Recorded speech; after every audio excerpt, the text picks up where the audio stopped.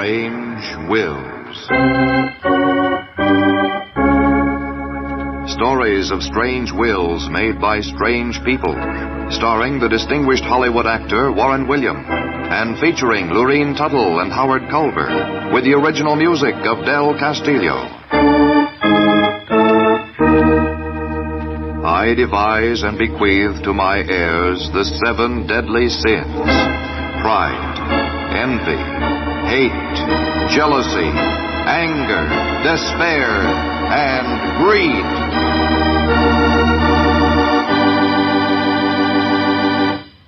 And here is Warren William.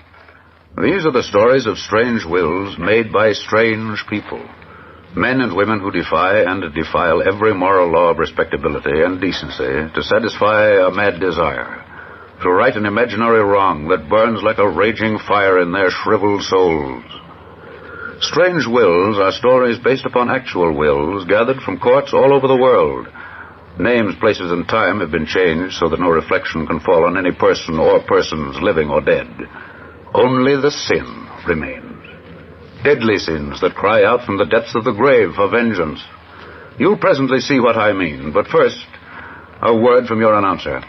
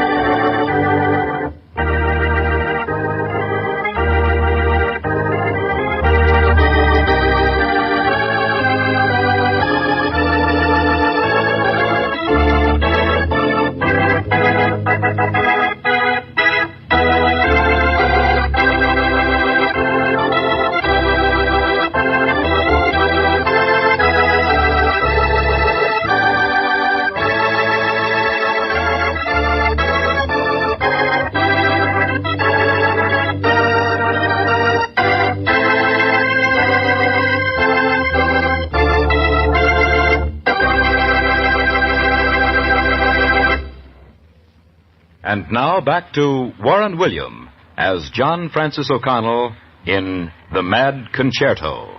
This is the story of a woman who voluntarily became a prisoner of love because of greed.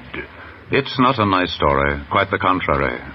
Mad Concerto is the story of a beautiful woman who gave up every feminine and human desire for the power that goes with dollars. 10 million of them. It happened a short while after I'd begun the practice of law in an eastern city on the Atlantic seaboard. I remember I was standing near the window of my office, looking out over the myriad of skyscrapers. Oh, how I craved excitement. How I prayed for one case to pull me away from the small, inconsequential work that is a young lawyer's lot. Perhaps I prayed too hard because... Mr. O'Connell speaking. Mr. O'Connell, you don't know me personally, but many years ago I retained your father as my lawyer, and I have every reason to believe that I will find you just as sincere and trustworthy. Well, thank you, sir. Don't thank me. I haven't done anything for you yet. Yes, sir. Have you a pencil handy? Yes, sir. Mr... Then take this address down. 127 Kingsbury Road. Have you got it? Yes, sir, I have it. 127 Kingsbury Road. I want you here at 10 o'clock tonight. Come prepared to draw up a last will and testament. My last will and testament. I expect you to live up to every vow of privacy between client and lawyer. Oh, of course, sir. That goes without saying. Good. My matter is urgent and, well, let's say unusual. My name, Mr. O'Connell, is Walker. J.C. Walker. Good day, sir. Had I heard correctly? Walker? J.C. Walker? No, it couldn't be true. Why, J.C. Walker was one of the richest financiers in America. Retired, he'd lived abroad and had recently come home. Why, my prayer was answered. I was excited. I tried to go back to the ordinary office routine, but the clock on the wall stood still. I'll never forget how long that day lasted. At exactly 7 o'clock, I got into my car and began the long 60-mile trip to the country estate of my client.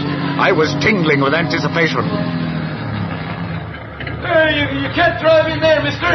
Private property. I'm looking for 127 Kingsbury Road, Mr. Walker's residence. What's the name?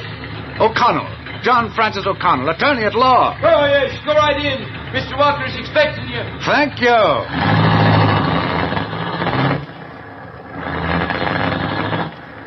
I drove up the long driveway and stopped at the Walker Mansion entrance.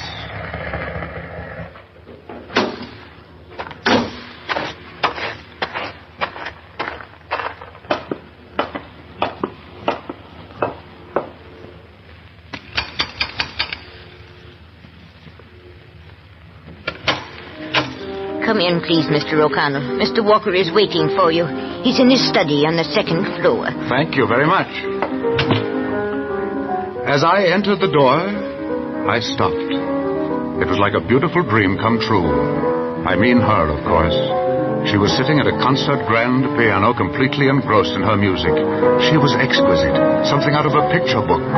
She had a wild, barbarous look, and her blonde hair seemed to keep tempo with the strange, savage music she was playing. As I passed her, she glanced up for just a fleeting moment, and I saw she had brown eyes that seemed to probe deeply into my soul. She held me with a long and tense look, and then I lowered my eyes and followed the servant up the stairs. Who was this strange creature? This most beautiful, most sensuous of women? Even the scent of her exotic perfume reached out like tentacles of doom and encircled me.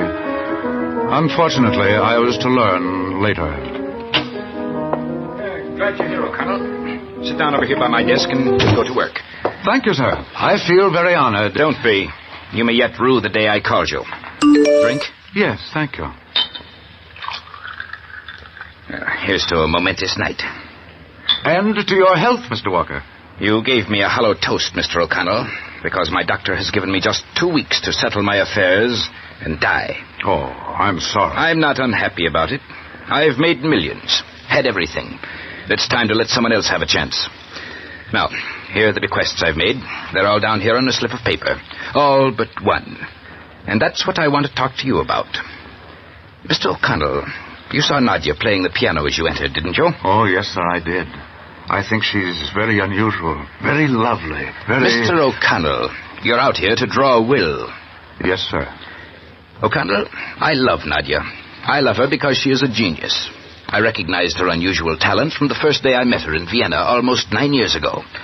I'd read that Nadia Winter was making her debut at the Wilhelmstrasse Theater, and I attended. Yes, and stayed to worship at the throne of genius. Never in my life had I seen such technique, such warmth and feeling. I remember as she was ending her final number.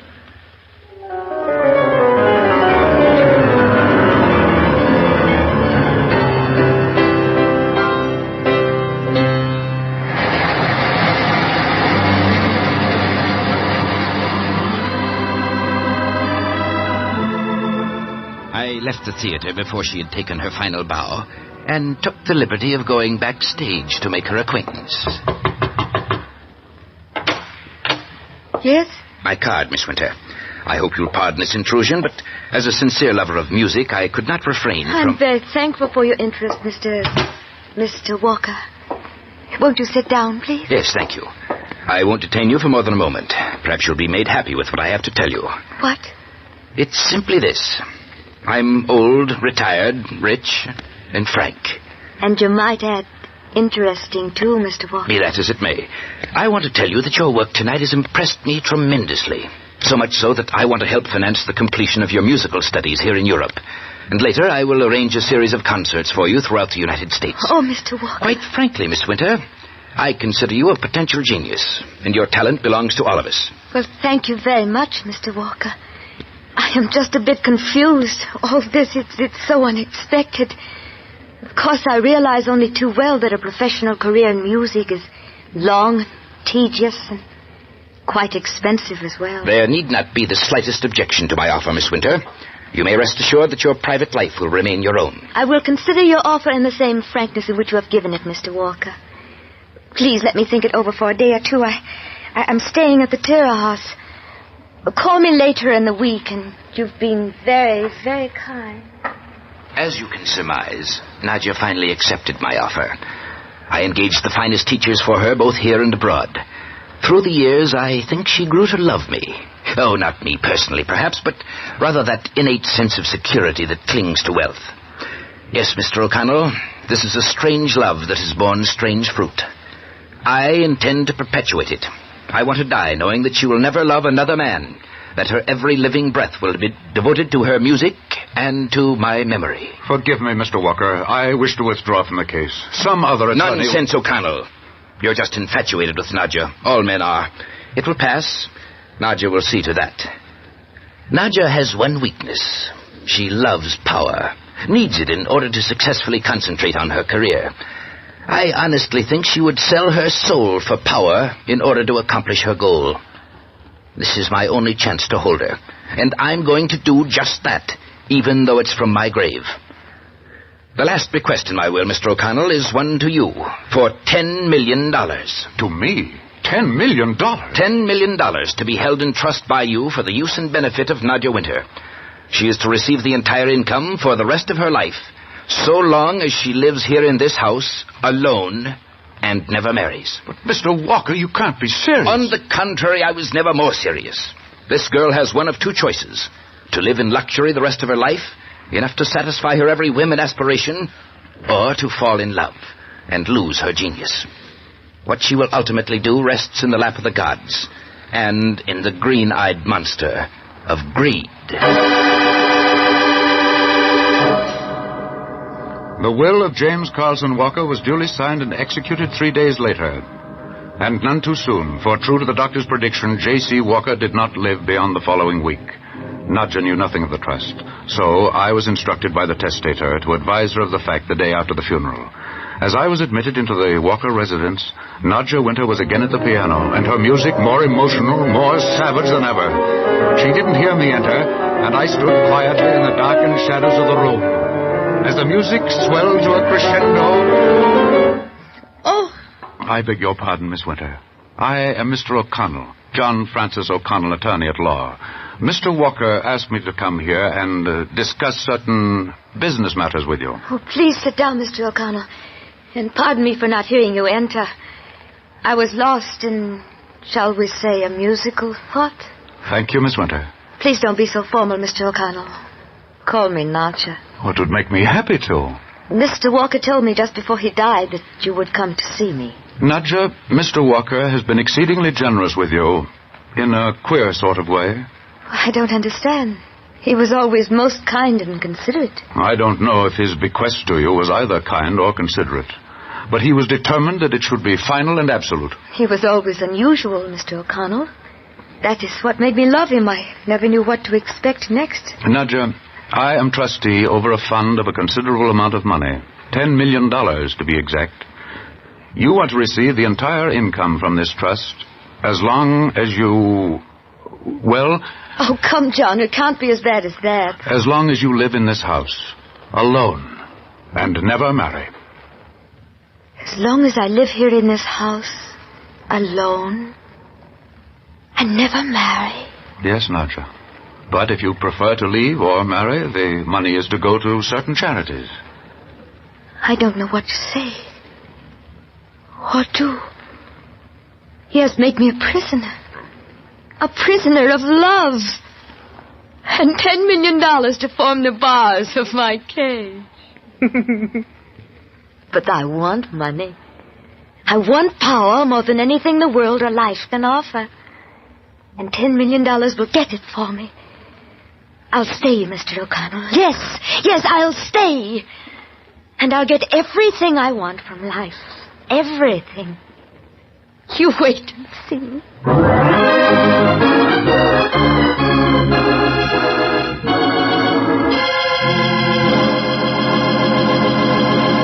Part 2 of Strange Wills follows in just a moment.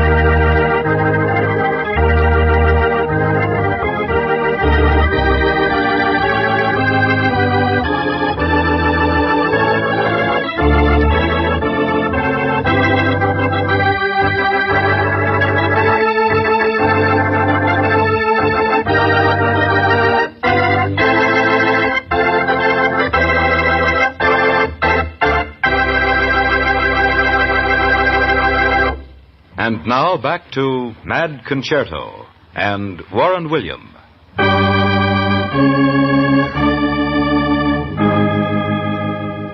For the first few months, I saw Nadja regularly. She seemed gay and carefree, and her music was light and restful. Then, quite suddenly, I noticed a change. The transition was abrupt. There was a distinct violence in her mood, as if a storm was brewing. I decided to have a serious talk with her for more than one reason. Oh, John, I don't know what I'd have done without you these last 2 years. But why must it be for only 2 years, Nadja? Because that's the way I've taught myself to live. Never to look beyond the horizon. And especially where you're concerned, Mr. Counselor. Nadja, I came over this afternoon to have a serious talk with you. Well, darling, haven't you always found me to be a good listener? Yes, that's the trouble. You listen very dutifully, and very beautifully, too. But somehow I never win my point before this lovely court of law. You simply won't conform to my pattern of reasoning, will you, John? No, because it's fallacious, Nadja. Now listen to me for a moment. For 2 years, you've been working over 8 hours a day on nothing but music. You've become a machine. Oh, why won't you... Give up my inheritance and marry you? You've said it 1,000 times before, haven't you, John? Yes, I've said it 1,000 times, but only because I love you, Nadja. I've loved you from the very first day I entered this house. I can't believe that your career is more important than a happy marriage, especially when you're forced to live alone. Alone like a prisoner in this house. I do it from preference only, John. You see, I don't think you understand my temperament. I am an artist. My whole life has been devoted to one principle, to forswear the world for music. Don't think I'm the first to do this. Oh, all the famous composers have sacrificed in one way or another their devotion to create. I am no different. I eat, sleep, and love, to be sure. But never for a moment do I forget why I am here. My music will one day be my monument. Your love for me, my affection for you, must remain secondary and without hope of fulfillment. But can't you see you've been changing, Nadja, and not for the better? Oh, John, don't you realize the hopelessness of us? Oh, darling, you're young and beautiful. Your money's a curse that's not only permeated your body, but is affecting your soul. I beg you, let me turn it over to charity. Marry me now, Nadja, before it's too late. Keep your career. I'll do everything in my power to help you reach your goal. Oh, for the love I bear you, Nadja. Now, today, let's end this nightmare of horror. Stop! Stop! I'll not listen to another word! John, I have never really loved a human being. I have not the capabilities. I love only attributes in others. I love James Walker because he represented power, which to me is the greatest thing in life. And you too, John. I have love for your kindness and your understanding. Sometimes I wish that... But it's useless to discuss it further. You are a lawyer retained by my benefactor to carry out the provisions of a trust. I will not ask for counsel or advice. My life is mine to do with as I choose. Hereafter you will mail my check. And I ask you not to come back until I send for you. I see I'm too late. Goodbye, Mr. O'Connell. Goodbye, Nadja.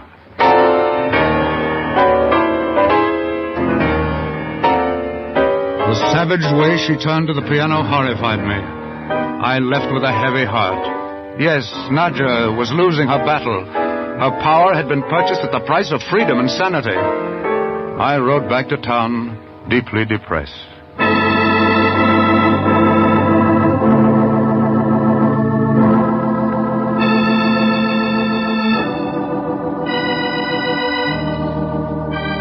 I saw no more of Nadja for many years. 18, to be exact. Her check was mailed regularly, and I'd heard rumors to the effect that she'd entirely withdrawn into herself and permitted no one to enter her home. Even tradesmen were required to leave their wares on the steps. Then, early one winter morning, it must have been round 2 o'clock. Huh? Oh. Hello? Mr. O'Connell, this is Nadja Winter. Do you remember me? Oh, Nadja. You haven't once been out of my thoughts these many years. Come out right away, Mr. O'Connell. I have something of the utmost importance to discuss with you, and I want you to come alone. And please hurry. Please hurry, Mr. O'Connell. I'll be out there as fast as my car can get me there.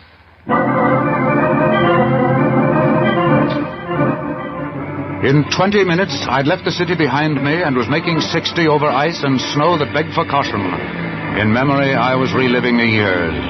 The last time I'd seen Nadja, she was young and breathtaking. But greed had been her bedfellow, and power her counselor. I wanted to see Nadja again more than anything on earth.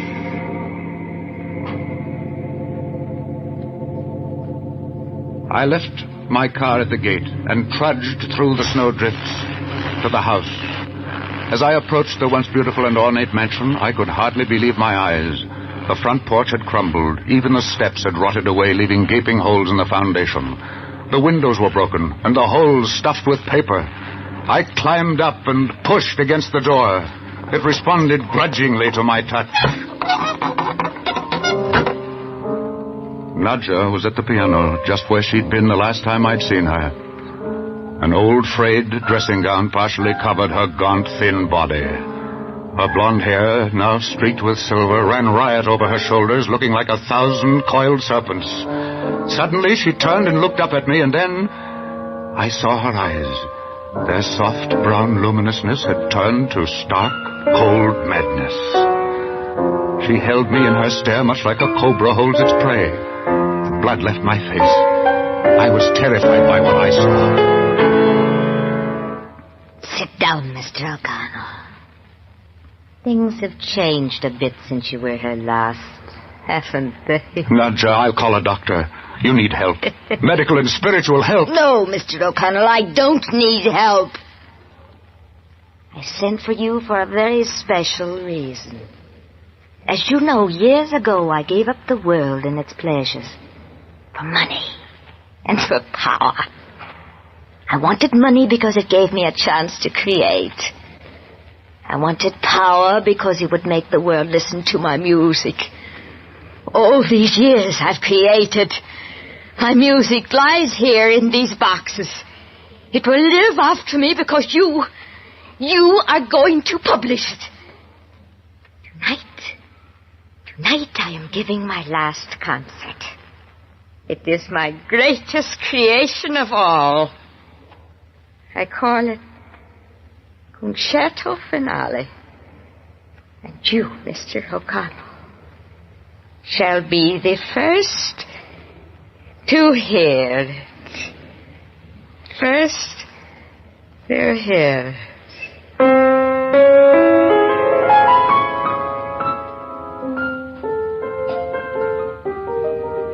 The music started out softly, tenderly. It sounded like the sparkling water of a murmuring brook as it danced lightly along on its way through forest and glen. I imagined it to be the early childhood life of Nadja, when youth was gay and filled with the laughter of crowded childhood.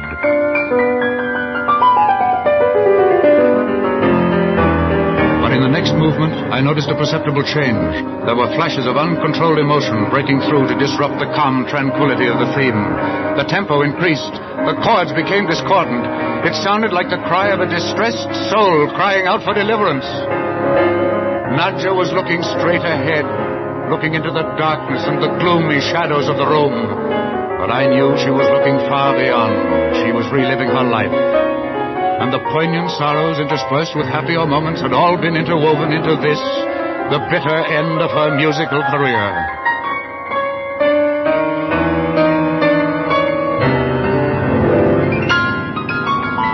Now she'd entered into the final tragedy of her life. The wild notes shrieked into the room and blended with the moaning of the winter wind. I shuddered. Never had I heard music played like this before. To me, it seemed as if all the diabolical imps from Hades were striking the keys through her fingers. It was the discordant lamentation of the damned. I wiped the perspiration from my forehead in spite of the cold within the room. I must help Nadja and save her music at any cost. Quickly, I formulated a plan. While Nadja was lost in her mad reverie, I'd slip out and phone for medical assistance. I hoped she'd keep playing until I could return. I arose quietly and slipped out of the door and ran down the long snow-covered path to my car. I could still hear Nadja's music as it swept along in its mad theme of abject misery and despair. Just as I was about to enter my car, I heard a dull rumble come from the direction of the house. I looked up. Great soaring fingers of flame were shooting heavenward. The house was on fire. Even as I hurried back, I knew I was too late. Like something out of Dante's Inferno, this house was becoming the funeral pyre of Nadja and her music. Through the crackling of the flames, I still heard the piano. Nadja was ending her mad concerto. Then, quite suddenly, the whole house collapsed like a tortured soul.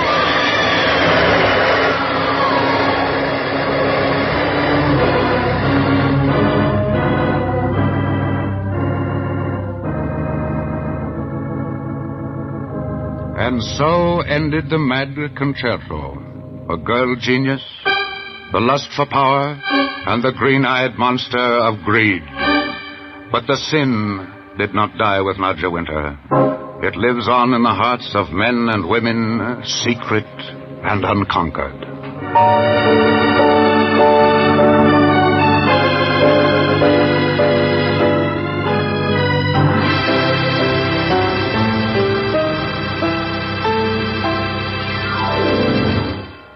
Warren William will be back in just a moment to tell you what the official records say about the probate cause of the Mad Concerto.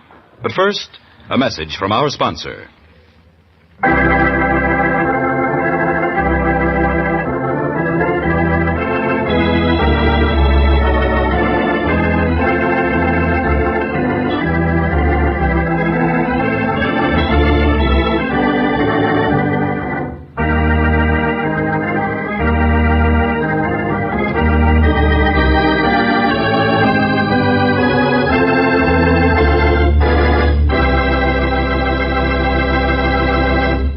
Here again is Warren William. And the fire? The records simply say fire of unknown origin. Was it accidental? Could it have been a human sacrifice at the pagan altar of greed? Who knows? For greed is the cause of endless suffering. What would have happened to Nadja Winter, I wonder, if she'd been able to live a normal, carefree life and still retain her genius? Perhaps the two are incompatible. I don't know. Do you? Next week, I'm going to tell you the story behind one of the strangest wills ever written. We're all familiar with the splendid results of modern psychiatry. But when you mix a mad, covetous psychiatrist together with a lovely, beautiful woman who has a husband, well, you've got a situation. We call this unusual story, alias Dr. Svengali. This is Warren William inviting you to listen again next week.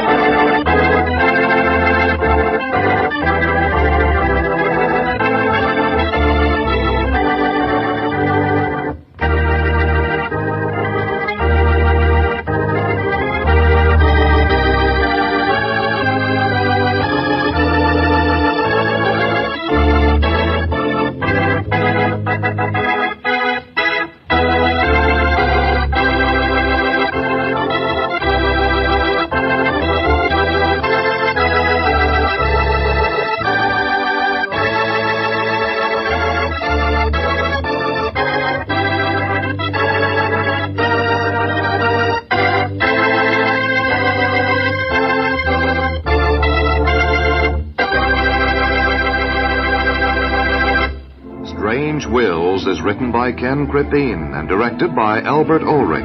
This is a Teleways feature produced in Hollywood.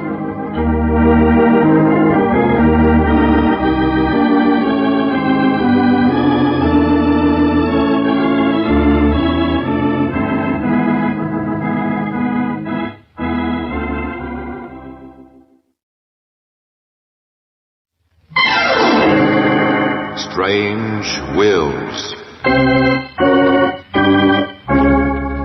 Stories of strange wills made by strange people, starring the distinguished Hollywood actor Warren William, and featuring Marvin Miller and Lorene Tuttle with Howard Culver, and the original music of Del Castillo.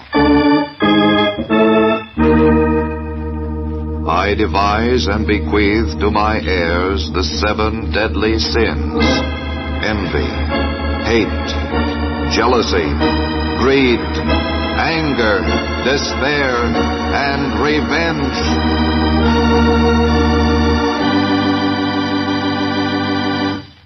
And here is Warren William.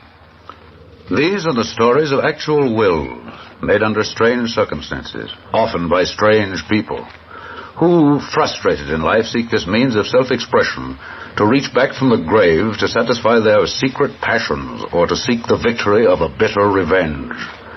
Names, places, and time have been changed so that no reflection can fall on any person, living or dead.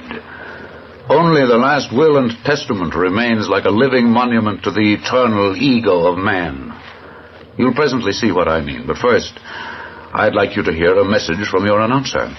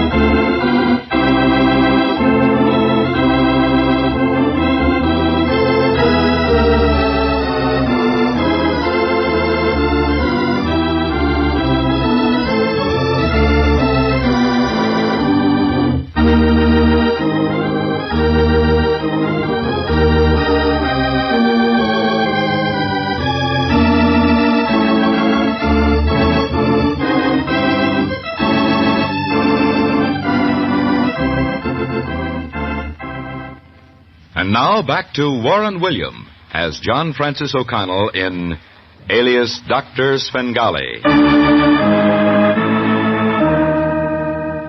This is the story of a strange triangle. The sordid story of a man who saw his young and beautiful wife slowly fall under the spell of a mad and evil genius who covered his sinister acts under the guise of psychiatry. In his last will and testament, Philip Martin, on his deathbed, sought revenge against the person or persons he thought responsible for his murder. I remember it all began on a lovely spring morning. Everyone should have been at peace with the world, but,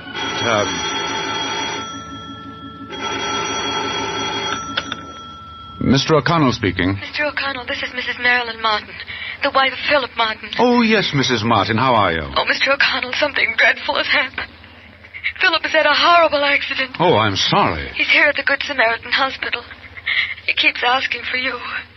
Can you come over, Mr. O'Connell? Of course, I leave at once. Oh, thank you, thank you. I'll be waiting in the lobby for you. But hurry, Mr. O'Connell, please hurry. I'll be there as soon as possible, Mrs. Martin.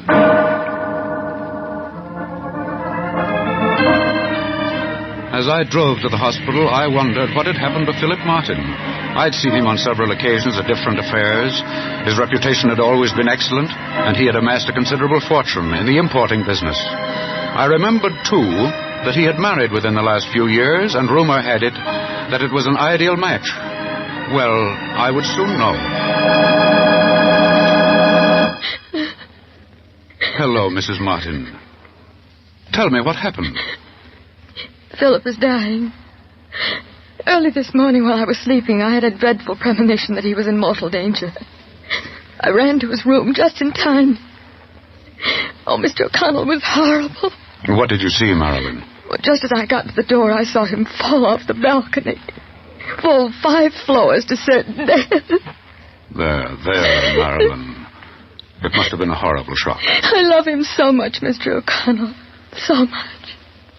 Why did he do it? There was no reason. I'll go up and see him immediately, Marilyn. Tell me, is he conscious? Yes. And he keeps calling for you.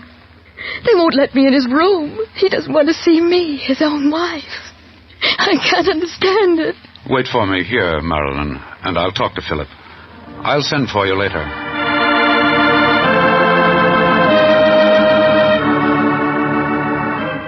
But at the deathbed of Philip Martin, I heard a most unusual and amazing story. I tell you, John, I did not jump off the balcony purposely. It was her voice that made me do it. She wanted to get rid of me. No, take it easy, Philip. What do you mean? They wanted to get rid of me. I know it. I know it. Who are they, Philip? Marilyn, my wife, and that doctor she's been seeing, that psychiatrist. Please, Philip. Please, start from the beginning. Last night, when I was sleeping.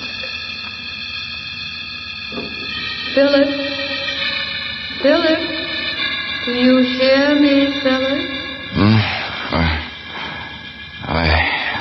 I hear you. Philip, I'm calling you. Follow me, Philip. Follow.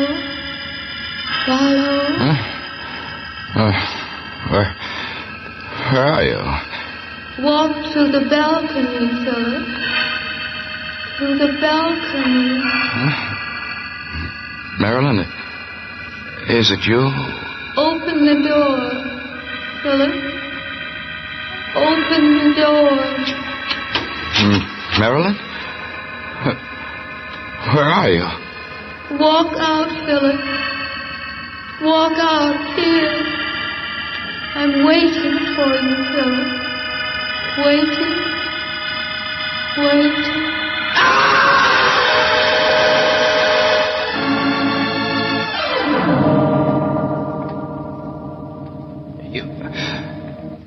You see, John,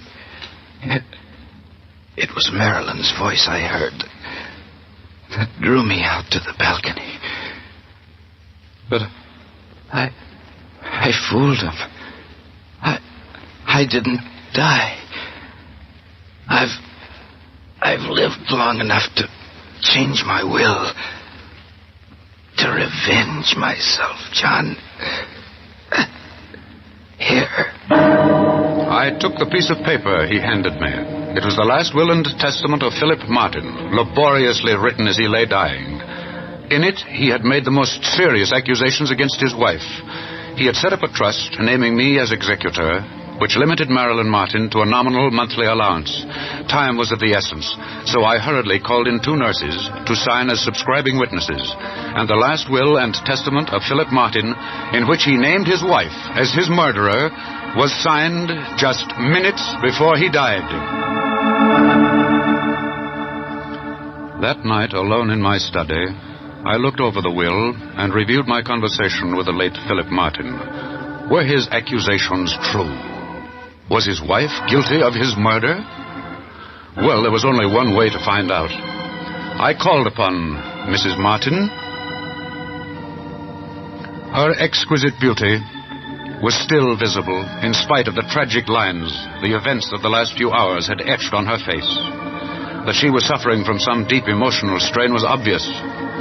As I looked at her, I found it hard to believe that she was the heartless murderer her husband believed her to be. Please be seated, Mr. O'Connell. Thank you. I promise I won't keep you a moment longer than is absolutely necessary. But there are a few facts I must know before I file your husband's will. I shall be glad to help you in any way I can. Mrs. Martin, your husband died believing that you were the cause of his death. Oh, no. And that you had an accomplice. Unless you can be cleared of these accusations, which Philip Martin made against you on his deathbed, you may be accused of his murder. Murder? Surely you don't believe me. He swore it was your voice that led him to the balcony, Marilyn. A deathbed statement of this nature cannot be taken lightly. My voice? My voice led him to the balcony. Oh, no. No, I loved him. Why should I destroy him? Frankly, I don't know. But for your sake, I've got to find out, and quickly, before Philip's will is filed for probate. Marilyn, I'm going to ask you one question. I want it answered honestly and truthfully. Are you in love with a certain doctor, a psychiatrist you've been seeing lately? In love with Dr. Cosmo?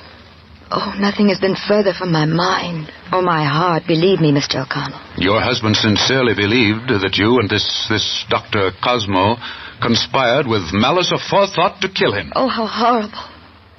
Nothing is further from the truth. He did attempt to... But let me tell you the whole story. Perhaps then you'll understand. About 3 months ago, I saw him for the first time. I was nervous, troubled at the time. Someone told me his methods were unusual, but effective. So, on the spur of the moment, I went to his office.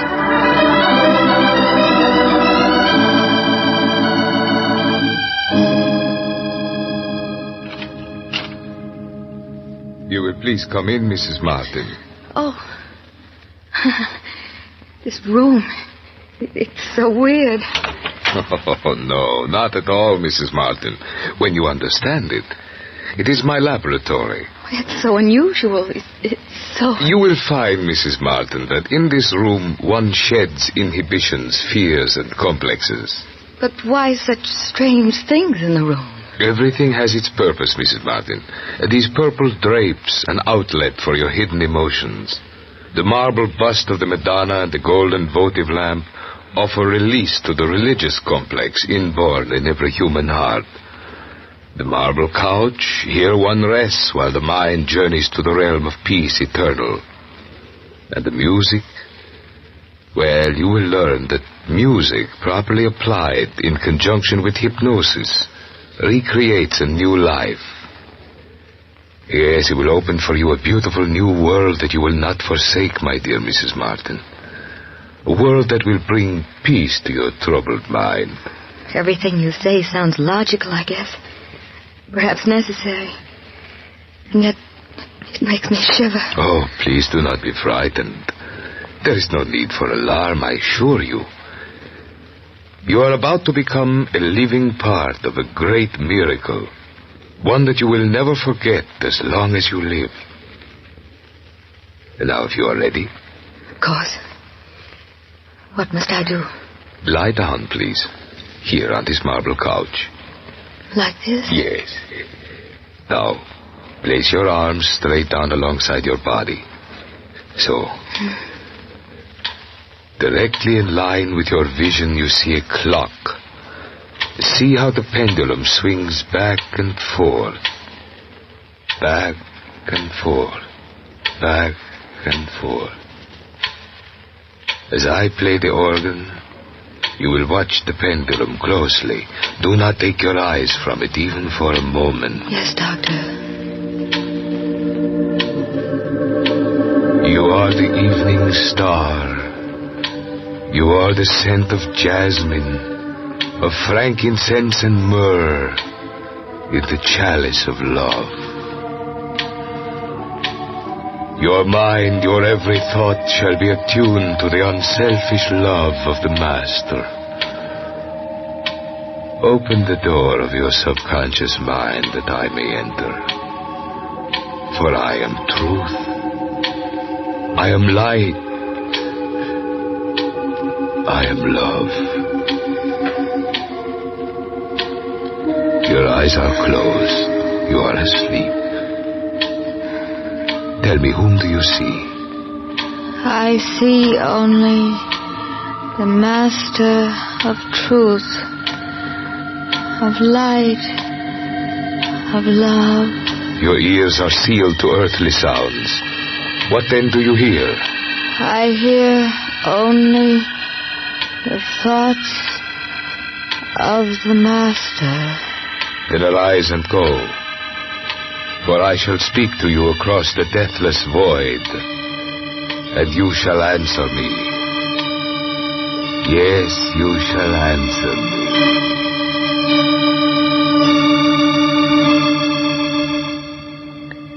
After that, I called on him once or twice a week.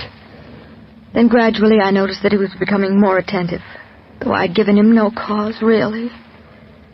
I knew he was in love with me, and I realized, too late, that our association must end. I saw him for the last time the day before Philip died. He had been playing for me.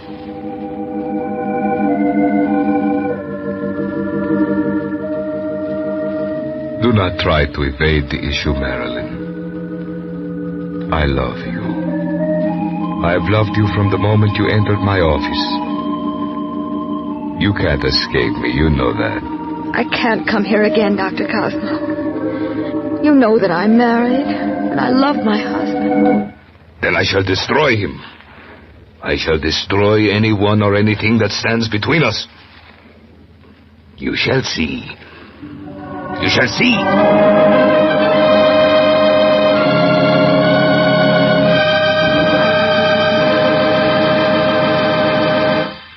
We will continue with Alias Dr. Svengali in just a moment. But first, a word from our sponsor.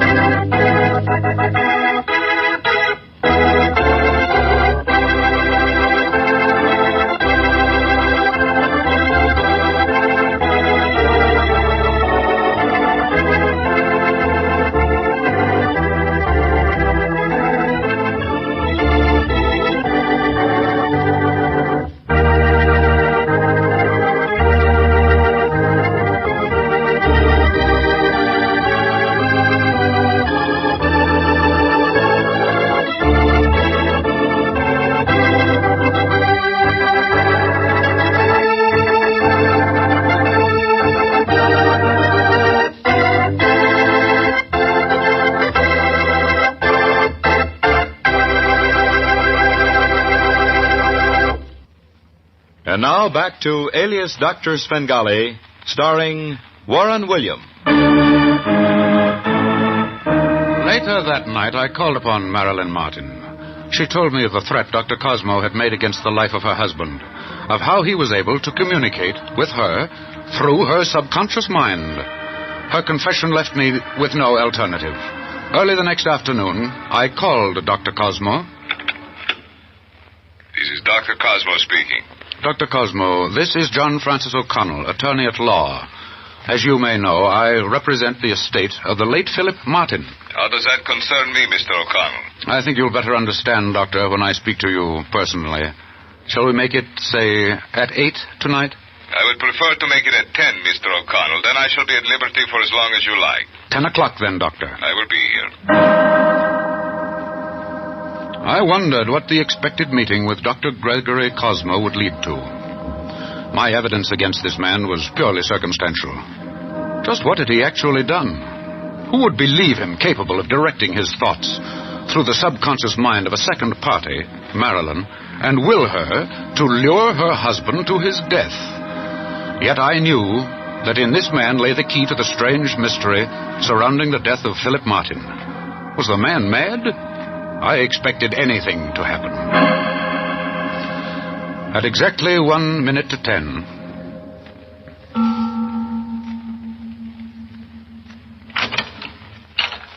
Come in, Mr. O'Connell. Thank you, Doctor. I'm taking the liberty of locking the door so we won't be disturbed. Come this way, please. We shall go directly into my private laboratory.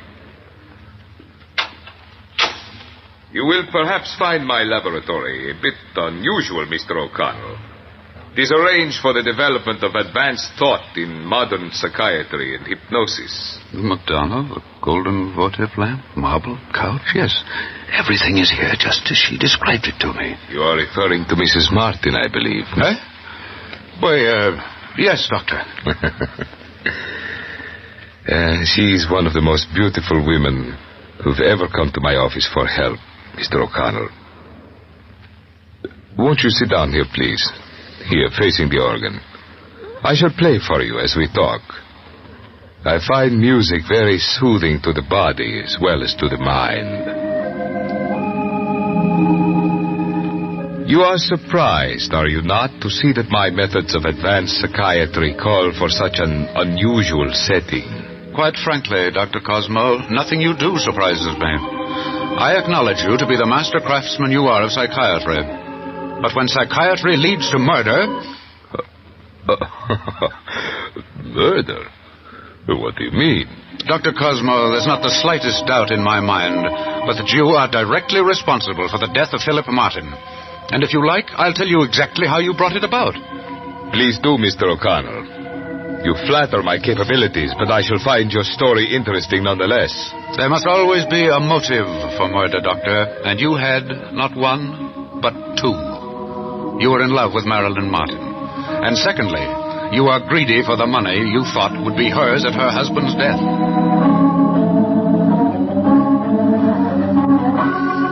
Shall I proceed? Oh, yes, go on, please. I find it very interesting, very entertaining. Very well. You kept Marilyn Martin under a continual state of hypnosis. That's not new, of course.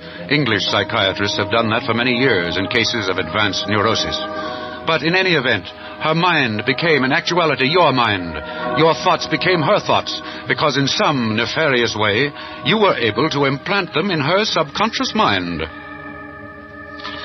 Then, you finally decided to go all the way. You were in love with Marilyn. You wanted to possess her more than anything on this earth.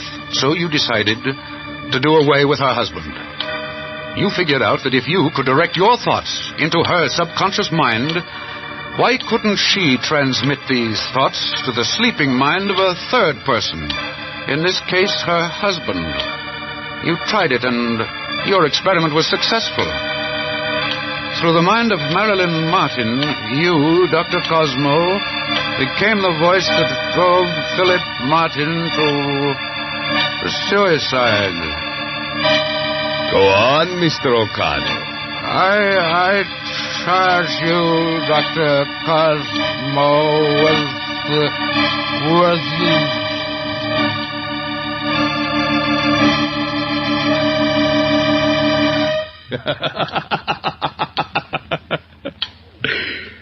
You can't move, can you, Mr. O'Connell? You have lost your power of speech, the physical faculties of motion. You sit there like a statue. You are a statue, because I have willed it. Yes. Mr. O'Connell, you are right.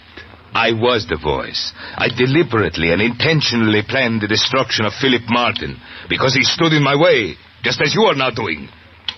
I love Marilyn. I love her beyond anything this world can offer. I shall have her too.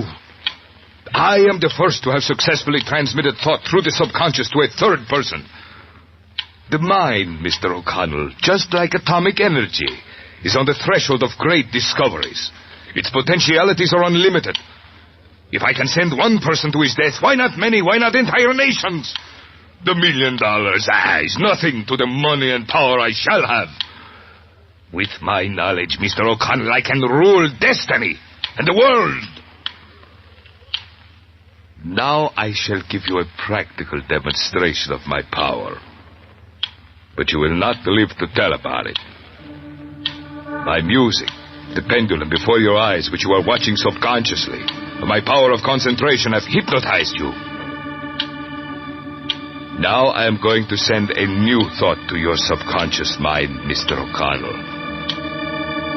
And you will act upon it. Walk to the desk. Walk to the desk.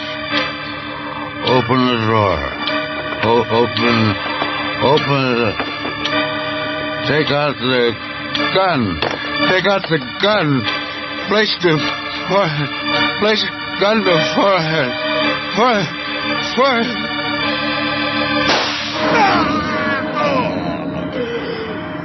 I stopped him just in time, Mr. O'Connell. Just in time. Oh, Marilyn, what are you doing here? Oh, I'm dizzy. Here, let me help you. Sit down for a moment. There's nothing to worry about. Dr. Cosmo was dead. I shot him. But I don't understand. I couldn't rest thinking about you being here alone with him. I knew you were in danger because I alone know what his evil capabilities are. So I drove over, came in through the basement door, and hid behind the curtains. I was here hiding when he brought you into this room. You saw it all, then? I heard, I saw everything. When he began his hypnotic music, I recognized the chords. He used the same string to put me to sleep. I put my fingers to my ears to keep out the sound. Through the curtains, I saw you walk to the desk, open the drawer, take out the gun, and place it to your temple. And then I shot. I shot. And with that shot, you not only avenged the death of your husband, Marilyn, but you ended the career of this monster of evil, Gregory Cosmo, alias Dr. Svengali. Let his memory remain as a lesson to all future Svengalis that human rights cannot be usurped or violated to further their mad plans and aspirations.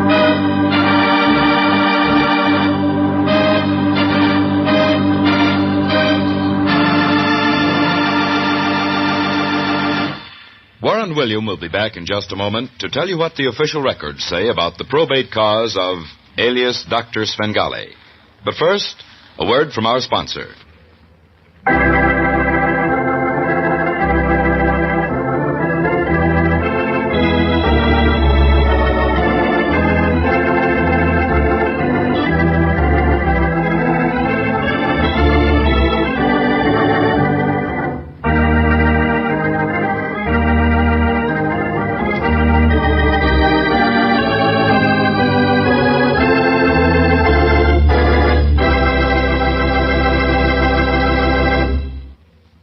Here again is Warren William.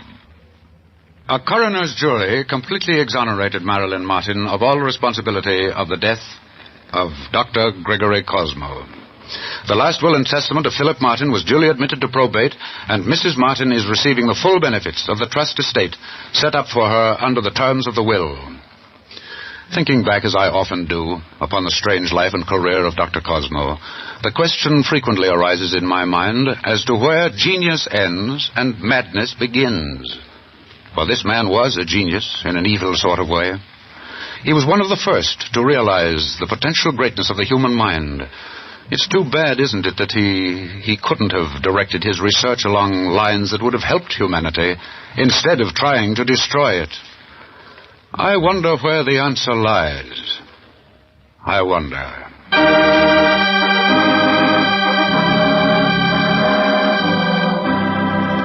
Next week, I shall tell you the strange story of a man who hated his son with an intensity beyond human reasoning or understanding. Not content with cutting him off in his will with $1, he reached out from the depths of his grave in a sinister effort to utterly destroy him. Did he succeed? Well, for the answer, I invite you to listen in next week to this amazing story about a last will and testament. It's called Black Interlude.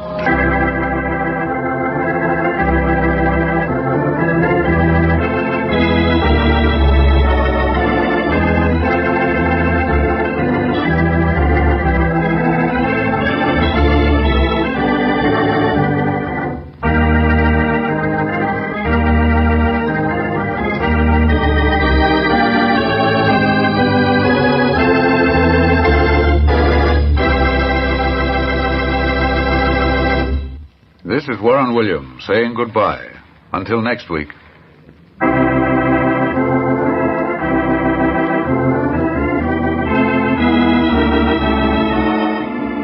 Strange Wills is written by Ken Crippin and directed by Albert Ulrich.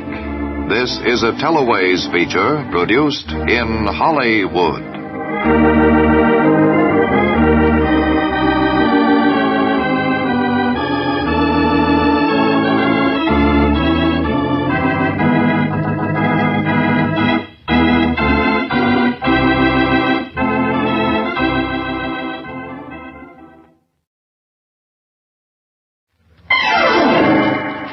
Strange Wills.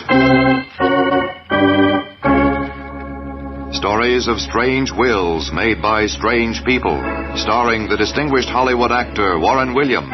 and featuring Marvin Miller and Lurene Tuttle with Howard Culver, and the original music of Del Castillo.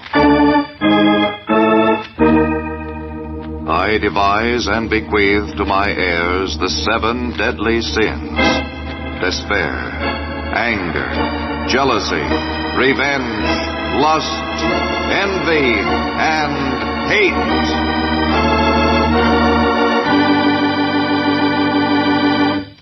And here is Warren William. These are the stories of strange wills gathered from probate courts the world over. Many of them written on deathbeds or under highly emotional circumstances clearly show that the writers of the wills used this last chance of self-expression to vindicate within their own hearts the flagrant sins of omission and remission made during their lifetimes. Names, places, and time have all been changed in order that no reflection may fall on any person or persons living or dead. From the dusty vaults of the probate court, we bring you documentary proof of the old adage that man is the strangest of all creatures. You'll presently see what I mean. But first, I'd like to have you listen to a few words from your announcer.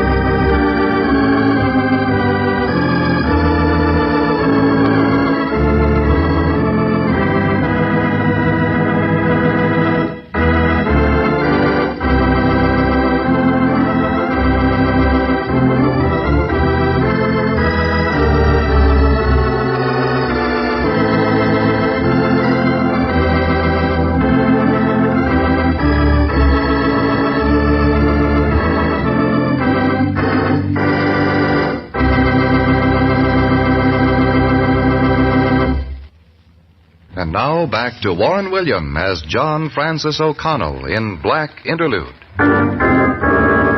Of all the sins that live within the human heart, none is so deadly, so lasting as hate. Unchecked, it bears the bitter fruit of mental and spiritual annihilation, nor does it always end with death. Its vibrations reach out of the grave like the tentacles of an octopus in a last effort to win the final victory of a bitter revenge. Why did Francis X. Blair hate his only son, Paul, with a hatred as intense and boundless as the elements? The reason is as old as Eve. Francis X. Blair, rich, handsome, and a widower, and his son, Paul, were both in love with the same girl. Francis X. Blair had been my client for nearly 10 years. He was dominant, relentless, and headstrong, the kind of a man who took what he wanted no matter what the hurt. Paul was like his dead mother, shy, sensitive. His talents ran to the literary. How he ever managed to take the lovely and beautiful Phyllis Lamar away from his father, I'll never know. But insiders told me that it was just a case of love at first sight. Everyone who knew about it was anxiously waiting to hear whom her final choice would be, father or son. And then one cold November night, Francis X. Blair invited me over to his penthouse apartment to discuss his will. I knew that something extraordinary was about to happen. Telling me to be a good loser, John, may be the conventional thing to say. But unfortunately, I've never lived in the conventional manner. Oh, why can't you forget and forgive them both, Francis? After all, Phyllis has made her choice. And while she may prefer Paul as a husband, you can still have her as a daughter. I'm sorry that I can't agree with you. I consider my son in the light of a thief. A love thief, if you like. But the fact remains that he deliberately took away from me the one thing in my life that I cherished most highly. I would have preferred it if he had robbed my safe. It would have been more honorable. He's got to pay for his sin, and she will pay for her folly. Why don't you sleep over it for a few days, Francis? I'm sure that with sober reflection... It won't be necessary. I have made my final decision. From this day on, my son is disinherited. I want you to redraft my will, cutting him off with $1. But surely you aren't serious. Paul is just out of school a few years. He isn't equipped... Let him starve, then, and the girl with him. She'll come crawling back to me on her knees one of these fine days, begging my forgiveness. Francis, I beg you not to be hasty. I'm sorry, but it's too late. I hate Paul Blair as I've never hated another soul, living or dead. I want him to suffer, just as he has made me suffer. I'll hate him until my dying breath. And if I can, I'll go on hating him from my grave. And this is the last time I will ever mention his name again, as long as I live. Nor did the next 2 years bring a change of heart. Francis X. Blair grew more bitter day by day, if such a thing was possible. His will was prepared and executed according to his wishes. But I still hoped that before he died, he would relent and repent. Paul and Phyllis, meanwhile, were quietly married and were living in a small furnished apartment on the outskirts of town. On the night of their first wedding anniversary, they invited me to dinner. And I want to offer my congratulations on this, the first year of your happiness together. And don't think we haven't been happy, Mr. O'Connell. Paul has been wonderful. Well, I had to make up in some way for all the millions she lost by not marrying Dad. Oh, I was such talking nonsense. No, how is Dad, Mr. O'Connell? You know, I haven't seen or heard from him in almost 2 years. Tell me, has he softened any? I'm afraid not, Paul. In fact, he's more bitter than ever. Of course, there's always a chance, always the possibility he may... We don't want any chances, do we, Paul? We have our own plans now, our own dreams, too. I think good comes out of everything, Mr. O'Connell. If Paul hadn't been disinherited, do you think he would ever have taken a job as a reporter? That's where he learned to write. And I agree with you, Phyllis. I think Paul has a brilliant future as a writer. One day, with you behind him, he'll... Oh, everything would be fine if Dad would only forgive me. I know it sounds foolish to you, Mr. O'Connell, but his continual hatred for me is preying on my mind. You see, I've never hated, and the thought of someone hating me, well... I'm sure you feel badly about it, Paul. But you see, you've wounded your father's ego. That's a dangerous thing to do to anybody. I've told Phyllis this before, and she laughed at me, but I want to tell you too, Mr. O'Connell. Sometimes I imagine I hear my father laughing at me. Laughing as though he expected something to happen to me, something... Oh, please, Paul, get that thought out of your mind. Nothing that your father can say or do will change anything. Our lives are our own. We're the masters of our own destinies. Voodoo, witchcraft, and superstitions are obsolete. When next you see Francis X. Blair, Mr. O'Connell,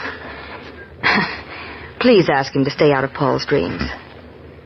He may not know it, but I'm getting a problem child on my hands. But I never saw Francis X. Blair again, that is, alive. He died in his sleep just 2 days after my visit with Paul and Phyllis, and he had neither forgiven nor forgotten. I attended the funeral and sat with Paul and Phyllis. Paul looked disconsolate, discouraged that the hatred in his father's heart was being carried to his grave.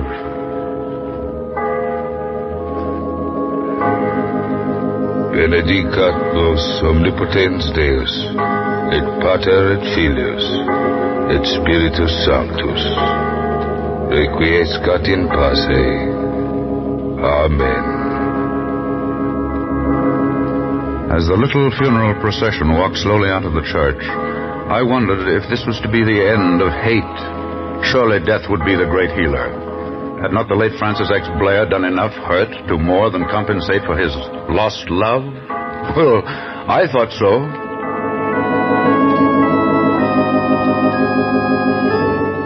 But early one evening, several months later... Yes? Mr. O'Connell? Yes. Oh, Mr. O'Connell, this is Phyllis Blair. I've only got a minute to speak to you. I'm here at the airport with Paul. We're leaving, Mr. O'Connell, leaving for good. We're flying to the West Coast. For good? Heavens, what's happened? Paul is standing just outside the booth. I don't want him to hear me. Mr. O'Connell, Paul said that he couldn't live here another day. Since his father's death, he's grown worse instead of better. He says that he hears his father still laughing at him. He says if he doesn't go immediately, he's liable to lose his mind. Oh, I've got to go now. He's getting suspicious. Phyllis, I want you to keep in touch with me. I'll help you, both of you, all that I can. Maybe it's best to...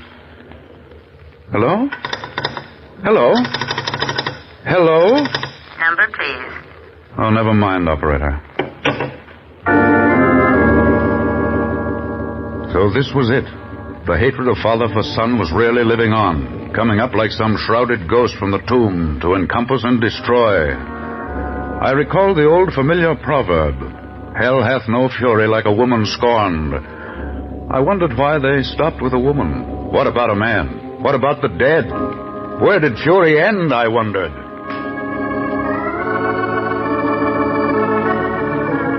A few months later, I received my first letter from Phyllis. The change had done Paul good. He'd turned to freelance writing and was concentrating on radio scripts. They were building their lives anew. Yes, it was a long way from the grave of Francis X. Blair to the West Coast. Long enough, I hoped. I felt happy about Paul and Phyllis for the first time in months. But one night, quite unexpectedly, I received a telegram. It was from Phyllis. She told me the very thing that I'd been fearing. Paul had been committed to an institution for the insane. She begged me to come at once, and I saw there was no time to be lost. How to fight against a man dead these many months was a problem that offered no immediate solution. But there had to be an answer. Of that I was sure, and I meant to find it. I left that night by plane to enlist my services in the fight against hate and its vicious allies, the 7 deadly sins. Oh, Mr. O'Connell, I'm so glad you've come. I'm so glad. It's been a nightmare. And I'm glad to be here, too, young lady. I intend to see this thing through, no matter how long it takes. Oh, thank you so much. Just take hold of yourself now, until we have this thing licked. First, I want you to tell me everything that happened to Paul since the day you came. Then I hope I'll know what to do. Well, as I told you in my letter, Paul went into radio. His training on the newspaper was excellent, and he turned out several very good scripts. One show in particular, he calls Happy Valley, was seriously considered by several agencies. Paul had written over 30 chapters. You see, it's a daily serial about a disabled war veteran who comes home, and the story he tells about his readjustment into a normal society. What happened to it, Phyllis? He had a meeting 2 weeks ago at the agency. As I understand it, several people were present. Directors, actors, and the man who was to sign Paul to a contract, a Mr. Henley, the agency's producer. He took Paul into his private office. Everything was going along nicely. They were about to come to an agreement. I've gone over your script very carefully. You've got a fine show here, Mr. Blair. But the staff read it, and they all liked it. Well, thank you very much. Very much, Mr. Henley. You don't know how I appreciate all this. Don't thank me. I'm a businessman. I'm not doing this out of sympathy. You've come up with something we like, and it's a deal. I'll have my secretary draw up the contracts. 5 shows a week, 52 weeks, with an option for renewal, and you'll receive $100 a show. That's the minimum scale, I know, but it's still a lot of money. Well, that sounds good to me, Mr. Henley. I'm ready to sign. No, excuse me. Surely. Henley. What? Called off. Why does he have to get a sore throat when he's singing for us? Tell him I'll fly east today. Tell him to meet me at the airport. Yes, I'll leave here in about an hour. He can't do that to me. Hey, Blair, I can't sign your contract today. I've got to rush east. Come back next week. I'll have my secretary get in touch with you. See you later. I'm sorry, Mr. Blair, but it just can't be helped. And so, Mr. O'Connell, that's how it ended. Paul didn't say anything when he came home. He retired early. And sometime during the night...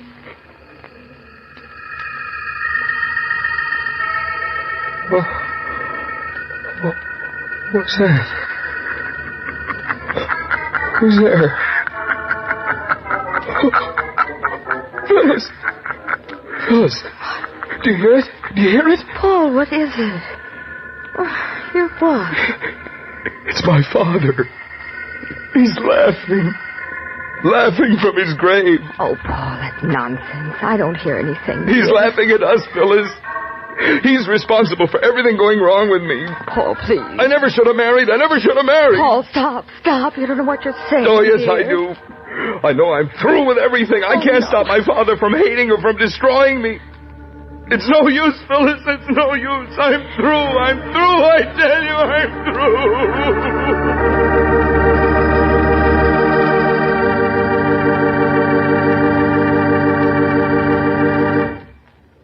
Part 2 of Black Interlude follows in just a moment.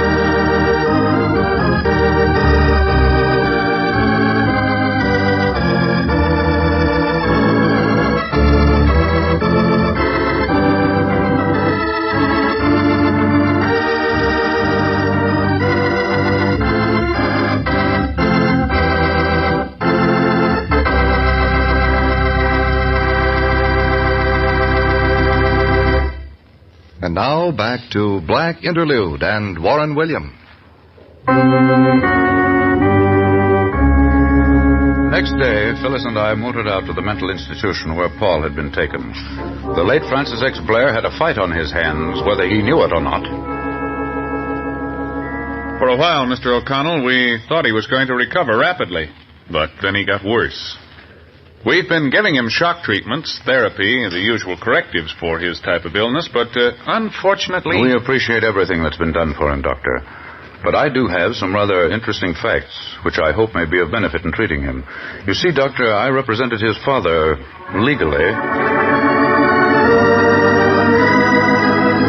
For the next hour, I told the doctor what I knew about the strange case of Paul Blair. I told him of a plan I had that might possibly help to restore the young man's reason. It was a gamble, I knew, but it was time to put our cards on the table. It was now or never. After hearing me out, the doctor agreed to my plan.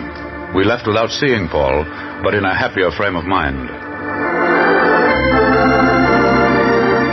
Later that afternoon, I called upon a friend of mine, a radio broadcasting executive. I told him the story. What you're asking me to do may cost my job, John, but it's worth the chance. Let's see. I've got a spot tomorrow afternoon, 3 o'clock. We're changing programs. I'll sandwich your show in, but only for one day, mind you. Believe me, Joe, I appreciate that one day. But if my switchboard is clogged with an angry mob calling for my neck, you know what you'd better do, don't you? Yes, I do. I'll start running. At 2:45 the next day, everything was in readiness for the experiment. A radio had been slipped into Paul's room. Phyllis, the doctor, and I stood outside his partly open door, waiting for the moment that was to lift him from his black interlude or to plunge him forever into the half-world of fantasy. Dejectedly, Paul sat in his chair, gazing off into nowhere. He looked forlorn, despondent. Our plan was a shot in the dark, but we were all praying for it to hit the mark. And then, at 3 o'clock...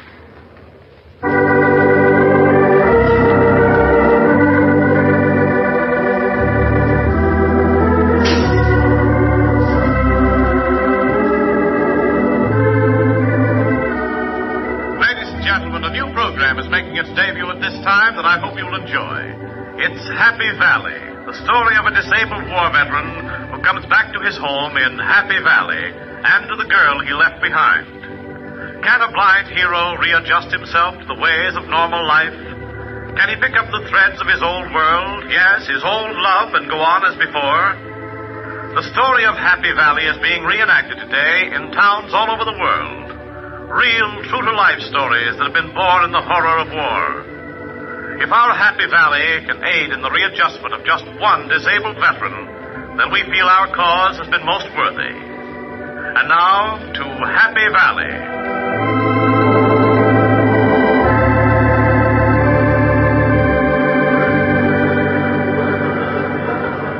Do you see him? Look, he's heard. He's looking at the radio. Oh, pray, Mr. O'Connell, pray. Folks of Happy Valley, as you all know, we're down here at the station today to welcome back our friend and neighbor, Sergeant John Watson. 5 years ago, he left us to serve his country. He was just a boy then, and now he's coming back, a hero and a man. Look, Doctor. He's walking over to the radio. He's smiling. Let's give Johnny a welcome he'll never forget as long as he lives. I don't have to tell you that he won't be able to see us. He can only hear us. We all know that John Watson is blind. All right now, let's let him know we mean what we say. Paul was listening intently now, almost eagerly. Hands in the pockets of his dressing robe, he was pacing the floor excitedly. Would our desperate gamble work out? It had to. Welcome home, Sergeant Watson. We're all mighty happy to have you back, and we're proud of what you've done, down to the last man of us. I haven't got the key to the town to offer you. You won't need it. Every home here in Happy Valley is your home, son. Yes, all yours, from now on in.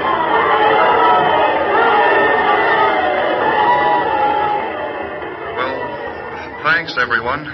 Thanks a lot. You don't know what this means to me. After being gone 5 years, and 2 of it spent in a hospital. I can't see you, but I feel you, and it's the best feeling I've had in a long, long time.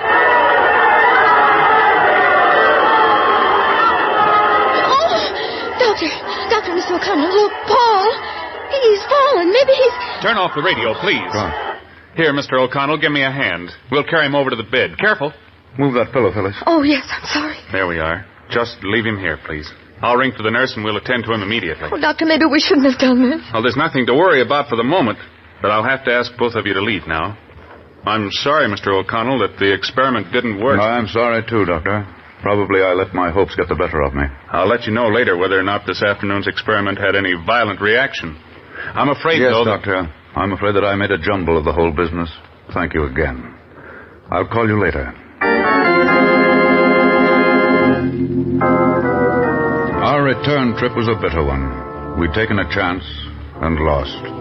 Instead of shocking Paul out of his mental depression, my idea had caused a complete collapse. As we walked slowly into the Blair apartment... Excuse me, Mr. O'Connell. Yes?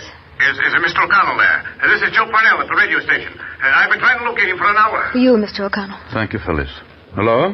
John, where in the world have you been? I've called you everywhere. I just this moment came back from the hospital. Well, the switchboard's been swamped all right, just as I was afraid of. Only listen to this. Happy Valley is a smash hit. Hundreds of people have called and wired their congratulations. Well, I'm happy to hear it, Joe. Only... For heaven's sakes, only what? Only that the idea backfired, Joe. Paul Blair heard his show at the hospital and collapsed before it was half over. The shock was too severe. We fear for the very worst.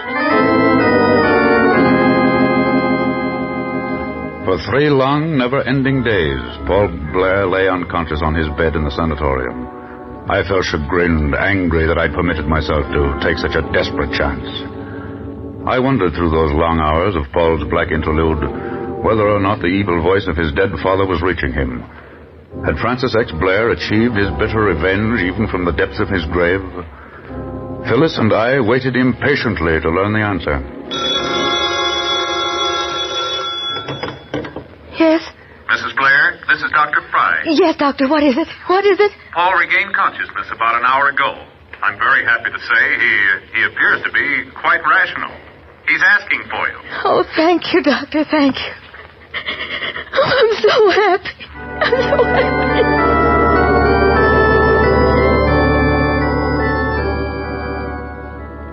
Oh, Paul, darling. Oh, I heard it, Phyllis. I heard Happy Valley. Yes, Oh, it was wonderful. Imagine my show, my first show on the air. Yes, Paul, I know. Mr. O'Connell and I were here when you heard it. Wasn't it wonderful? And you'll be happy to know, Paul, that your show is a smash hit.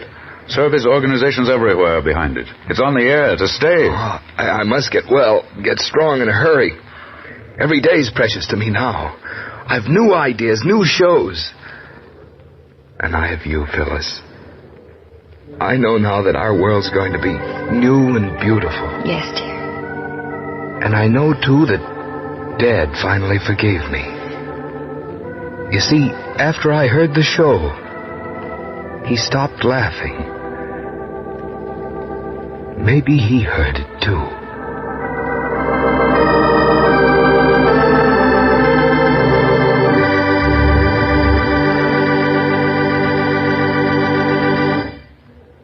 Warren William will be back in just a moment to tell you what the official records say about the probate cause of the Black Interlude.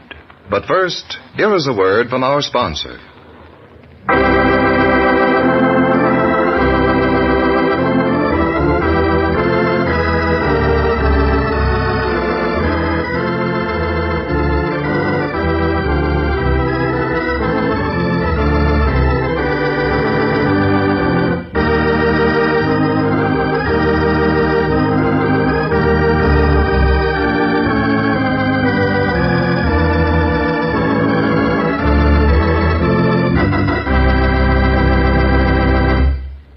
Here again is Warren William. After a protracted hearing, the court decided that the testator, Francis X. Blair, was of unsound mind when he made his will, and his entire estate eventually went to his son, Paul. He, in turn, gave a large part of his inheritance to a disabled veterans clinic. Paul is now a very successful writer and author. Just recently, he and Phyllis left for an extended trip through South America to gather material for a new book he's preparing to write.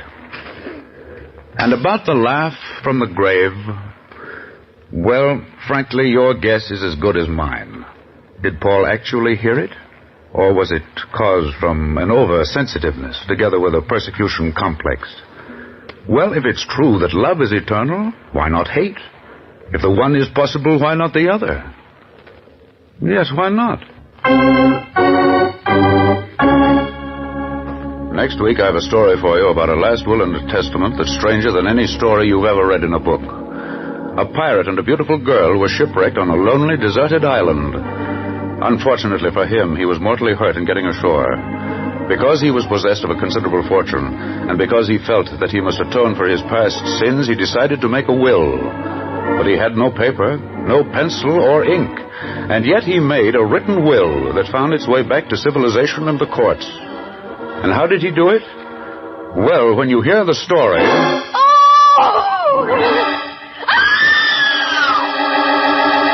The Lady and the Pirate, you'll understand more about it.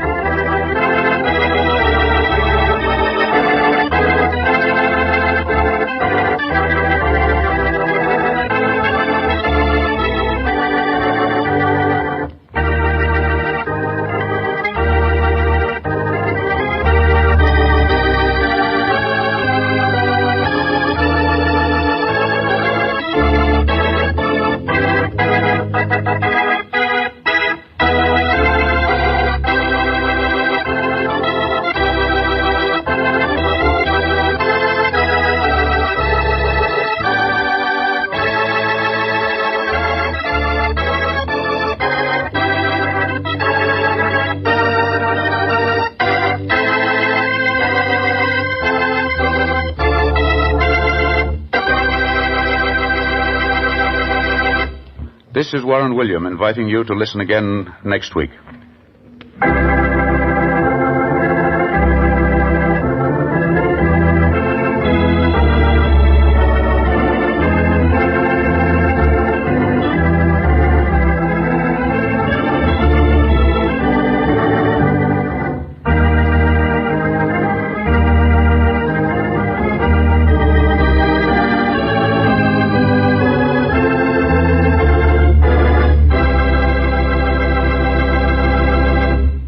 Strange Wills is written by Ken Crippin and directed by Albert Ulrich. This is a Teleways feature produced in Hollywood.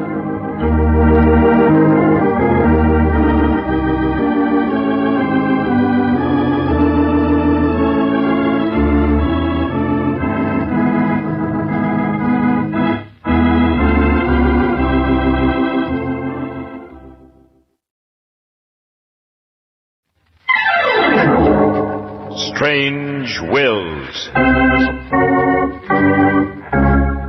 Stories of strange wills made by strange people. Starring the distinguished Hollywood actor Warren William, and featuring Perry Ward, Lorene Tuttle, and an all-star Hollywood cast, with the original music of Del Castillo. I devise and bequeath to my heirs the 7 deadly sins: envy, pride, hate, jealousy, despair, greed, and anger.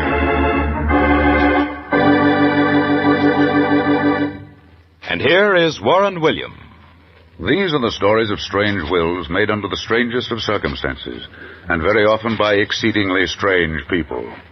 Human emotions run rampant through the pages of their last written declarations, as though knowing that the Grim Reaper is waiting patiently at their sides. They, in a final outburst, fling the challenge of death into the face of uncertain destiny. You'll see what I mean a little later, but first, a few words from your announcer.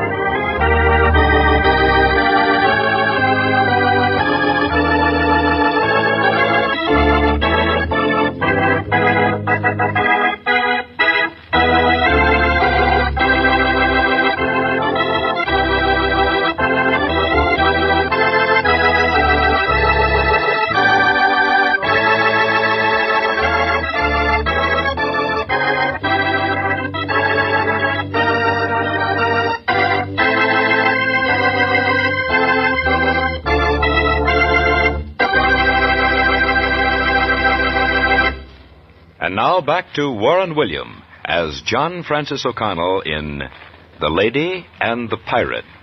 It has been my good fortune to come from an illustrious line of lawyers. My inherited legal birthright dates back to the year 1724, when my ancestor and namesake, John Francis O'Connell, left England under the King's command to become the legal counselor to the governor of the Carolinas. But he had another mission, a secret one. He was sent to the Carolinas to personally direct in the capture and hanging of the notorious pirate and renegade Englishman, Black Richard Templeton, whose ship, the Elizabeth, cast a shadow of death and doom across the trade lanes in Caribbean waters. How Black Richard finally died is of no relative importance, but his will, written under the most peculiar of circumstances, remains as one of the most unique ever to be filed in probate.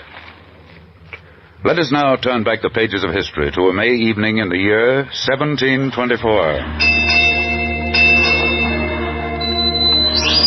His Gracious Majesty's ship, the Royal Vengeance, bound for the Carolinas and the New World, is moving slowly down the channel toward the open sea. Only 3 passengers are aboard. The charming and beautiful Lady Ruth Carroll, whose husband died while fighting in His Majesty's service against France, her personal maid Cecile, and I, John Francis O'Connell, barrister and personal representative of the King. The Lady Carroll and her maid are leaning against the rail as they watch the slow progress of the ship as it passes the shadowy docks and buildings that line the waterfront.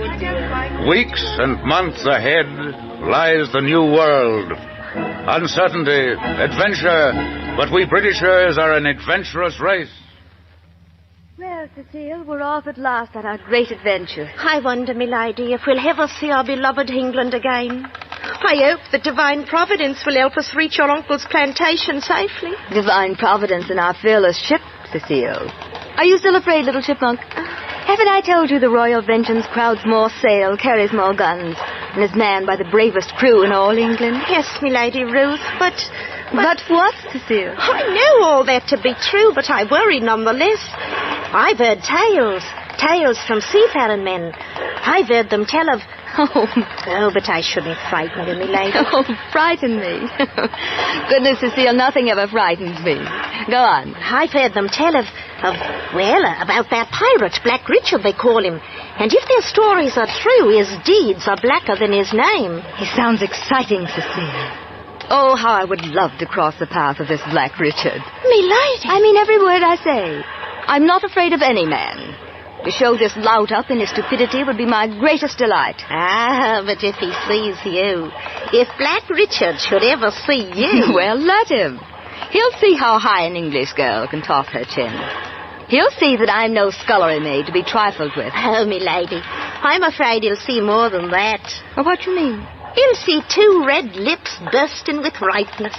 He'll see blue eyes as soft as a summer cloud, and a figure that was the toast of London.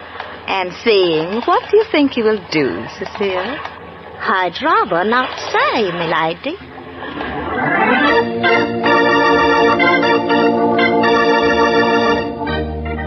A good ship, the Royal Vengeance, sailed on toward the New World. The weather was brisk. The wind filled every ounce of sail she carried. In less than 6 weeks, she'd put in at the Canaries for supplies and then sailed on. Would the crossing be made without misadventure? Without sighting Black Richard? It was inevitable that Lady Ruth Carroll and I should become good friends.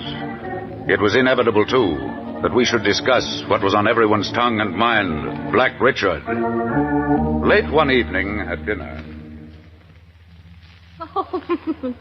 If what you say of me is true, Mr. O'Connell, you've good reason to be practicing with the cutlass. My heavens, he'll make a swordsman of you yet. And that he has, milady. Most of my waking hours have been devoted to the deadly art of the cutlass. And I must confess, I've even practiced in my sleep. Just let me see Black Richard, and I promise you, milady, he'll be carrion fit for the buzzer. In spite of all your horrible stories about making the men walk the plank and taking the women to his lonely isle near Nassau, I'm still not the least bit afraid. Brave girl. And you've really no reason to be. The Royal Vengeance carries 60 guns, and each gun crew has been trained by the Royal Navy. Our gallant Captain Hughes is considered the bravest, most fearless master on the high seas. No, this Black Richard won't tackle us this crossing. Oh, fiddlesticks, I'm disappointed. No, don't be, my lady. Consider yourself fortunate. As our ship drew near the Bahamas, the first ill omen appeared. The barometer fell rapidly. The Royal Vengeance was running head-on into a storm, and the wind, reaching hurricane velocity, was driving us nearer and nearer to the lair of Black Richard. Captain Hughes was prepared for the storm. Up the main topmast there! Hurry! Keep your eyes open for strange ships. Aye, aye, sir. Batten down the hatches. Gun crews on the alert. We can't be caught napping. Mr. O'Connell! Mr. O'Connell! Aye, Captain? You'll take the ladies below for their personal safety and yours. We're going to have dirty weather. My lady, Cecile, you heard we're ordered below. Oh, isn't this storm wonderful? Look at the waves. Oh, sheer mountains. And the wind, how it howls. Like the very devil, if you ask me. Just think, Mr. O'Connell. Somewhere out there in the same storm is Black Richard. I wonder what he's doing. More than likely heading straight for port. I doubt if he enjoys this any more than we do. I heard a sailor say that this is Black Richard's weather. That when the storm is at its worst, he ties himself to the topmast with his spyglass and he looks for ships. And then he follows them in the storm. That's utter nonsense. No man in his right mind. We'd better go below before the captain puts us in chains. Well, at least in the cabin we won't be able to hear the wind. Hold on the rope, Cecile, and you too, my lady. Or you're liable to be blown right off the ship. That's right. Easy now. There we are. Now down the steps.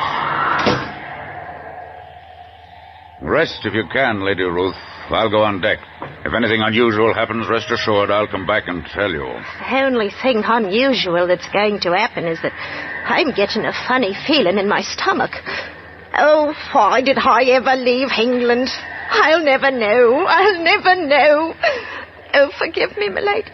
Mr. O'Connell, but I think I'm going to die.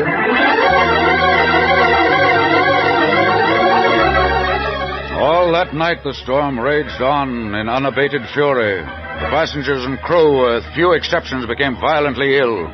Sleep was out of the question. It became a matter of personal survival against the elements. With the first leaden signs of dawn, the wind abated. I staggered out of my cabin and walked up to the deck. Just as I reached it, I heard a cry from the direction of the topmast. Sail! Sail to starboard! Man the guns! Clear the deck! Describe the ship! I can't see her clear, sir. The sea is too heavy. She looks like a frigate. She carries about 40 guns, and she's flying the Union Jack. Lieutenant, send a shot across the bow. Hell, stop until we can send over a boarding party to examine her papers. She's coming on under full sail. Wait, sir. She's lowering the flag. It's coming down. She's sending up another. I can't... Wait. Yes, it's the Jolly Roger. The skull and the crossbones. She's a pirate ship, the Elizabeth. The pirate ship, the Elizabeth.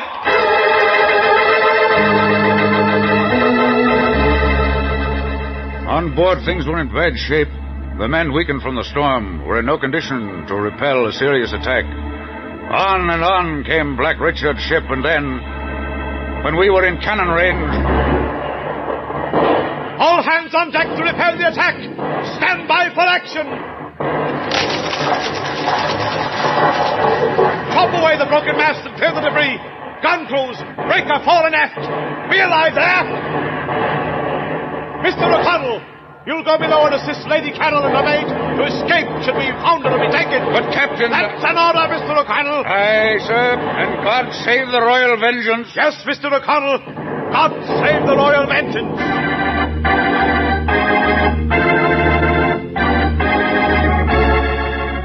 Even as I went below deck with Lady Ruth and Cecile, I was formulating a plan of action. I had been sent to the Carolinas under the King's command to assist in the capture and hanging of Black Richard the pirate, and I would do just that no matter what the captain ordered. But first, I must allow for the safety of Lady Ruth and Cecile. Oh, Mr. O'Connell. Lady Ruth, listen. I hear the sound of cutlasses. The pirates have boarded the ship. Mr. O'Connell, I'm afraid. Mr. O'Connell, I'm so afraid. Quiet, Cecile. Now listen carefully, both of you. I want you to do exactly as I say, or your life may be forfeited. Lady Ruth, get into a serving gown immediately. But... There's no time for buts. If you are taken prisoner, tell them that you are both scullery maids sailing in bondage to the colonies. All of your fineries, everything, must be cast into the sea. Not a trace. Oh, I knew I never should have left London. Just think Black Richard will capture us and carry us off to his island. We'll all be slaves to those filthy pirates. I'm going back on deck to engage Black Richard. I'll try to come back if matters worsen, but heed me. If you hear the sound of battle turning against us, you are to jump out of your window into the sea. That's an order. So the Drecht barrister would have us cast ourselves into the sea. Death before dishonor and all that belly rot. I say, get me a cutlass. I'll fight You'll do as I say, young lady. But I can't swim.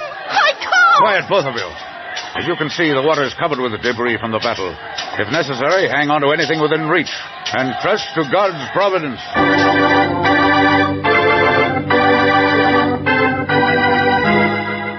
On deck, matters were serious.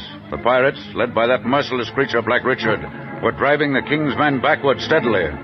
I looked for Black Richard, but in the heat of the battle, I could not find him. However, I soon found myself engaged in a furious combat with one of his cutthroats. Hell, blow me down if I ain't found me a dandy. Lace, frills, and silver buckles. There for all the thrills. You found a man who'll soon carve the heart out of your worthless carcass. Listen to them pretty words. Why, you fancy pants, I'll slice your gizzard to ribbons. To that, I take oath. There, you brigand. Taste the king's steel. Rally, men! Rally round the king's standard!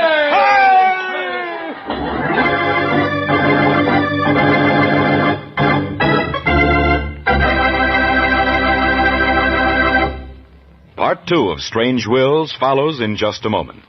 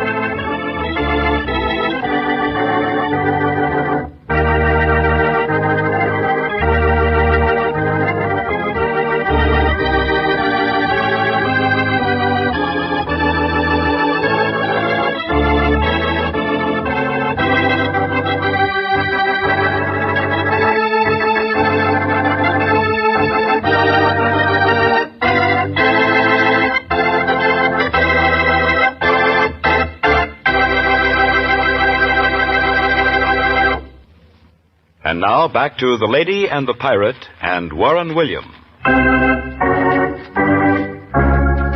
The battle raged on. I saw our gallant captain fall, slashed by a dozen cutlasses. And then, through the melee, I saw the man I'd sworn to capture and hang. There he was, Black Richard, brandishing his heavy cutlass now red with blood. I challenged him. Black Richard Templeton, surrender in the name of the king. You asked Black Richard to surrender? Look around you, lads. You've not a handful left alive. As long as I'm alive, I intend to run you through. Why, you young pipsqueak, I'll slice the ears off your curly black head. That I promise by the beard of Beelzebub. Your faith is not so haughty now, Black Richard. Your eyes are blinded by your foul blood. I got him. Black Richard. Priced him right into the sea with a belaying pin, I did. Oh, Captain, your face is based in a bit. Here, Captain, sit down when I finish off the rest of this high-born scum. It'll only take a blooming minute. My unexpected fall into the water revived me almost immediately. Looking up at the ship, I saw that I had fallen close alongside Lady Ruth's cabin. Cecile was at the window, looking frantically down at me. Hurry, Mr. O'Connell, hurry. The pirates have come below. Go first, Cecile. Hurry, Chipmunk. I'll get my jewels. Open up in there. Open up or I'll carve the heart out of your body. Here I come, Mr. O'Connell. All right, Cecile, quickly now. Ruth! Ruth, where are you? Hurry! Hurry! Well, shiver my timbers. Look what I captured. Cecile and I, clinging to our spar, watched the Royal Vengeance break out in angry flames and then, like a tired warrior, slowly sink into a foaming sea. In the far distance, we could see the pirate ship Elizabeth settle slowly by the bow. It had been a death struggle. But fate was kind. The very next morning, a British man-of-war sighted us adrift and saved our lives. Eventually, Cecile and I reached the Carolinas. But the weeks passed, and nothing more was heard about the gallant crew and the Royal Vengeance, or from Lady Ruth. Strangely, too, nothing more was heard from Black Richard. He had disappeared just as mysteriously as the rest. What had happened? I was sitting in my chambers one afternoon, almost 2 years later.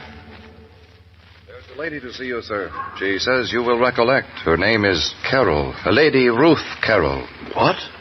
Lady Ruth Carroll? Oh, I can't believe it. You, Lady Ruth. Your obedient servant, sir. May I enter? Oh, by all means. But you must be a ghost.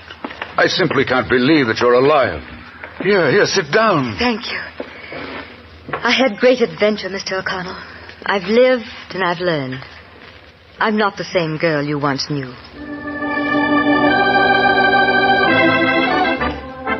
That night, Lady Ruth and I had a quiet supper. I didn't want to seem impatient, but inwardly I was seething with unanswered questions. And then... I know you want to hear about the rest of the story, Mr. O'Connell. As you know, the door of my cabin was broken down just as Cecile escaped through the window. As the door crashed, I turned and looked at my captor. He grabbed me around the waist and carried me on deck to where the pirate captain, Black Richard, was lying, with his head and eyes swathed in a bloody bandage. I stood alongside Black Richard and I looked down at him. As soon as he spoke, I knew he was no ordinary pirate. I'm sorry I can't receive you more appropriately, lass. But as you see, I see that you're sorely wounded, sire. Who are you, lass?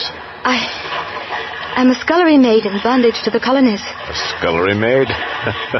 You think me a fool? You do not believe me? Once, long, long ago, I knew ladies such as you. You're highborn. Who are you? Come, out with it. I'm only an English girl, proud of her heritage and her race. Well said. Well spoken. It is my misfortune I can't see you. Not for the present, at least. And please don't try. I'm nothing much, I assure you. Come now, I will change your bandages, and then we must leave this ship. Your cannon have set it afire. Morris, avast there. Aye, Captain. I be here. Are all off? All off, sir. All but us three. I have the boat waiting. But hurry, Captain. The fire is gaining.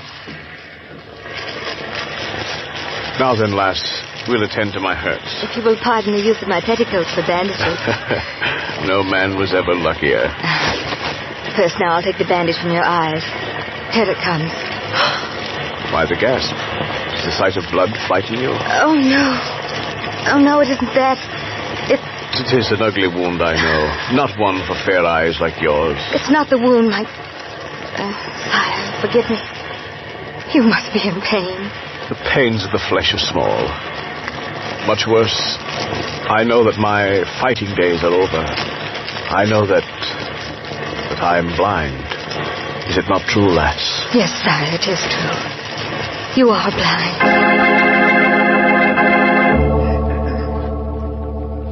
The three of us set out in the small boat. By that time, the Elizabeth had sunk beneath the waves. During the night, we suffered our first casualty. Morris, the pirate who accompanied us, was washed into the sea.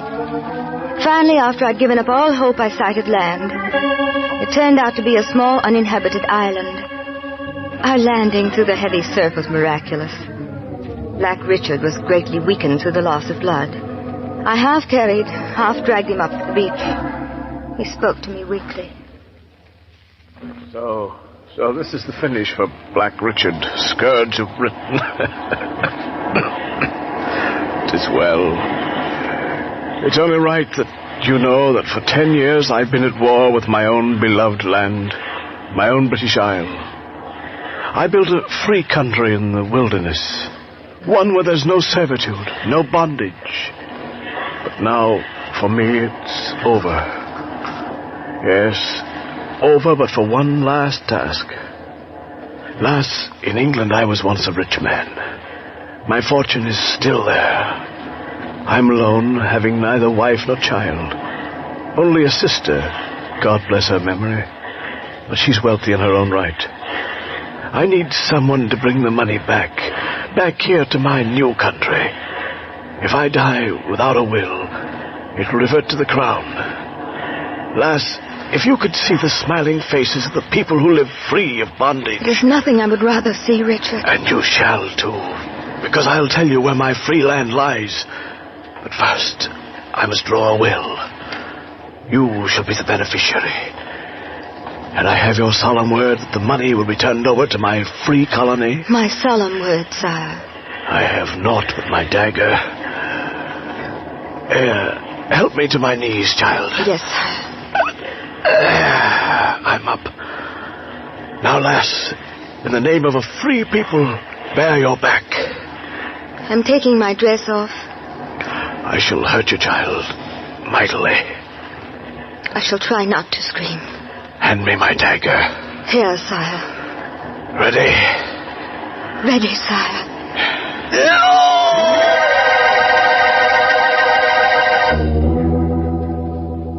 Black Richard died the next day. I buried him and marked his grave. A short while later, a passing ship rescued me. It was bound for free land, Black Richard's home. What I saw there confirmed everything he told me. Mr. O'Connell, I'm going back to England and to bring back Black Richard's fortune back to those people.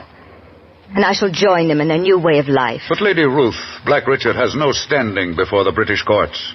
Even if he had a fortune, if it became known, it would be confiscated for the crown. Black Richard Templeton was a fictitious name, Mr. O'Connell. There's another name. A real name that he once bore honorably. No one shall know that there was any relationship between the two.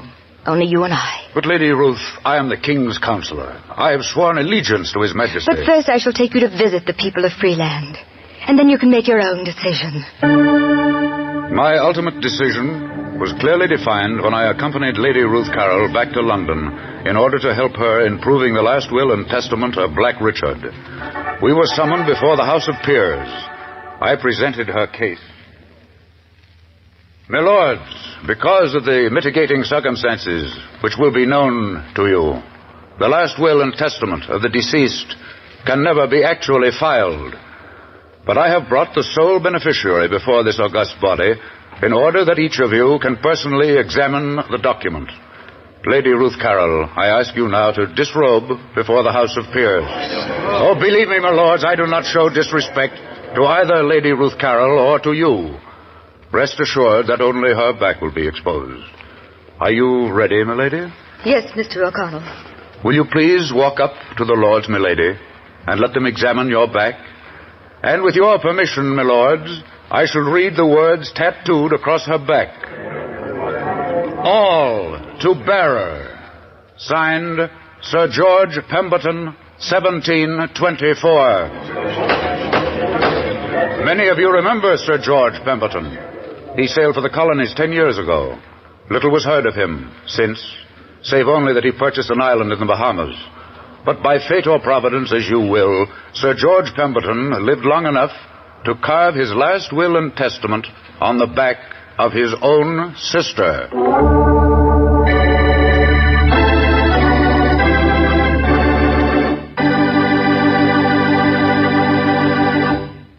Warren William will be back in just a moment to tell you what the official records say about the case of the Lady and the Pirate. But first, here is a brief message from your announcer.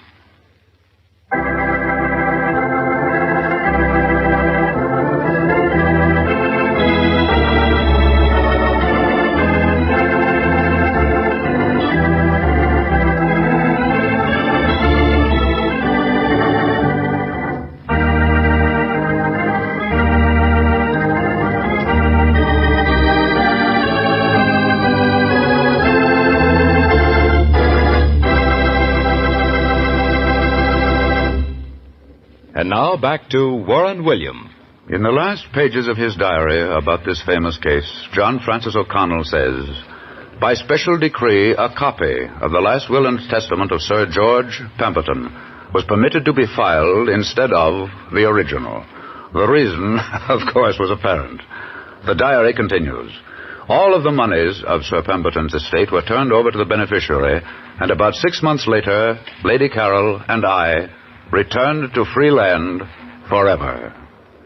And here the diary ends. Was the black anger that Sir Pemberton bore against tyranny and oppression a deadly sin? It might have been. But there are those who think that this personal love of freedom and equality greatly outweighed the apparent injustices made during his life as a pirate. For who in this case can draw the line between pirate and liberator? I can't. Can you?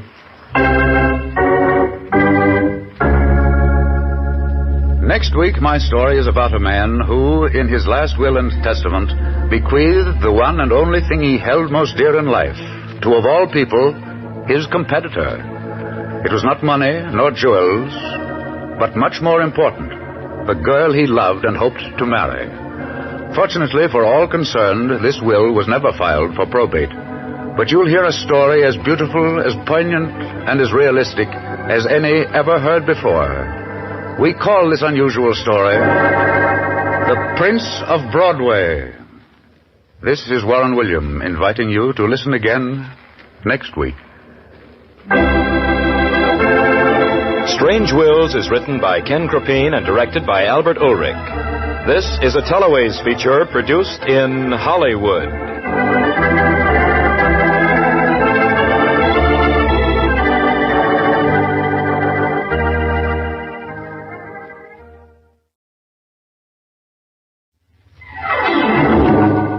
Strange Wills.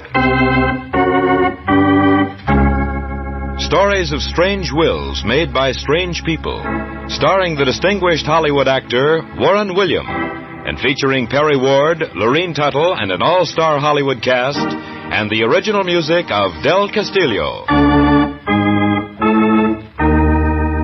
I devise and bequeath to my heirs the 7 deadly sins: anger, jealousy, revenge, lust, envy, hate, and despair.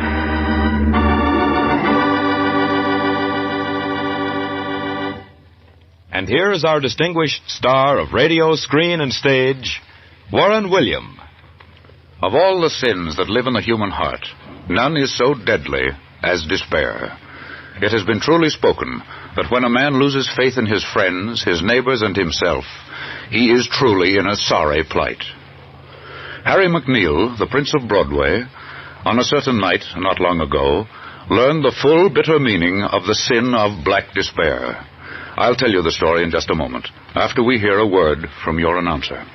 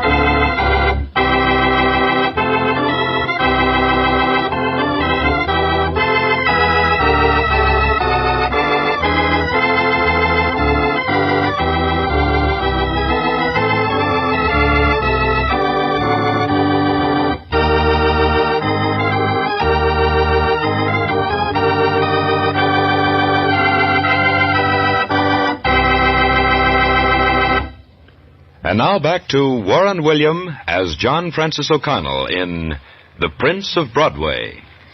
These are stories of strange wills made by strange people. Strange people whose last written chapter in the book of life is dominated by good or evil.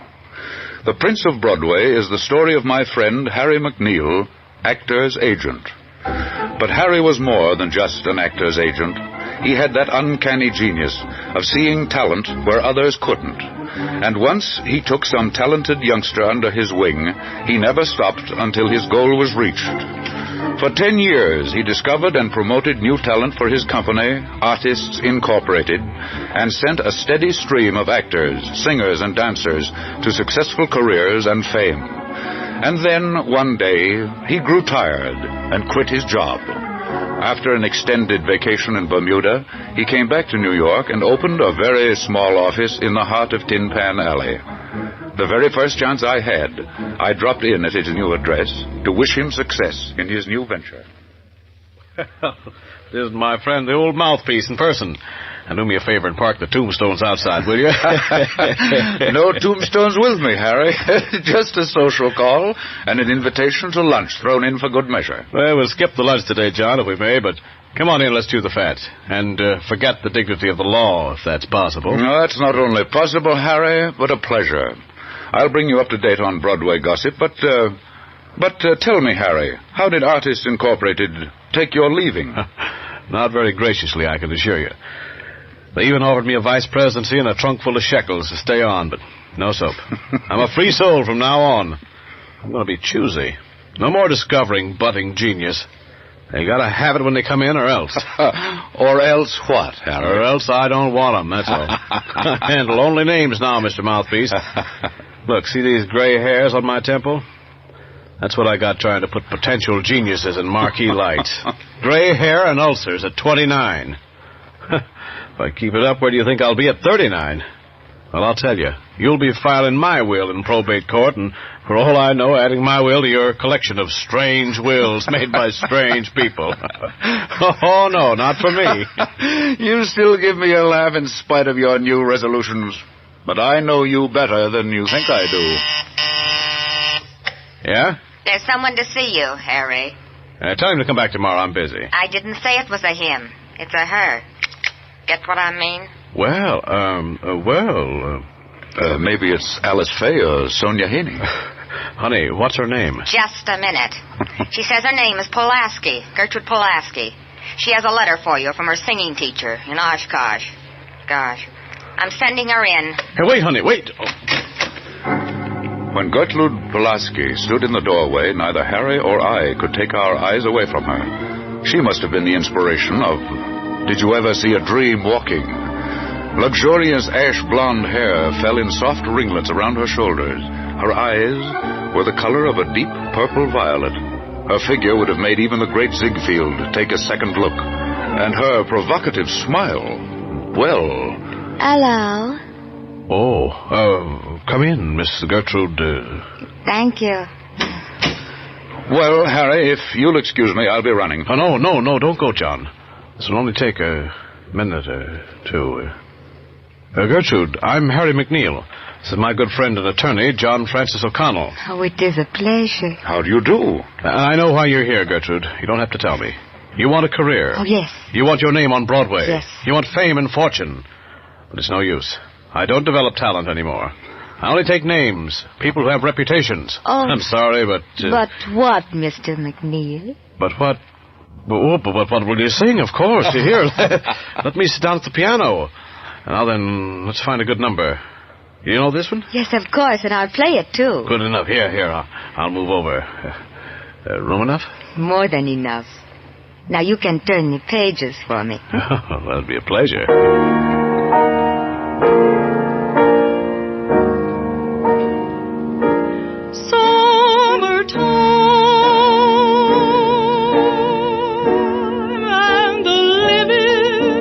Hold it, just a minute, that's enough. Look, Sugar, let's relax and sing it a little bit lower, will you? Now, this isn't an audition for the Met. These words were written right from some guy's heart, and I want you to sing them from your heart. Here, move over and let me play it for you. Now, let's try it again. Yes, Mr. McNeil. Okay.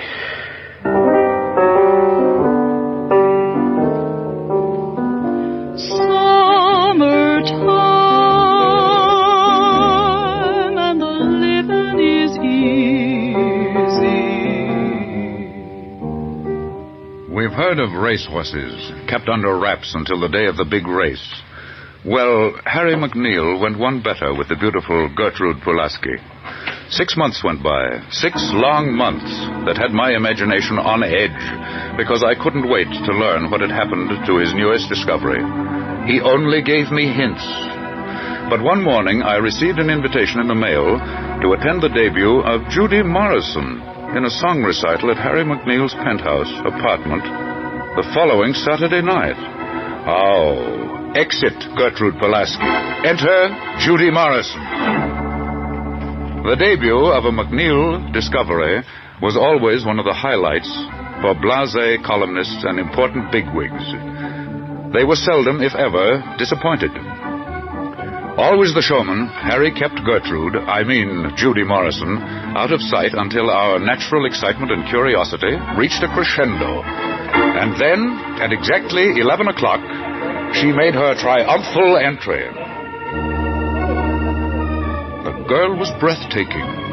She wore a long, flowing, green evening gown that accentuated the ash blondness of her hair.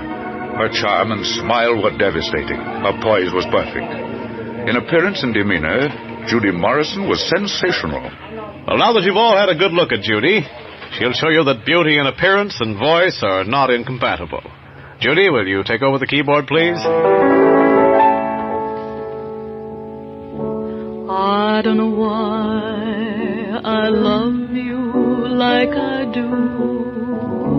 I don't know why, I just do. I don't know why you thrill me like you do. I don't know why, you just do. You never seem to want my romancing. The only time you hold me is when we're dancing. I don't know why I love you like I do. I don't know why, I just do.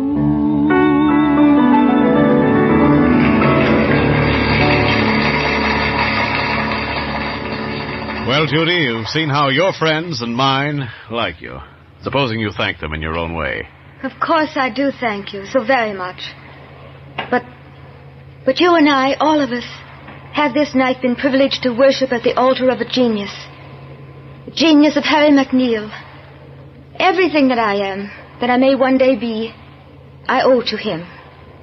His unselfish love, his patience, his wisdom, his...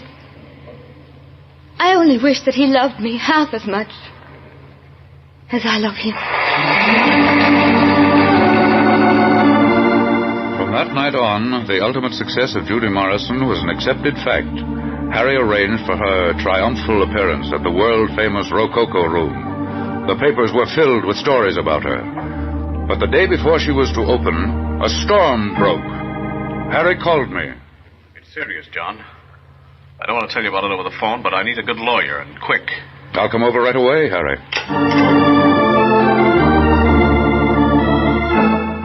When Judy came to my office that day, she had a letter for me. I forgot to ask her for it, and she forgot to give it to me. It was a letter from her singing teacher up in Oshkosh, addressed to Artists Incorporated, to my attention. You see, John, everything was wonderful until her teacher came into town to attend her opening. We went over to Artists Incorporated to thank them for what they had done, and then bluey they found out that Judy was their property. I'm accused of piracy. But much worse, John.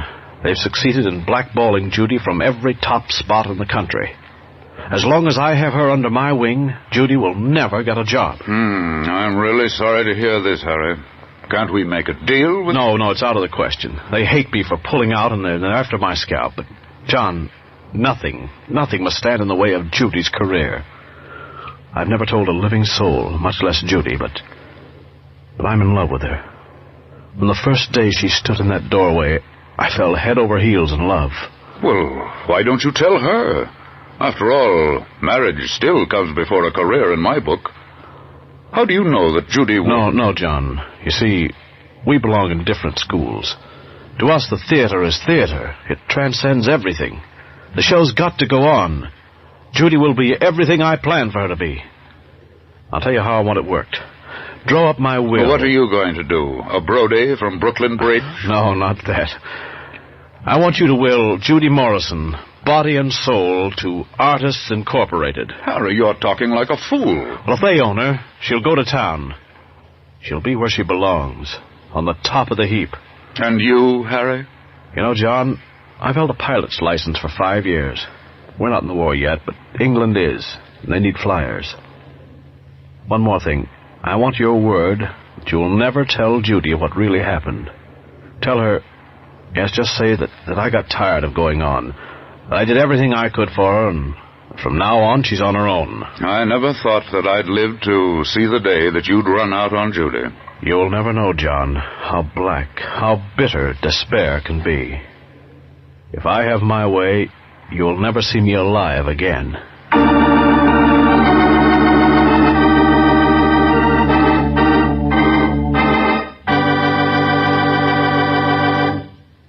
Part 2 of Strange Wills will follow in just a moment.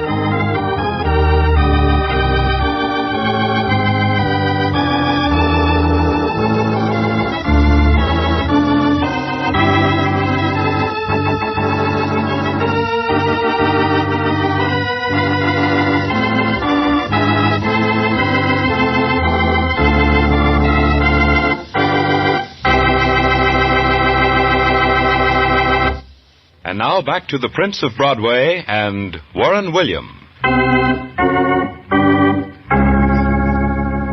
My friend Harry McNeil disappeared from the world of men. Meanwhile, under the banner of Artists Incorporated, Judy Morrison became an overnight sensation. One night, Judy called me and asked me to meet her at the Swank Ziegbro room, where she was currently appearing. I noticed a tenseness in her voice. John, I can't hold out any longer. I've got to know why Harry threw me over. It wasn't like him. Why is that important, Judy? Haven't you got what you wanted from life? Beauty, charm, talent, fame? You're the toast of Broadway. Values in life change, John, believe me. 9 months ago, I thought that was what I wanted. I thought that success was all that mattered. But I've changed. John, you never know what is in your heart until someone you once loved is gone. Now I know how very deeply I loved Harry. It was because of him that I was able to reach this thing we call success. I know now that he was my inspiration. I want him, John. I want him with all my heart. But he's gone, Judy. He joined the RAF. That's all any of us know. He's never written a line to a single one of his friends. John, tell me honestly. Did he love me? Well, really... You've got to tell me. You see, if Harry loved me, I'll search the world to find him just to sit at his feet. If he didn't, if he really tired of me, if I must abandon hope, then I'm going to marry Felix George, the vice president of Artists Incorporated. He proposed to me last night. I said I'd give him my answer tonight. If ever a man was saved with a bell, it was I. Judy was called to go on with her act, and I was left alone to ponder the question of legal ethics and love. I was sworn to silence by my client, and yet I wanted to tell Judy the truth. I want to dedicate my next number to a very great and gallant man. His name is Harry McNeil. And I know no matter where he may be, He'd like to hear the song I'm going to sing. You see, he taught me how to sing it.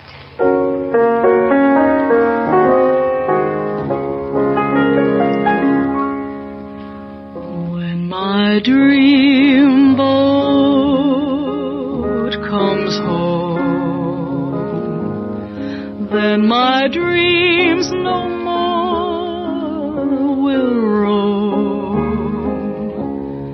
I will meet you and greet you, hold you closely, my own. Moonlit waters will sing of the tender love you'll bring. We'll be sweethearts forever. When my dream boat comes home.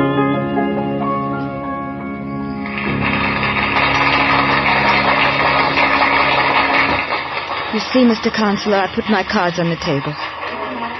I've got a little boat of dreams that I won't let go of. Listen, Judy. I'm going to do something I shouldn't. But I'm willing to live with my conscience, in spite of my action. You're right. Harry loved you as no other human being ever will. Oh. He turned you over to Artists Incorporated because your singing teacher gave you a letter addressed to them.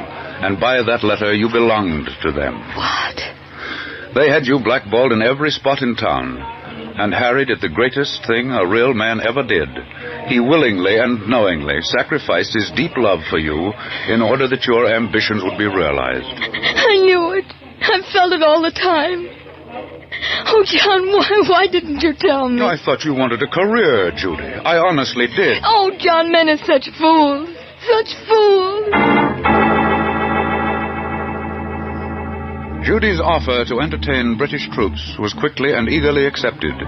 Within 2 months, she had arrived in London, and then she began her long search for Harry McNeil. Meanwhile, at home, events moved with startling rapidity. Then there came that day of infamy, December 7th, 1941. I received my commission as Captain U.S. Infantry and was assigned to legal duties in the Provost Marshal's office in London. 3 days after my arrival, I had lunch with Judy at the Savoy. I think he's dead, John. And yet I won't be satisfied until I'm positive. He's listed as missing in action, and his squadron commander told me that he was shot down in flames over Berlin. Oh, don't give up, Judy. I've always believed in a sort of special providence that watches over people in love. No, I won't give up. I'll keep right on searching if it takes me the rest of my life. Then came D-Day. France was liberated. World-stirring events followed in rapid succession.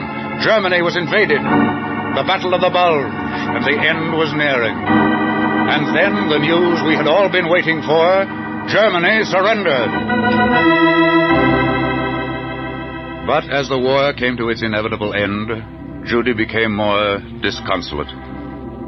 Though she searched every hospital in Europe, no trace was ever found of a Major McNeil. He had disappeared. Judy and I met once more in Munich. I hardly recognized her when I called for her at her billet. Her eyes were sunken. She was pale and wan, and the emotional strain she'd been under these past years was indelibly etched on her face. It's all over, John. My hopes are run out. There's nothing left for me now but to go home. Judy, you've done everything a human being could possibly do under these conditions. You're tired, young lady. You must go back immediately. Yes, I know. I've made arrangements to fly to London tomorrow. And then it's back to New York. It's too bad, Judy. Yes, John, I guess my little boat of dreams is finally founded. What time is it, please? Why, it's 3:30. Would you be a kind man and take a ride with me? Where to? On my last appearance. I'm scheduled to sing at a little hospital just outside of Oberammergau. I understand that most of the patients are blind. I'm at your service, Judy, and if you will permit me to say so, I consider it an honor and a privilege.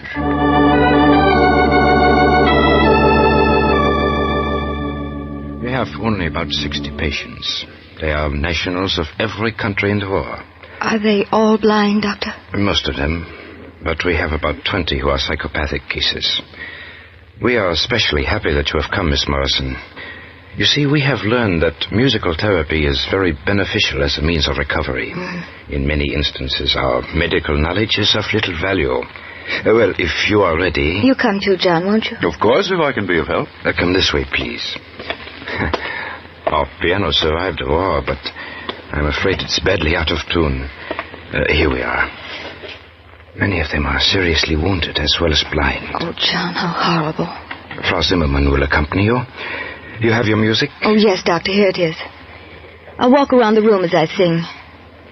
You see, Doctor, I'm looking for a certain soldier. In fact, I've been looking now for almost 4 years. Huh? He's listed as missing in action. What is his name? McNeil. Major Harry McNeil of the Royal Air Force. I am sorry, Miss Morrison, but our records do not show... Yes, I know. I've heard that from London to Berlin. But I'm still looking. When my dream boat comes home, then my dreams no more will roam. I will meet you and greet you, hold you closely, my own.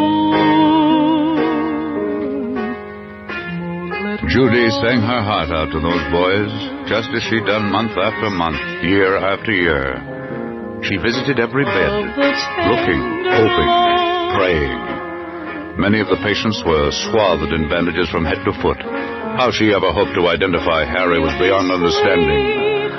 But as she stood there, literally singing with eyes full of tears, she was a picture I'll never forget.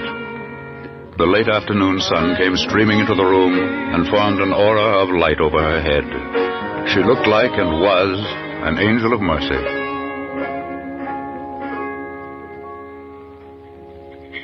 Oh, John, my last hope is gone. Take me home, please. We walked slowly to the door. Her head was bowed. Judy was crying softly. Just as we reached the door, she stopped. She turned and took a last lingering look round the room. The sun had dipped even lower and shone across the beds of the wounded, making long, grotesque shadows on the wall. And then we walked out through the door. Suddenly, Judy raised her head. Her eyes had a wild, startled look. She grabbed my arm and looked up into my eyes. John, the ring. I saw it, the ring. His ring. Oh, what a fool. She turned and ran back into the room, ran to the bed of a man swathed in bandages from head to foot.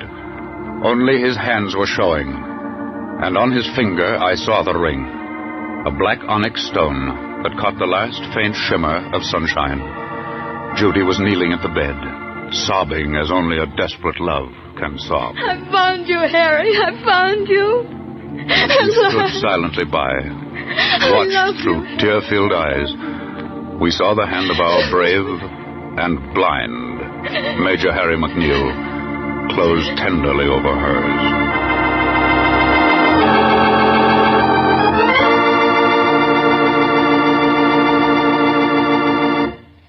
Warren William will be back in just a moment to tell you the rest of the story of The Prince of Broadway.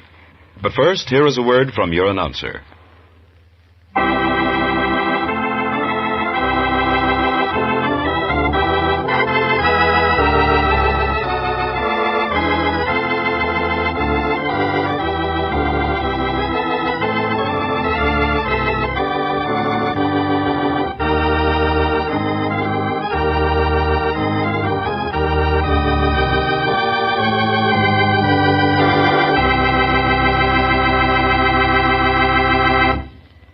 And here again is Warren William. Judy and Harry were married the next day, and I had the honor of being present at the bedside ceremony. Harry was invalided back to the States and is now living with Judy on a little farm in Connecticut. Judy, of course, after her long and meritorious service record, is again the toast of Broadway. And Artists Incorporated, in spite of Harry's protests, have elected him a vice president and have his office ready for him as soon as he is able to return. And so, two wonderful young people found out that the theater and love are not only compatible, but necessary for a complete happiness. And Harry's famous will...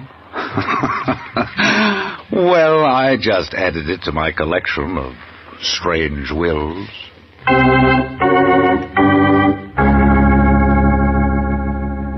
Next week, I'm going to tell you a story about a last will that started a treasure hunt on the floor of the ocean for a king's ransom in rubies, diamonds, and pagan gold. The log of the Spanish three-master, Toledo, was washed ashore on a desolate West Indies island through modern science and the skill of a beautiful young forensic chemist. The last position of the ship was discovered not only by Captain Paul George, courageous young American, but unfortunately by the desperate crew of an ex-German U-boat who had fled Germany at the end of the war.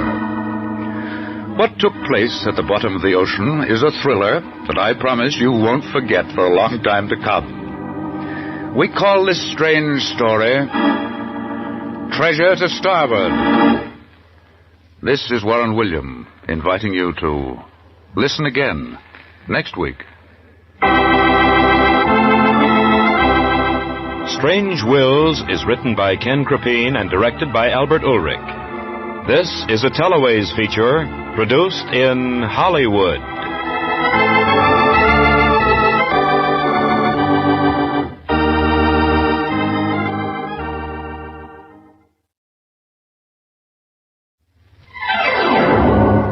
Strange Wills. Stories of strange wills made by strange people, starring the distinguished Hollywood actor Warren William, and featuring Lurene Tuttle, Perry Ward, with Howard Culver and an all-star Hollywood cast, and the original music of Del Castillo. I devise and bequeath to my heirs the 7 deadly sins: hate, jealousy, anger, revenge, envy, greed, and lust.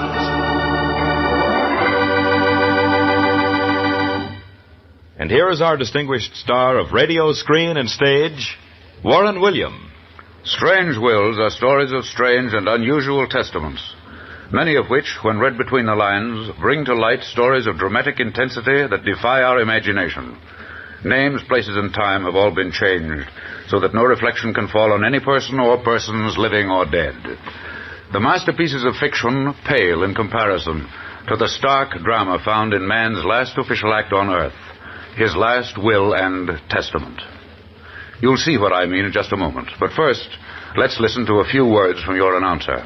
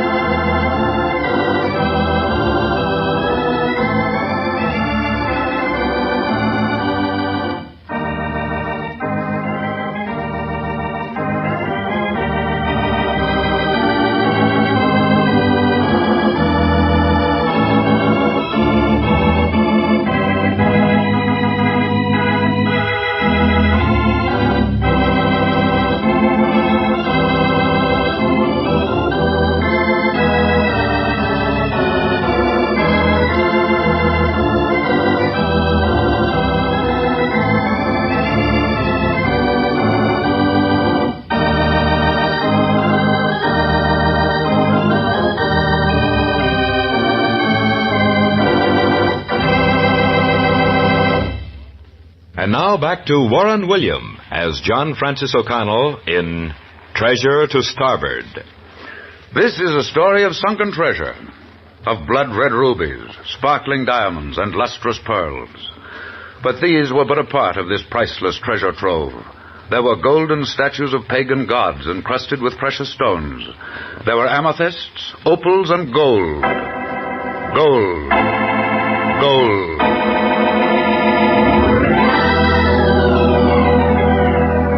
On the night of March 12th, in the year 1703, some 400 miles off the coast of the West Indies, the Spanish three-master Toledo was foundering in the grip of a tremendous hurricane. In his cabin, Captain Fernandez was hurriedly drafting his last will and testament. He and his crew knew that death rode the gigantic waves, and that hope of survival was an improbability. I consign my body to the elements, and my soul to the loving and tender arms of the Holy Mother, and to some valiant adventurer whose heart beats with the lust of a Midas, I give the treasure on board my ship. Our position is longitude oeste. We're about to abandon the ship, Captain. Hurry, hurry! No, Jose, I shall stay. Go, all of you, and may heaven protect you.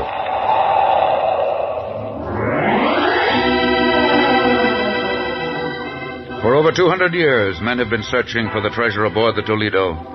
But not one clue was ever found until one afternoon, a young, dashing, seafaring friend of mine, Captain Paul London, called me from some little island in the West Indies. I can't tell you more than that, John. I'm afraid of eavesdroppers.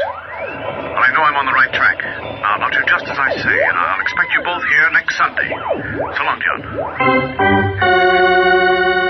So Paul had discovered a clue to the treasure ship Toledo. Phew. It had me excited. I could see quarts of rubies, pecks of diamonds. Well, who wouldn't get excited? I lost no time in contacting the person whose name he had given me, a certain Jean Medford.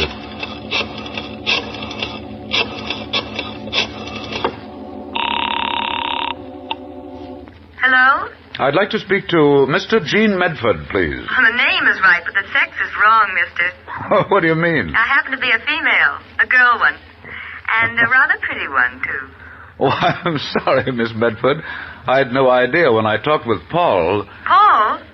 Paul, you haven't talked with Paul London, have you? Less than 10 minutes ago. He called me from some little town called Rosarita. Oh, and just what has the traveling Mr. London got up his sleeve today? And by the way, I'd like to know who I'm talking to.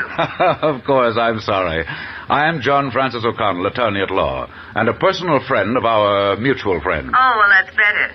Now then, Mr. O'Connell, what does the great Paul want this time? It's quite a large order, my lady. He wants you to prepare and pack a great deal of special equipment. Now, let's see. Where's the list he gave me? Oh, here it is. Your filtered ultraviolet light machine, a quantity of hydrothiocyanuric acid. Well, all the materials and gadgets one uses in the examination of questioned documents. And after I've done all that, then what do I do, please? Then, my dear Miss Medford, I am to take you to the airport and fly you bodily to the lair of Paul London. Why, that's ridiculous.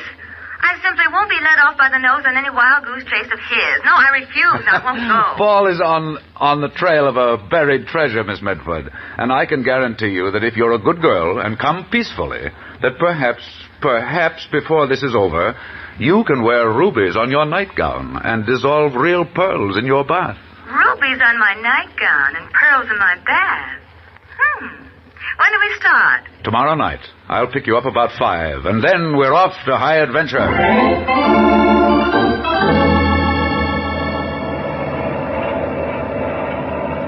Fasten your seatbelt, Jean. We're over Rosarita, and I don't know what kind of a field this is going to be. Gee, I'm excited. Take it easy now. No crash landing. My nerves are on edge. So are mine. Hang on, we're going down. I'm ready.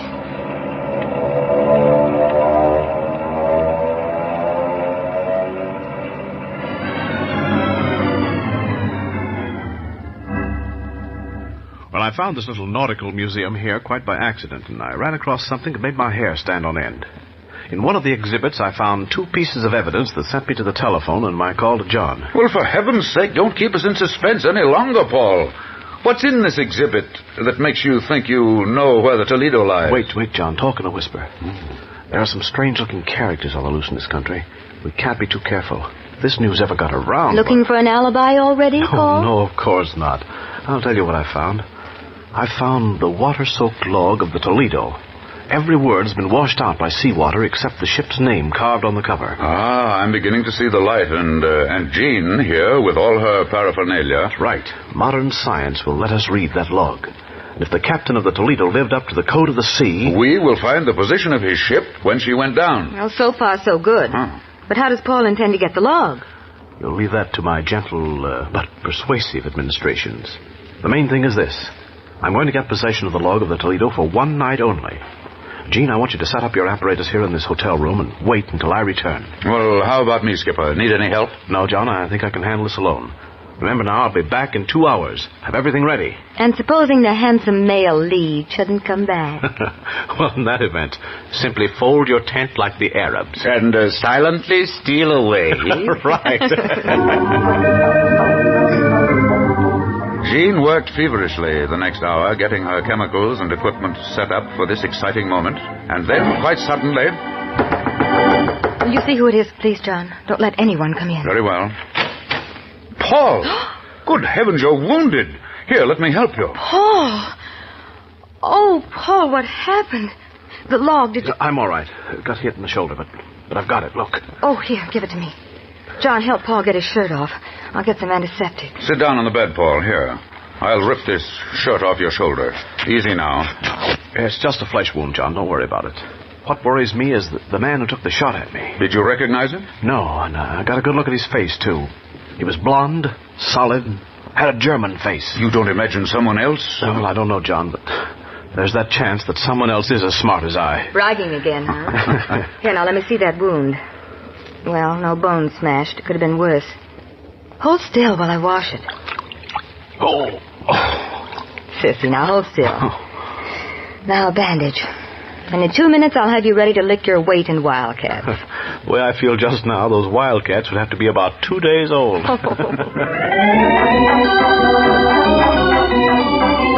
Jean worked far into the night, and without success. Her ultraviolet light proved valueless. Photographs taken of the pages with infrared brought only blank negatives. All of us were frantic. Towards dawn, Jean looked up from her work. Gentlemen, I think I'm a flop. I can't bring out a single word that's ever been written on this paper. It's hopeless, I guess. Oh, Paul. I feel terrible about letting you down. Never mind, Jean. Don't feel too badly. Wait a minute. Here. There's one more chance. John, get me a handful of soot out of the fireplace. Put it in this dish for me. One handful of soot coming up. Thank you. Now, John, come over to the table with me. Paul, you lie there and rest. Okay, Duchess. I'm going to plug in this special ray lamp. It throws a pinhole light. It must be parallel to the page in the log. If there's one single solitary indentation left, it'll bring it out. Now then, Mr. Barrister, out with the lights. I'll take a page at random for our experiment. Hand me the soot, please. One order of soot. Over, easy. You can't see this, Paul, but I'm blowing a pinch of soot over the page. Just a very fine coating. It'll work its way into any depression on the page. Now I'm letting the pinhole of light traverse across the page. Look, Jean. I see a part of a letter forming. It makes a distinct shadow under the light. It's working. Take it easy. It's too early to crow. Say, if you think I'm going to lie here on the bed while you two solve the mystery of the log of the Toledo, you're both nuts. It is working. Look. There's an S. A-Y. Oh, good. Now I'm going over to the back of the book and work forward. We've got to find the final entry. More soot, please. Lots more. Page after page. Page after page. Our faces were drawn and haggard. And then... Here it is. I've raised some more shadows. Oh, Paul, John. We found the last page of the log. The next few minutes will tell the story. It looks like a number. It is. It's a 6 and a 2 after it. 62. That must be longitude.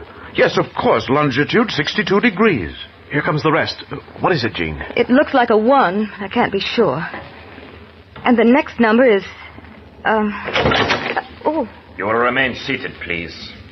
Carlos, turn on the light. Si, mi comandante. If you would avoid personal danger, you will not attempt to interfere. You see, I am armed. Good. Now then, permit me to introduce myself. I am Herr Gustav Richter, late U-boat commander in the German Navy. Well, were we supposed to say Heil Hitler? The war is over, the big one. But unless you leave this island immediately, a new one will start. Because as you might know, we are both after the same thing. Now then, Carlos, you will take the book from the young lady's hands. Si, senor. Fraulein, the last number you are trying so hard to read. Maybe it's best if you don't find it. It will save us all a lot of trouble. Aquí, Comandante, the book. Herr Richter, there are international rules of law governing it. There are also local laws providing against breaking into and stealing public documents. I warn you most seriously. The treasure of the Toledo will be mine and mine alone. If you should be foolish enough to interfere, I don't have to tell you what will happen. Thank you, and good night. Well, of all the crazy... Take it easy, Paul. He looks like he might be serious. Evidently, you weren't the only one who found the clue to the lost Toledo.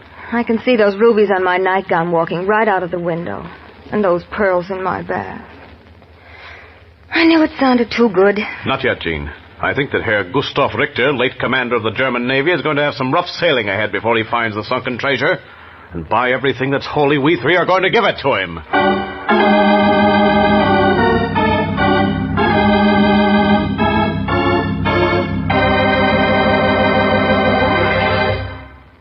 Part 2 of Strange Wills will continue in just a moment.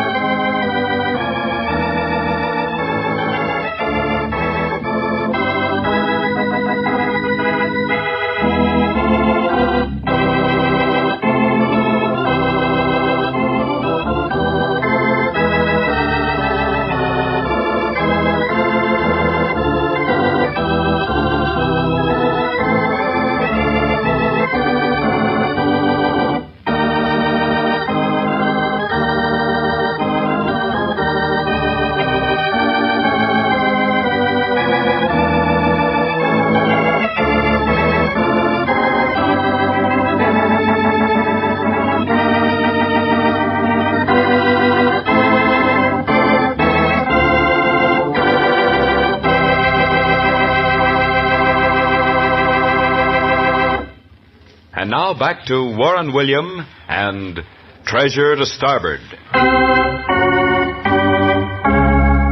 For the next 3 days, the cables between our island home and New York were kept exceptionally busy. Before the end of the week, huge quantities of deep-sea diving gear were being flown into Rosarita. We tried to trace our German friend, but he couldn't be found. I felt certain that we'd meet Herr Richter again, but I hoped we'd be more than ready for him. About 2 weeks later, when the last of our equipment was delivered, we called a meeting of our augmented crew, who were hired to man our ship. Some of them were imported from the States. They wore campaign ribbons and, well, you know our sailors. And we've got to be prepared for everything. Our ship is a floating arsenal as well as a scientific laboratory.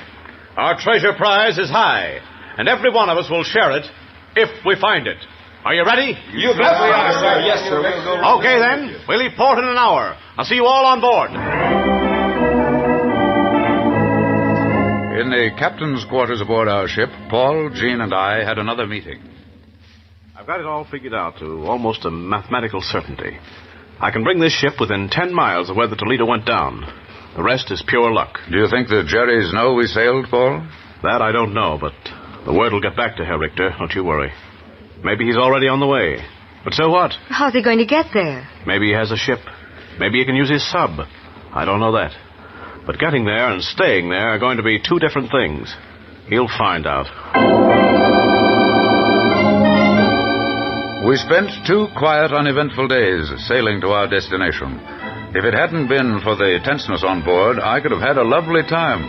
But with diamonds, rubies, and buried treasure, and a battle in the offing, well, how could anyone hope to rest? Near the end of the second day...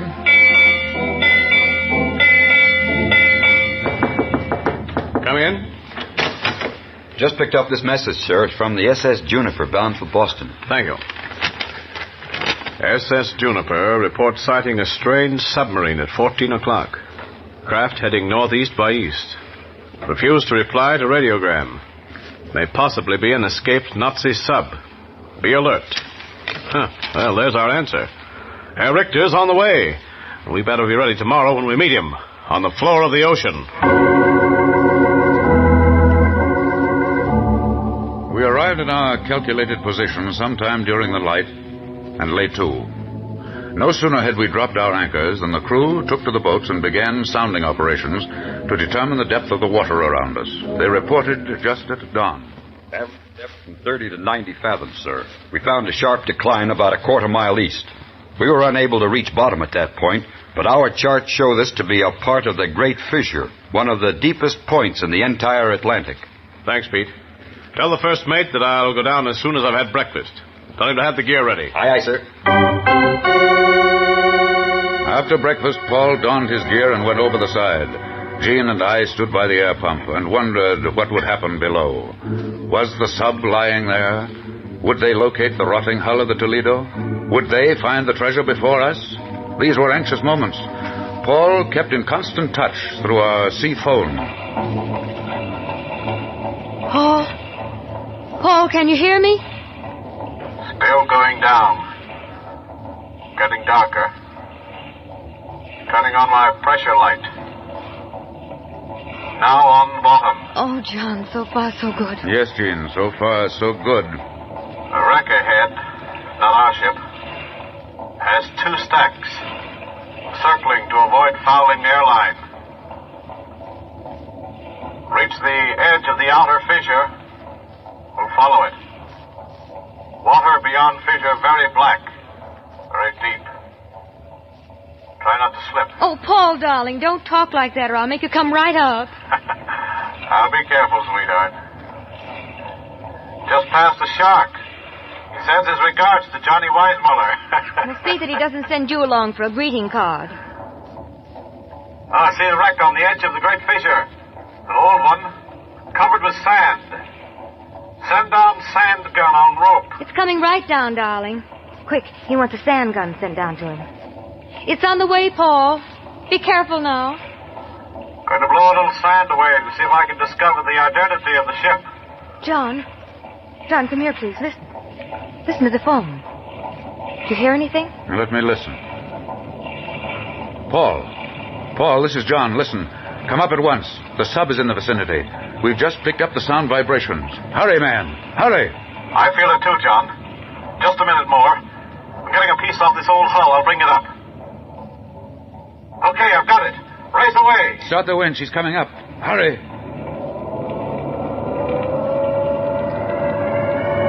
Three minutes of maddening delay, and then I saw his helmet break water. As busy hands unbolted his helmet, he gave us a little net, which he held in his hand. We took it eagerly, and there it was. A piece of old, decayed wood. But on it was a small brass plate, some old, rusted fitting that had seen the ocean bottom for many a year. I gave it to Jean, and she hurried to the laboratory to take off the corrosion. Naturally, I hurried with her. It's coming off. I can almost make it out, John. Let me see, there's an L, an O, T.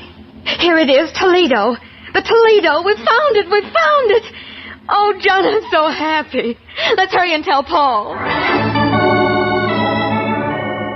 After Paul came out of the decompression chamber, he told us his story. He's lying at the very edge of the fissure. We must be very careful, or it's possible that it may disappear entirely. There are tons of sand to be blown out, and then we'll know the answer. But what about the sub, Paul? Good heavens, you don't mean to start blowing out sand with a mad German sitting alongside of you? We have to take that chance. I think we're better equipped, and if we work fast, we can be out of here in 2 days. Even before he finds out where the Toledo is lying. Right now, we have to float a buoy over the spot and pull out of here. Maybe we can throw them off the track. We'll come back later and then go to work. Under the cover of darkness, we crept back to our position. Paul and 2 divers went over the side to begin the hazardous task of uncovering the ship. We agreed on complete silence unless an emergency arose. I'll never forget how long that night lasted. Along about midnight, our worst fears were realized. Jean, the sub is on the prowl. Listen. We've got to let him know. We've got to warn him. Yes, tell him. Paul? Can you hear me? Paul? Can't stop the talk now, but we're inside ship. Have uncovered iron chests. Hold on. He won't listen, John. He won't. Wait a minute. John. I can't hear the sub. It stopped. Probably gone out of range. Treasure to starboard. Treasure to starboard. We found the treasure of the Toledo. Did you hear, John? They found it. They found the treasure of the Toledo. Paul, answer me, Paul. Oh, John, something's gone wrong. The line is dead. Paul, answer. Are you all right? Paul!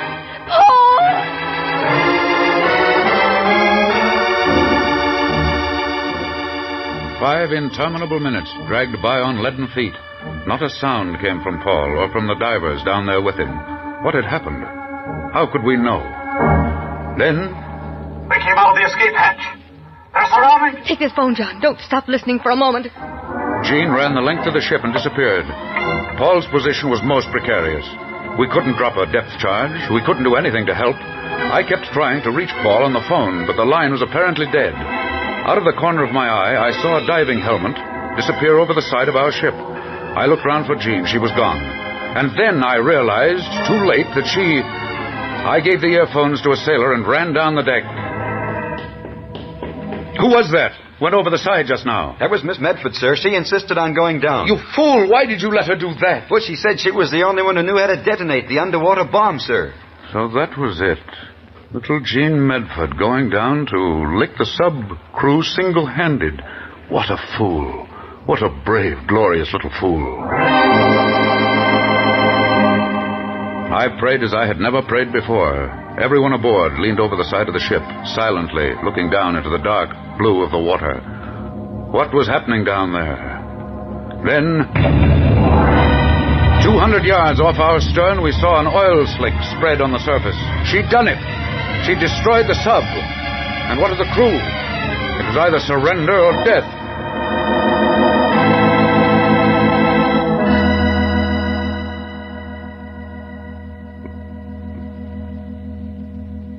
Later, Paul told us the story. We saw them coming at us just after we'd uncovered the treasure. They had special equipment, compressed air helmets without airlines attached. They held long steel pikes in their hands. In the glow of our lights, we could see the outline of the sub. I thought sure it was curtains, till I saw someone sneak up to the sub and drop something down the escape hatch. The explosion knocked us all flat. Then I looked around. I saw the sub roll on its side, and the Toledo... well, she had entirely disappeared. The blast had sent it tumbling down the fissure. The treasure went with it. And the Germans? For all I know, they're still walking back to land.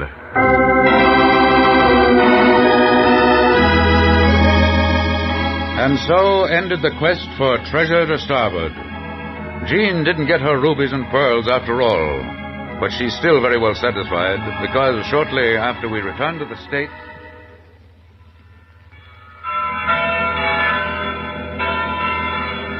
And do you, Jean Medford, take this man to be your lawful wedded husband, through sickness and in health, for richer or for poorer, until death do you part? I do. Then by virtue of the authority vested in me, I pronounce you man and wife. Darling. Well, I did manage to get one diamond anyway, didn't I, dearest?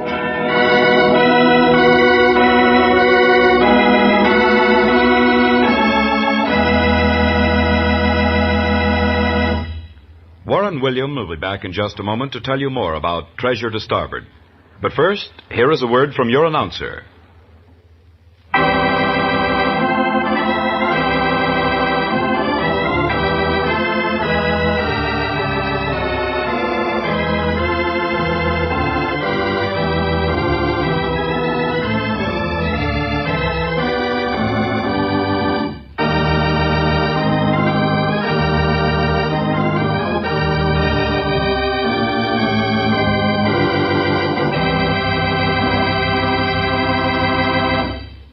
And here again is Warren William. Little did Captain Fernandez realize as he wrote his last will and testament in the ship's log on the night of March 12, 1703, that over 200 years later, men would still fight and die to recover the treasure that went down with him to the bottom of the sea. Will the treasure of the Toledo ever be relocated? Well, it depends on science and the brave daring of intrepid adventurers. We've managed to reach the stratosphere. Why not the unknown depths of the sea? Especially when it holds not one, but hundreds of treasures of inestimable value. Who will risk their lives to recover them? Will you? Next week, I'm going to tell you the story about a professor who believed that heredity is stronger than environment. Unfortunately, he put his nefarious belief to an actual test that involved the life of an innocent child. In order to prove his point to a doubting scientific world, the professor married a woman in whose veins coursed criminal blood for many generations. From this unholy union, a child was born to be reared as a lady. But from the very first, strange signs of bad blood cropped up in the child. What happened to her? Well, listen next week to the story we call One Shining Hour. This is Warren William inviting you to listen again next week.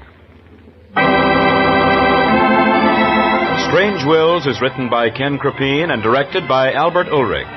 This is a Teleways feature produced in Hollywood.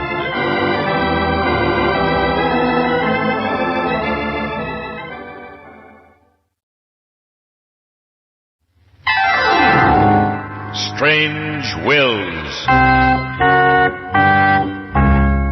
Stories of strange wills made by strange people, starring the distinguished Hollywood actor Warren William, and featuring Lorene Tuttle, Perry Ward, with Howard Culver and an all-star Hollywood cast, and the original music of Del Castillo. I devise and bequeath to my heirs the 7 deadly sins: envy, hate, jealousy, anger, despair, pride, and revenge.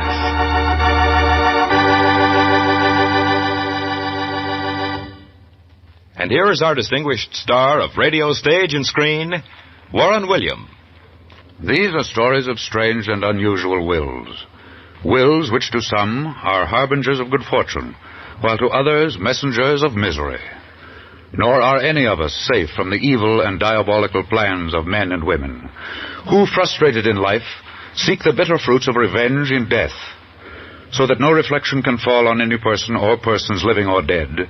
Time, names, and locale have been changed. Only the evil intent of the dead departed remains. You'll presently see what I mean, but first, let's hear a word from your announcer.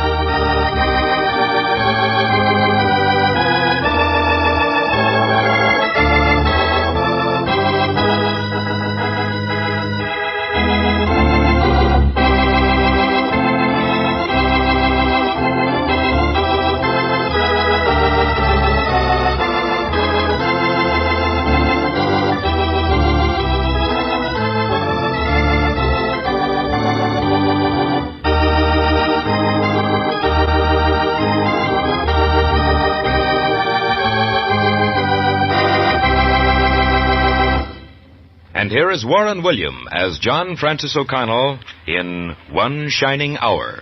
If Lucretia Borgia earned the dubious honor of being the mad killer of Italy, I wonder what history will call her direct descendant, Professor Don Borgia.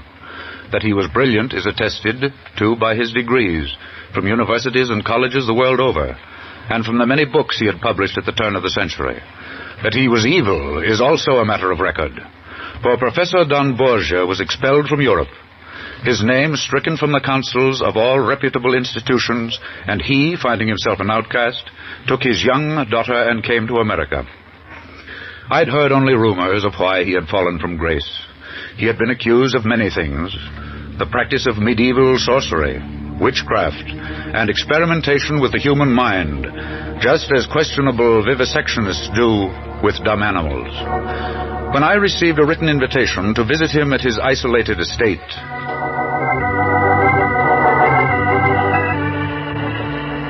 I lost no time in accepting. I, too, was anxious to meet this reputedly evil genius. Even as I turned off the main highway and entered upon the long, winding, narrow road, I sensed that something extraordinary lay ahead. But I had never expected to find what I did. As I approached the house, I saw a little girl kneeling over a puppy. She was engaged in the dubious pastime of pulling small tufts of hair from its body.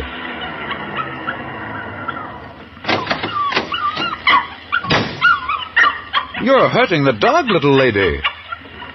She stopped and looked up at me. I saw that she had beautiful blue eyes. Golden yellow curls cascaded down round her shoulders. She had the face of an angel. I walked up to her. "What's your name?" "Nina." "Don't you realize that you were hurting your puppy?" "He's mine, isn't he?" "Yes, that's true. But nice little girls don't torment poor little puppies, you know." "What makes you think I'm nice?" "Well, aren't you?" "I heard lots of things." "I don't believe it." "Well, I do. I pull legs off of grasshoppers. I tear the wings from butterflies." You are Mr. O'Connell? "Yes, I am.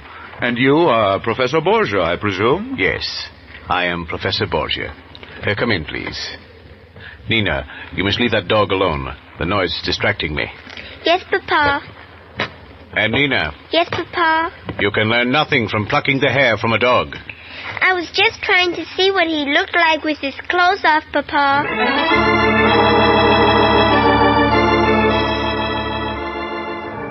I know that I shall not live to complete my greatest experiment, Mr. O'Connell. That is why I sent for you. No, I don't suppose that I, as a lawyer, can be of much scientific assistance. You're wrong. What I ask you to do will be simple. It's this.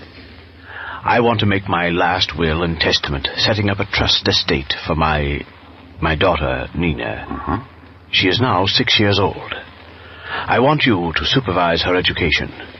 She must attend the finest schools, both here and abroad. She must have the full benefit of this so-called modern-day culture. When she reaches her 19th birthday, you shall open this envelope. In it is her history. You shall then learn the nature of my experiment. Well, Professor, what you ask is a little beyond the scope of a probate lawyer's work. You shall be well remunerated for your trouble, Mr. O'Connell. You see, what you are doing, what you will see, has been eagerly sought for by the scientific world for over 100 years. But they've all been afraid, cowards. I will revenge myself against these stupid fools. And when Nina reaches her 19th birthday, what am I to do, Professor? Give her the contents of this envelope? I cannot answer that. Only you and time can answer that question.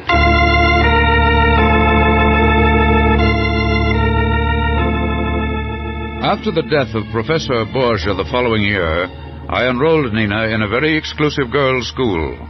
Her curriculum had been scientifically worked out by the professor before his death. I thought my only task was to pay her school tuition and provide her with money under the terms of the trust. But when Nina was 9, I was summoned to the office of the principal, Miss Hargrove. Mr. O'Connell, I waited as long as I could before notifying you, but it was mandatory that you come. Why, yes, Miss Hargrove, of course. Is there something wrong? Quite frankly, I don't know.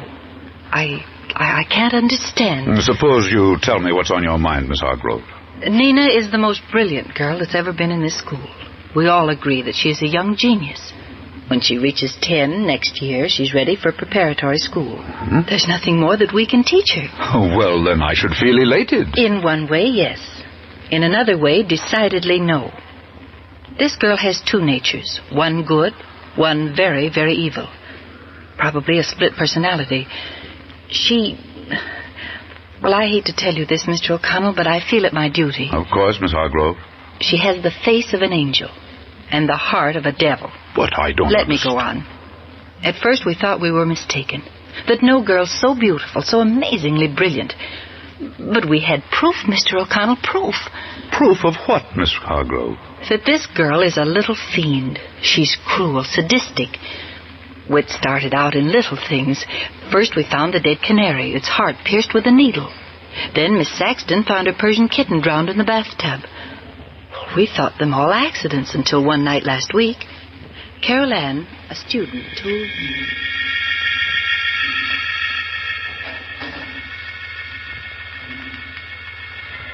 Who's there?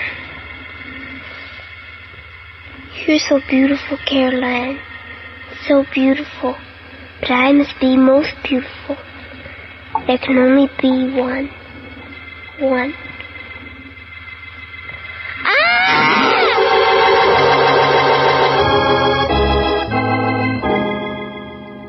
With her fingernails, Nina had raked her face from temple to chin.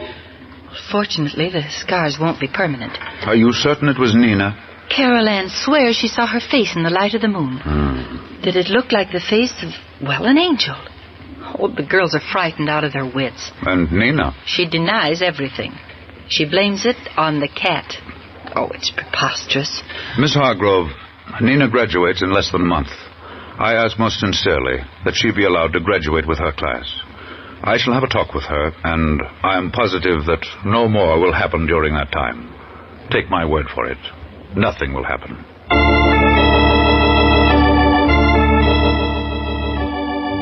Nina's next 4 years in preparatory school were marred only by one extraordinary incident. She told me that one moonlight night near the end of her senior term... You will bring my horse, please. I'm going for a ride on the cliff. A ride, miss? Well, do you think it's quite Do safe? as you're told. Whether it's safe or unsafe is my own private matter. Yes, Miss Borgia. I'll have him out in a moment. You needn't stay up. I'll unsaddle him when I return. Yes, thank you, miss. Easy, boy. I'll give you free rein when we reach the cliffs. Here we are, boy. Now take your head. Faster! Faster, boy! Faster! That's it! Fly like the wind!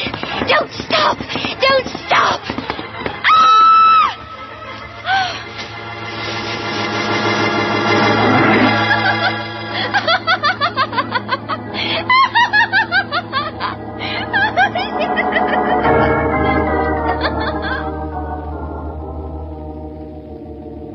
Of course, the horse could have fallen off the cliff, quite accidentally, and Nina could have slipped off just before the fatal plunge.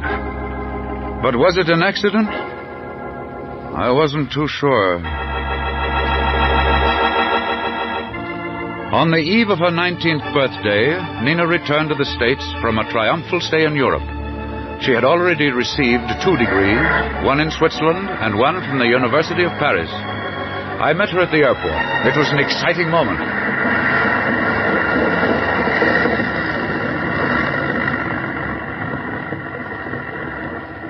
And then I saw her. Good heavens, this couldn't be Nina. As lovely and beautiful a creature as I'd ever seen in my life. She looked like an angel. She was a symphony in blue. Nina? Nina! Here I am! Over here! Oh, John.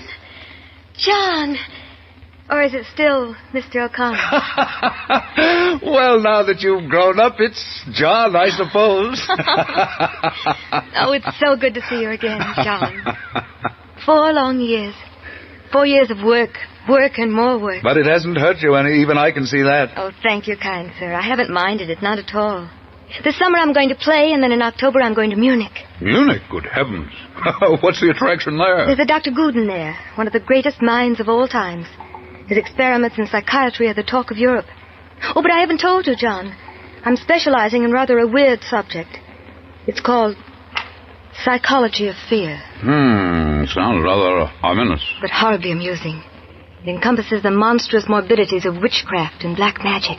Before I return to Europe in the fall, I hope to have had the opportunity of practical demonstrations. And who will be the subject matter of these experiments, Nina? Men. Handsome young men that I shall bring into the flame of my orbit. Like the moth in the candle flame. Remember?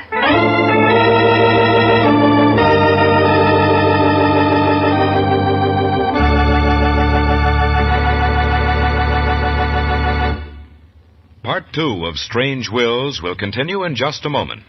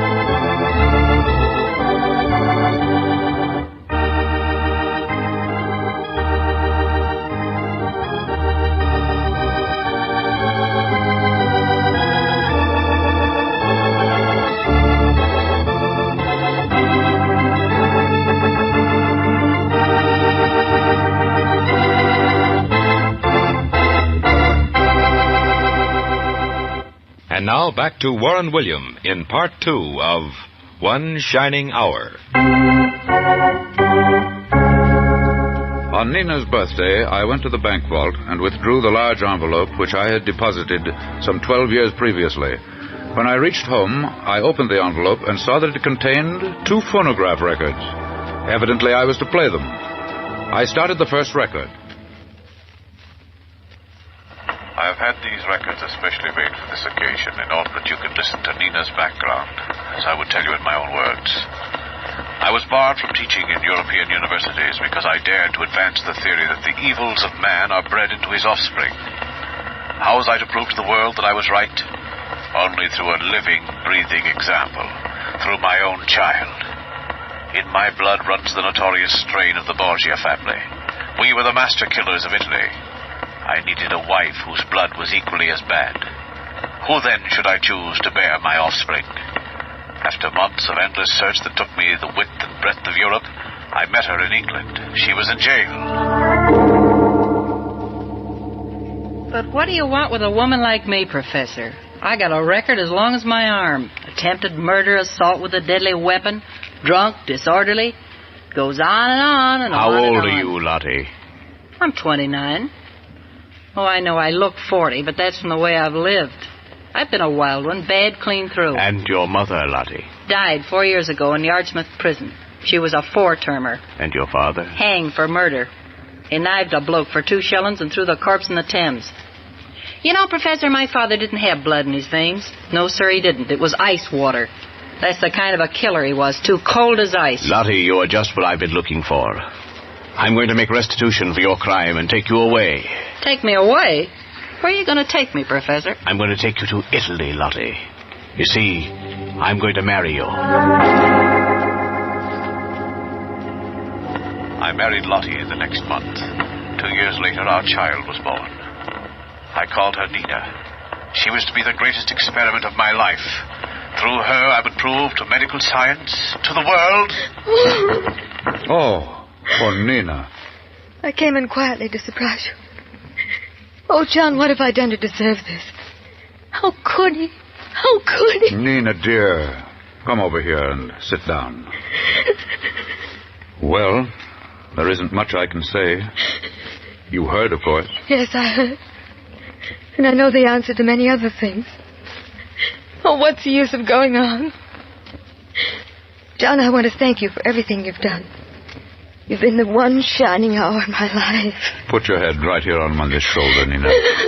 I've always reserved it just for you. There's nothing I've seen that we can't lick.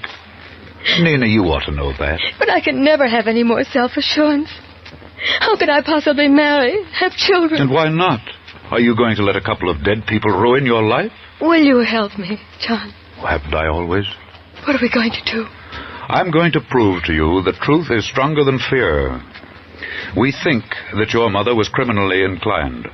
You fear your blood is contaminated. because of her criminal tendencies. Well, there's only one way to find out. And Nina, you and I are going to fly to England tomorrow morning. We've got to know why your mother led the life she did. And when we've learned that, then, my dear, we'll know what to do about you.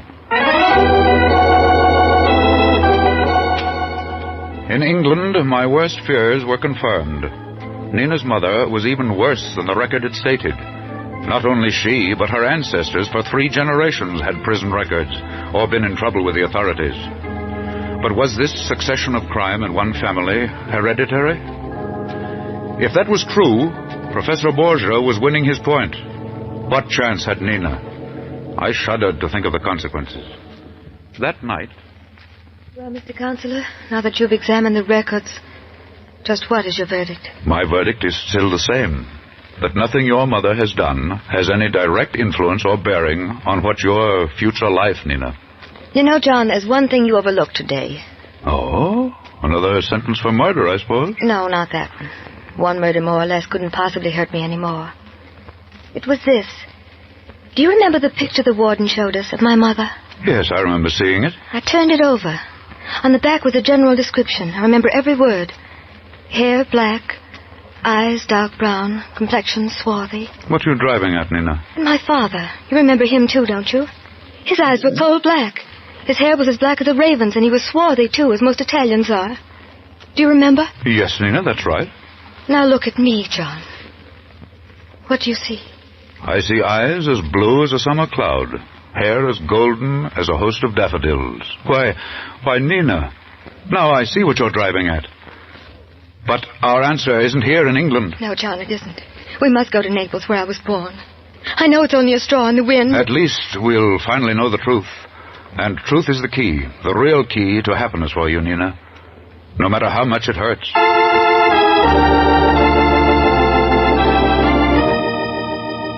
We flew to Naples the next afternoon. We learned that Nina's birth had taken place in St. Raphael's Hospital. Early next morning, Nina and I presented ourselves to the Mother Superior. Our records show that on the morning on May 21st at 1 a.m. in the year 1916, a baby girl was born to a Lottie Borgia. I personally remember this date because it was the night the hospital was bombed. A horrible night. How did the hospital happen to be bombed, sister? A huge Zeppelin came over the city and attempted to bomb the rail terminal. It was shortly before 1 o'clock. I was on duty in delivery. Sister, the sirens. Shall we attempt to take the babies to the shelter? We may have time. We won't have time, Maria. The Zeppelin's almost overhead. But have no worries. The hospital's plainly marked, and our lights are on. They will see that this is a place of God. I hope you're all right, sister. But the Germans are strange people. Sister, do you hear? If you're frightened, pray, Maria. The hospital! They have hit the hospital! Run, Maria. Call the sisters, call everyone. We must save the babies. We must save the babies.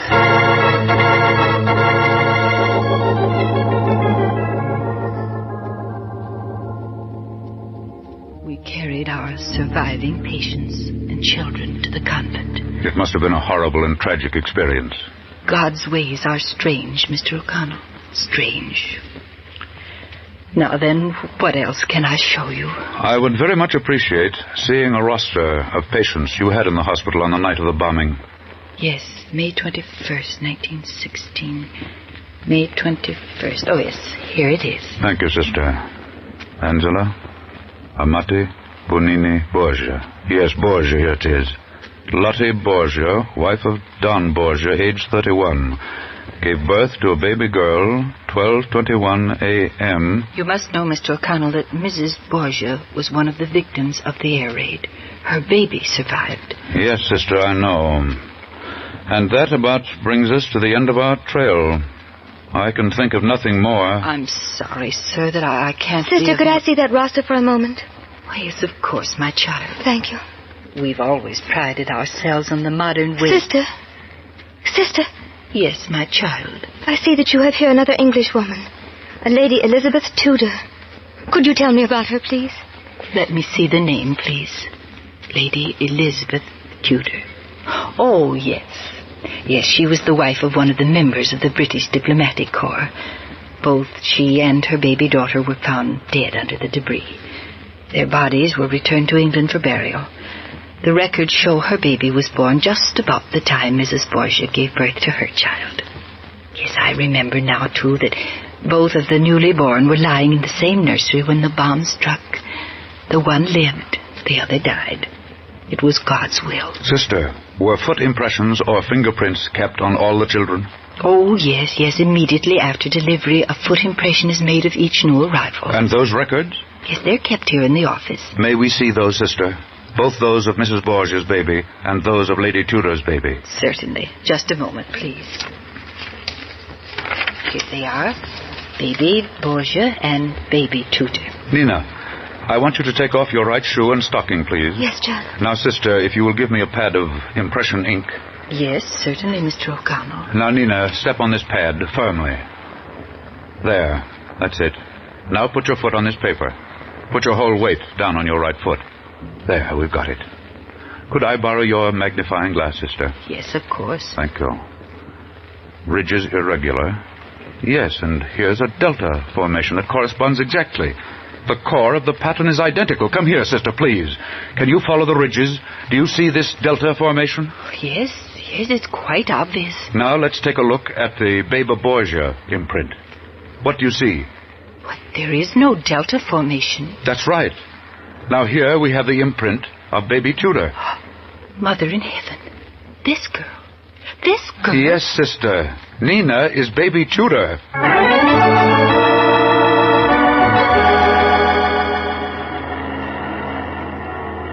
As the Mother Superior said, Nina, God's ways are inscrutable. In one stroke of the brush, the truth has chased fear back into the slimy cave of ignorance. And now, in the 20th year of your life, you're going home, to your own beloved England. And you're going back a fine, beautiful, and lovely young lady. Yes, John. And all because of you. My one shining hour.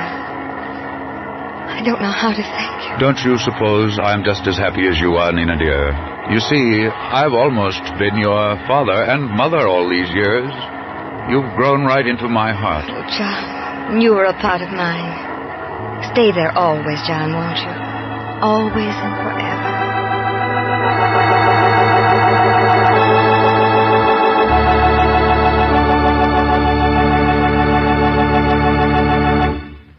Warren William will be back in just a moment to tell you the rest of the story of One Shining Hour. But first, here is a brief message from your announcer.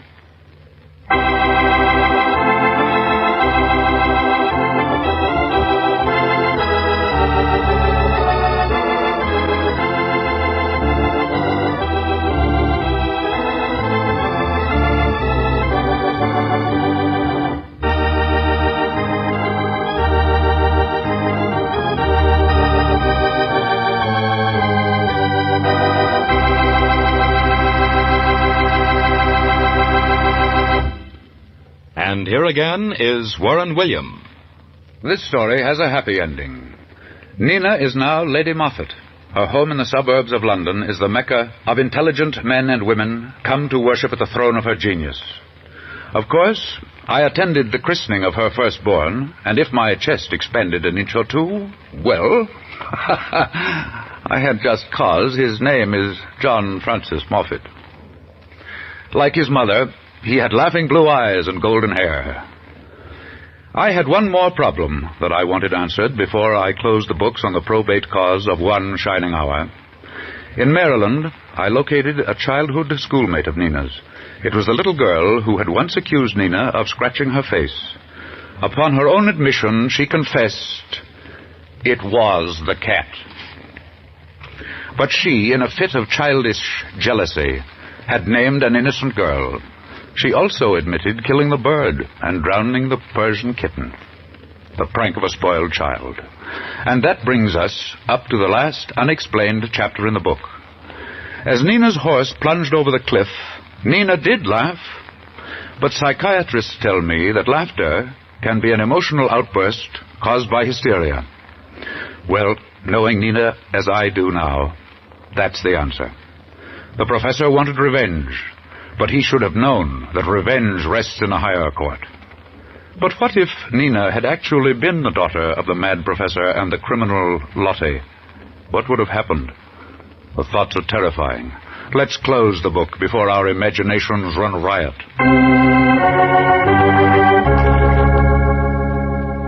Next week, I'm going to tell you the story of a last will and testament that brought a murderer to bay.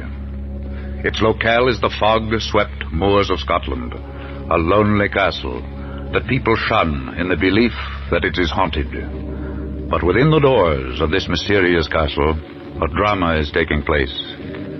There is a casket, a body, and the sound of a weeping girl, and fog. Eerie waves of fog. Listen next week to the story we call Midnight on the Moor.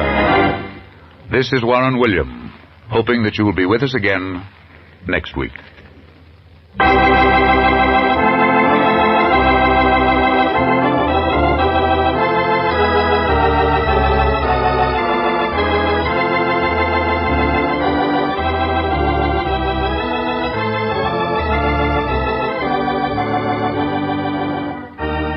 Strange Wills is written by Ken Crepine and directed by Albert Ulrich.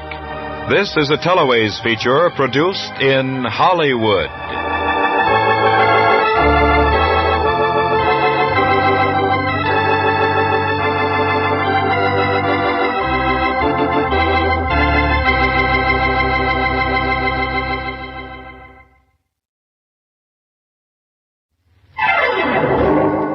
Strange Wills. Stories of strange wills made by strange people, starring the distinguished Hollywood actor Warren William, and featuring Lorene Tuttle and Perry Ward, with Howard Culver and an all-star Hollywood cast, and the original music of Del Castillo. I devise and bequeath to my heirs the 7 deadly sins: hate, despair, envy, pride, anger, lust, and jealousy.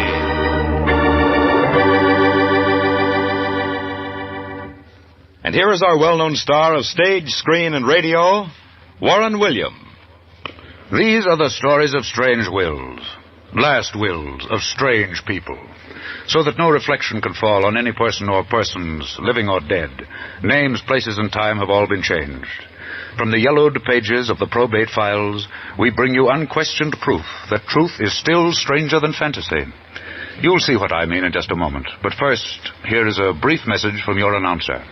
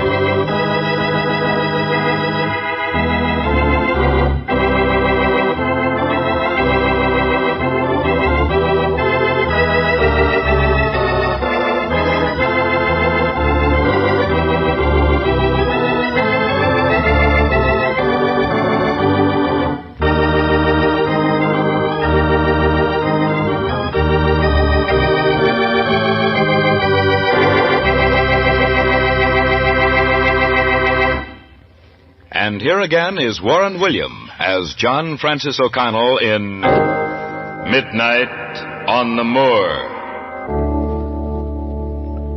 Have you ever walked along the moors of Scotland at midnight, when the fog, thick blue fog, swirls out of the ground and covers you like the shroud that covers the dead?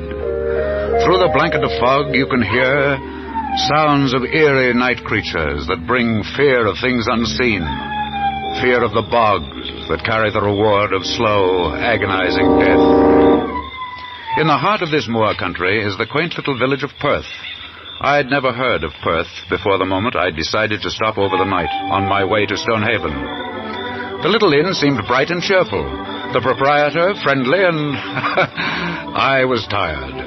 But news, I learned, travels just as fast in Perth as in any American community. Somewhere along the wee hours of the night.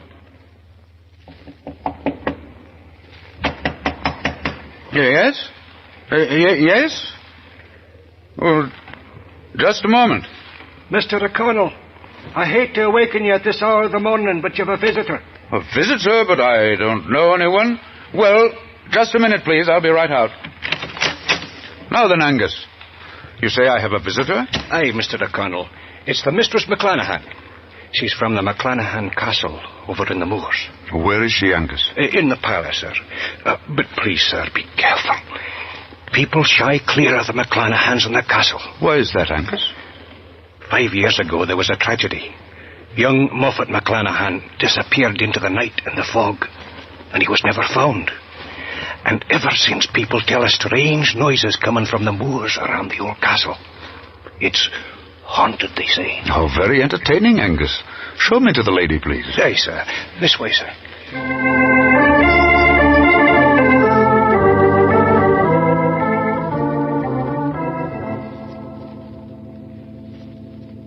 I beg of you to come with me, Mr. O'Connell. My father is in desperate need of help. He must write his will. But, Mistress McClanahan, I'm not a barrister. I have not the right... I know. But there are no lawyers, no barristers in all of Perth. Please come, sir. Very well, young lady. I'll dress and be with you in a moment. I'll do everything I can to help.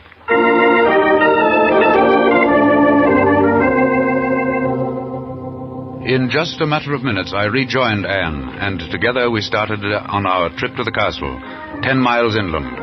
Her horse seemed to know just where to go. I can't see a thing. Is the fog always as thick as this? Aye. Around Perth, as soon as the sun goes down, the fog comes out of the ground. It keeps people indoors at night. They're afraid.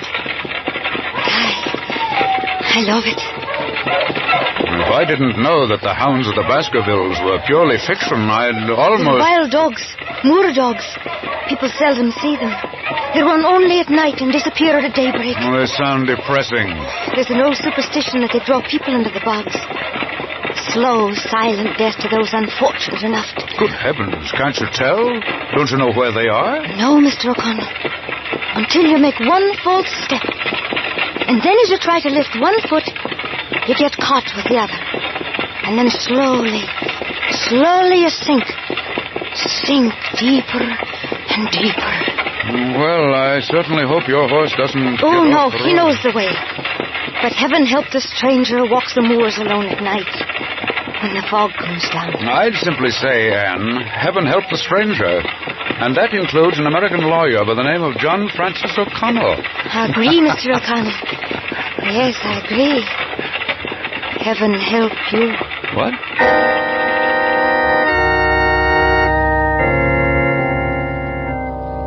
I knew then what it means to have that get out and walk home feeling.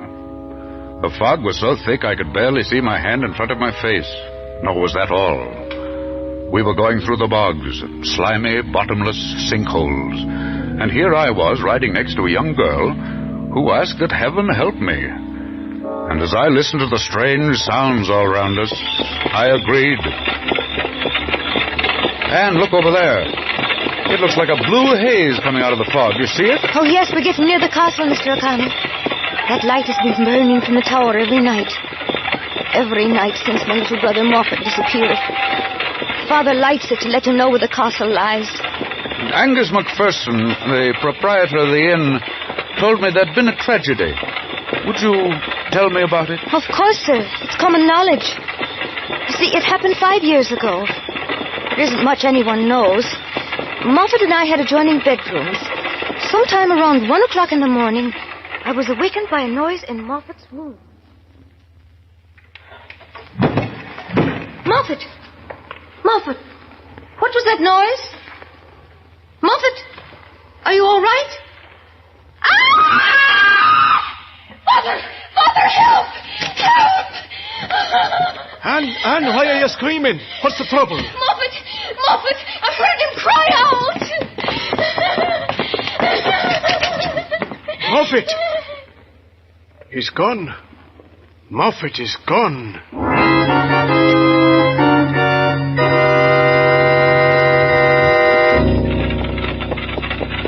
And nothing was found? No clue? Nothing. Next morning, Father took a searching party through the moors. They found footsteps leading into a bog. But that was all. Well, here we are at the castle, sir. I'll take you right up to Father. And if you can find my hand, I'll help you down. Thank you. Now then, just take hold of my coat tail and follow me.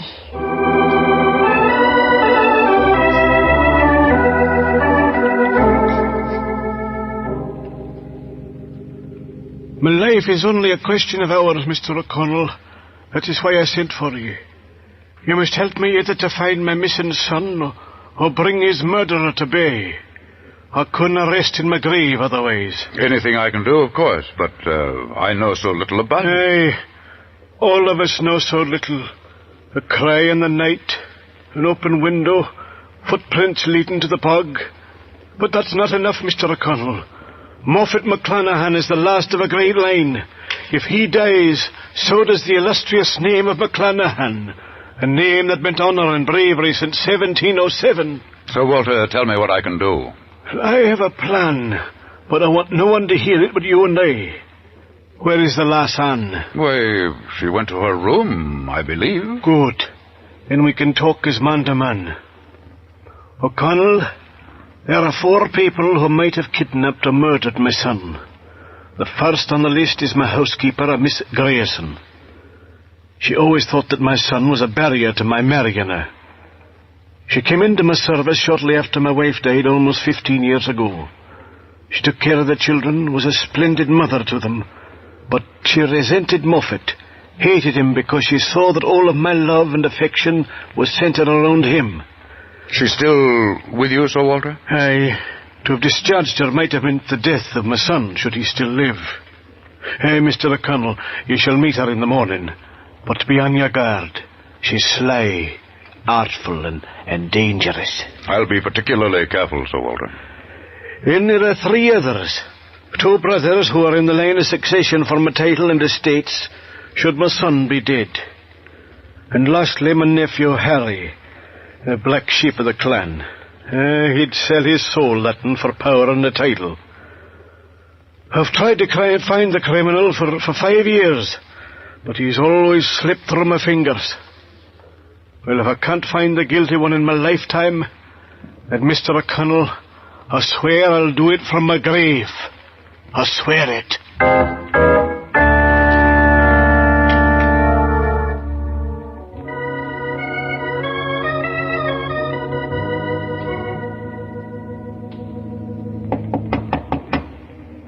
Yes? I have a breakfast tray for you, sir. Oh, yes. One moment, please. Now then, come in. Good morning, sir. Good morning. I'm Miss Grierson, sir. The housekeeper of the McClanahan Castle. Oh, yes, Miss Grierson. Sir Walter mentioned you last night. He did, eh? That's more than he's ever done to my face. He complimented you highly. It's not time for him to be complimenting anyone. Him with a black angel hovering over his bed. How is Sir Walter this morning? You can't kill a Scotsman that easy, Mr. O'Connell. He's enjoying a hearty breakfast in bed. Same as you. Miss Grierson, this afternoon, if your duties permit, I wish you'd show me around the neighborhood. You see, I'd like to see the bogs. The bogs? The bogs, Mr. O'Connell? Oh, no. No. I never go near the bogs. They hold death. A black, treacherous death. No one who falls in ever escapes. That's why Master Moffat is gone, sir. He died in the bogs.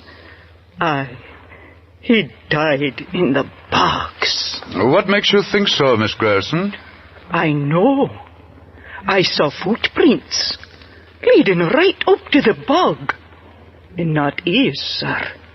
Not his. What were the footprints like? I remember them just as plainly as the morning I saw them. Bare feet they were, sir. You could see where the toes squelched down into the edge of the bog. But you have no proof that those feet belonged to the abductor of Master McClanahan. No proof at all. But I know. I heard the moor dogs barking from the bogs for weeks. They were there by the bog, waiting. Oh, Mr. O'Connell, Miss Grierson. I just came from Father's room. He's dead.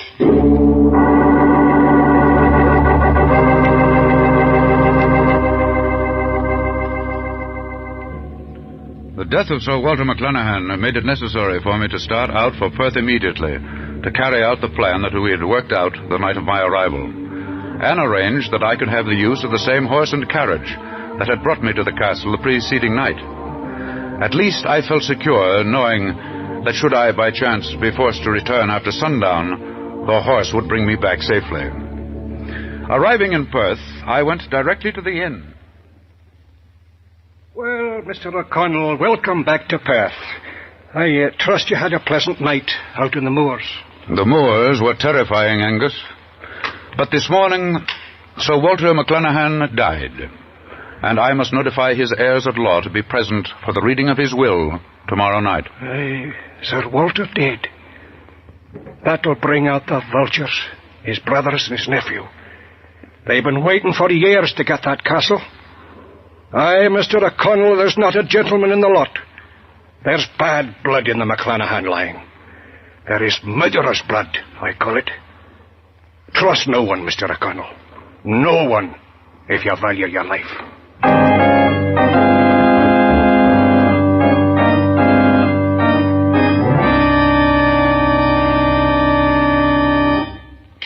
Part 2 of Midnight on the Moor will follow in just a moment.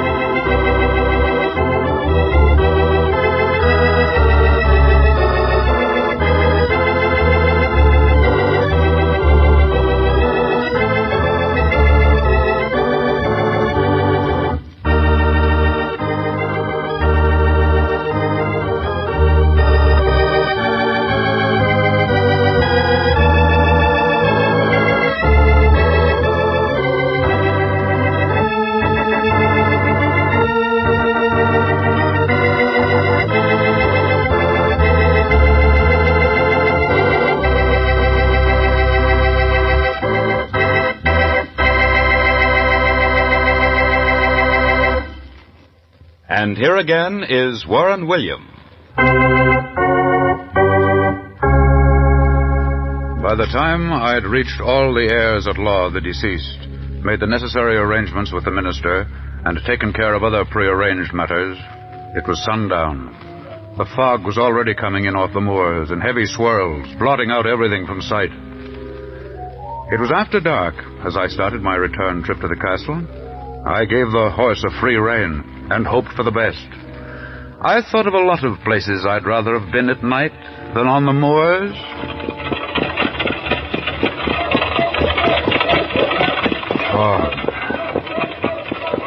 Fog and cold. Couldn't cut it with a knife. Are you still there, boy? Want to come back here with me?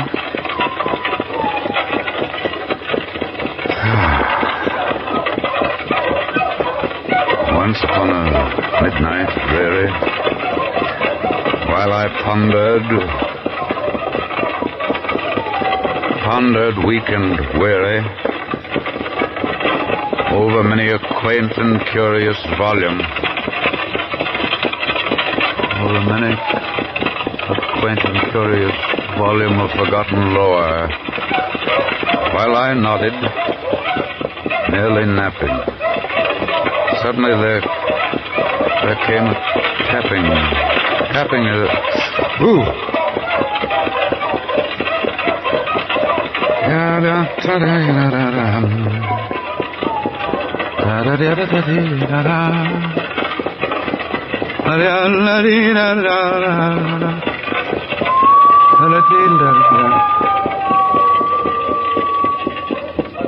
What's that?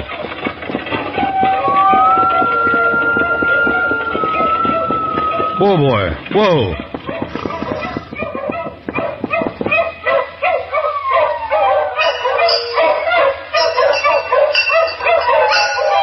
Is someone there? Hello?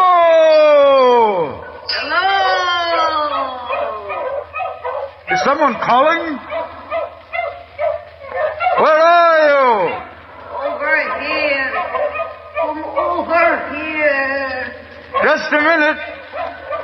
Stay right here, boy. I'll be right back. Hello there. Here. Over here. Whoa, boy. Whoa. Whoa, come back here. Come back here. Whoa, boy, whoa. That voice. I know that voice.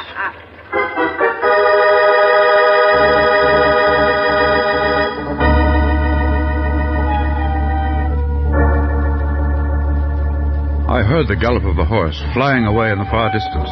I was trapped by the murderer of Moffat McClanahan. I got down on my knees and felt round for the little road that I'd been on a moment before, but it was gone. I was utterly lost. Ahead lay the slow death of the bogs. But I had to go on. I had to get back to the castle. I knew now the murderer of Moffat McClanahan.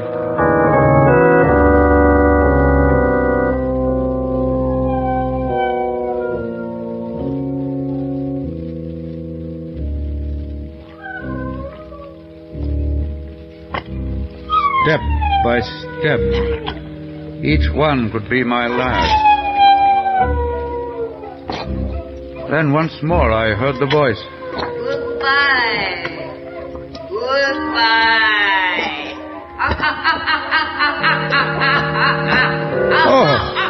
Oh, I was trapped. I tried to raise my foot, but the other one sank deeper into the mire. It was as if a great suction pump was pulling me down, down into the very bowels of the earth. Help! Help! I'm sinking down into the fog, in the bog. Help! Help!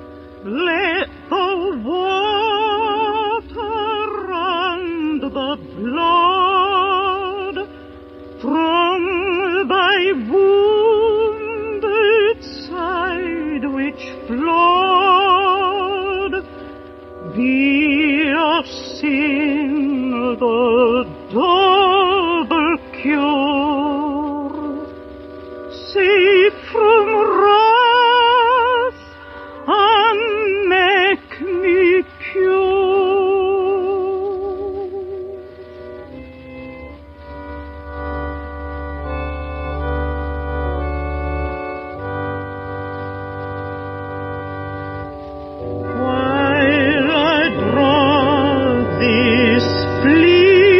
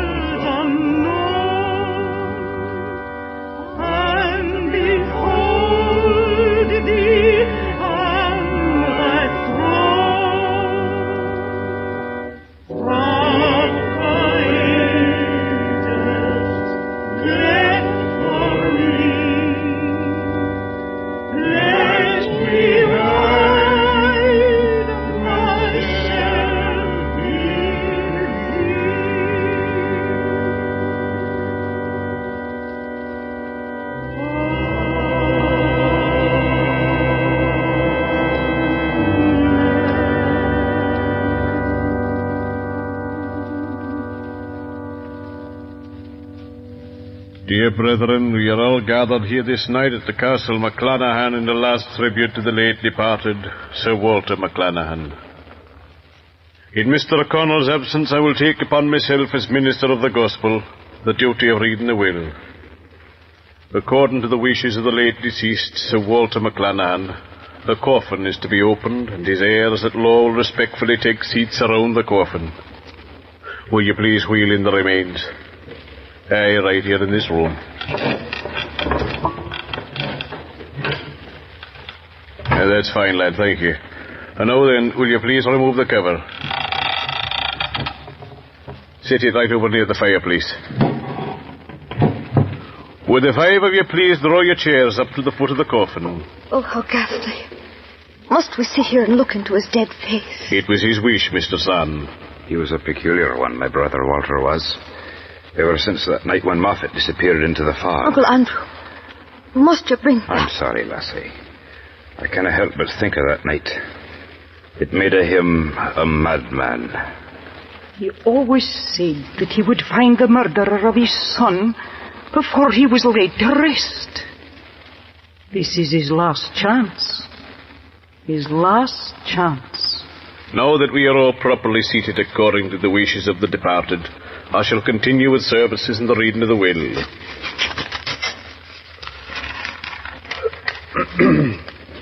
To my heirs at law, one of you is a murderer. One of you is responsible for the death of my only beloved son. But be not secure in your perfidy. Your sin will find you out. My title and estate must under the law pass on to my oldest brother, Andrew MacClanahan. Should he confess to the murder of my son Moffat... He's sitting up! He's sitting up!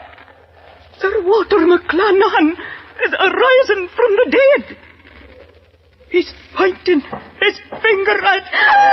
Stop her! Stop her! She's breaking away! Let me be! Let me be, or I shall kill all of you. Yes, it was I.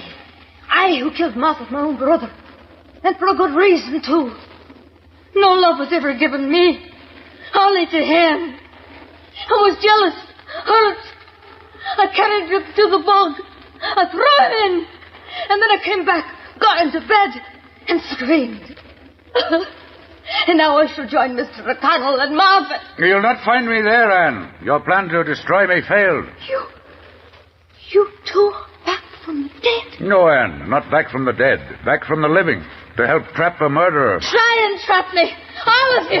I dare you. I dare you. After her. Stop her. Stop her. She's running out to the bogs. Nothing can save her. Anne, stop!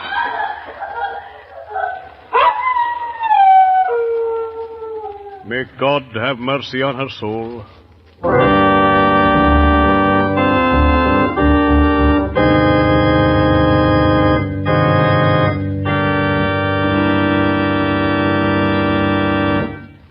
Warren William will be back in just a moment to tell you the rest of the story of Midnight on the Moor. But first, here is a brief message from your announcer.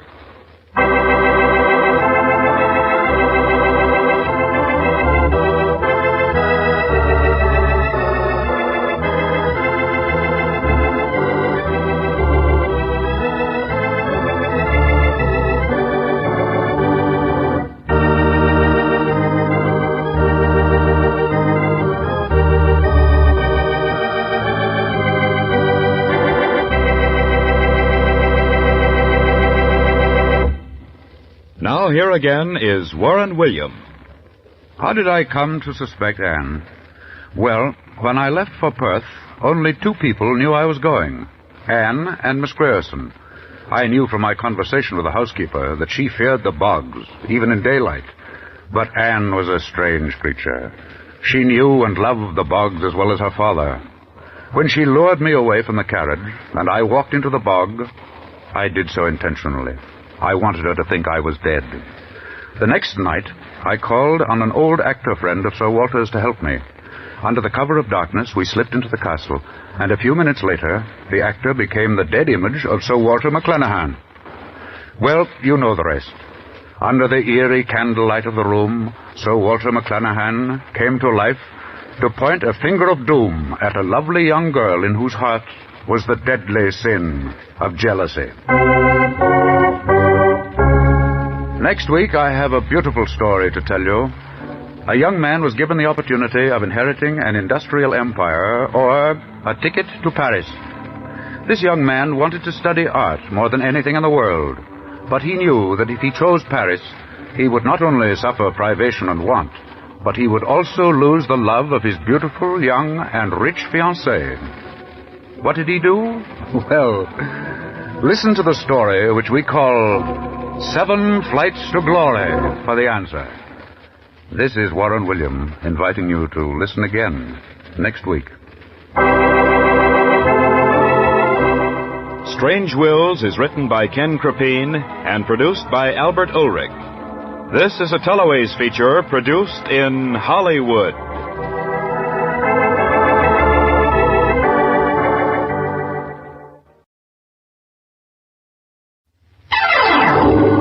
Strange Wills.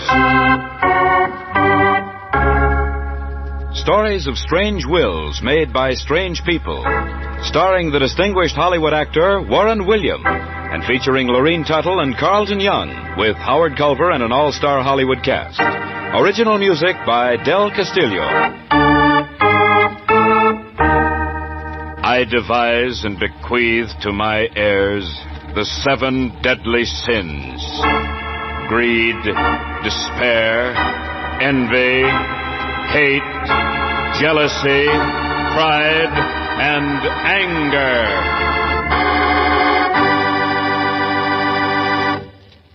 And here is Warren William. These are the stories about strange wills and the secret lives of the even stranger people who made them. Time, places, and names have all been changed so that no reflection can fall on any person or persons, living or dead. Only the sin remains like a shrouded ghost of the dead departed, offering neither understanding nor solution. You'll presently see what I mean, but first, here is a brief message from your announcer.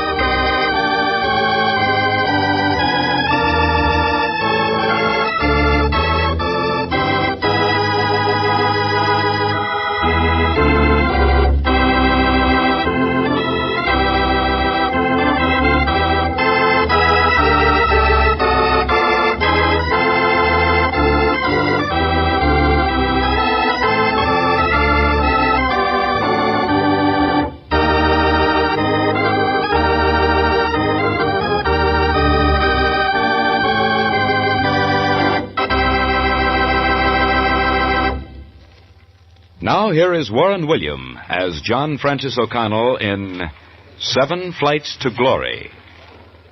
Everybody in town knew Lucy Witherspoon.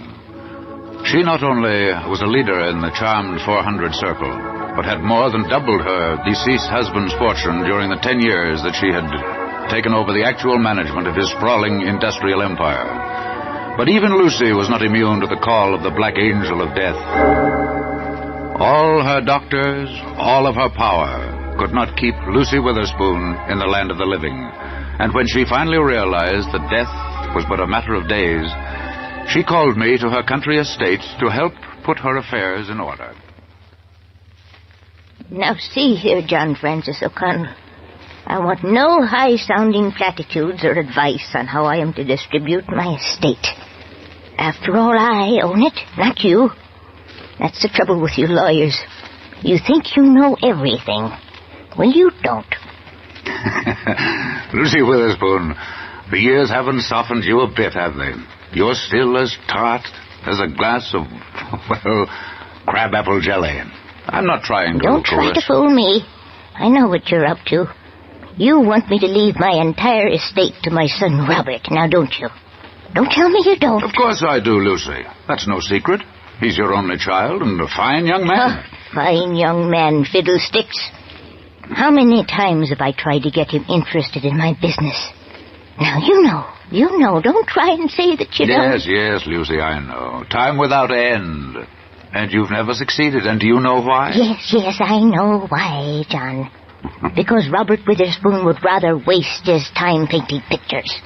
He wants to be an artist. My son, an artist.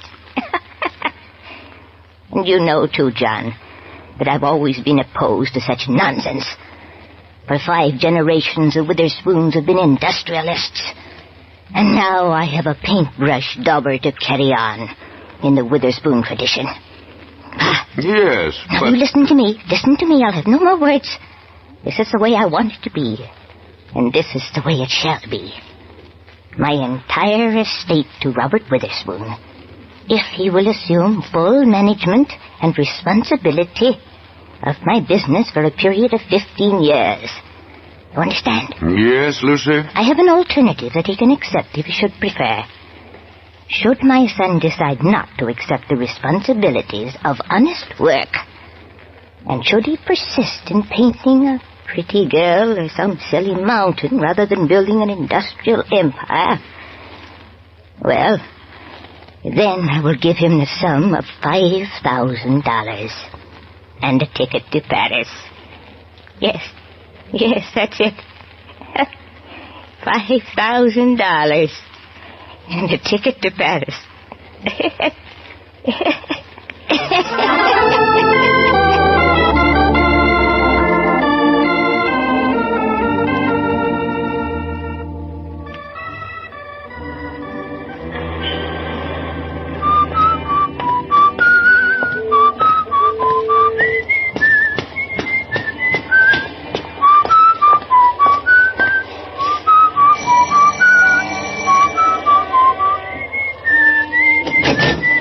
Hello, Bob. Come in. Hello, darling. How have you been?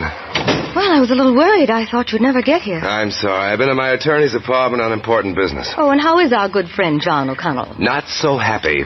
You see, Kay, since Mother's death, I've given 3 months of careful thinking to the 2 provisions in her will, and, well, I've decided against taking over the management of Mother's business affairs. Decided? Oh, but Bob... Let me finish, please, darling. Kay, dear, I want to be an artist more than anything in life.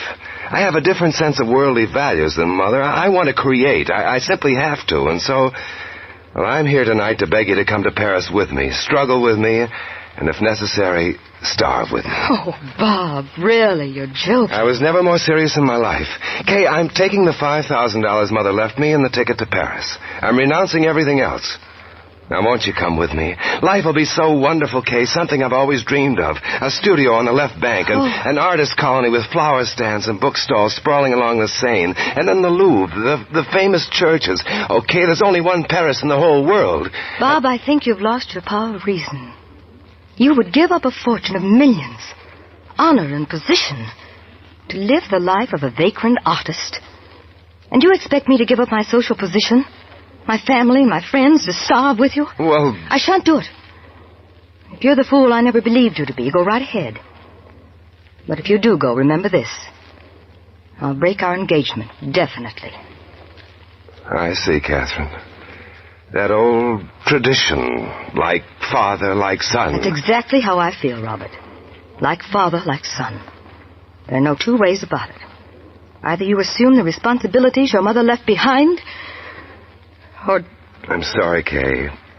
I'm very sorry, because I love you very much. But if it's either or, then I take Paris.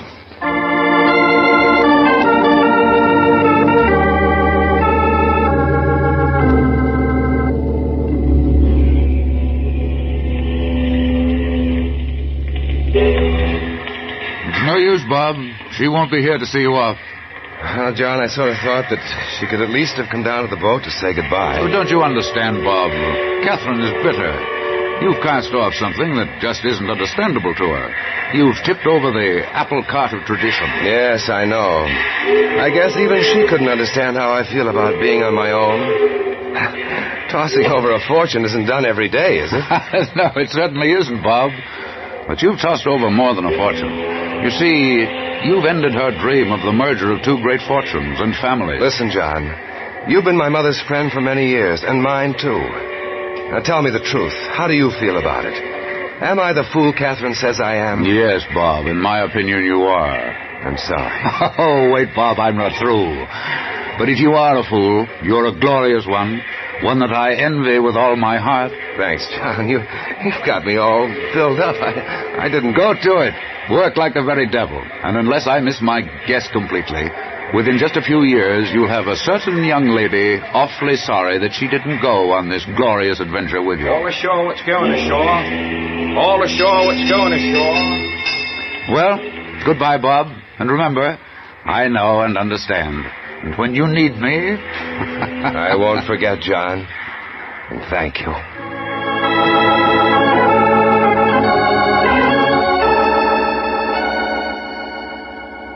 The next 3 years brought noteworthy events. The first was the fashionable church wedding of Catherine Whiting to the multimillionaire architect and man about town, Harrison Blake. The second incident was likewise of tremendous importance. All the papers carried the story. Robert Witherspoon, American artist residing in Paris, had won the Parisian Academy Award and had captured first prize with his picture called Chansonnette.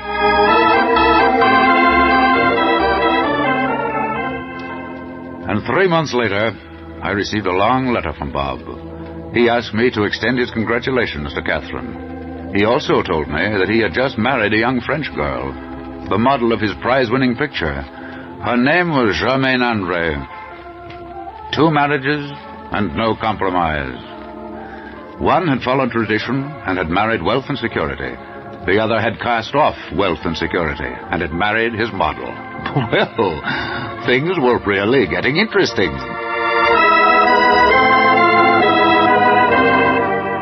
Almost a year later, I received a cablegram from Bob asking if I would fly over and attend his first exhibition in Paris. You bet I would. I made arrangements to leave the following week.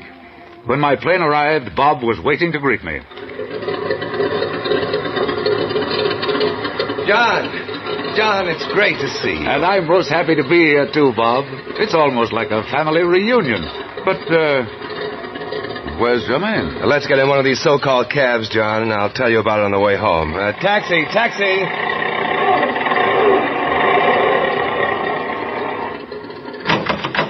Rue Campesi, s'il vous plaît. Oui, monsieur. Oui.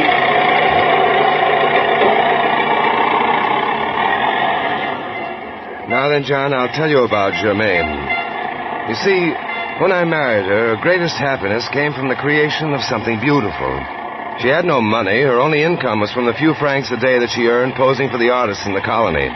To me, she represented an ideal. That man must live to create first and think of himself last. Well, as soon as I started making money, all that seemed to change. What do you mean? Well, Germaine tired of living a bohemian life. She wanted clothes, wealth, security, position.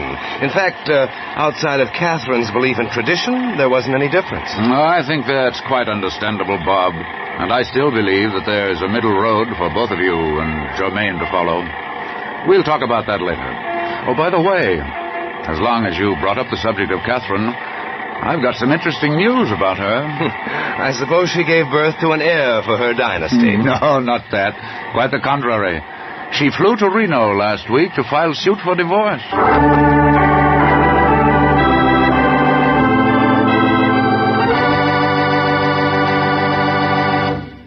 Part 2 of 7 Flights to Glory will follow in just a moment.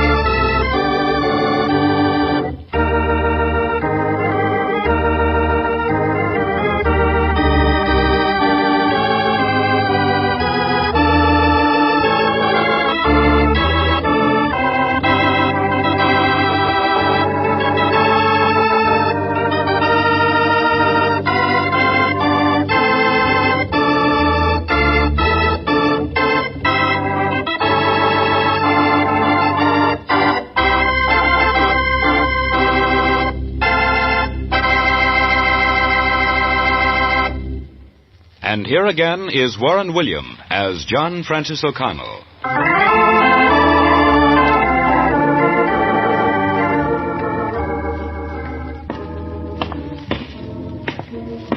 As I climbed up the 7 flights of stairs to Bob's studio, I wondered if this was the price of genius.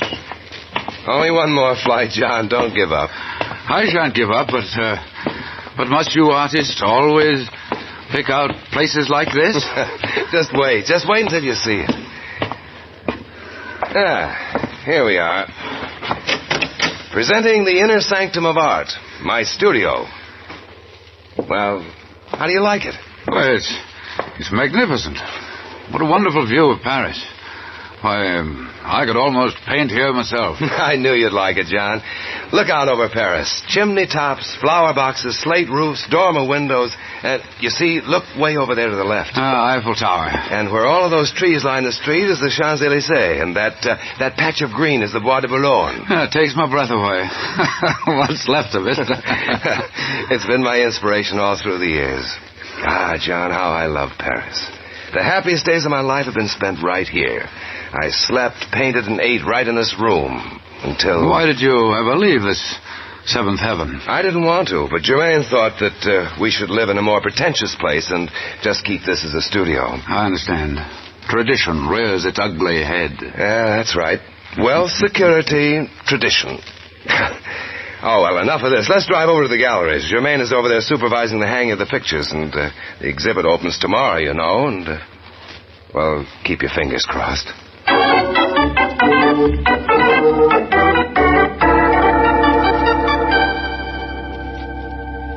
Germaine, this is my very good friend, Monsieur O'Connell. John Francis O'Connell. I'm happy to know you, Monsieur O'Connell. You will pardon my appearance, oui? I've been very busy with the pictures. But now, voila, it is fini. Robert will make a lot of money from this exhibit. N'est-ce pas, chérie? Well, I hadn't thought of the money part, Germaine. This pumpkin, Monsieur O'Connell. He never thinks of money, only the art. Oh, it's so difficult. That's what comes of being a real artist, perhaps, Germaine. Real artists, oui. You find them by the dozen in the Latin Quarter, and all of them starving to death. I tell Robert that he should cultivate rich people and paint their portraits. Then he make much money for his baby. I want very, very much to take him to America after this exhibit is over. There are many rich millionaires there. Many would pay him much money. But, Germaine, dear, that isn't what I want to be. I want to be an artist, not a leech. I've told you before, and I say it again. I'm going to stay right here in Paris and do the sort of thing I like, just as we did from the beginning. Don't you understand? Je ne comprends, Robert. I do not understand. We have starved long enough.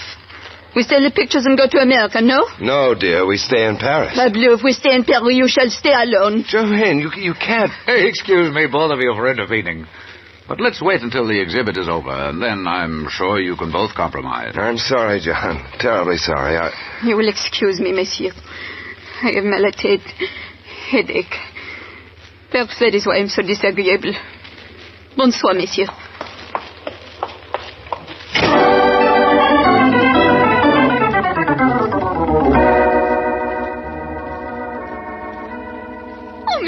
Monsieur O'Connell. Oh, it's wonderful, très magnifique. The exhibit is grand success. Already we have made 2 million francs and more pictures to be still sold. Now you shall see. I shall take Robert to America. He shall be a rich fellow. I'm very, very unhappy indeed, Germaine. His exhibit has really made him quite famous. All of the critics agree that Robert has a most brilliant future. Where is Bob? At his studio. Oh, Monsieur O'Connell, he has been such a bad boy. He's sulky, like, what you say, stubborn mules. He wants to stay in Paris and work and work. He never wants to have fun. It's not my province to interfere in your domestic problems, Germaine. And I don't intend to do so. I only hope that you both make the right decision. Bob is an artist, a real artist. I'd hate to have anything happen to that. Have no fear, monsieur.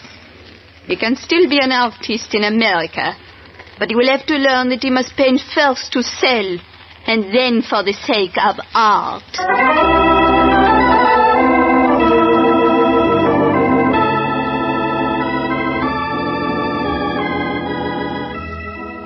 That That night, Bob took me to his favorite rendezvous, a little Parisian nightclub in the Latin Quarter, which bore the dubious name of L'amour éternel. Eternal love, eh? I wondered about it as I went in the door.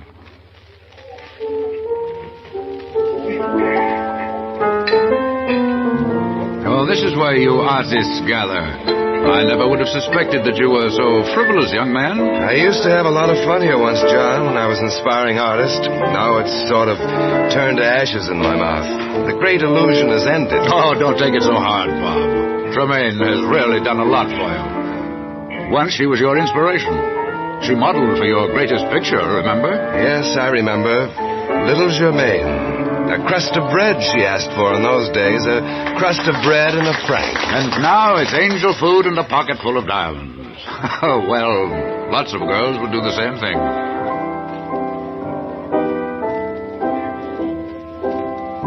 Listen, John. The last time I saw Paris. I remember that last night I called on Kay. I was whistling, and as I walked up to her home, boy, was I in the clouds. Well, I suppose she's got her divorce by now. It's too bad. What's done's done, Bob. Wasn't it Omar Khayyam who said, the moving finger writes and having writ moves on? Nor all your piety and wit shall lure it back to cancel half a line, nor all your tears wash out a word of it. Very apropos. Nor all my tears wash out a word of it. Well, drink up, John. Champagne, the golden wine of forgetfulness. Here, let me fill your glass. Here's a toast. To Paris, the beautiful, the magnificent. And to your happiness, Bob. Yes, my happiness. It's sort of all bound up in that song. Yeah. No matter how they change her, I'll remember her that way.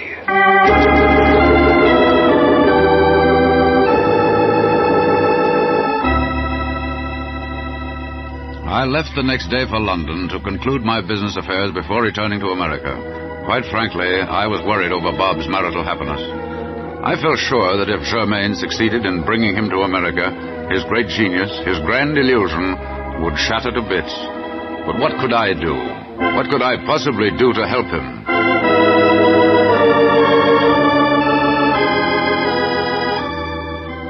A week later, the problem was solved without my help. Bob called me at my hotel.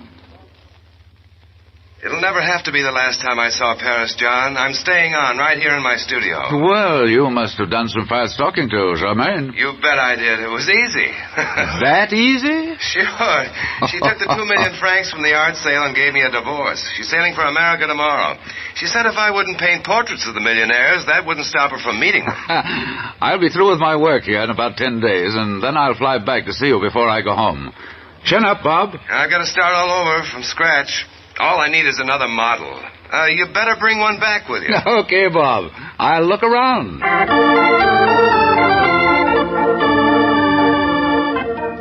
All Bob needed was another model and a new inspiration. Well, I'd see what I could do. But it couldn't be a smash-through center. No, it had to be an end run. The situation called for some rockney deception. 2 weeks later, I was back in Paris. I went immediately to the studio. Bob wasn't there, nor was he at his apartment. I searched the whole quarter for him, and finally found him at a sidewalk cafe. He looked wretched. I'll get over it. It's just that Well, I know how you feel, Bob. Anyone would. I can't understand human nature. It's got me puzzled, John. Idealists today, money grabbers tomorrow. Boom goes their ideal. It's got me confused, utterly confused. Well, let's not worry about it for the present, Bob. Tell you what we'll do. Come over to my apartment at the hotel for a day or two. Forget your studio. Forget art. Just for a little while. Then come back to it with a new approach. I wonder if I'll ever come back to it. It's like bitter wormwood tea. It won't be hard to forget, believe me.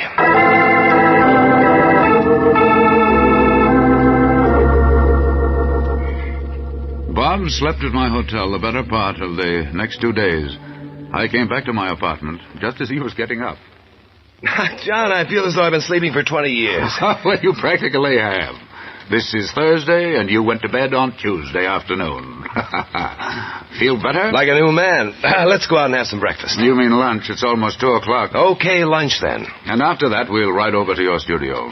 I want to take one last look at the view before I leave. You're leaving? Oh, no, please don't go just when I... Oh, I'm sorry, Bob.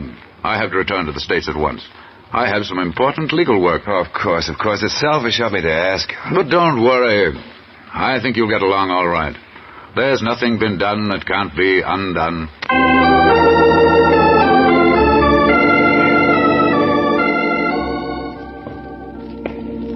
This is the last time I'm going to walk up 7 flights for a long time to come. 7 flights to glory. A little bit tarnished just now, but I still love it. As soon as you've found a new model, you'll start over? Yes, but no more entanglements. From now on, it's art. Pure, unadulterated art. The next time I hear a girl say money, I'll ring. Here we are.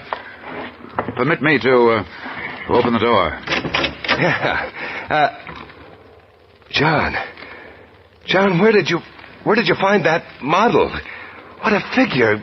Golden hair, wonderful proportions. Hey, you, turn around. I want to see the face that comes with that perfect back. Catherine. Kay. Okay. Bob. Oh, Bob, darling. What on earth are you doing here? How in the... I moved to Paris, Bob. I took a job as a model. Mr. O'Connell offered it to me. You want a model? I can't... It's true, Bob, it's true. I want to be your model. And I'm going to live right here in the Latin Quarter, if you'll let me. Oh, I was so wrong. So wrong. Don't cry, darling. I was wrong, too. But come on, take off that robe and put on your dress, and we'll find a place for you to live. I found one already. You have a place to live? Oh, I don't believe it. Where is it? It's here, Bob. Right here in the studio. Here with all this paint and smells and canvases lying around? See, I thought we could both live here very nicely.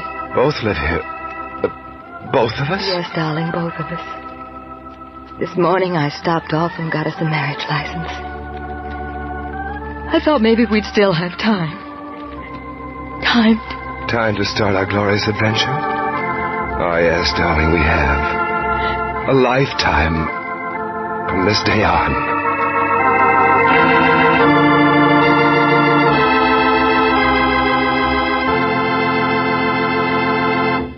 Warren William will be back in just a moment to tell us more about the probate cause of 7 Flights to Glory. But first, here is a brief message from your announcer.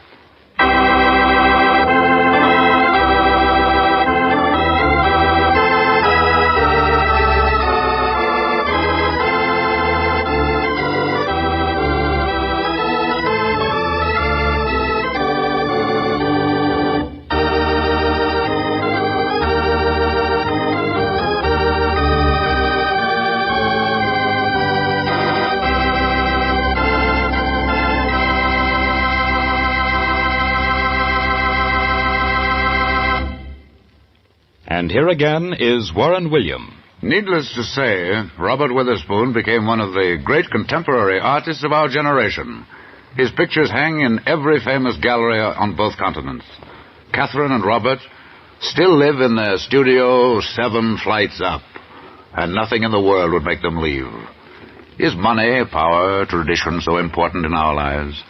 Well, ask Catherine and Robert about it. I'm sure that they wouldn't change their view of the Eiffel Tower for the gold of Midas. I wouldn't. Would you? Next week, I'm going to tell you the story of a strange will that defies the imagination.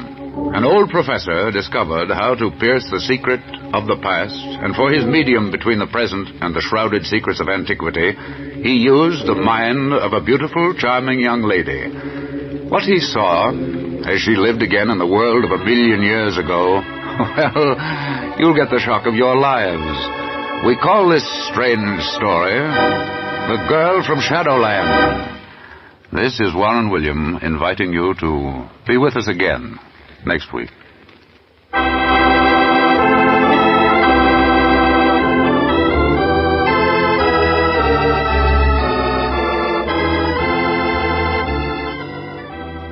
Strange Wills is written by Ken Crepine and produced and directed by Robert Webster Lake. This is a Teleways feature produced in Hollywood.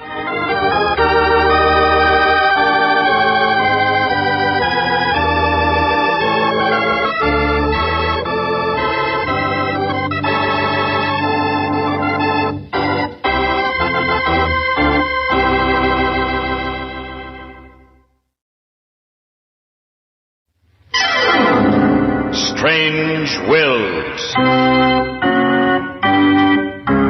Starring the distinguished Hollywood actor Warren William and featuring Lorene Tuttle and John Brown with Howard Culver and an all-star Hollywood cast. Original music by Del Castillo. Dead men's wills are often strange. We cannot attempt to understand them or try to find the answers.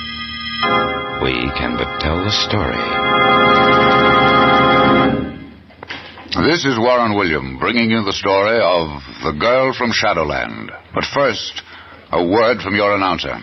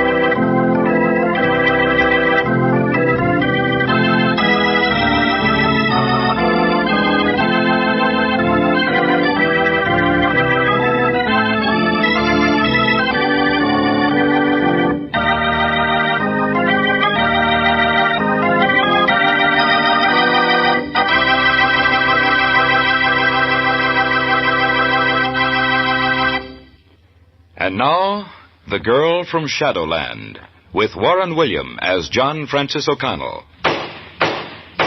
Hear ye, hear ye, hear ye. This honorable probate court is now in session. Be seated, please. You may call the first case, Mr. Clerk. The probate case of Lucifer Nicolai, deceased. If the court please, I would like to mention very briefly the background of this, unusual matter. You may proceed, Mr. O'Connell. Lucifer Nicolai, perhaps I should say Professor Lucifer Nicolai, deceased, left a last will and testament, which I wish to bring to the attention of this honorable court. Has the estate of the late professor been inventoried? Yes, Your Honor. The entire estate is of no monetary value. It consists of a diary. The diary of Professor Lucifer Nicolai. Perhaps the diary has sentimental value. To whom was it left? If the court please, the deceased has no heirs, no next of kin. He left his diary, in his own words, to a world of fools and skeptics. Have you read the diary, Mr. O'Connell? Unfortunately, I have. In your opinion, has it any practical value or scientific data that may prove of value to humanity? That, Your Honor, I am not in a position to answer. This much I can say, however. Professor Lucifer Nicolai was either the greatest scientist of all time, or he succeeds Ananias as the king of liars. With the court's permission, I would like to read the diary of the late Professor Nicolai. And at the conclusion thereof, let the court determine what should be done with this only asset of the late professor's estate. Very well. You may proceed, Mr. O'Connell. The diary of the late professor begins on the 5th day of May, 1941. His first entry reads as follows. For the last 10 years, I have been preparing myself for this, the greatest scientific experiment the world has ever known. Man has conquered the present, pierced the future, and I shall uncover the past. It's a scientific fact that every act that has occurred on this earth since the beginning of time has been permanently photographed on light waves. These waves, as we know, travel at the speed of 186,000 miles per second. If, then, it is possible for science to make the mind travel at a faster rate of speed, it can catch up and pass these light waves which have been present since the very creation of life. The dark ages of history shall be pierced, and man's concept of life shall be shaken unto its very foundations. For 10 years I have been experimenting with electrical impulses that will separate the mind from the body and direct it at incredible speed into the shadowland of the past. I am now ready. This day I shall choose the subject for my experiment.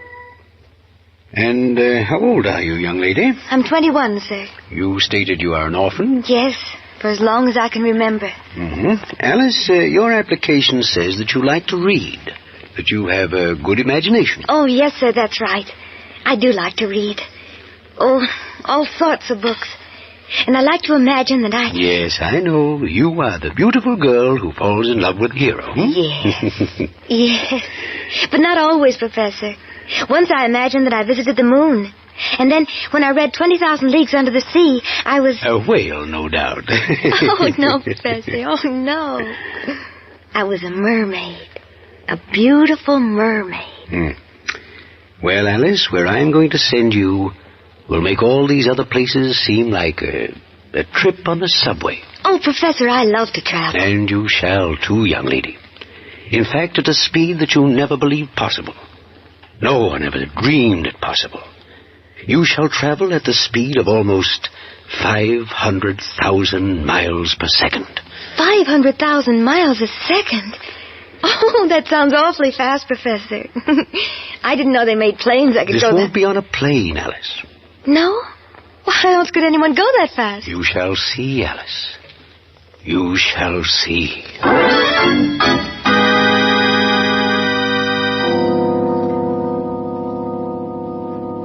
The next entry is dated June 12, 1941. It reads, I am ready for my first experiment into Shadowland. My home in this desolate part of the state has been transformed into an electrical workshop. Alice is calm, at ease. I have given her a sedative to rest her nerves before she takes off on her first journey. I do not want her to go too far, only back to the Middle Ages. Yes, only back to the Middle Ages. Now, Alice, don't be frightened with all this electrical equipment. It's like a spaceship, ready to take you away. It looks scary. Now, walk over here with me to this chair. Careful not to trip on any of the wires. Oh, yes, Professor. Now, sit down, please. I want to tell you what's going to happen so that you won't be frightened. Oh? Alice, I am going to separate your mind from your body. Separate my mind from my body? Oh, Professor, no. I'm going to send your mind out into space. You're going to see things and go places that no living human being has ever been before. Will I come back, Professor? Of course you will. In fact, really, you'll never leave this room. Only your mind will make the trip. And while you're gone, your mind will talk to me through your lips. Where am I going, Professor? You're going back to the early Middle Ages, Alice. Back to the early Middle Ages? Well, how can I go there? Don't worry about that. That's my job. I want you to tell me everything you see. Everything. Alice, if our experiment works, next time I shall send you back even further. Back to the glamorous days of Antony and Cleopatra. Oh. You shall float down the Nile in a silken barge. Oh, I would adore seeing her. Cleopatra, the most beautiful of all women. But the thought frightens me. Oh, don't be frightened, Alice, please. Believe me, you will be safe. Now then, if you're ready, sit back and relax. Professor? Yes, Alice? This looks just like a picture of an electric chair I saw once in a newspaper. What is it? This is known as electromagnetic radiation. We will shock the mind loose from the body and send it flying into light. These waves of light which we will pass will recreate, even down to the minutest detail, the events of the past. But how will When I shut off the dynamo, your mind will stop its journey and remain stationary on a certain light wave. According to my calculations, that light wave should be one from the Middle Ages. After you have seen and told me everything, I shall start the dynamo and bring you safely back. Do you understand? All I know is that I'm going somewhere awfully fast. And that wherever you go, no one of today has ever been. All right, I shall start the electricity. Oh. Look into my eyes, Alice. Look. You're tired. So sleepy. You cannot hold your eyes open another moment. They're closing. Your head is nodding. You're asleep. Yes, you're asleep. And ready to travel on your first journey to Shadowland. Now I press a button, and your mind, it is off on a long journey. What will happen to it? We shall soon know. Yes, we shall soon know. 1200, 900, 700, 600. There, it's far enough. I shall stop between the years 5 and 600. Now we're ready to learn the first secret from the dark past. Speak, Alice. Speak. Where are you? What do you see? Hurry, I must bring you back soon. There's but little time. She has long, beautiful yellow golden hair. Her dress is long and flowing. Her eyes are blue and smiling. She is so beautiful. So beautiful. There is a man upon a horse. A white horse. His face is covered with a visor. His body is concealed in a coat of mail. He is riding up to where she is sitting. Seest thou well, my dearest Guinevere? Aye, my king and master. From this hilltop I can see the justing ground from end to end, and even more. And even more, my queen?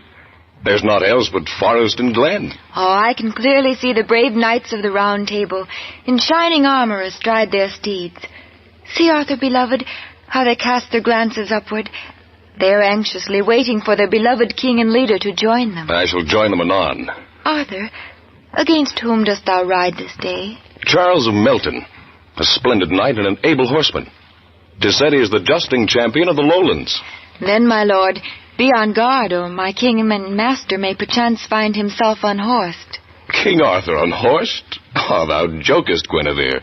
Truly, thy tongue dost wag in a manner uncontrolled. By my yellow beard, I swear that the seat of Charles of Melton will feel the greensward in the very first rush. And I shall make fair wager with thee. Wager? What have I to wager, my lord, but the great love I bear thee?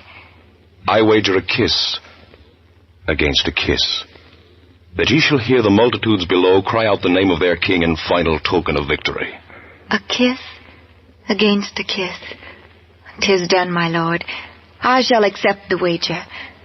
Might I offer thee a flower from my hair in token of early victory? Wait, here it is. A flower plucked from hair of gold. 'Tis well. 'Tis well. Victory is now a certainty. Oh, purse thy lips, beloved. I shall return to feast upon their honey. Farewell, Guinevere. Farewell. Arthur. Yes, beloved? I shall purse my lips in eager readiness, whether it be victory or defeat.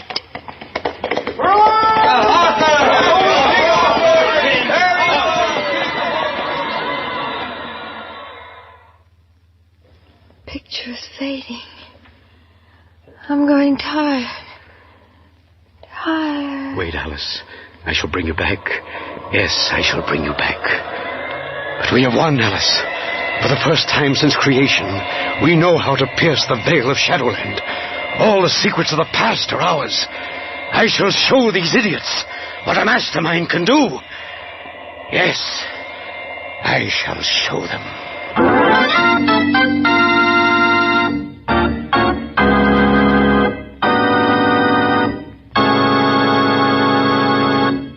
Part 2 of The Girl from Shadowland in just a moment. But first, a brief message from your announcer.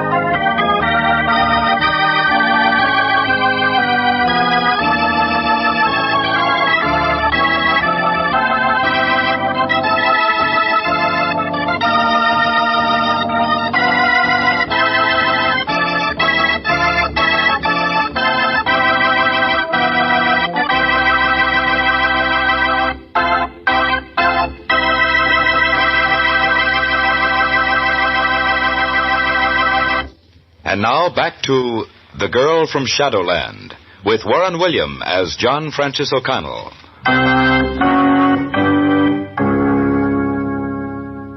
Professor Nicolai's diary continues. November 3rd, 1941. The last few months have been spent in improving the electrical impulses of my equipment in order to bring even greater cosmic speed to the journey which Alice will soon take. Everything is ready for this new experiment. Alice has rested and has regained the youthful appearance which she lost after her last trip. For I know now that only youth can withstand the rigors of these journeys into Shadowland. At 4 o'clock, she comes into my laboratory. She is anxious now to begin her trip.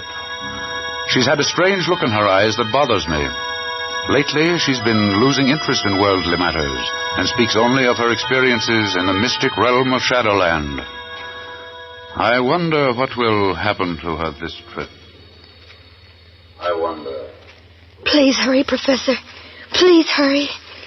I've waited so long to go back. Just a moment, Alice. Just a moment. And then you shall be off. Off on a tremendous new adventure. Will I see the lovely lady with the golden hair? The one who is called Guinevere? No, Alice. But you shall see something far more interesting. Much, much older. You shall see one of the secrets of civilization. You shall see, if my calculations are correct, the building of the Great Pyramid. Well, that's in Egypt, isn't it, Professor? Yes, you're right. Egypt. But the Egypt of over 5,000 years ago. 5,000 years ago. Think of it, Alice. Oh. You shall actually witness the building of this phenomenon of man. One of his greatest miracles. Egypt. 5,000 years ago. Oh, how wonderful. Yes. There we are. Relax, please. That's it. Now then, look at me. Into my eyes. You're tired. So tired. Mm-hmm. Close your eyes, Alice. Close them. Oh, so slowly. See, you can't open them now because you're sleepy. Sleepy. So sleepy. And now you're going away for a little while. Going out into Shadowland. Your own Shadowland that no one has ever visited. I shall turn on the current. Slowly at first. So slowly. I must not hurt your precious mind. Now I increase the volume. Very, very carefully. And now the shock. I press this little button. Your mind is freed. Freed from your tired body. You're now on your way to Shadowland. 18th century. 14th. 10th. 7th. 3rd. 1000 BC. 2000 BC. You're nearing the end of your journey, just a while longer. 3000. Yes, you're there. I shall stop the motor. I can't stop it. I can't stop it. 6,000. 14,000.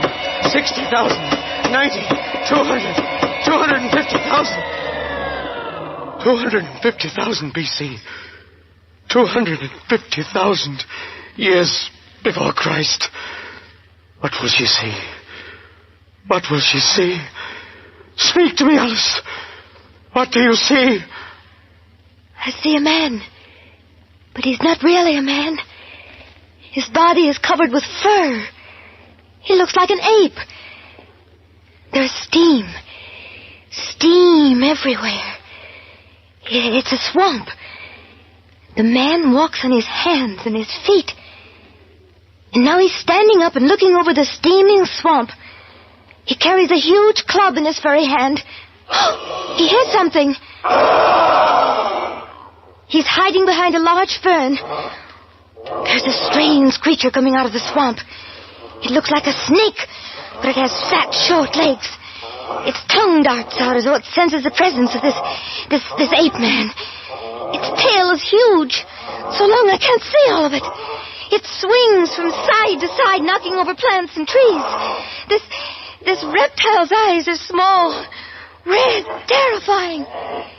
Now this ape-like man has stepped out into the open. He is facing this horrible creature. He's raising his club. The ape man struck the creature on the head. It looks stunned. It has raised up its body. It's looking down on the ape man. Its eyes are red. flaming red. Ugly. He's trying to grasp the ape man between his short, powerful legs. The ape man is backing away. Now he's circling the animal. Oh, he's tripped. He's fallen. It has its huge feet on the ape man's body. It's going to crush him. Wait. The ape man has escaped. He's on his feet. He's circling again. Now, he's stuck the creature again. On the head. He's raining blows on his body. The huge animal is stunned. The ape man yells. The beast has fallen on his side. The ape man is staggering. His fur is covered with blood. He's walking carefully up to the head of this jungle creature. He touches it with his foot. The creature's dead.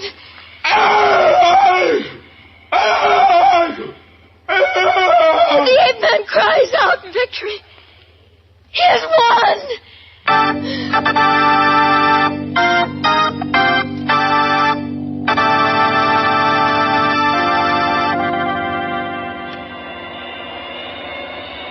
I'm bringing Alice back, but I'm greatly worried and perturbed. A change is taking place in her. Her forehead is receding, and the contour of her head seems to be changing. I see a slight fuzz appearing on her face and arms. Her eyes seem to be receding into her head. They're growing smaller. Or maybe I'm losing my mind. I'm afraid I've left her too long in the outer darkness. In just a few more minutes she will return. Just a few more minutes. Alice, just a few more minutes, and you shall be back. She's still changing in physical appearance. Her shoulders and neck are completely covered with soft fur. What is happening? What is happening? I must write quickly in order that posterity and science will know what is taking place, and that I have succeeded in this, the greatest scientific experiment of all time. I have rediscovered the past. I therefore control the future. The world is mine. I am the master of creation. Oh, she's back. She's back. Perhaps I was not too late after all. No, it can't be. Alice, stay there. Don't break your straps. No, don't come near me. I'll save you. No, Alice, no, you fool. The world is ours. We are masters of destiny. No.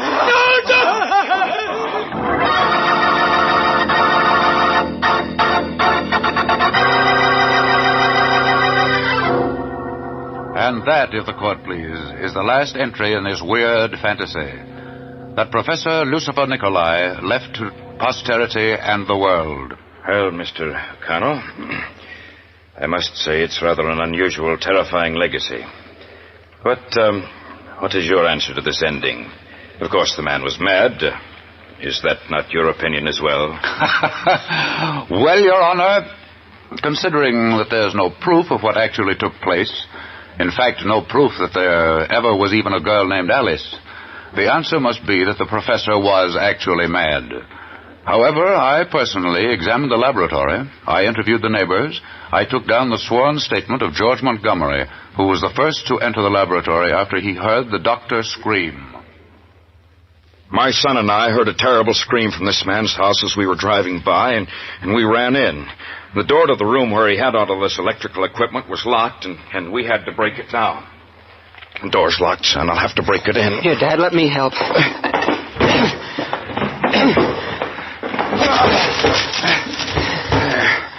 I don't know what we heard in here. It sounded like murder. Here, take this cane. Come on, let's go.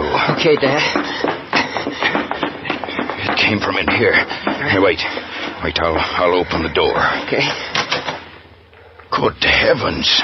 Looks like a cyclone struck. Dad, look. There's a man lying over there under the window.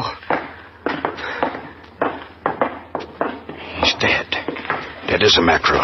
Look at those welts on his neck, strangled. And those marks look as though the hands were huge and strong. See, Dad, look. All this machinery in here, it's all tipped over and broken. Yes. I've heard that the dead man was a scientist of some kind or other. Never let anyone come in. Well, I'd better telephone the police. Say, Dad. Yes, son? Did you see anyone in this room when we first came in? See anyone in the room? What do you mean? Well, gee, I thought... Oh, maybe not. Speak up, son. Tell me what you saw. Well, gosh, Dad, I thought I saw a big gorilla step out the window just as we came in. Honest, I did, Dad, honest.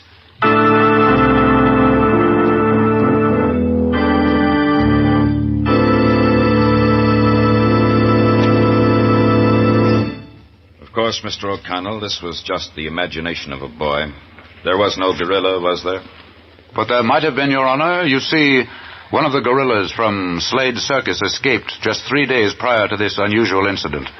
But I was informed that it was recaptured about 2 weeks later and is now back with the circus. They claim that it was a young female, the pet of the circus, and utterly harmless. So the professor might have been killed by the gorilla. Or by Alice. I see. Well, what is your opinion in the matter of Professor Nicolai's diary, Mr. O'Connell? I suggest, if the court please, that because nothing contained therein has any substantiation in fact, that the said diary be turned over to the medical branch of State College for further study and contemplation by their psychiatric experts.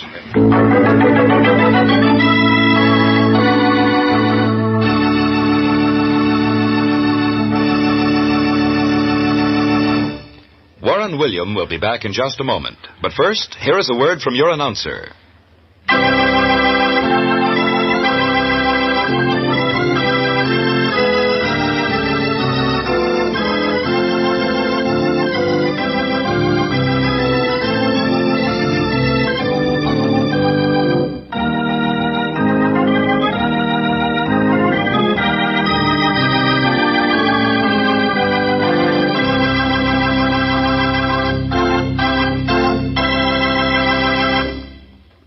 And here again is Warren William as John Francis O'Connell. Is there any doubt in your minds but what the late Professor Lucifer Nicolai was mad? Well, there isn't any in mine. No, sir. I want to sleep nights.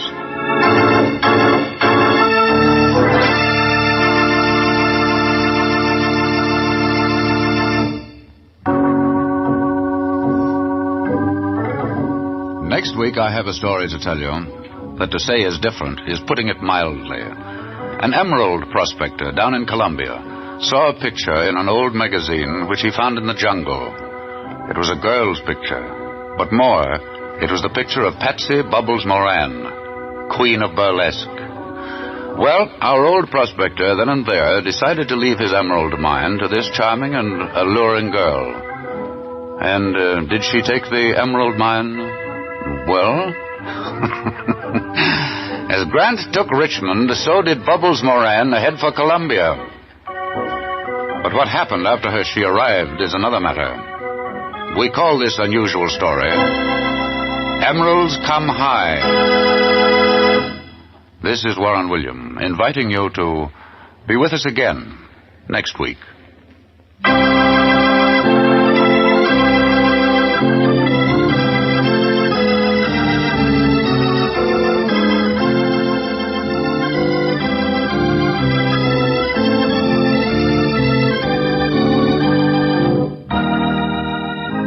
Strange Wills is written by Ken Crepine and directed by Robert Webster Light. Names, places, and events have been changed so that no reflection can fall on any person or persons, living or dead. This is a Teleways feature produced in Hollywood.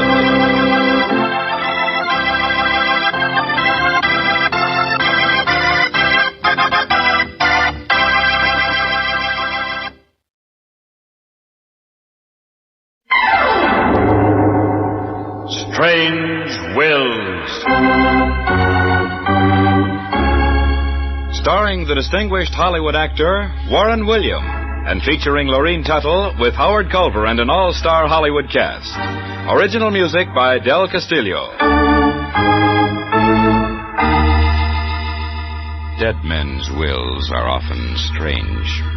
We do not attempt to understand them or try to find the answers. We can but tell the story. This is Warren William bringing you the story Madman's Diary. But first...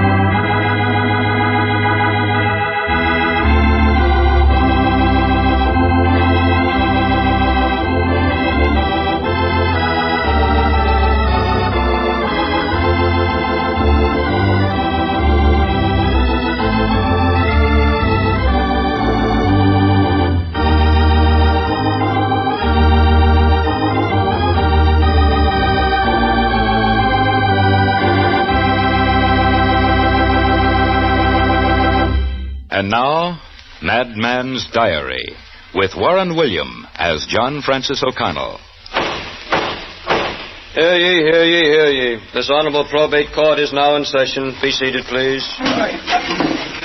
You may call the first case, Mr. Clerk. The probate case of Lucifer Nicolai, deceased. If the court please, I would like to mention very briefly the background of this, unusual matter.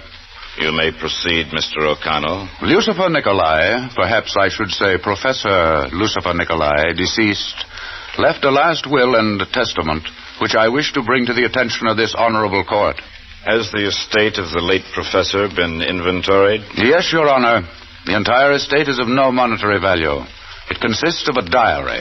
The diary of Professor Lucifer Nicolai. Perhaps the diary has sentimental value. To whom was it left? If the court please, the deceased has no heirs, no next of kin. He left his diary, in his own words, to a world of fools and skeptics. Have you read the diary, Mr. O'Connell? Unfortunately, I have. In your opinion, has it any practical value or scientific data that may prove of value to humanity? That, Your Honor, I am not in a position to answer. This much I can say, however. Professor Lucifer Nicolai was either the greatest scientist of all time, or he succeeds Ananias as the king of liars. With the court's permission, I would like to read the diary of the late Professor Nicolai. And at the conclusion thereof, let the court determine what should be done with this only asset of the late professor's estate. Very well. You may proceed, Mr. O'Connell. The diary of the late professor begins on the 5th day of May, 1941. His first entry reads as follows. For the last 10 years, I have been preparing myself for this, the greatest scientific experiment the world has ever known. Man has conquered the present, pierced the future, and I shall uncover the past. It's a scientific fact that every act that has occurred on this earth since the beginning of time has been permanently photographed on light waves. These waves, as we know, travel at the speed of 186,000 miles per second. If, then, it is possible for science to make the mind travel at a faster rate of speed, it can catch up and pass these light waves, which have been present since the very creation of life. The dark ages of history shall be pierced, and man's concept of life shall be shaken unto its very foundations. For 10 years I have been experimenting with electrical impulses that will separate the mind from the body and direct it at incredible speed into the shadowland of the past. I am now ready. And how old are you, young lady? I'm 21, sir. You stated you are an orphan? Yes, for as long as I can remember. Mm-hmm. Alice, your application says that you like to read, that you have a good imagination. Oh, yes, sir, that's right. I do like to read. Oh, all sorts of books. And I like to imagine that I... Yes, I know. You are the beautiful girl who falls in love with a hero. Yes. Yes. But not always, Professor. Once I imagined that I visited the moon. And then, when I read 20,000 Leagues Under the Sea, I was... A whale, no doubt. Oh, no, Professor. Oh, no. I was a mermaid. A beautiful mermaid. Well, Alice, where I am going to send you will make all these other places seem like a trip on the subway. Oh, Professor, I love to travel. And you shall, too, young lady. In fact, at a speed that you never believed possible. No one ever dreamed it possible. You shall travel at the speed of almost 500,000 miles per second. 500,000 miles a second? Oh, that sounds awfully fast, Professor. I didn't know they made planes that could go that... This won't be on a plane, Alice. No? How else could anyone go that fast? You shall see, Alice. You shall see.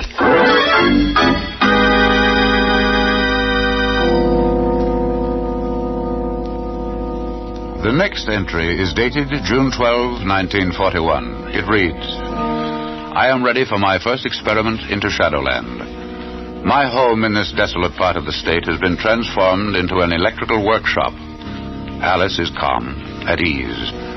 I have given her a sedative to rest her nerves before she takes off on her first journey. I do not want her to go too far, only back to the Middle Ages. Yes, only back to the Middle Ages. Now, Alice, don't be frightened with all this electrical equipment. It's like a spaceship ready to take you away. Looks scary. Now, walk over here with me to this chair. Careful not to trip on any of the wires.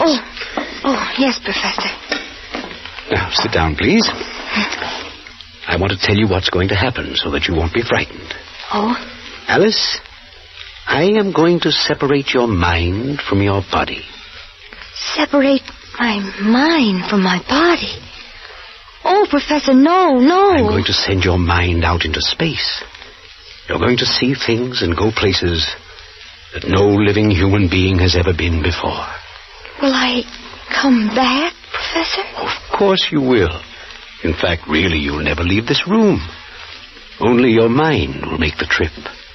And while you're gone, your mind will talk to me through your lips. Where am I going, Professor? You're going back to the early Middle Ages, Alice. Back to the early Middle Ages? Well, how can I go there? Don't worry about that. That's my job. I want you to tell me everything you see. Everything. Alice, if our experiment works, next time I shall send you back even further. Back to the glamorous days of Antony and Cleopatra. Oh. You shall float down the Nile in a silken barge. Oh, I would adore seeing her. Cleopatra, the most beautiful of all women. But the thought frightens me. Oh, don't be frightened, Alice, please. Believe me, you will be safe. Now then, if you're ready, sit back and relax. Professor? Yes, Alice? This looks just like a picture of an electric chair I saw once in a newspaper. What is it? This is known as electromagnetic radiation. We will shock the mind loose from the body and send it flying into light. These waves of light which we will pass will recreate, even down to the minutest detail, the events of the past. But how will When I shut off the dynamo, your mind will stop its journey and remain stationary on a certain light wave. According to my calculations, that light wave should be one from the Middle Ages. After you have seen and told me everything, I shall start the dynamo and bring you safely back. Do you understand? All I know is that I'm going somewhere awfully fast. And that wherever you go, no one of today has ever been. All right, I shall start the electricity. Oh. Look into my eyes, Alice. Look. You're tired. So sleepy. You cannot hold your eyes open another moment. They're closing. Your head is nodding. You're asleep. Yes, you're asleep. And ready to travel on your first journey to Shadowland. Now I press a button, and your mind, it is off on a long journey. What will happen to it? We shall soon know. Yes, we shall soon know. 1,200, 900, 700, 600. There. It's far enough. I shall stop between the years 5 and 600. Now we're ready to learn the first secret from the dark past. Speak, Alice. Speak. Where are you? What do you see? Hurry. I must bring you back soon. There's but little time. She has long, beautiful yellow golden hair. Her dress is long and flowing. Her eyes are blue and smiling. She is so beautiful. So beautiful. There is a man upon a horse. A white horse. His face is covered with a visor. His body is concealed in a coat of mail. He's riding up to where she is sitting. Seest thou well, my dearest Guinevere? Aye, my king and master. From this hilltop I can see the justing ground from end to end, and even more. And even more, my queen? There's naught else but forest and glen. Oh, I can clearly see the brave knights of the Round Table in shining armor astride their steeds. See, Arthur, beloved, how they cast their glances upward. They're anxiously waiting for their beloved king and leader to join them. I shall join them anon. Arthur, against whom dost thou ride this day? Charles of Melton, a splendid knight and an able horseman. 'Tis said he is the justing champion of the lowlands. Then, my lord, be on guard, or my king and master may perchance find himself unhorsed. King Arthur unhorsed? Ah, thou jokest, Guinevere. Truly, thy tongue dost wag in a manner uncontrolled. By my yellow beard, I swear that the seat of Charles of Melton will feel the greensward in the very first rush. And I shall make fair wager with thee. Wager? What have I to wager, my lord, but the great love I bear thee? I wager a kiss against a kiss, that ye shall hear the multitudes below cry out the name of their king in final token of victory. A kiss against a kiss. 'Tis done, my lord. I shall accept the wager. Might I offer thee a flower from my hair in token of early victory? Wait, here it is. A flower plucked from hair of gold. 'Tis well. 'Tis well. Victory is now a certainty. Oh, purse thy lips, beloved. I shall return to feast upon their honey. Farewell, Guinevere. Farewell. Arthur. Yes, beloved? I shall purse my lips in eager readiness, whether it be victory or defeat.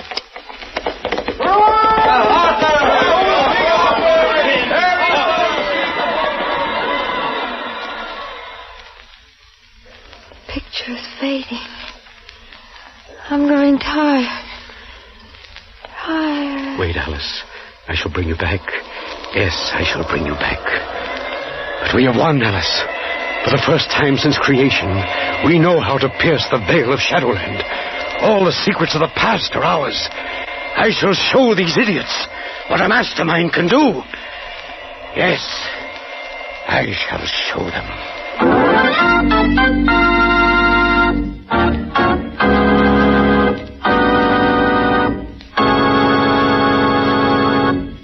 Part 2 of Madman's Diary in just a moment.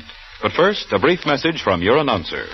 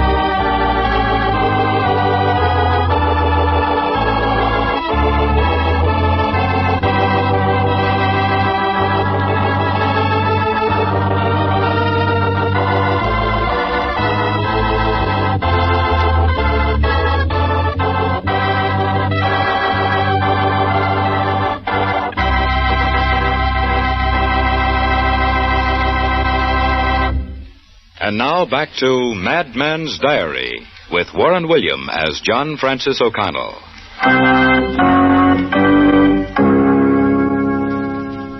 Professor Nicolai's diary continues. November 3rd, 1941. The last few months have been spent in improving the electrical impulses of my equipment in order to bring even greater cosmic speed to the journey which Alice will soon take. Everything is ready for this new experiment. Alice has rested and has regained the youthful appearance which she lost after her last trip. For I know now that only youth can withstand the rigors of these journeys into Shadowland. At 4 o'clock, she comes into my laboratory. She is anxious now to begin her trip. She's had a strange look in her eyes that bothers me.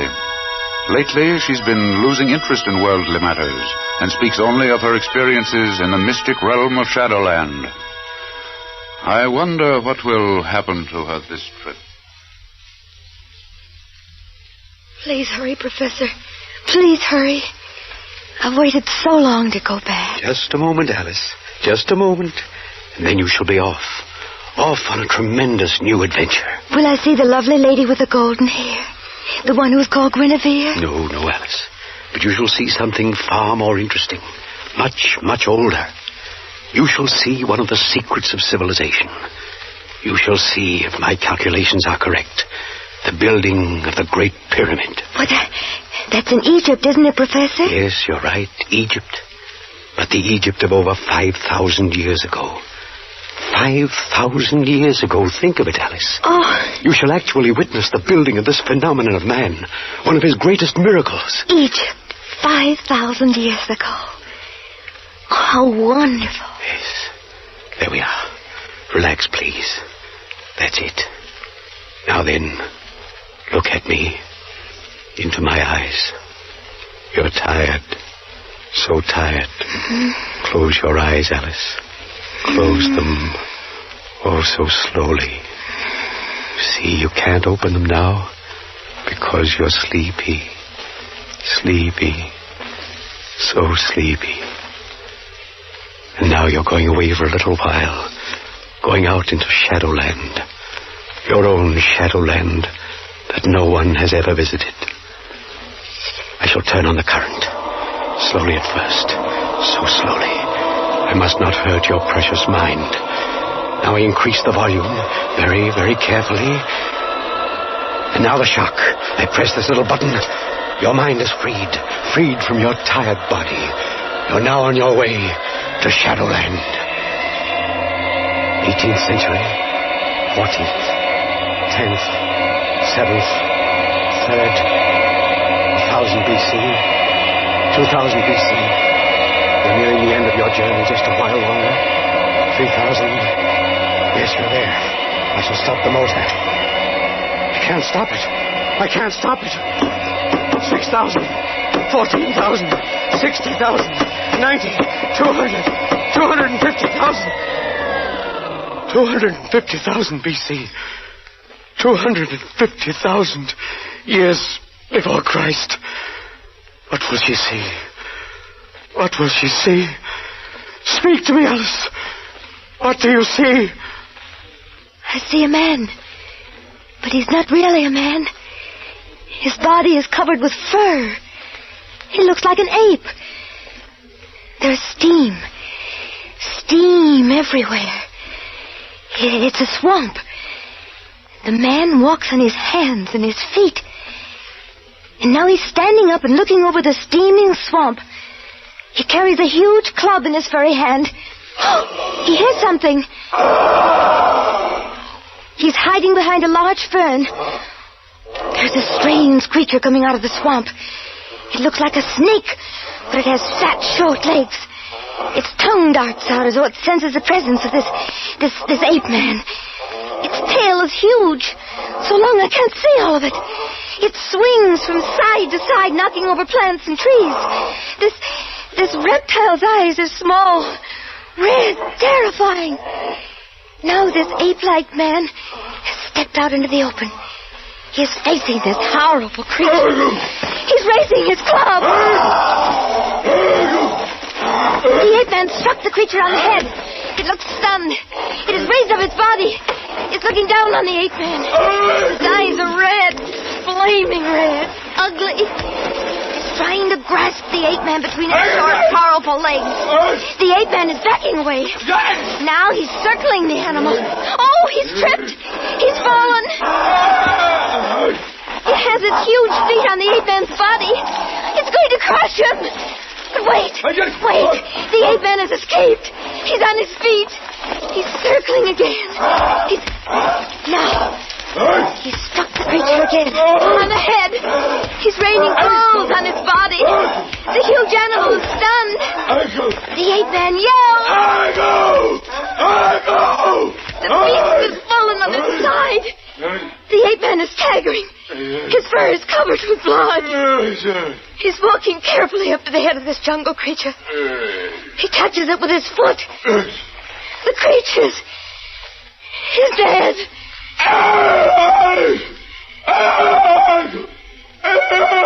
The ape man cries out in victory. He has won.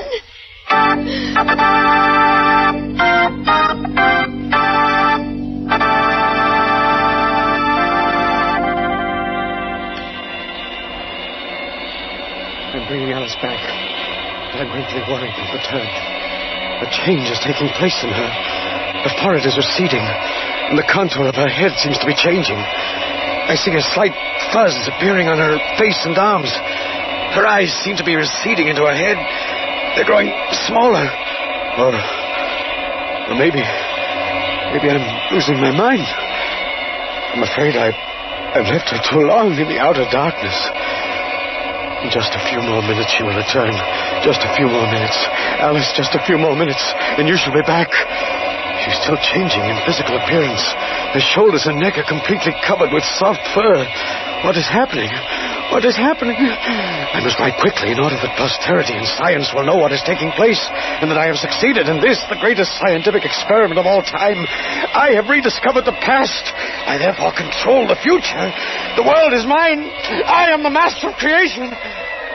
Oh, she's back. She's back. Perhaps I was not too late after all. No, it can't be. Alice, stay there. Don't break your straps. No, don't come near me. I'll save you. No, Alice, no, you fool. The world is ours. We are masters of destiny. No.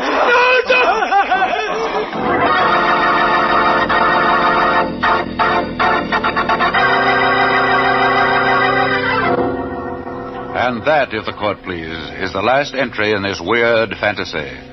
That Professor Lucifer Nicolai left to posterity and the world. Well, Mr. O'Connell, I must say it's rather an unusual, terrifying legacy. But what is your answer to this ending? Of course, the man was mad. Is that not your opinion as well? Well, Your Honor, considering that there's no proof of what actually took place, in fact, no proof that there ever was even a girl named Alice, the answer must be that the professor was actually mad.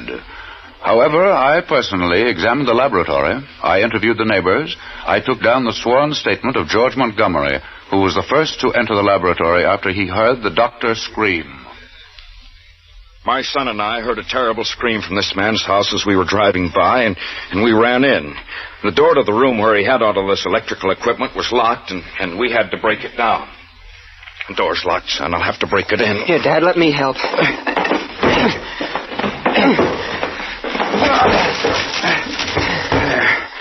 I don't know what we heard in here. Sounded like murder. Here, take this cane. Come on, let's go. Okay, Dad. It came from in here.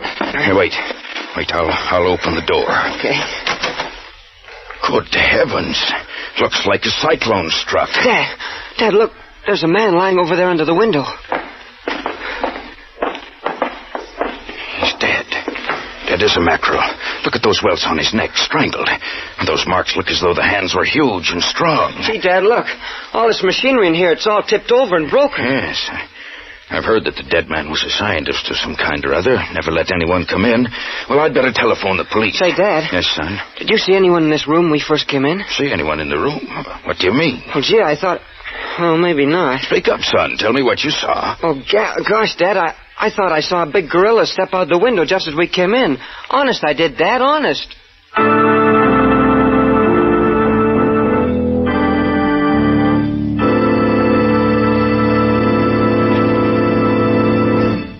Of course, Mr. O'Connell, this was just the imagination of a boy. There was no gorilla, was there? But there might have been, Your Honor. You see, one of the gorillas from Slade Circus escaped just 3 days prior to this unusual incident. But I was informed that it was recaptured about 2 weeks later and is now back with the circus.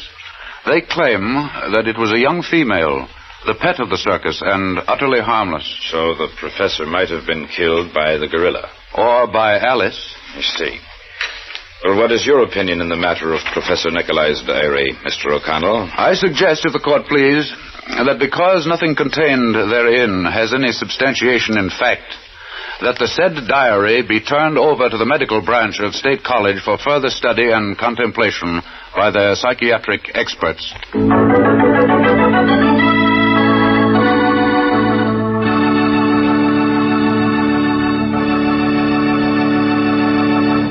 Warren William will be back in just a moment. But first, here is a word from your announcer.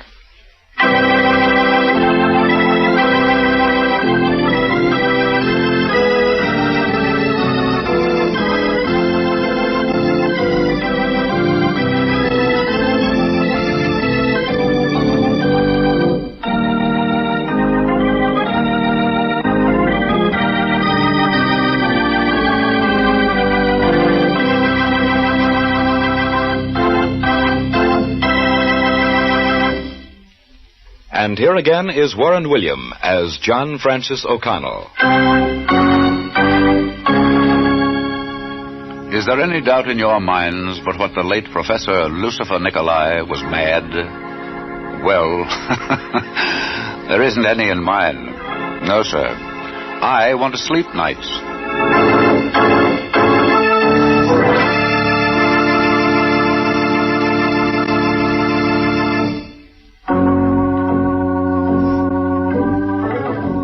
Next week I have a story to tell you that to say is different is putting it mildly. An emerald prospector down in Colombia saw a picture in an old magazine which he found in the jungle. It was a girl's picture, but more, it was the picture of Patsy Bubbles Moran, Queen of Burlesque. Well, our old prospector then and there decided to leave his emerald mine to this charming and alluring girl. And did she take the emerald mine? Well, as Grant took Richmond, so did Bubbles Moran head for Columbia. But what happened after she arrived is another matter. We call this unusual story Emeralds Come High. This is Warren William, inviting you to be with us again next week.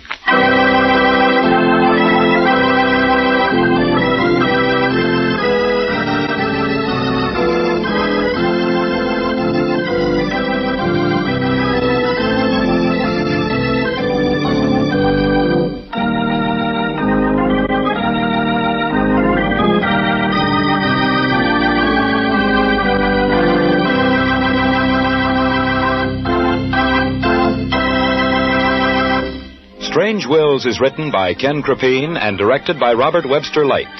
Names, places, and events have been changed so that no reflection can fall on any person or persons, living or dead. This is a Teleways feature produced in Hollywood.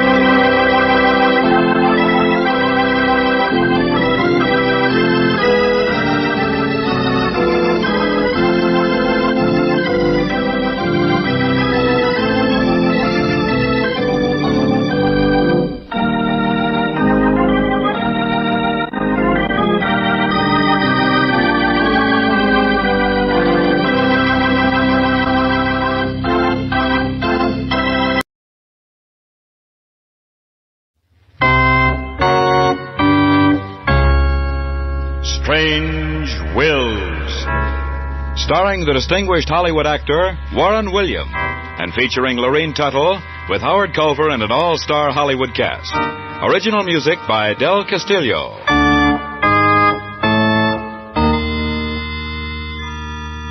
Dead men's wills are often strange.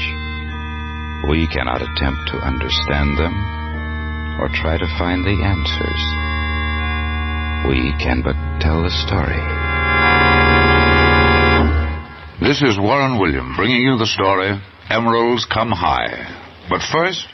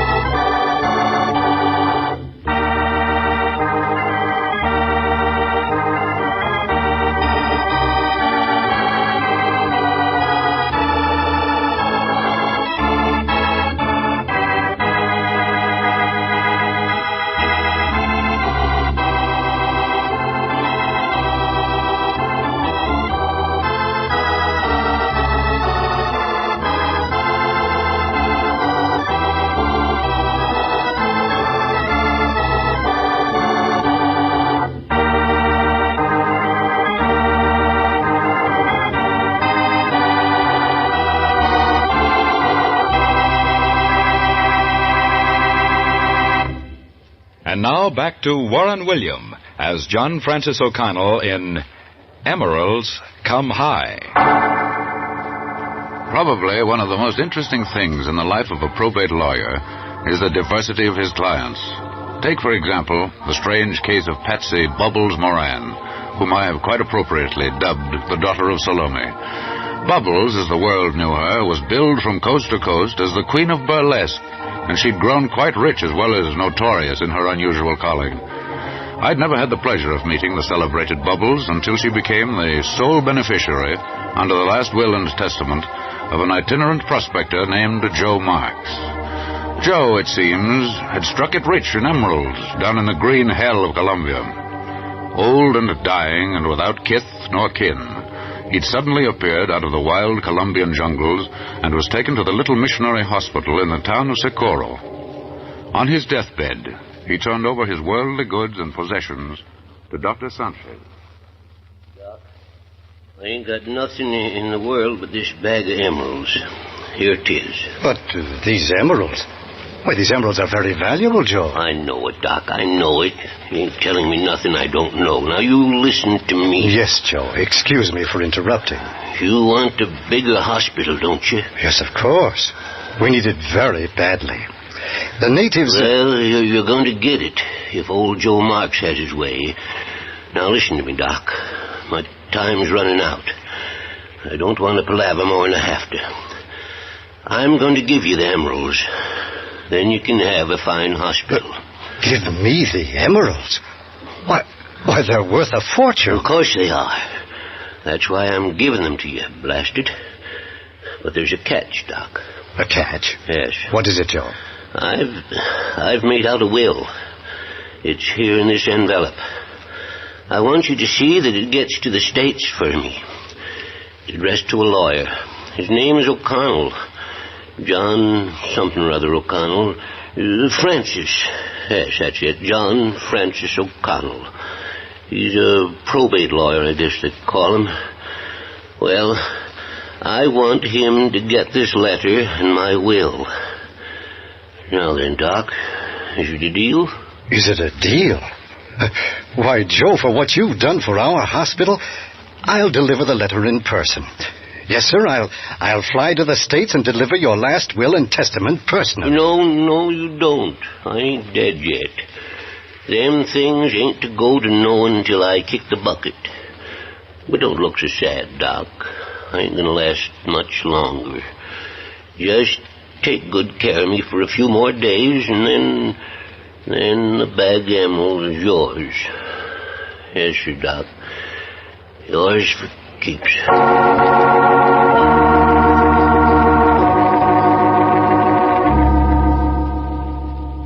And that's how the whole matter had its start. Old Joe Marks stayed alive just 2 weeks longer, and then he died, just as he expected he would. Dr. Sanchez lost no time in catching a plane for a trip to the States. He'd already decided to name his new hospital the Joe Marks Memorial. He came up to my office to deliver the last will of the deceased prospector. Well, now, Mr. O'Connell, that's the whole story. You have the letter and the will. As you'll see, I and one of the nurses signed as subscribing witnesses to the will. The beneficiary under the will is a resident of the United States. Joe told me he didn't know her, but he liked her looks. He saw her picture in a magazine. Perhaps I'd better open the envelope and see if everything's in order. Yes, please do.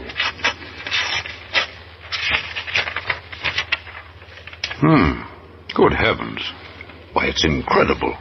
This Joe Marks has left his entire emerald mine to Patsy Bubbles Moran. And who, might I ask, is she? Patsy Bubbles Moran is America's #1 pin-up girl. She's the queen of burlesque.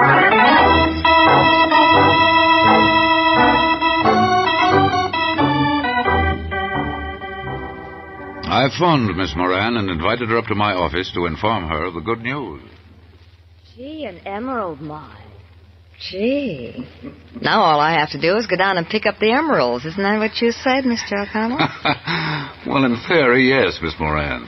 Of course, the emeralds won't be quite that easy to get.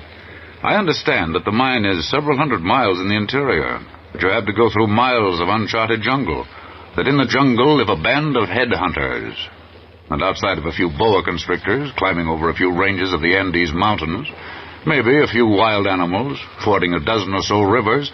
Well, yes, then the emeralds are practically yours to pick up. Oh, gee, Mr. O'Connell. Emeralds come high, don't they? Did you ever see the green flame that comes with them? Dark green fire. Fire that no girl can resist. Sort of like a person's soul. I agree with what you say. I only want to warn you of the attendant dangers. Of course, you might be able to hire someone down in Columbia. Oh, no. Why put temptation like that in someone's way? If there's any emeralds in Mr. Joe Mark's mine, I want to be there when they're picked. Well, if half of what I hear is true, you ought to be a very wealthy girl before you're through. Oh, that doesn't interest me at all. Can't you see what old Joe Marks has left me? He gave me a chance for adventure, excitement, something new. Yes, something that can take me off the magazine covers and let me be myself for the first time in 5 years. That means more than emeralds or money, Mr. O'Connell. Good heavens, what a strange girl you are. I never would have suspected. Men never do, Mr. O'Connell. They only surmise. Between us, they do that badly.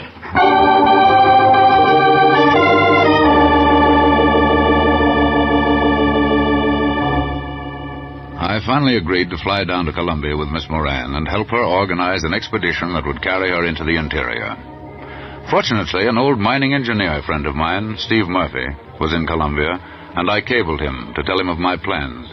He agreed to meet us at the airport.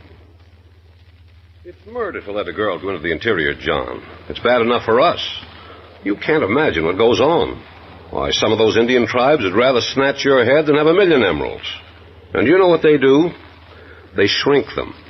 Make them real small and pretty. Oh, you mean... I mean more than that. You can still recognize the person even though his head isn't any larger than a tennis ball. I've already told Miss Moran about the dangers, Steve. And if that doesn't scare you, listen to this. Other tribes bump you off with poisoned arrows that they shoot out of blowguns. You don't hear anything. You feel a little sting, and 8 seconds later they bury you. It's that deadly. Now are you convinced, Miss Moran? Oh, you forget, Mr. Murphy, that I've spent the last 5 years dancing in burlesque. I've had everything thrown at me that's possible. Well, I survived. But what's a little jungle or headhunters or poisoned arrows by comparison? Okay, if that's what you want, I'm willing to do my best to take you in and bring you out all in one piece. I'll get busy and get men and equipment lined up for the trip. According to the map old Joe left you, we ought to be back in 6 weeks. And, if we're lucky, with a bag full of emeralds. You'll go too, of course, won't you, John? Well, you want me to go? Oh, no, Steve. I'm a very busy man. 6 weeks in the jungles with headhunters and poisoned arrows and what have you. No, I'll just take a rain check. It's more than just going into the jungle, John. There's something else. I suppose you're catching panthers for Frank Buck. No, that'd be child's play alongside the real reason I'm down there. The truth is, I want to trace the source of the very poison that these natives use on their arrows and darts. It's called curare. And why does anyone want to trace the source of a poison that kills you in 8 seconds? Well, I'll tell you. Medical science has learned that this same poison, this curare, may possibly be the cure for poliomyelitis, what we call infantile paralysis. Yeah, I see. I remember now that I read just recently that children were apparently completely cured, and without any physical handicaps remaining. So that's it, Steve. Yes, that's it. I've got a good idea where this common jungle weed grows. In fact, it's right on the way to the emerald mine. We could kill 2 birds with 1 stone, and you could be a lot of help, John. Well, after you put it that way, of course I'll go with you, Steve. When do we start?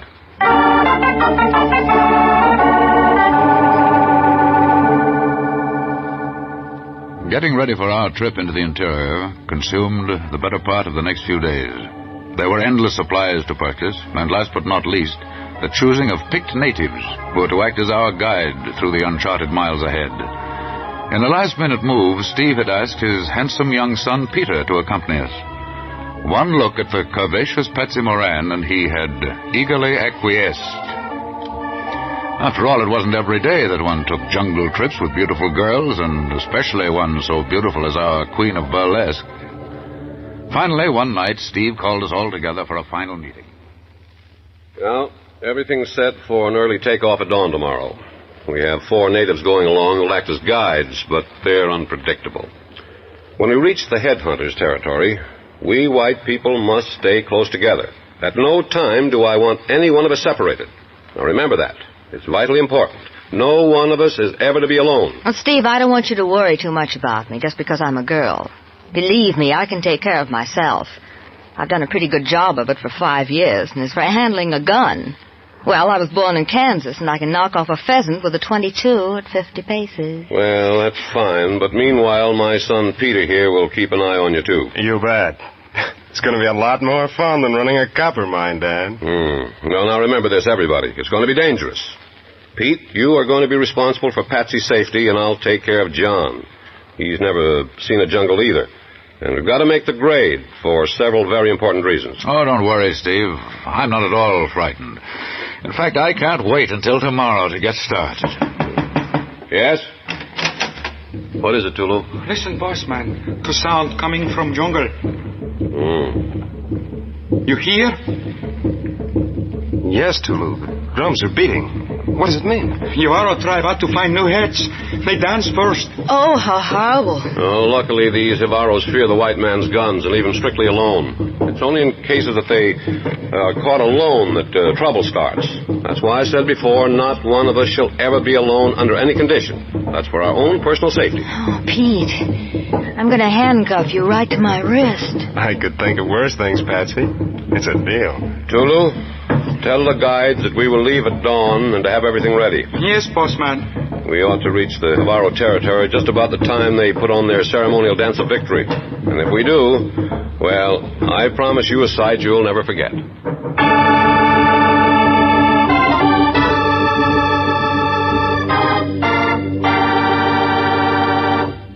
Part 2 of Emeralds Come High will follow in just a moment. But first, a word from your announcer.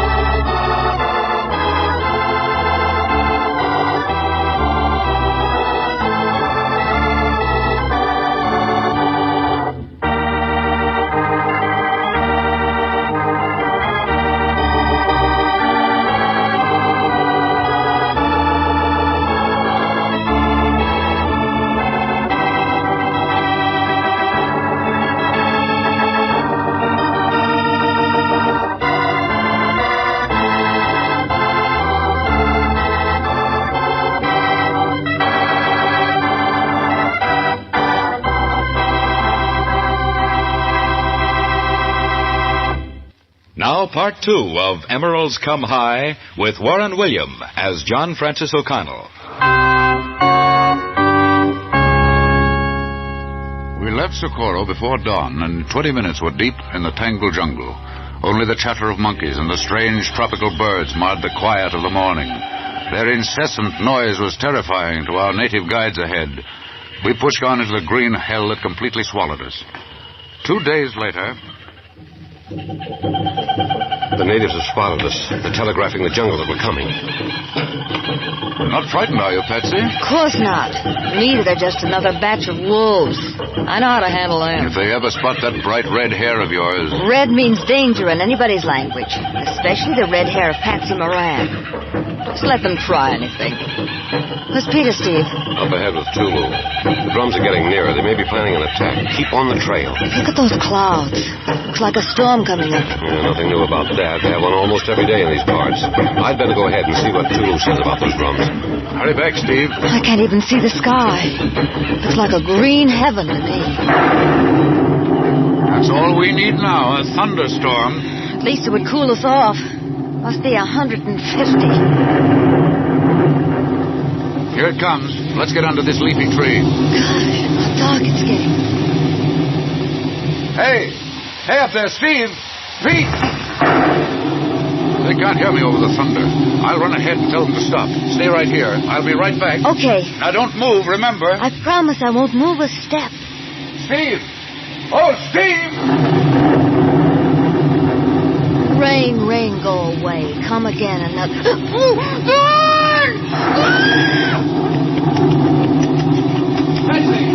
Patsy, where are you?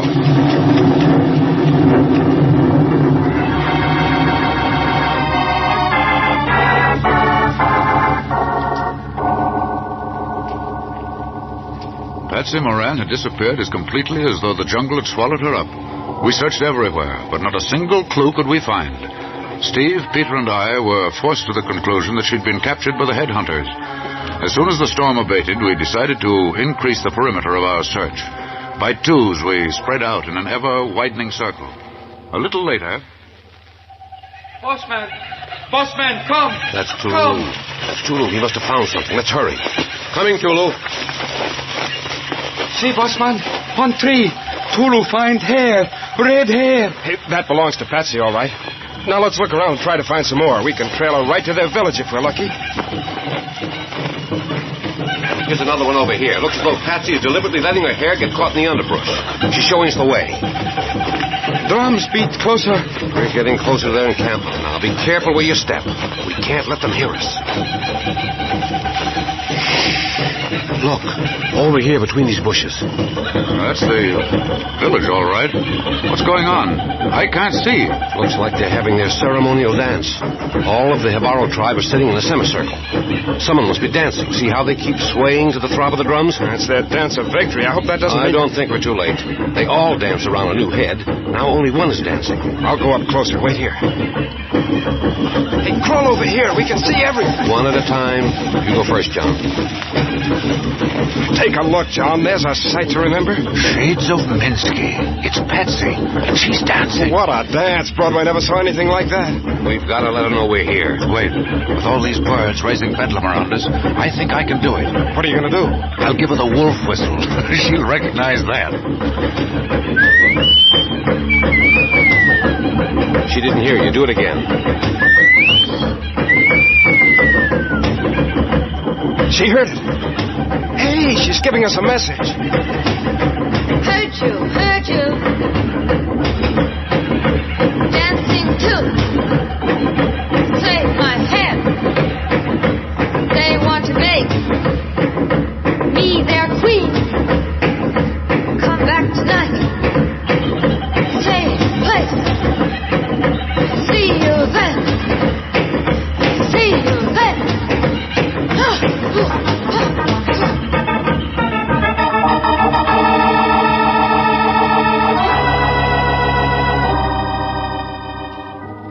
Later that night, under a brilliant tropical moon, we crept back to our place in the jungle just outside the native village. We had everything ready for a quick getaway, but we were prepared to get Patsy one way or another. Most of them are drunk. They get tight on some native brew and sleep for days. Hey, look way over there. That hut on the far side. Yes, I see. Patsy is crawling out of the hut. She's cutting into the jungle. Give her that wolf whistle, John. Let her know we're here. Now let's wait. There she is. Over here, Patsy. Here. Steve. Oh, John. Gee, it's like old home week at the Follies. And what a relief to see your red hair still attached to your pretty head, Patsy. Yeah, but let's go. Every minute we stay here may be our last. We'll strike right out to the mountain pass. Once we're there, we'll be safe. Oh, wait just a minute. There's something I want to show you first. That can wait. No, it can't. Now, you boys follow me. I know just where to go. Here. Take a look. Well, it's a huge meadow with a good crop of weeds. What's so different about it, Patsy? I saw the Indian women gathering those weeds this afternoon. They blew it in huge kettles, and then they dipped their arrows and darts in it. The curare weed. Good heavens. There's enough there for every clinic in the world. But how can we get it out? Why, it would mean war. You boys leave that to me. I know how. Well, tell us, Patsy. I told you that these natives want to make me their queen. They think red hair is a sign of divinity. So I'm going to stay on and be their queen until you lugs come back with a mule train large enough to take this entire crop of curare. Patsy, you're out of your head. Do you think I'm going to... Oh, thank you for them kind words, Peter. But what we're doing is a lot more important than we are. Now, Steve, listen. I'll be perfectly safe right here. While you boys are hot running it back to Socorro, I'll be busy learning these native dances. I found out that they put more bumps in their dances than I do. And that's saying something, believe me. But, Patsy, even if everything is as you say, how are we going to get the curare weed out of here without a battle? Well, if I'm to be their queen, they'll have to mind Mama. And I expect you to bring back enough trinkets to keep their minds off their loss. Now hurry, it's getting near dawn. We've got a week's journey. John, Patsy's right. I think she's perfectly safe for a few days, and the risk is worth it. Come on. We'll head back to Socorro. Goodbye, boys. Good luck. Goodbye, Patsy. I'll miss you. I'll miss you too, Pete. Just wait until you see my next dance. Strictly from the jungle.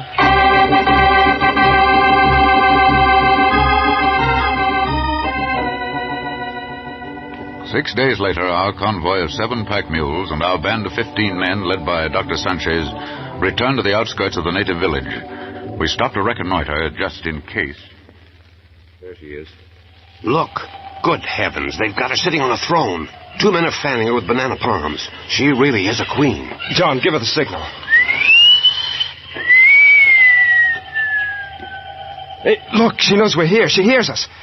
The drummers are running for their drums. The natives are lining up in 2 rows. Patsy's getting down from the throne. She's walking between the rows of men. She's heading out here to us. She's done it. They're going to welcome us.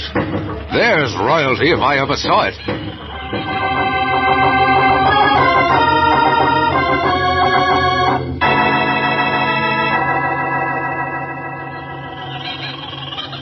We've got all the curare weed cut, Steve.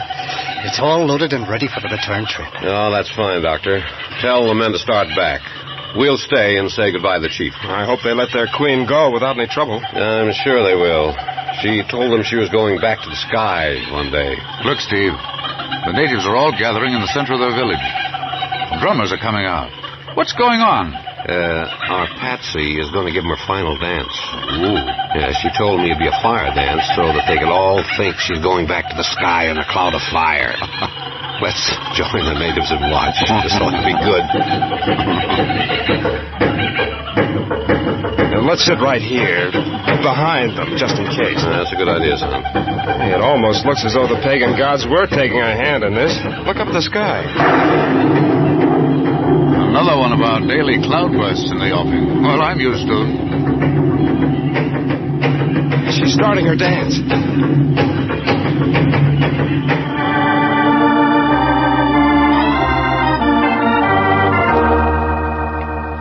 There, in the midst of those headhunters, we saw a wild, barbarous jungle dance that defies description. The incessant pounding of those jungle drums set our blood aflame.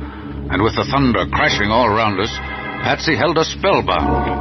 It was a savage dance of rhythm and movement that blended into the wild surroundings of the jungle. Suddenly, a vicious bolt of lightning struck.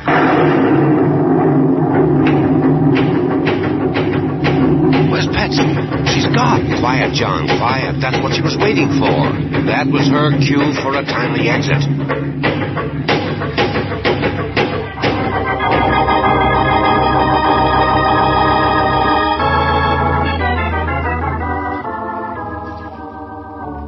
Back in Socorro, we learned why Patsy had suddenly abandoned her search for the emerald mine.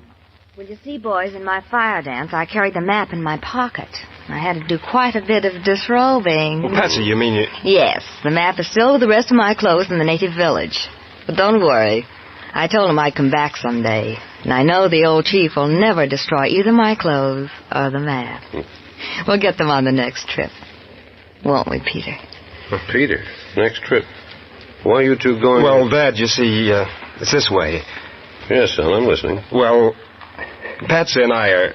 Well, we're going to fly to the States. For our honeymoon. Honeymoon? Mm-hmm. And then we're coming back and go to work. In between having our babies, Pete and I are going to sort of gather emeralds while we may.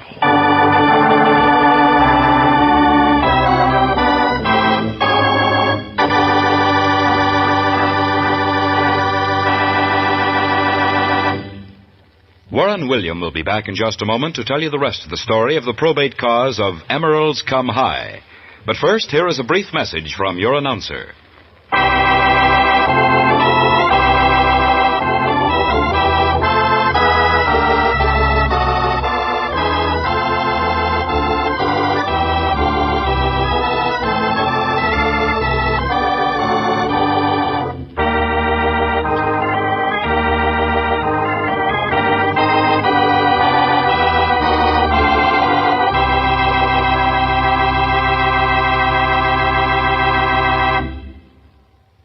now back to Warren William as John Francis O'Connell.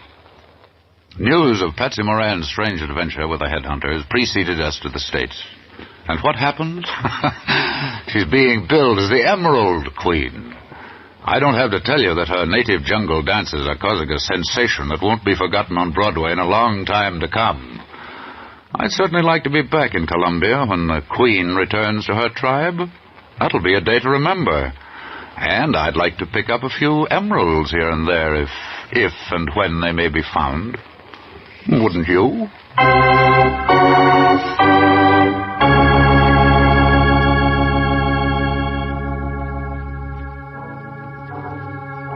Next week, I'm going to tell you the story of a violin. Back in 1732, Antonio Stradivarius, the world-celebrated violin maker, created an instrument that was so perfect, sounded so beautiful, that he gave it the name of a beautiful girl.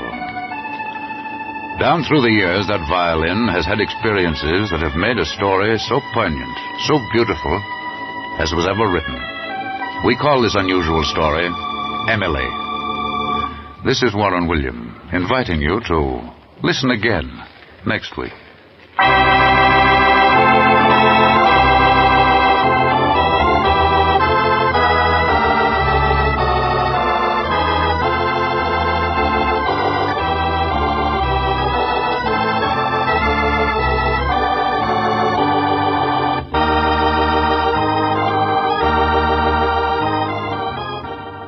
Strange Wills is written by Ken Crepine and directed by Robert Webster Light.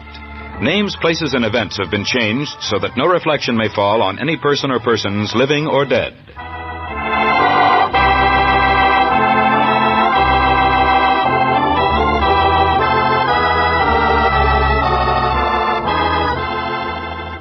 This is a Teloaze feature produced in Hollywood.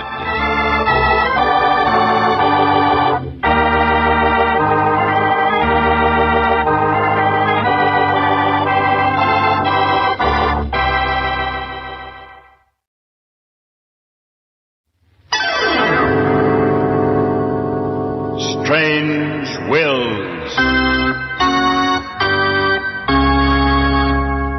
Starring the distinguished Hollywood actor Warren William, and featuring Lorene Tuttle with Howard Culver and an all-star Hollywood cast. Original music by Del Castillo.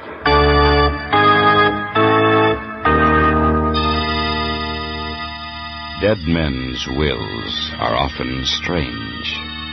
We cannot attempt to understand them or try to find the answers.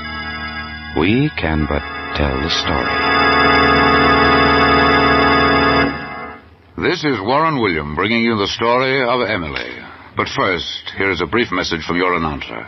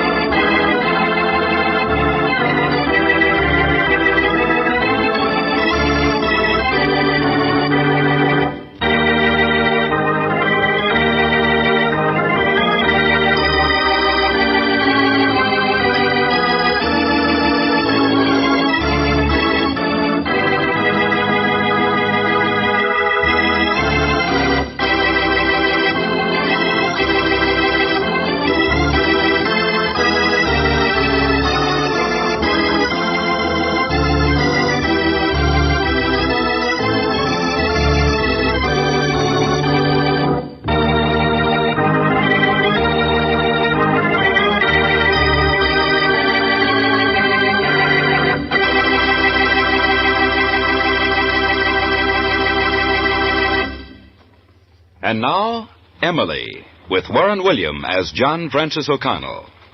Is it possible for some men to love an inanimate object more than they could ever love a human being?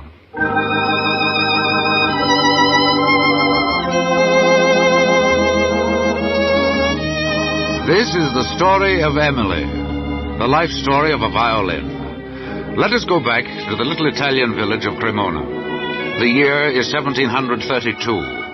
In his workshop, Antonio Stradivarius, maker of fine violins, is fingering with loving care a beautiful new violin.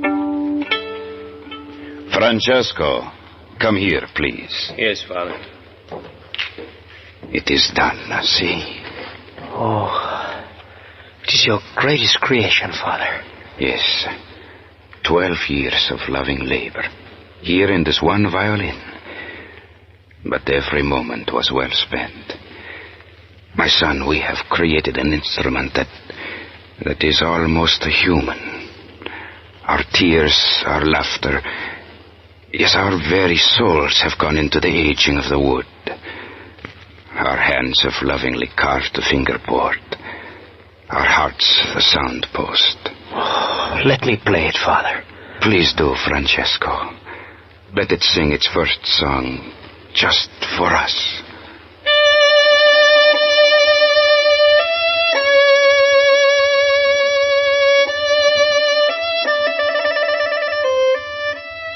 It sounds like the voice of a beautiful girl. Rich, full, vibrant. But one not yet tempered by the years, my son.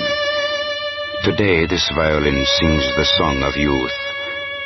But as it lives, it will cry also.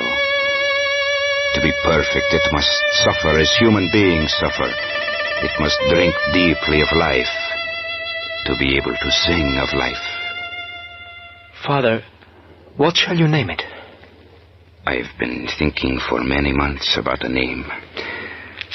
You know, my son, there is only one name that I think we can give it.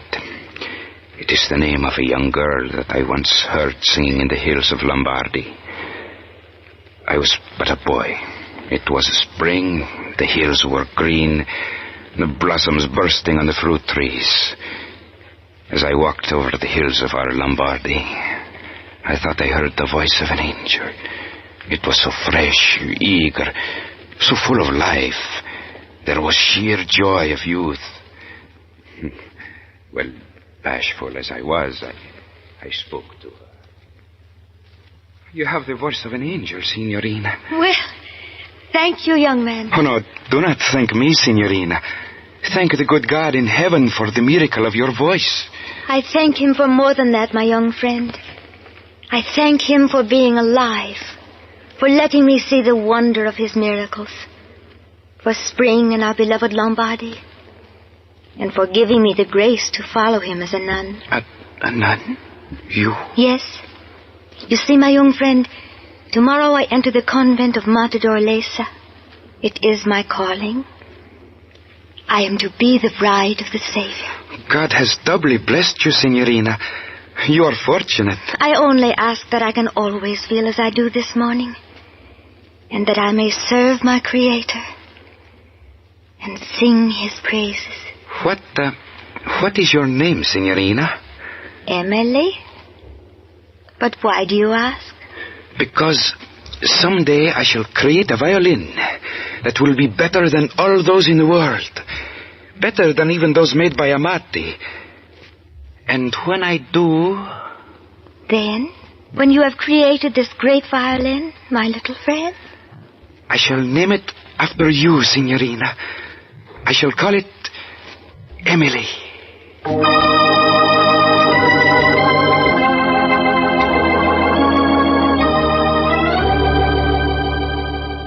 And so, in 1732, the maker of the world's finest violins inscribed into his greatest creation these words: Emily, Antonio Stradivarius, Cremona, 1732.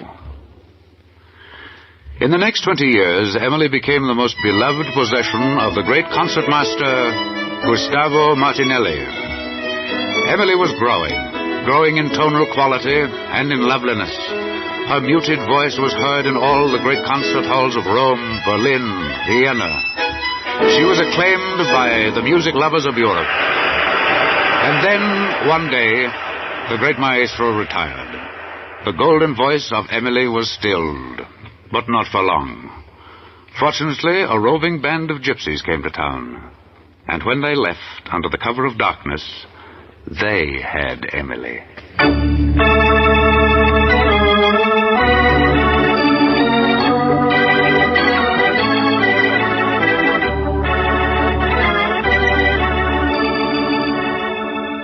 These were were glorious days for Emily, and from the enchanted woodlands of Italy she traveled north through the Balkans, up through the forests of Russia, ever singing, ever living, ever growing. At night under the moon, the gypsies would gather round their campfires and sing their ancient songs of Romany. Emily pulsed with warmth and feeling. She must have loved the gypsies, and they loved her. For almost 30 years, she traveled from the steppes of Russia to the sunny provincial towns of Spain. One day, the little gypsy band entered Vienna. As was their custom, they wandered through the city singing songs, telling fortunes, and, of course, playing Emily.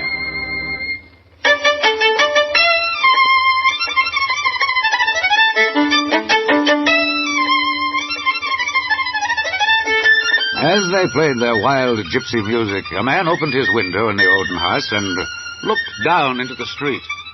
Well, they're gypsies. Who gives the Paganini competition?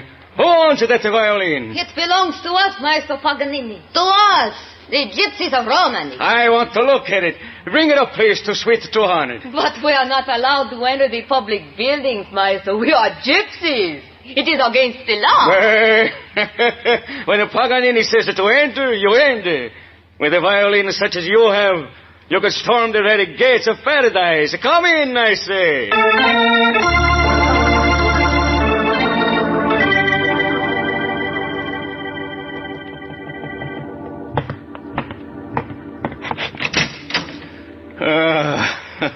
Come in, gypsy girl. Come in.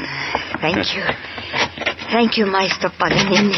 Hey, but where are the others? I invited them all. They will wait for me outside. We gypsies are not worthy of the invitation of the great Maestro. You gypsies. What simple children you are. You cry and laugh. Much as the children do. But I envy you. I, Maestro Paganini, envy you with my whole heart. Envy us gypsies? Oh, the Maestro's making fun. No, I speak what is in my heart. I envy you gypsies because you alone know the wonderment of nature. You alone witness the miracles of God. And you alone have the feel of life. Oh, give me the violin, please. I would look at it. Oh, yes. Here it is, Maestro. Let us walk over here to the window. The light is much better. Oh, the workmanship is superb. Oh, wait, let me look inside. There, I see the signature. I knew when I heard that tone I was not mistaken. Antonio Stradivarius, 1732. Emily.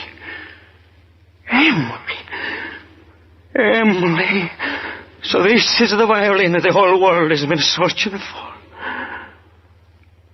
This is Emily. It's the greatest of all creations. Emily? Emily, I do not understand. This is the one violin Stradivarius named after a girl. They say she was his boyhood sweetheart before she became a nun.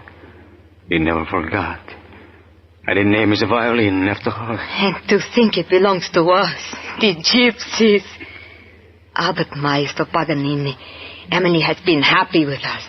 She sings just as we do and cries, and she dances our gypsy dances, just as though she was born one of us. May I play it? Oh, Maestro, that would make all of us happy. Emily played by the great Paganini.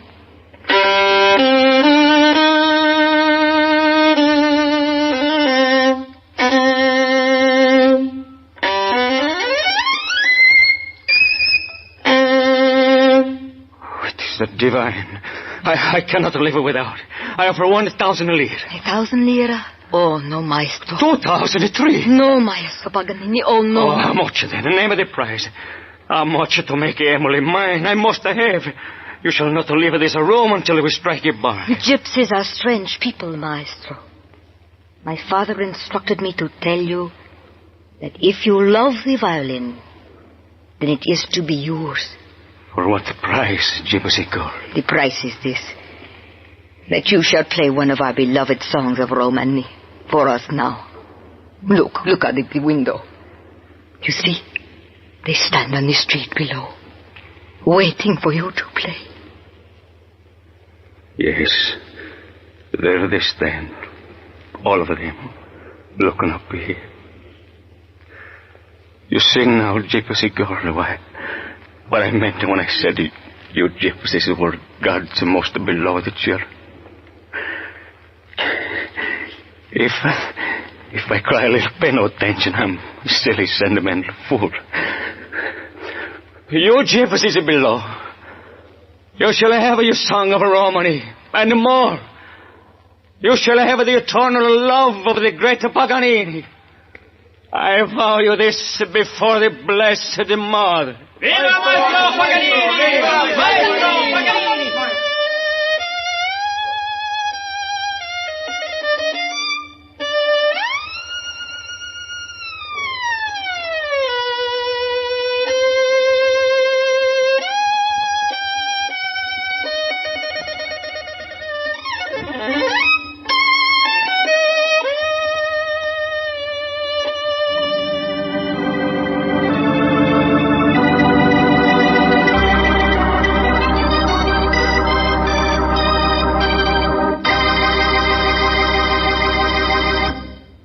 Part 2 of Emily in just a moment. But first, a brief message from your announcer.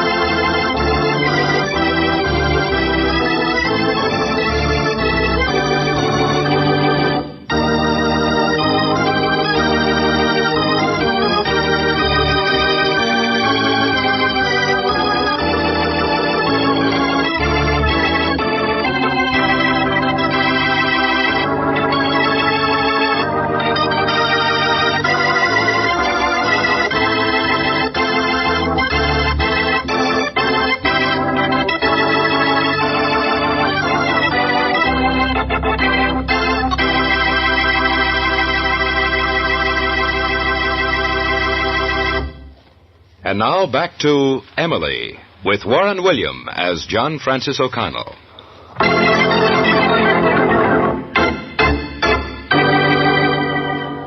Having acquired Emily, Niccolo Paganini soon became the toast of king and beggar. London, Paris gave him their adulations reserved only for the very great. The capitals of Europe begged for his appearance. The years passed swiftly. Finally, he gave his last concert. It was in the Imperial Conservatory in Vienna, just a stone's throw from where he had first heard Emily.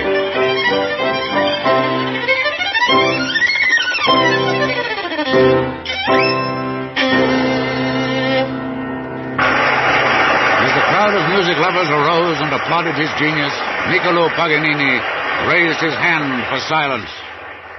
My dear friends, it's hard to say goodbye, but to every man that time must come. For me, it is tonight. You who have loved me these many years have not forgotten the fact that my hands have played upon the most beautiful, most wonderful of all violins. I go, but Emily must live on.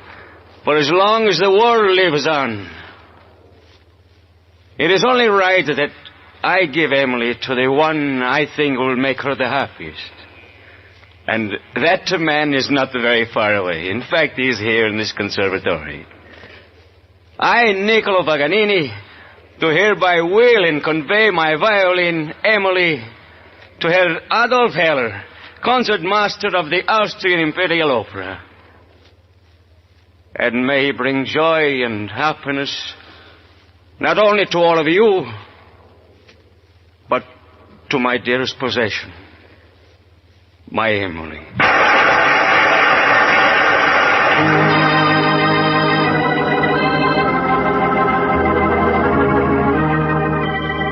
Music lovers the world over flocked to Vienna to hear Concertmaster Heller and Emily.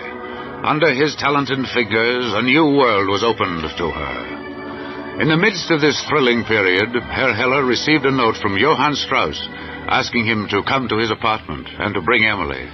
He called on him the following afternoon. Herr Heller, come in, please. I am so happy to see you again. I am honored, Johann. And see, I have brought Emily as you asked me to. Good, good. Oh, that is wonderful. Now I know I will succeed. Here, sit down, please, Herr Heller.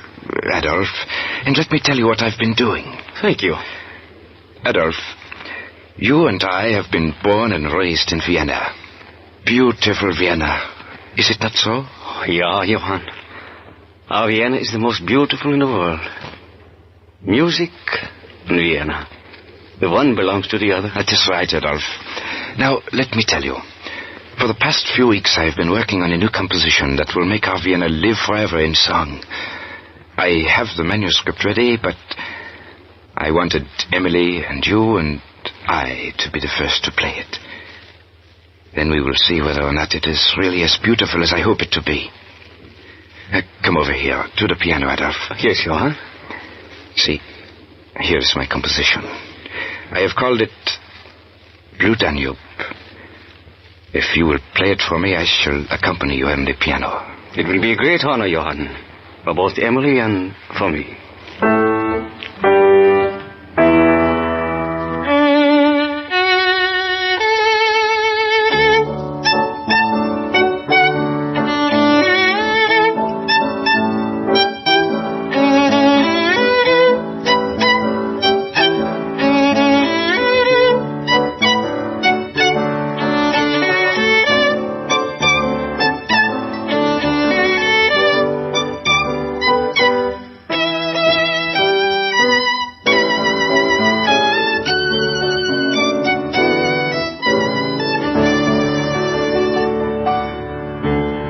I swear, Johann, as long as a single one of us remains alive, Emily will never leave Vienna.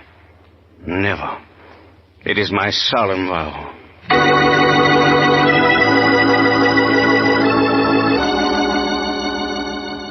From father to son, down through the next 3 generations, Emily stayed in the Heller family as each son became in turn concertmaster of the Royal Opera House.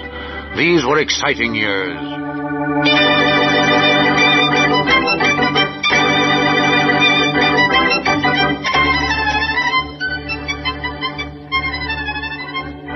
But all good things must come to an eventual end, even for Emily. In 1938, Hitler decreed that Austria and Germany would henceforth be one.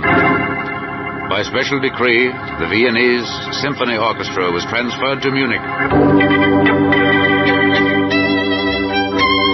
All through the war years that followed, Emily was forced to play music selected by government agencies.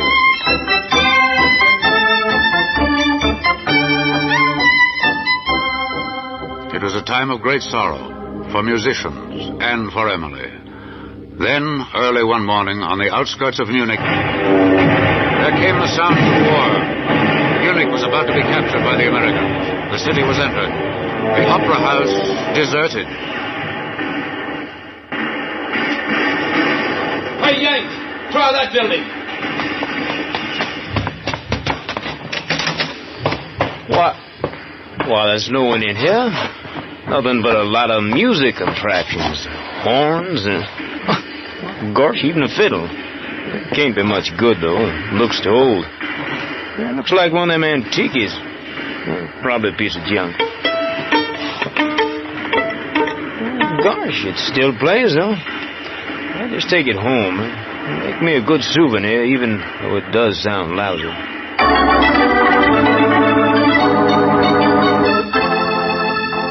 Then to America came Emily, and the stage was set for us to meet. I was driving through the hill country of Tennessee. It was a beautiful spring morning. The fruit trees were bursting with their snow-tinted fragrance. Just outside the little village of Pineborough, I noticed some public announcements nailed on a tree. The letters were red and flaming. Barn dance, I read. Hear George Ricketts play his captured German fiddle. Come one, come all. Refreshments. Well, I decided to stay over and hear George Ricketts play his fiddle. Well, let's ride, your partners, swing 'em round, ladies to the left and gents to the right, and march 'em down the street around, and kiss the girls and make 'em smile.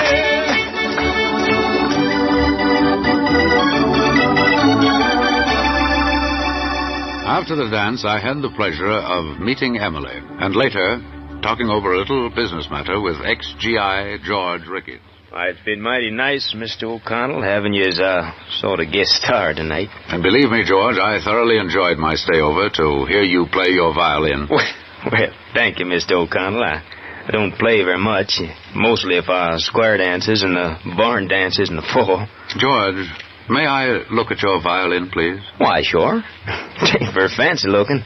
In fact, I picked it up over in Germany, a sort of a war souvenir. Ah, thank you. Yes, it does look rather old, doesn't it? Don't see how it hangs together after the beating I give it at these here shindigs. You see, George, the man who made it put his name in it. Here it is. See it? Why, sure. I seen that afore. Antonio something or other. Never paid me much attention to it. Sounded like some Italian to me. He was, George. He was an Italian. His name was Antonio Stradivarius. He was a great genius, George. I want to ask you something, man to man. Why, you just go right ahead, Mr. O'Connell. I'm listening. Once upon a time, this violin belonged to some musician who undoubtedly loved it more than anything else in the world. Love a fiddle that much? Why, you're a joshin'. No, I'm not, George. I'm telling you the truth.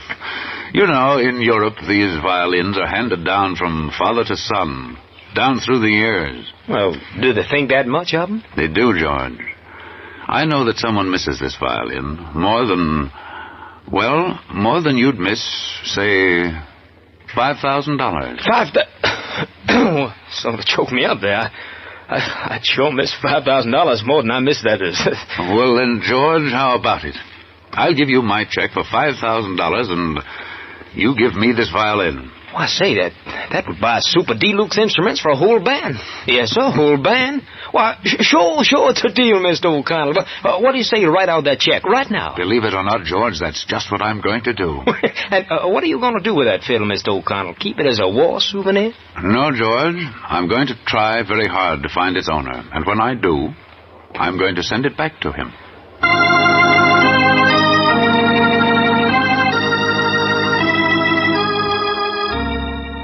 After months of correspondence with friends in Europe, I finally located and sent Emily back to its owner in Vienna. Weeks later, I received a letter from Siegfried Heller, Kapellmeister of the Vienna Opera House. I'd like to read it to you. My dear Mr. O'Connell, Emily arrived at the airport this morning, and now I live again. Oh, the heartbreaking years since I lost her. It was like losing your mother, father, and wife all at once. But now, she's back. Already I've played many of the pieces Emily loved so well. She became warm, throbbing, almost a living human being in my hands. As long as there is a single son to bear our name, Emily will remain with us, to play for the world. She belongs not to us, but to posterity. I know, too, that Antonio Stradivarius and the original Emily, wherever they may be, thank you and bless you. I beg to remain sincerely grateful, Siegfried Heller, Kapellmeister, Vienna Opera House.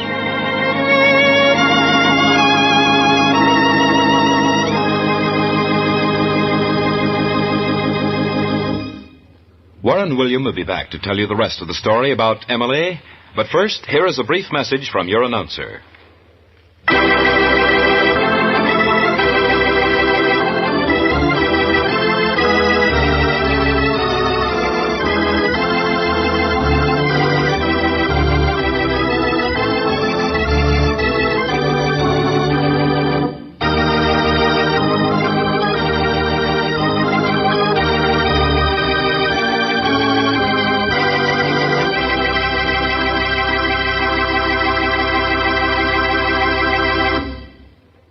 And now back to Warren William as John Francis O'Connell.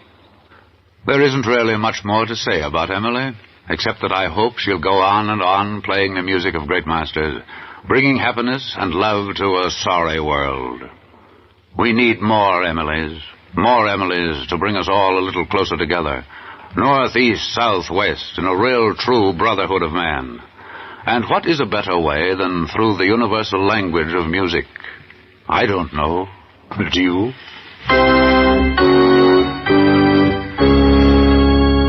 Next week I have a thriller for you. An innocent man was sentenced to death for murder. 1 hour before the scheduled electrocution was to take place, a dying woman made her last will, and in it confessed that she had murdered the man. 60 seconds were left to save the life of an innocent man. 60 seconds. But unfortunately, nature conspired against him. We call this most exciting story Margin for Love. This is Warren William, inviting you to listen again next week.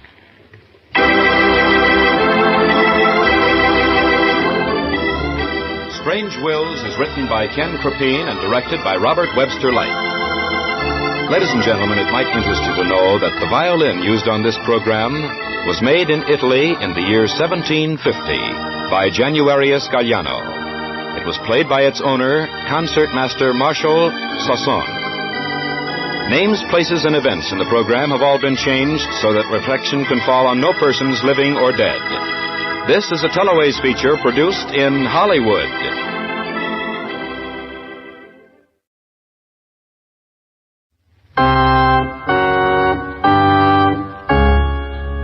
Strange Wills, starring the distinguished Hollywood actor Warren William, and featuring Lorene Tuttle with Howard Culver and an all-star Hollywood cast.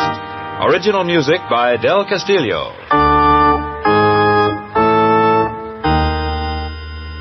Dead men's wills are often strange. We cannot attempt to understand them or try to find the answers. We can but tell the story. This is Warren William bringing you the story Margin for Love. But first, here is a brief message from your announcer.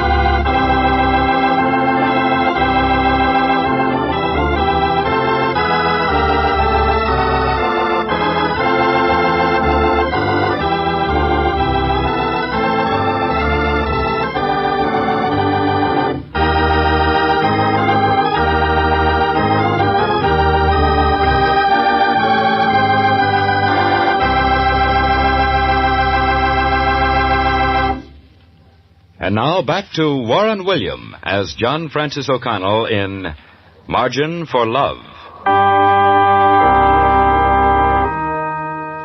The greatest tragedy in the life of Catherine Ryan happened one dull November morning when dark gray clouds were hanging ominously low over the criminal courts building.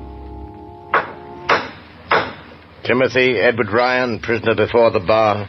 Step forward, please. The jury of your peers has found you guilty of murder in the first degree. Have you anything to say before this court pronounces sentence upon you? Only what I've said all during this trial, Your Honor. I'm innocent of the charge of murder. I did not kill Tom Miller. Let your protestation of innocence be noted into the record. However, it becomes mandatory upon this court to pass sentence. This court, upon recommendation of the jury, finds you, Timothy Edward Ryan, guilty as charged in the indictment, and sentences you to death in the electric chair. Why, that's preposterous. Oh, no! No! May God have mercy on your soul.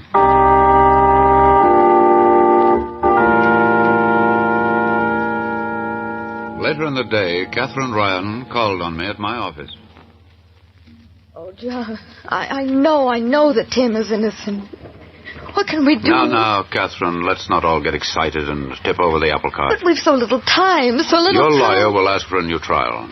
Then there'll be an appeal taken to a higher court. Meantime, you may rest assured that I will do everything I can to see that justice is served. Everything isn't enough, John. My husband is under sentence of death for a murder that he did not commit. Do you know how I know? In every woman's heart there is a margin for love.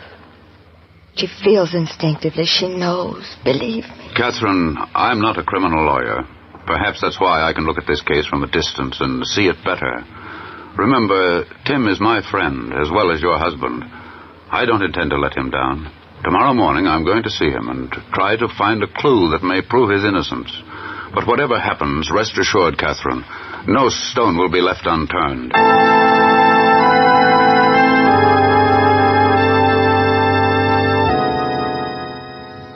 The next morning, I called on the prisoner. It's no use, John. You heard the verdict. They say I'm guilty. I haven't got a Chinaman's chance. Tim, I'm going to do everything in my power to help you. Both Catherine and I. But you've got to help me find the answer. You know what happened, John, as well as I do. I had murder in my heart and a gun in my pocket the night I hid behind that tree and waited for him to come out of his house. I intended to just threaten him if he refused to pay me back for the fraudulent oil stock he sold me. Every penny Kathy and I had in the world, he took it away. He stole it from us by false promises and deceit. I was desperate. Well, I stood under that tree waiting.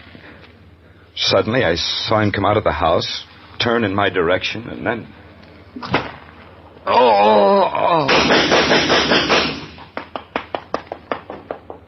When I came to, I saw his body alongside of me, and my gun lay between us. The neighborhood was in an uproar.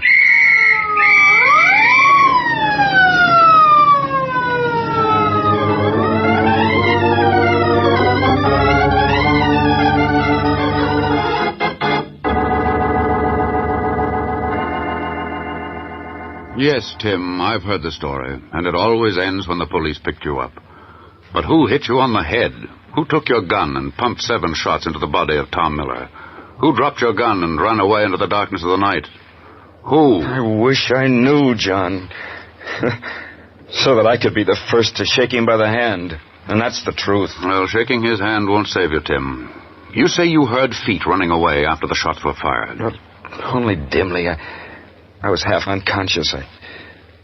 I heard the shots, and then I heard the feet running down the concrete sidewalk. They sounded like little trip hammers. That's all I can remember. Like trip hammers, eh? Well, that's interesting. Yes, that's very interesting. Why? Tim, unknowingly, you've given me the first tangible clue. 7 shots and running feet that sounded like trip hammers. Doesn't that mean anything to you? No, it doesn't mean anything at all. I don't want to arouse the slightest hope that we've stumbled onto something, Tim. But from what you've told me, I think I know the sex of the murderer. The sex? 7 shots. Every shell there was in the automatic. Means that the gun was fired by a highly emotional person. One in whose heart burned the raging fires of hate. Add that to the running trip hammers, and you have... You have what, John? The murderer of Tom Miller. A woman.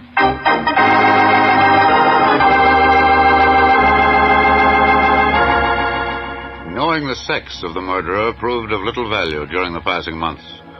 Winter melted into spring, and spring blossomed into summer. And in spite of all our efforts, not a single further clue was found.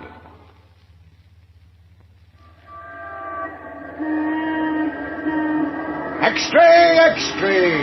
Ryan to die tomorrow night! Ryan to die tomorrow night! Extra, extra! Read all about it! Extra!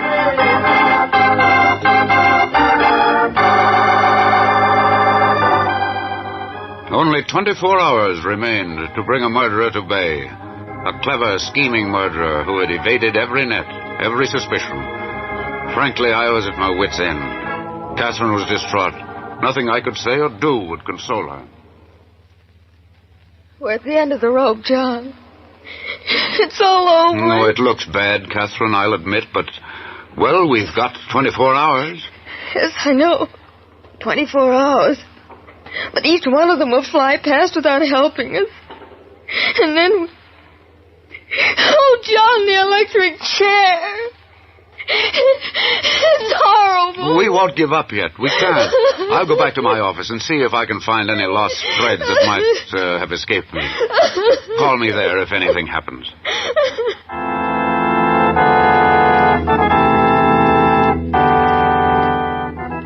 But nothing happened, either that night or the following day. Only 3 hours of life remained for Timothy Ryan, and then death. The thought was terrifying, and worst of all, I knew that there was nothing more I could do. I had reached the end of the road. I sat in my apartment and waited as the hands of the clock moved relentlessly forward. 1 hour to go. 1 hour to midnight. It's 11 o'clock, Tim. Yeah, 11 o'clock. 1 hour to go. Oh, poor Kathy. To think she'll have to remember this all of her life. The barber will come in now, Tim. You got to get your hair trimmed. So the electrodes won't miss. Is that why, Warden? That's why, Tim. You know, I don't think that I like doing this job. I'm only human. I know. You can't help it. It just seems funny getting it for something I didn't do. But it's all right, Warden. It's all right. You can send the barber in.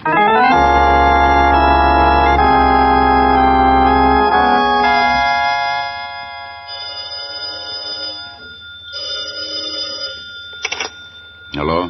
Mr. O'Connell? Yes? Well, this is Dr. Just a moment, please. There's a storm coming up, and I can hardly hear you.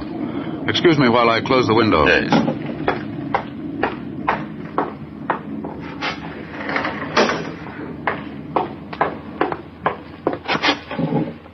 There now, Doctor? This is Dr. Wilbur of the emergency hospital over on East 68th Street. Yes, Doctor? We've just received an emergency case, automobile accident. The patient is dying. She's just made a will and asked me to call you immediately. I'll drive over right away if you like, Doctor. I wish you would, Mr. O'Connell. There isn't much time, and what she has to say may save a man's life. What do you mean, Doctor? Whose life? This woman, her name is Gloria Dever, has just confessed to the murder of Tom Miller.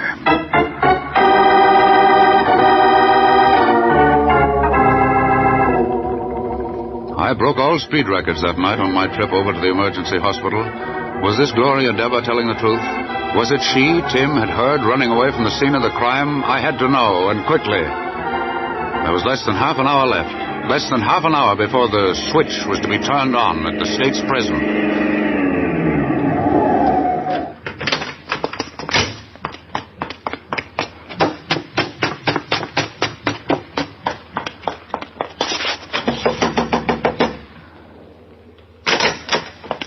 Dr. Wilbur?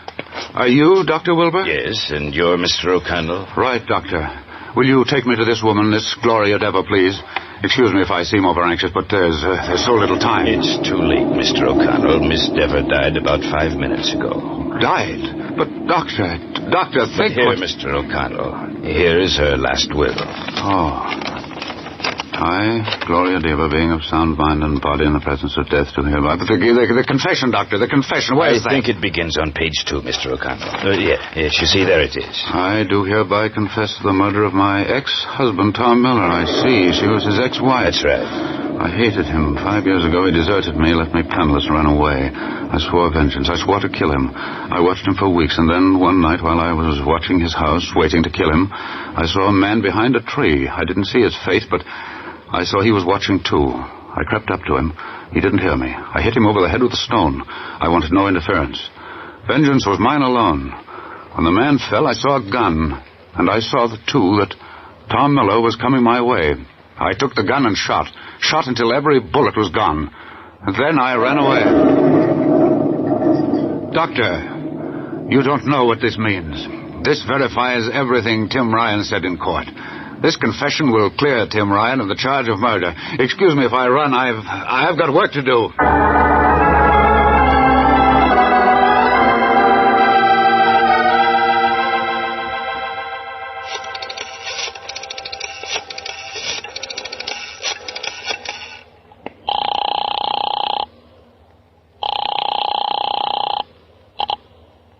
Yes. Catherine, this is John.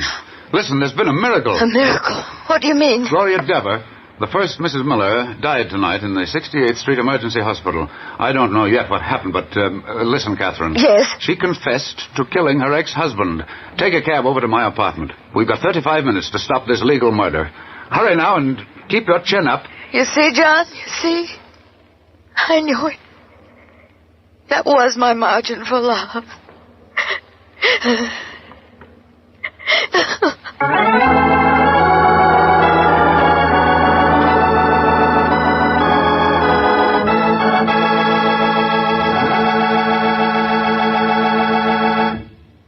Part 2 of Margin for Love in just a moment. But first, a brief message from your announcer.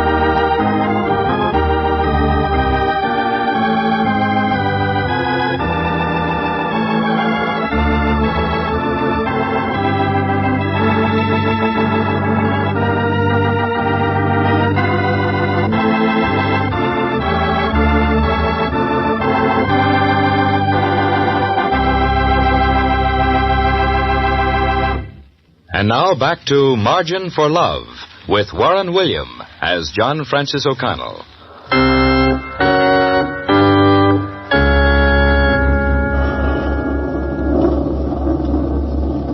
What time is it, Warden? It's 11:30, Tim. I see you got your hair cut. Yeah, my last one. Oh, well, I never did like barbers anyway. Tim, I've been seeing a lot of you lately.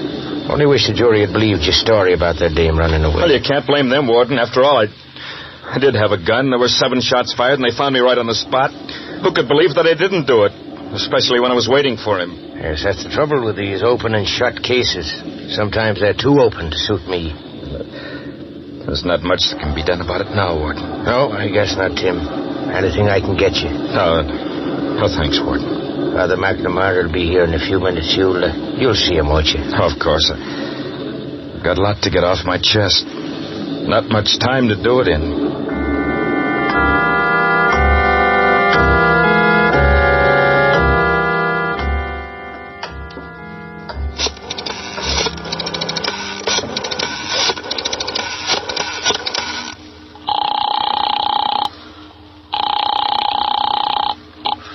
Yes? Hello?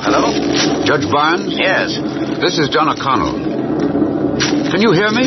Well, it's rather bad, but I hear you, John. What is it? Judge Barnes, the murderer of Tom Miller just confessed, made a deathbed statement at the 68th Street Emergency Hospital. Confessed, you mean? Yes, Judge, in black and white. I've been trying to reach the lawyer who handles the defense, but he's out of the city. So I've got to act for him. There's only 30 minutes left. Call the governor. Call the prison. Tell them that I'm issuing a stay of execution. You call them, I'll make out the papers. Tell the governor I'll send them down by special messenger.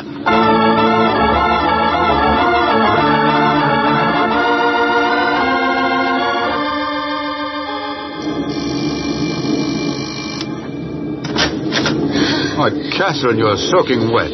Here, get over in front of the fire. I'll tell you what's happened. Oh, John, don't waste a moment until we're sure. I won't. Judge Barnes has issued a stay of execution on Gloria Dever's confession. I've got to call the governor and the prison officials to advise them of what's happened. Don't worry, everything's going to be all right. Oh, I'm so happy, John. So happy. You won't mind if I stand here and cry a little, will you? No, of course not. It's perhaps the only thing left to do. The way I feel, I could almost join you. I'm all right now, John. Go ahead and reach the governor. There's only 20 minutes.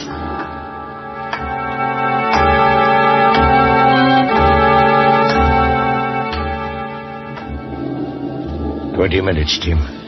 Father Mac help you? I'm as ready now as I ever can be, Warden. Don't care much about these slits in my pants legs, though. Why can't they send a guy off in his Sunday suit? Prison regulations, I guess. Somebody started this barbarity centuries ago. And for all our learning and progress, we haven't changed much for the better, have we? Guess it doesn't make much difference.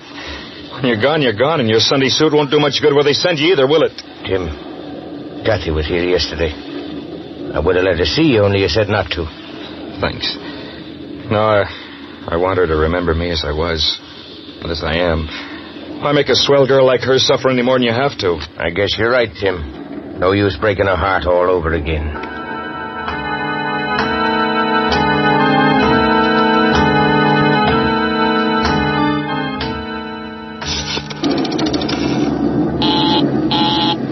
Busy, sir. Why, I haven't even reached the operator.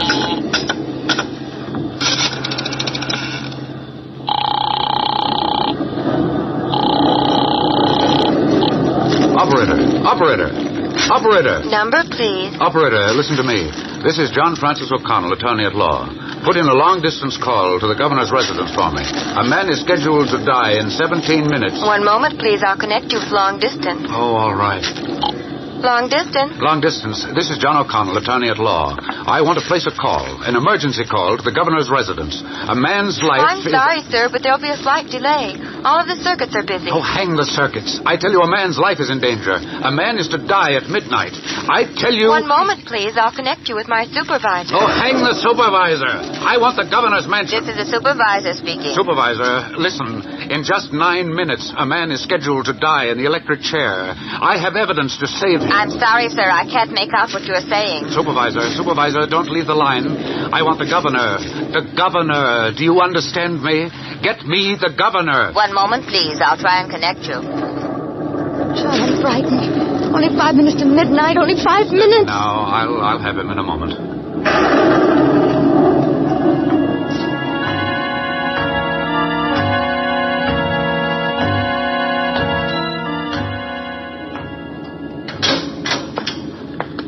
Time to go, Tim. Well, I'd like a last cigarette. Got a match, Warden? Sure I have.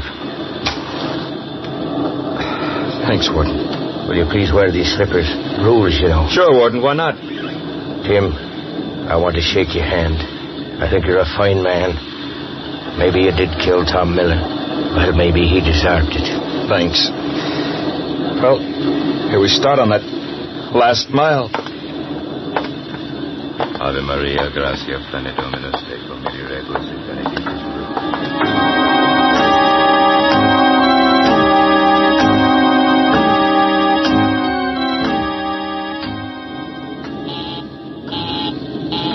I'm sorry, sir. The line is busy. Will you please try the call again? Listen, I've got less than 4 minutes to reach the governor. Before an innocent man dies in the electric chair, I order you to cut into the conversation and let me talk to the governor. If you don't... One moment, please. I'll get to the governor if I have to... I wish you'd hurry. Only 2 more minutes. 2 more minutes. And then... Hello, Supervisor. I'm waiting for the governor. There's only 2 more... One moment, please. I'm trying to complete your call. One moment. That's all that's been going on for the last half hour. There's less than 2 minutes to go. For heaven's sake, get that call through to the governor. Operator. I don't hear any sound on the phone. Operator. But the phone is dead.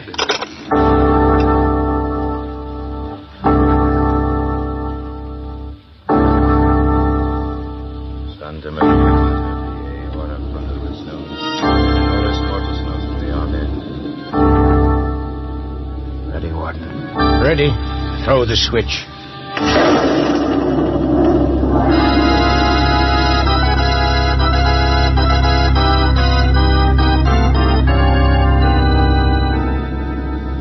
O'clock, and the phone is dead. We've lost Kathy. We've lost.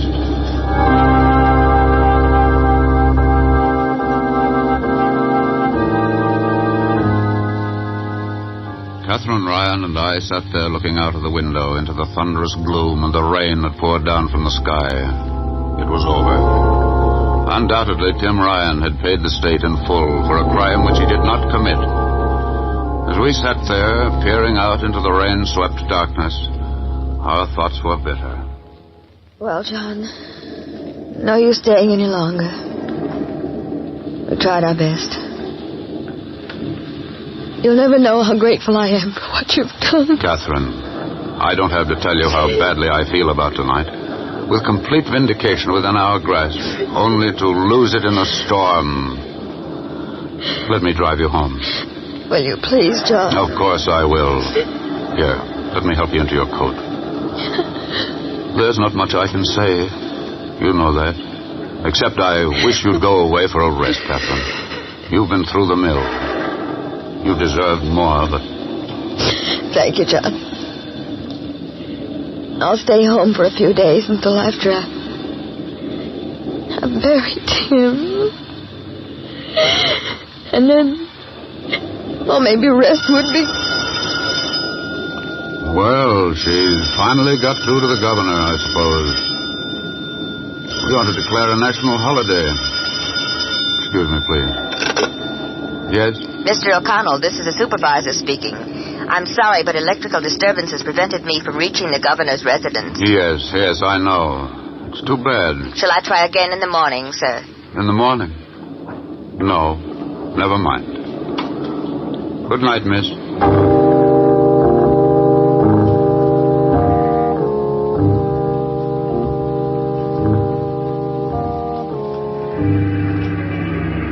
Our ride seemed like a death watch. Not a word was spoken between us. What was there to be said? To take our minds off the stark horror of the night, I switched on the radio. Damages from the torrential downpour which disrupted light, phone, and travel service throughout the state may run into several $1 million. And here's an interesting item that can be blamed solely on the electrical storm. Timothy Ryan, convicted murderer who was sentenced to be electrocuted at midnight tonight, got a real break. Oh, John! Due to the fact that the storm disrupted the electrical circuits, the electric chair failed to operate, with the result that the condemned man was given a 24-hour reprieve by the warden. Oh, John! John, he's alive! Get off the radio, Catherine. He's alive! Hang on. Where are we going, John? We're going back to the apartment. This time we're going to reach the governor. Oh, don't look now, John, but I think we're being followed by a cop. By a cop? Let him come. When he hears what we've got to tell him, he'll lead the way.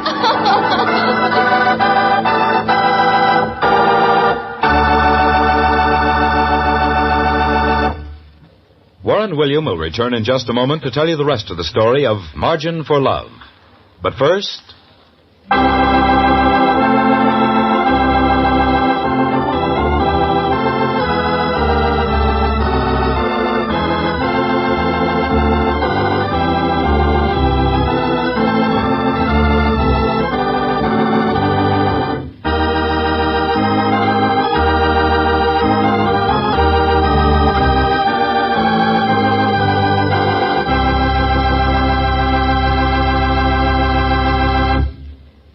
And here again is Warren William as John Francis O'Connell. Well, I finally reached the governor. And today, Timothy Edward Ryan is reunited with his wife, a free man, and cleared of every vestige of the crime of murder. The last will and testament of the first Mrs. Miller proved to be authentic in every detail. According to the doctor who heard her bedside confession, she had planned the destruction of her husband for several weeks, and then, by a stroke of fate, found a way to place the blame for the killing on an innocent man's shoulders. The black sin of revenge lurked in both of their hearts, it's true, but the one reached fulfillment, the other smoldered. And rest assured, Timothy Ryan learned a bitter lesson he won't soon forget. Hereafter, he'll leave the revenge to heaven, where it belongs.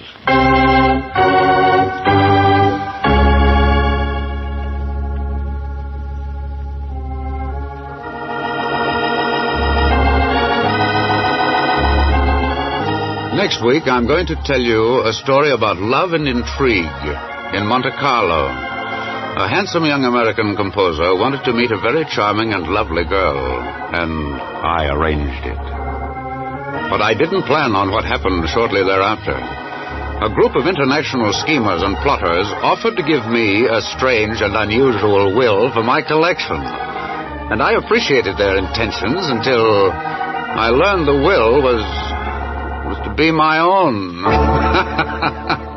How my young friend and I managed to escape with our lives and foil their plans is told in the unusual story we call They Met in Monte Carlo. This is Warren William inviting you to listen again next week.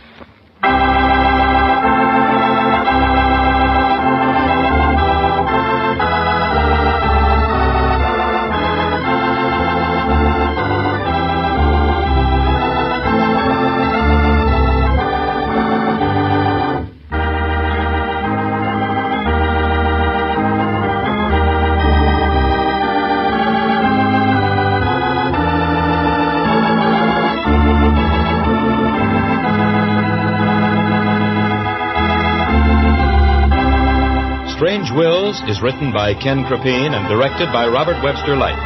Any similarity between names used on this show and those of living persons is purely coincidental. This is a Teleways feature produced in Hollywood.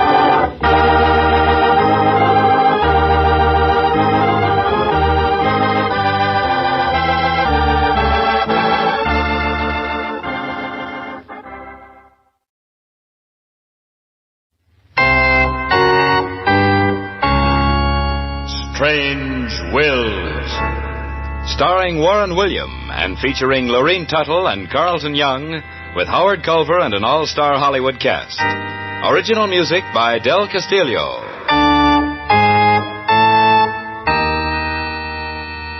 Dead men's wills are often strange. We cannot attempt to understand them or try to find the answers. We can but tell the story. This is Warren William bringing you the story They Met in Monte Carlo. But first, a word from your announcer.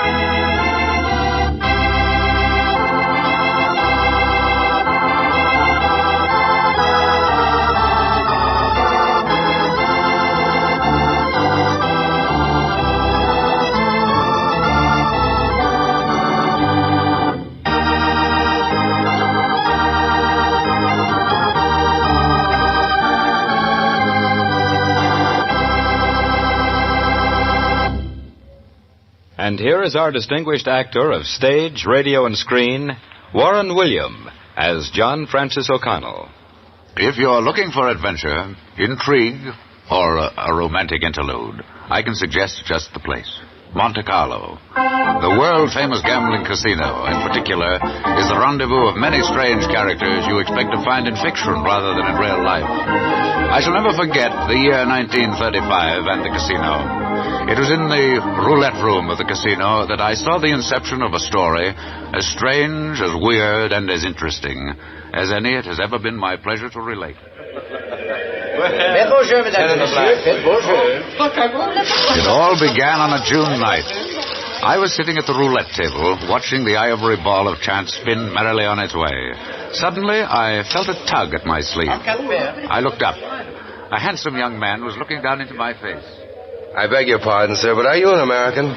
Well, yes, I am, but how did you guess? I just took a chance. I'll cash in my remaining plaques and join you.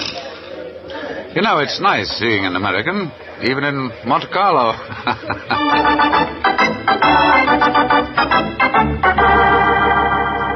Dick Marlowe and I introduced ourselves and then took off for the casino bar.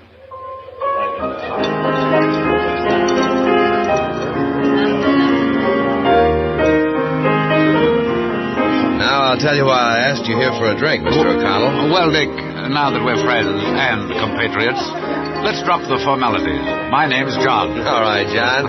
Now then, peer through the gilded and ornate shadows of this delightful room and tell me who you see sitting over there at that table, over there at the far side of the room. Over the far side of the room, let's see. Oh, yes. Well, Dick, I see a rather pompous gentleman. He's sporting a monocle. There's a lot of class, dark pencil mustache, sleek hair, rather gray at the temples. Well, hang that old monocle walrus. Take a look at what's sitting with him. Oh, I see. Oh, that is different, isn't it? Good heavens, she's exquisite. Blonde hair and a lavender evening gown. My favorite colors. They're mine, too. No, excuse me. As long as she's wearing them. Listen, John, you're a lawyer. You run into a lot of unusual situations. Now dig down into your law books and tell me how I can meet her. Is that why... Oh, now I'm beginning to see the light. Look, John, I've got to meet that girl. If there ever was a case of love at first sight, this is it.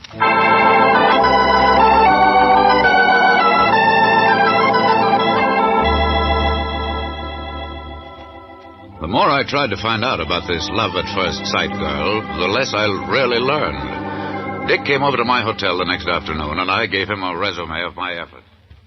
Here, Dick, a drink. Thanks. Now sit down and relax, young fellow, and I'll spill the beans. Oh, thanks, John. Well, here's to Broadway. And here's to love at first sight. You know, trying to meet her is about as easy as crashing in on Princess Elizabeth. Well, here's the dope. She lives with her father at the Villa Carlotta. Uh-oh, that means class and plenty of shekels, John. That's the ritziest place in town. Right. And here's some more news. According to the registry, their name is Lux. Mr. Ferdinand Lux and daughter, Carla. Residence, Budapest. Carla Lux, huh? Carla. Hey, that sounds swell to me. Carla Marlowe. Not bad, huh? Well, here comes disillusionment number one. Lux isn't her real name.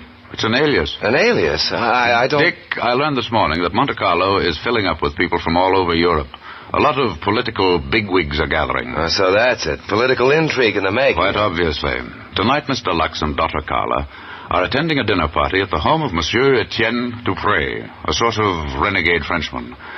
That would be an excellent opportunity for you and Carla. Oh, I couldn't break into that dinner date, John. That's for society. Me, I'm just a poor guy over here writing an operetta. Oh, but you told me you play the piano, didn't you? Of course I did, but how does that fit? Well, Dick, tonight you're going to entertain the guests of Monsieur Dupré. You see, I hired out your services to Monsieur Dupré this afternoon. The fee is 1,000 francs. Not bad pay for an evening's work. I told them over the phone I was a theatrical agent. Oh, no. Holy Pete, you mean that I'm going to... Exactly.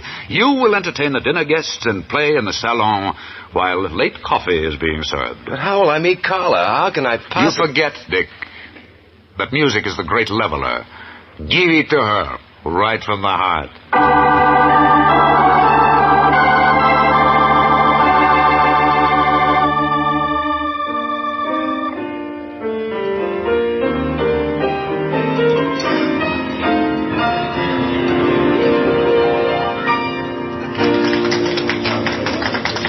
Beautifully, monsieur. Thank you.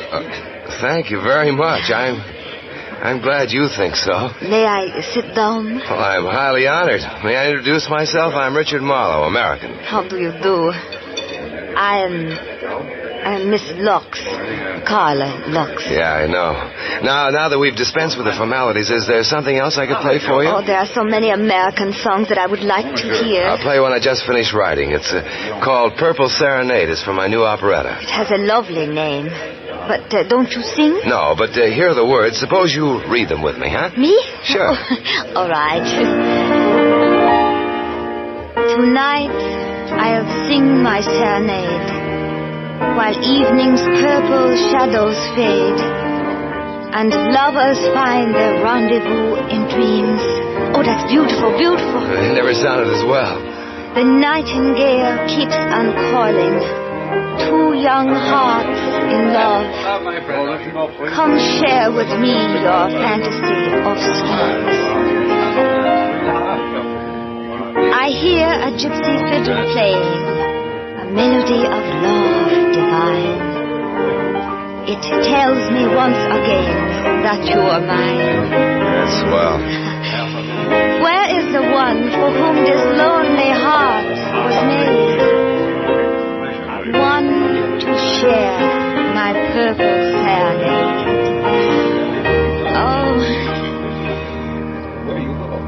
like it? You're a genius. Really, I mean it. Oh, I wouldn't go that far, but I'm glad Won't you play some more, please? Oh, we'll have a lot of time for that. Years and years. Years and years. Sure. I do not understand. Well, you see, it's this way.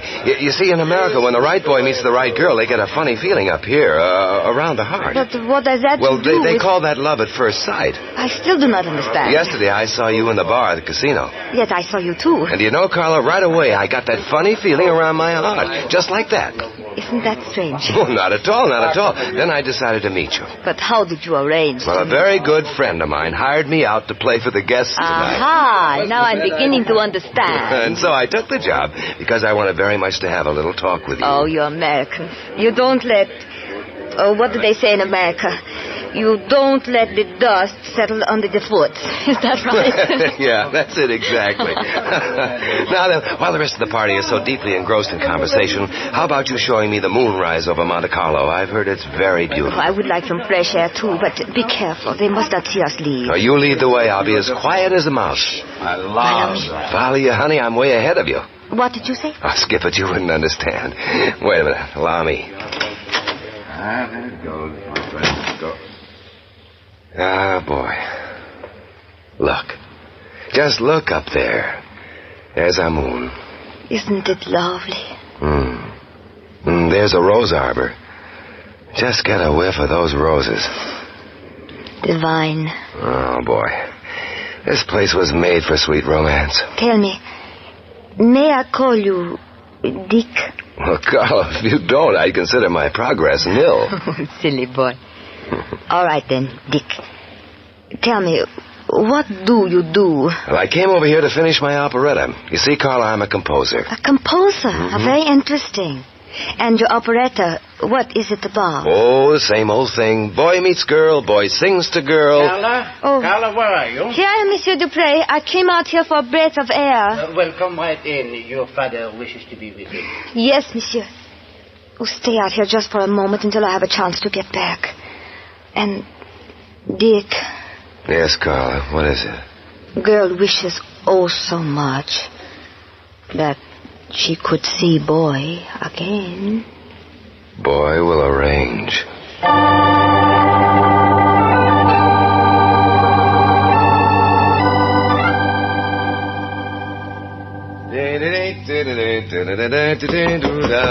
right, come in. Well, good morning.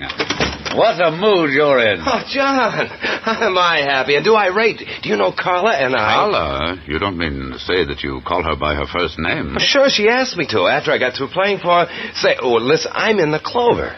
Well, tell me about it. Well, she came over to the piano after dinner and sat down with me on the bench. Then she asked me all about myself, and I played for her, and later we went out in the garden, moonlight and roses and all that sort of stuff. She confided in you? Well, not exactly. In fact, now that I think of it, I don't know any more about her than I ever did. Well, at least you have a speaking acquaintance. From now on, you've simply got to deliver the mail. Oh, excuse me, John.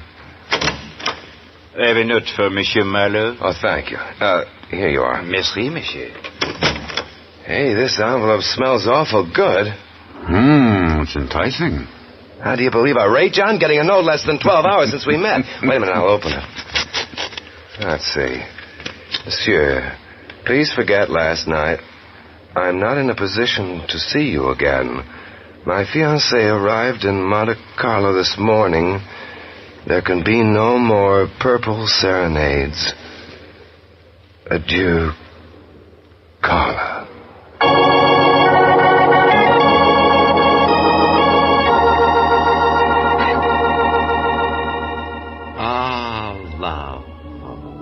Thy name is persistency. At least it was in our case. Dick and I didn't intend to let any fiancé stand in our way, especially when it concerned Carla. But anything can happen in Monte Carlo, and almost anything did. Yes? Monsieur Colonel? Yes, sir? Good. This is Etienne Dupré. Yes, Monsieur Dupré. Monsieur Colonel, I'm very glad to hear that you are vacationing in Monte Carlo. We need the services of an American lawyer in connection with a will. A very unusual will. I wonder, monsieur, would you please drive over to my home? Why, yes, if it's urgent, I'd be glad to. Oh, thank you. Thank you very much. Just take a taxi in front of your hotel and tell the driver to take you to my home. They all know where I live. Very well, monsieur. I'll leave immediately.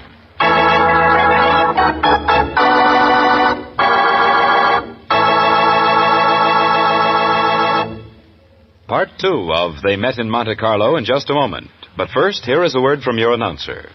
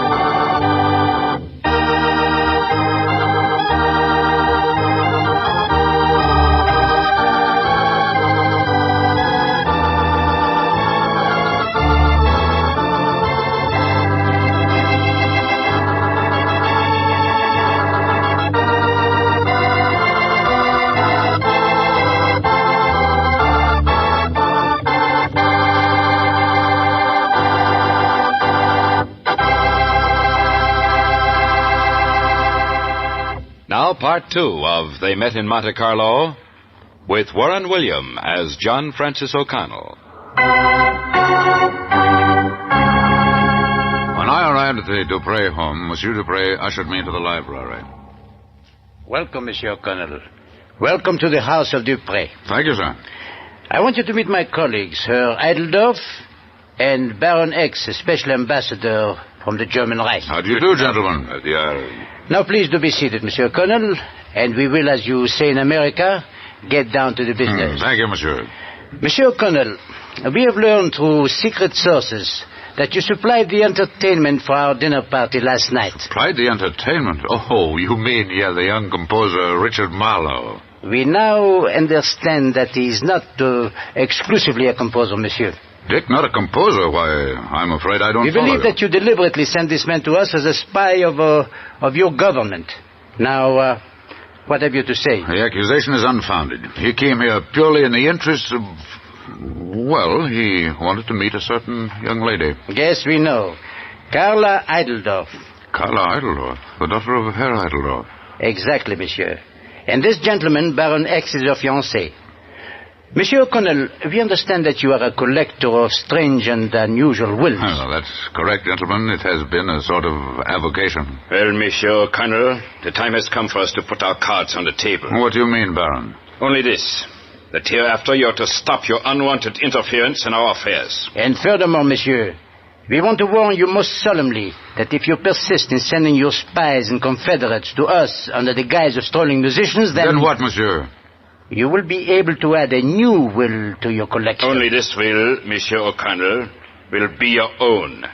And you won't be alive to do much about it. Do I make myself clear, Monsieur O'Connell? I gather you are threatening me, gentlemen. Your inference is very accurate, monsieur. We do not threaten, Monsieur O'Connell. We but warn you.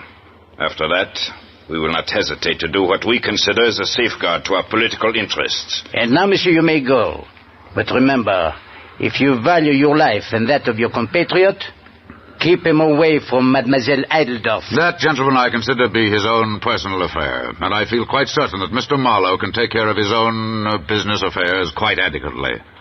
Good day, gentlemen.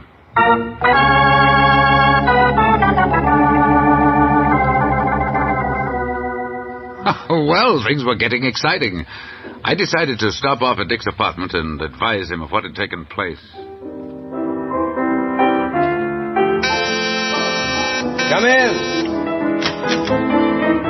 Hi there, you spy. Oh, John. I just met, guess who? Carla? No, but someone who was rather close to her. Her father, Monsieur Lux. And her fiancé. A very mysterious German who is hiding under the name of Baron X. Her fiancé? I I can't believe it, John. Dick, I was invited up to the Etienne Dupre home tonight under the pretext that I was to draw up or examine an unusual will. Examine a will? Of course, the whole thing was a put-up job to get me there. When I arrived, I met as pleasant a gang of cutthroats as I would expect to meet in Sing Sing. John, I don't understand. That's because the night you played for them, you only had eyes for Carla. Dick, remember something for me. I'll try. On the night you attended the reception at the Dupre home, what language was spoken? Well, I heard only conversational French. Wait a minute.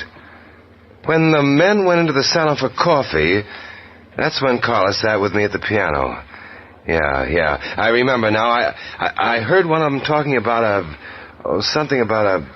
Yeah, I remember, about a new confederation of European states or something like that, with Berlin as the hub. He talked in German. That was just what I suspected. There's a movement on foot to reshape Europe, and the key men are right here in Monte Carlo. Wait a minute. Let me open the door. Maybe some more of the gangsters came back to finish me off. Carla. Let me in. Sure. I'm afraid I was followed. Carla, I want you to meet my good friend and compatriot, John Francis O'Connell, an American lawyer. Very happy to meet you, sir. And I'm most happy to meet you, mademoiselle. Carla, what in heaven's name brings you here at this hour? Oh, Dick, I'm so frightened for you. Ever since the night you played for me, my father, Mr. Dupre, and my fiancée, the Baron, all of them think you came to spy on them. Oh, please leave Monte Carlo at once, today. But I can't understand what this is all about, Carla. What's so secretive? What's cooking over there in the house on the mountaintop? Intrigue. Many European powers are gathered to form a new confederation. One that will eliminate England and the United States from Europe. And behind it all are the Germans. My father is even willing to sacrifice me, to give me to that horrible Baron, just to achieve his end. Oh, Dick, I do not know what to do. I'll tell you what you're going to do. Listen, Carla, I'm a day ahead of schedule, but here goes. Carla, I want to marry you. Keep those beautiful lips closed for a moment and let me explain. You see, Carla, I'd intended to ask you tomorrow, but this morning is just as good. I want you to fly to Paris with John and me. We'll live there for a few more weeks. Fly to Paris? Until I finish my musical score, and then we're off to the States. America? America, the land of the free and the home of the brave, and no German barons hiding under the beds. But how? Even though my heart says yes, how possibly could we leave? That's one of the reasons I became a lawyer, Carla. I know how to expedite things, how to cut this infernal red tape. Shall I arrange it? Oh, could you, monsieur, could you? I guarantee that I'll have a plane ready to fly us all to Paris by 7 o'clock tonight. And then, Carl, after we arrive, it won't be too late to, sort of make a hurried trip to the marriage bureau. We can still get married tonight, can't we, John? I think I can arrange it. You see, darling, how invaluable it is to have a lawyer for a friend? Yes, I see. And tomorrow we can start on our honeymoon to the Pyrenees. Think of it. You and I. Oh, Carla, what a honeymoon we'll have. Dick? Yes, darling? Will Monsieur O'Connell arrange that, too?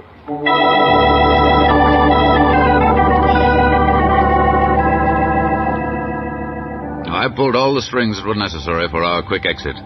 Things were moving at such a rapid pace that I could hardly keep abreast of them. Last night, Dick met the lovely and beautiful Carla. Tonight, he was eloping to Paris. Well, that was in the best American tradition, and quite frankly, I didn't blame him. Just after I finished calling the airport, Dick came in. Everything all set, John? It looks as though one eloping couple would escape the clutches of an irate father-in-law. And you're not kidding.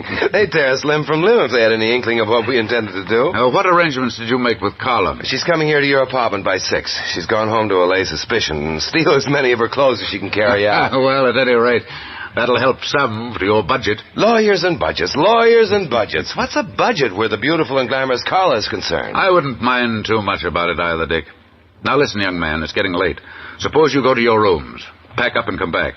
Then as soon as Carla comes, we'll take a cab to the airport. Meanwhile, I'll file your intention to marry. You know, if you ever sent me a bill for everything you've done for me, John... I seem to get a sinister pleasure out of outsmarting this mysterious German Baron X, alias Frederick.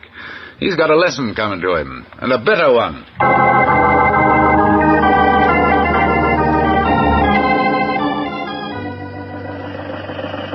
Listen, Dick, I'll take care of the luggage. You take Carla and get aboard the plane, and be careful. You never know what the mysterious Baron X and his gang might do if they get wind of what we're up to. I'd like to see him start something. Darling, do as Monsieur O'Connell says. I know it is dangerous. Okay, darling, come on. Here we are, monsieur. Bon voyage. Thank you. John, over there, that's our plane. We'll run for it and meet you there. I won't be long. Let's run, darling. Come along. Here we are. I'll open the door. In you go, darling. Thank you. Welcome, Carla. Oh. And you too, Monsieur Marlowe. Step in, please. Wait. Keep your arms up, monsieur, if you value your life. As you see, I'm armed, and at the moment in the mood to kill. Frederick, how You did forget, my dear, that it is possible to listen into phone conversations. We heard you charter a plane for Paris. I hurried over here to stop you, Carl. Your father and Monsieur Dupré are getting out warrants for the arrest of the 2 Americans for kidnapping. The police will be here momentarily. But I am not being kidnapped, Frederick. I'm going to marry Richard Marlowe. I have decided... What you decide is of little consequence. You will be told whom you shall marry. I shall refuse. To refuse would mean the end of the new European Confederacy, my dear. I pledged Germany's acceptance, but only on the condition that I should have you as my Baroness. Look, Baron X, or whatever your name is, you must take the Americans to be a lot of dope. Who could think otherwise? But as it turns out, you're really the dope. Do you think we'd be stupid enough to anticipate your action? Look behind you, you'll see a man, and if you look carefully, you'll see a gun. Swine, I do not believe you. You fell for the oldest gag in the world. That's sock in the jaws with my fondest regards. Monsieur O'Connell. Everything's set. What's the trouble in there? Look out below, John, while I toss this piece of carrion out the door. Here comes Baron X. The pilot. We have no pilot. Well, we can't wait for him now. Anyway, I hold a private license. Let me get this crate started. Well, luckily, the engine's warm. Lock that door. Okay.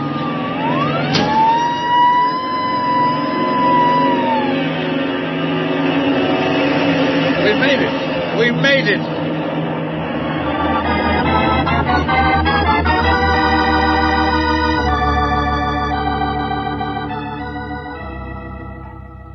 Three months later, at 16 Rue Aveyron in Paris.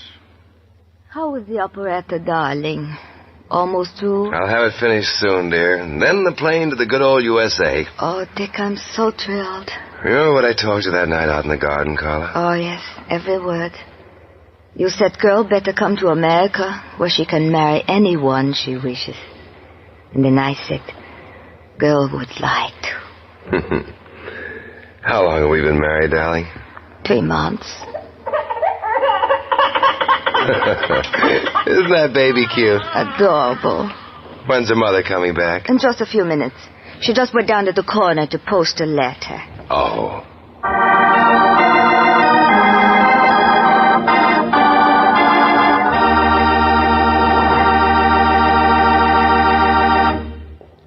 Warren William will be back to tell you the rest of the story They Met in Monte Carlo in just a moment. But first, here is a brief word from your announcer.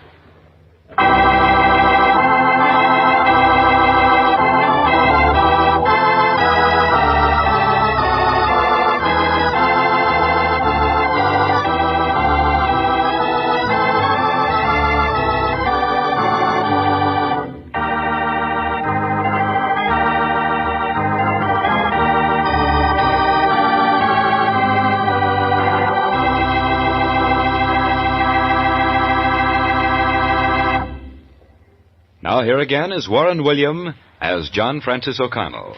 Well, Dick and Carla really did find happiness. They came to America the following year, and Dick's operetta proved to be a first-class sensation on Broadway. And if his songs are inspirational, which they are, blame it all on a certain beautiful and alluring blonde who decided that marrying for love is a lot nicer than marrying according to the dictates of a stern parent. And I agree, don't you?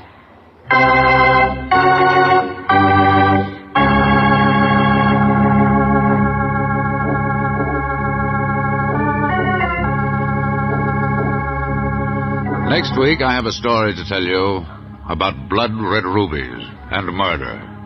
The story begins back in the days of Kublai Khan and his invasion of High Tibet. His soldiers looted the High Temple, cut out the eyes of the pagan goddess, and escaped with the 2 most precious rubies known to be in existence. But a curse went with these rubies, the curse of sudden death. Finally, they came into the possession of a wealthy, retired American business executive. He decided to end the curse and return the jewels to the temple in High Tibet. But before he could do so, death struck, quickly, savagely. We call this unusual story, The Girl in Cell 13. This is Warren William, inviting you to listen again next week.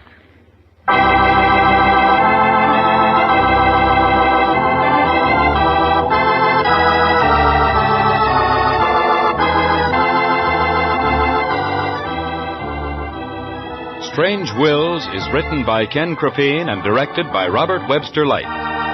Names, places, and time have all been changed so that no reflection may fall on any person or persons, living or dead.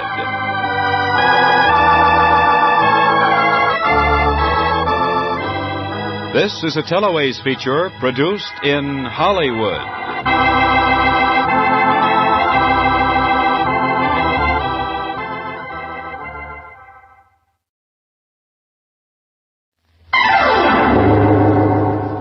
Strange Wills.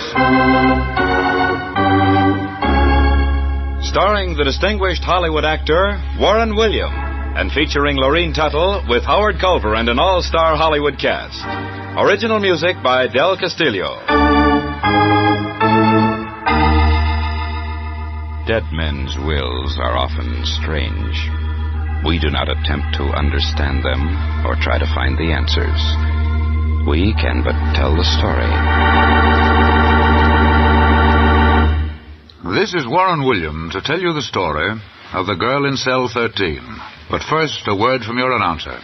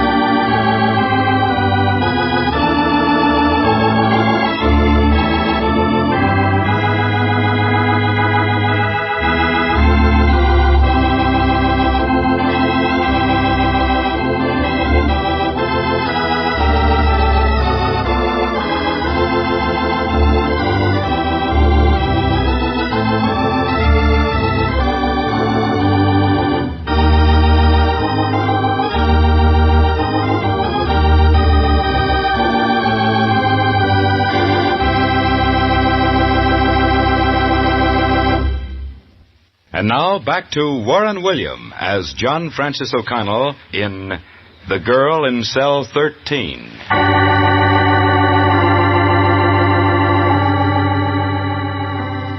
The history of the Tears of the Madonna, the most precious, perfectly matched pair of rubies ever found by man, is as colorful as the gems themselves.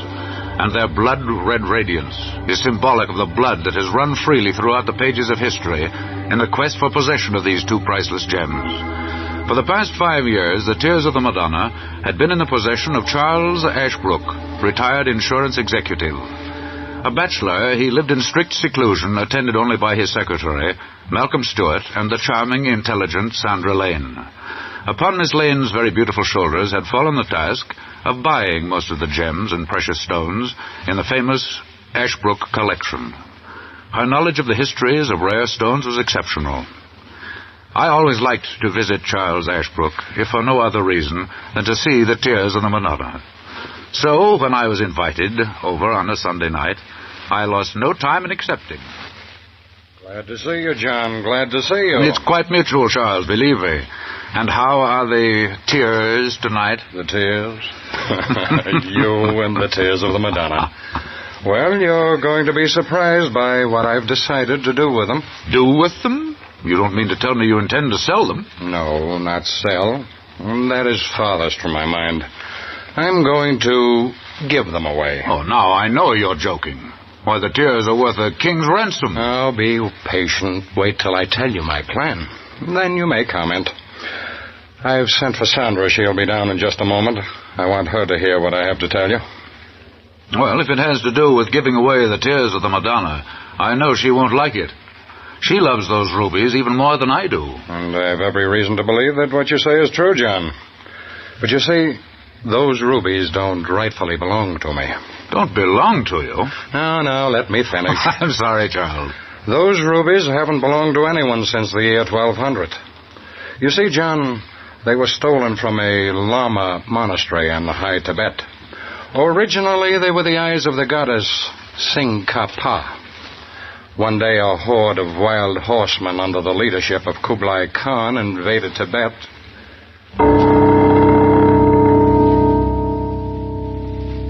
The temple is empty.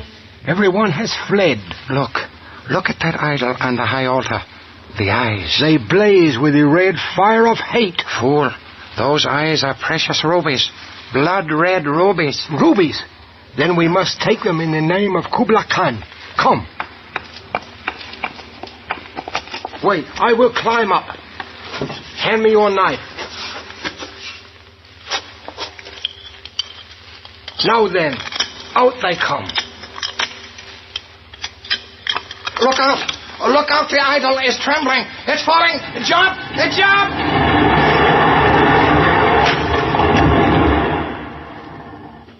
Dead. My friend is dead. It is an ill omen. An ill omen.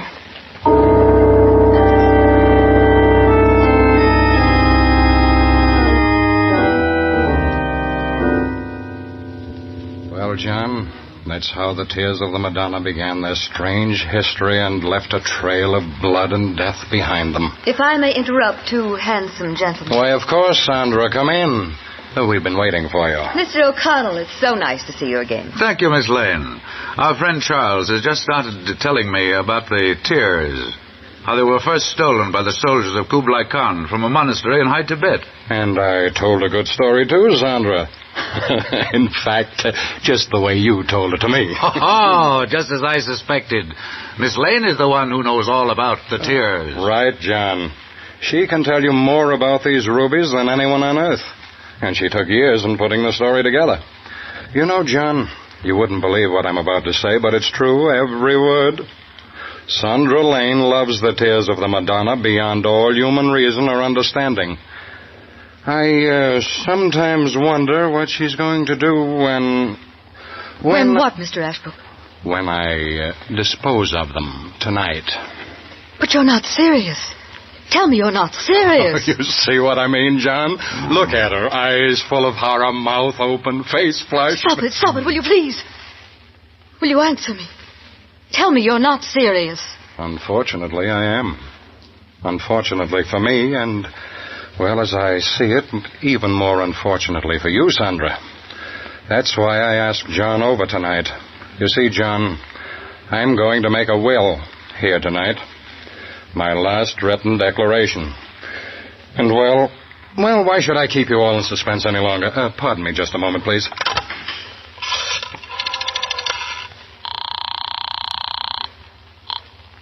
Yes? Malcolm, would you come down to the study, please? Yes, of course, Mr. Ashbrook. And, Malcolm, bring down a notebook.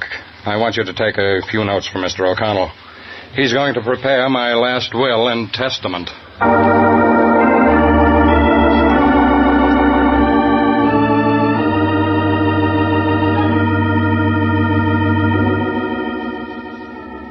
Now then, Charles, that brings us down to the last item, the jewels of the Madonna.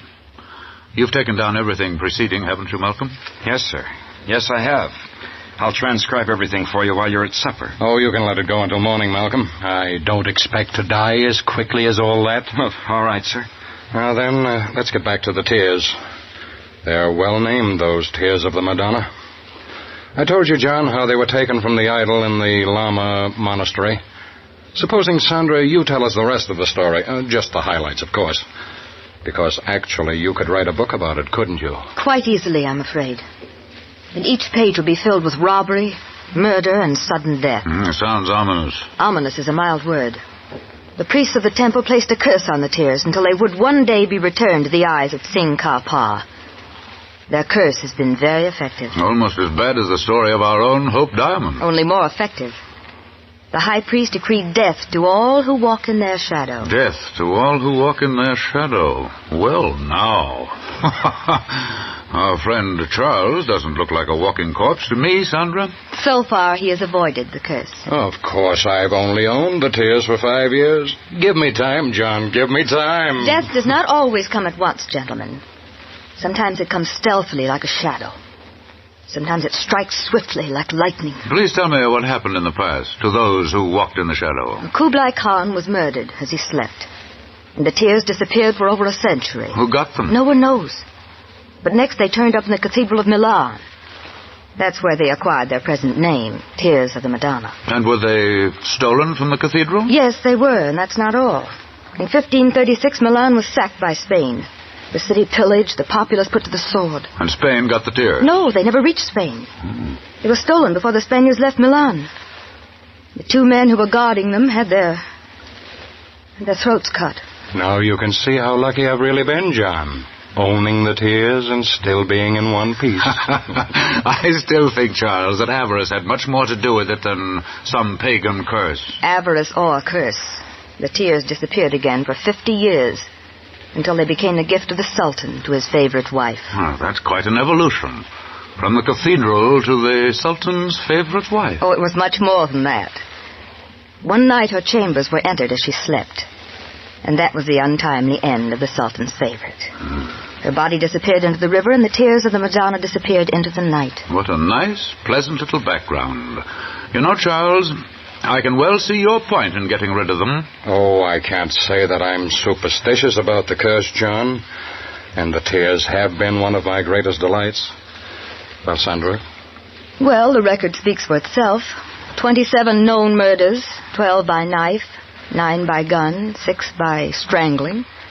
The rest, just miscellaneous.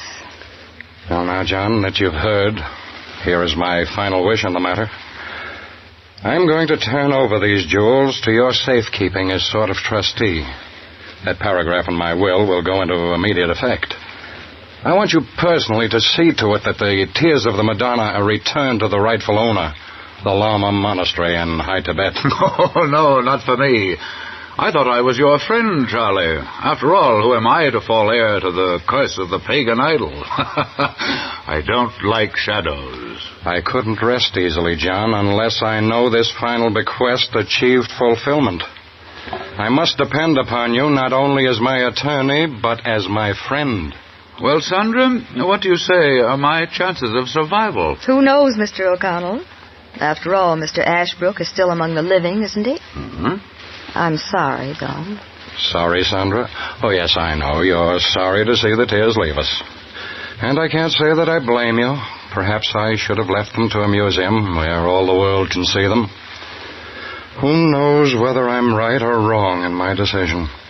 But if I can stop the succession of murders, if I can end the monstrous evil that has followed in the wake of the tears, then I shall be more than repaid.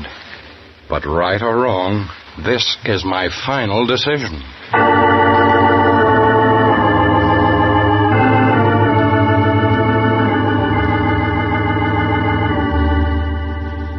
Three days later, the final will of Charles Ashbrook was duly executed. I agreed to meet him at the bank at 2 o'clock, where he was to turn over the tears to my safekeeping. 2 o'clock came and passed, and he'd not arrived. I called his home, but there was no answer. I waited till the bank closed, and Charles Ashbrook had not come. I got into my car and listened to the radio.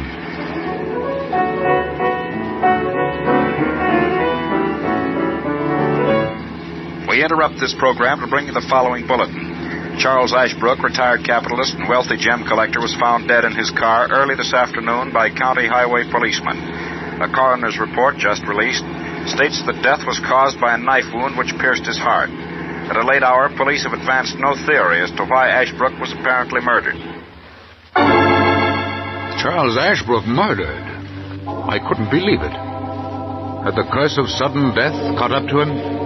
Was this the answer of the pagan goddess Tsinghapa, or the challenge of the deadly sin of greed? I meant to find out. It was high time for action.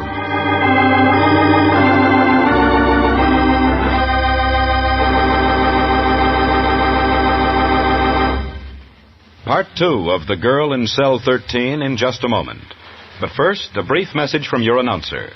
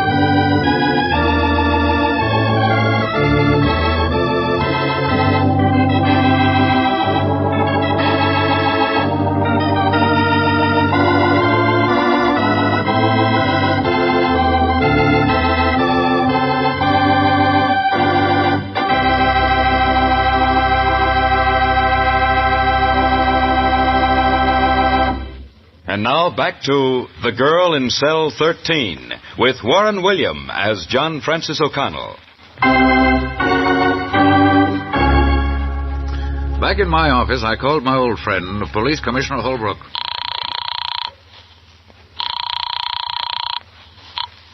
Commissioner Holbrook? Dan, this is John. John O'Connell. Oh, hello, John. I suppose you heard the news about Ashbrook? Yes, I just heard a bulletin on the air. You know, Dan, criminal law is a little out of my field, but I just have a hunch. Well, I wish somebody would enlighten me. So far, we have no clues, no motive, and no suspects. I think, Dan, I can furnish answers to all three. To all three? Holy smokes, where are you now? In my office. But tell me one thing, Dan. What's that? Were there, by chance, 2 rubies found on the body? The tears of the Madonna. 2 rubies. Tears of the Madonna.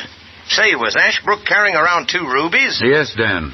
You see, he was to have turned them over to me at the bank this afternoon. They were to begin a return trip to a pagan goddess in Tibet. Well, there's our motive, all right. No rubies were found, John. No tears of the Madonna. But you can bet your bottom dollar that there's going to be a lot of my tears that are going to fall if I don't get a lead, and quickly. Listen, I'll send a squad car over to pick you up. There's one cruising in your district now. I'll radio him. I'll be ready, Dan. Believe me.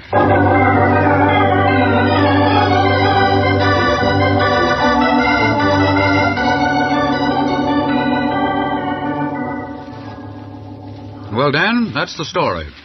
From here on, it's your job. Well, it isn't hard to understand now why Ashbrook was murdered. The motive is as old as Adam, greed. I'll have Stewart and Sandra Lane picked up and brought in for questioning. No doubt they'll have the answers.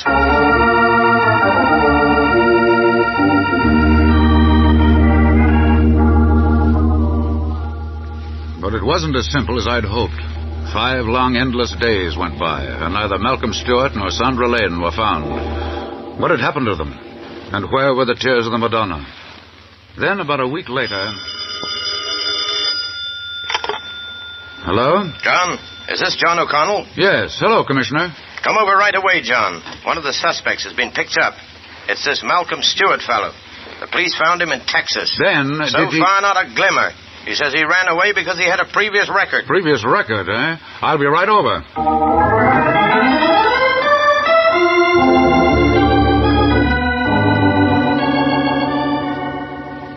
I tell you, Commissioner, I did not kill Mr. Ashbrook. He knew I once served time. I told him all about it. Why should I want to kill him? You know why better than I do, Stewart. The fact remains that you served a 5-year sentence for grand theft. Why shouldn't you want to steal now? Especially when the prize is high. Rubies. Blood-red rubies worth millions. Come in. Oh, hello, John. Come in. Well, Malcolm. I didn't do it, Mr. O'Connell. You've got to believe me. You've got to. Where are the tears of the Madonna, Malcolm? I've told the Commissioner all I know. When I heard that Mr. Ashbrook had been murdered, I packed a bag and caught a plane for Boston. I had to get away. I knew they'd find out about my record. Where's Sandra Lane? Tell me the truth. Is she dead? Did you murder her, too? I don't know where Sandra is. She left the house at 8 o'clock in the morning. Said she was going shopping. Did you find any discrepancies in his story, Commissioner? None so far. Checking on his statements now. I'm not lying. I'll do anything I can to help catch the murderer of Mr. Ashbrook. Believe me, Mr. O'Connell, anything.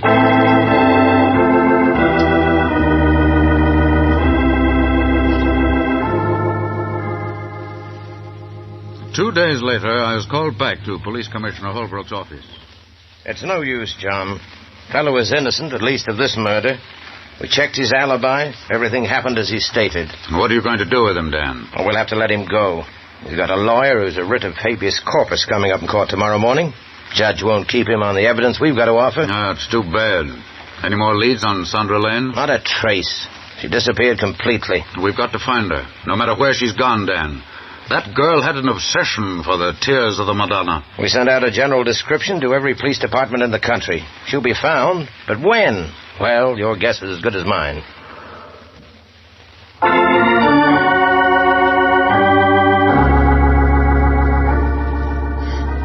Nine months passed, and not a clue was found as to the whereabouts of Sandra Lane.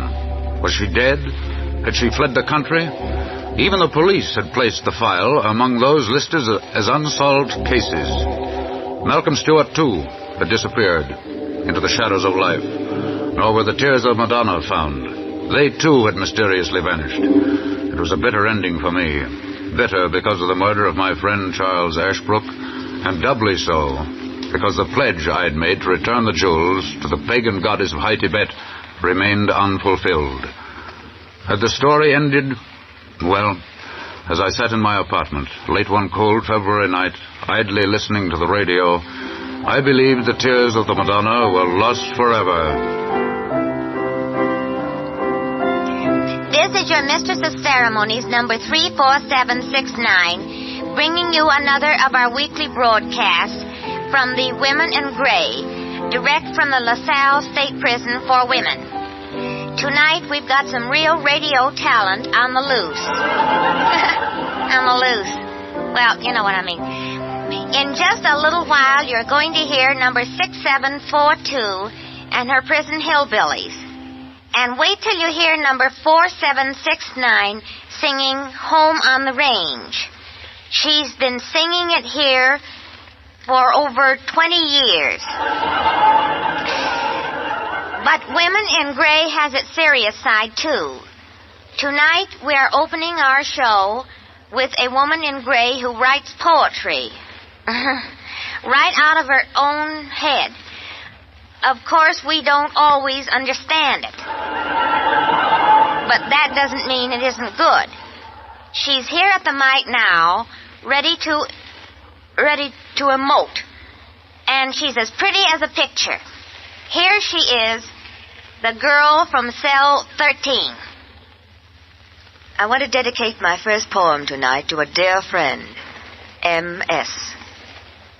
Oh, heart so filled with barren thoughts, dead ashes in the stagnant brook, come not to worship at the throne of love. That voice. Jewels of the sky shine not it? for thee, but are buried in the sea of wantonness, beneath the wind-swept oak. Insidious panorama of the night, garden of lost paradise. Could it be? Filled with multi-hued rhododendrons. Thou art my vineyard of delight. Yes, it is. It's Sandra Lane. That poem was a tip-off. But how? How? Dedicated to M.S. Of course, Malcolm Stewart. Jewels in sea. No, that's not it. Jewels buried. Of course, jewels buried in garden. Rhododendron bed beneath oak. Yes, that's it. That's it. Clever girl.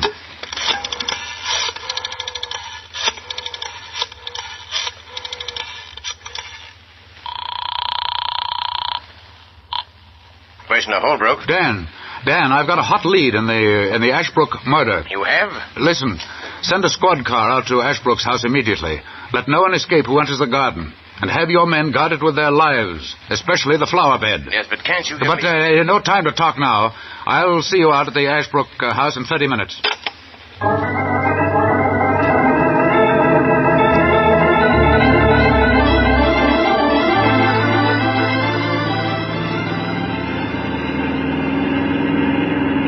$60, $65, $70, $76. Whew.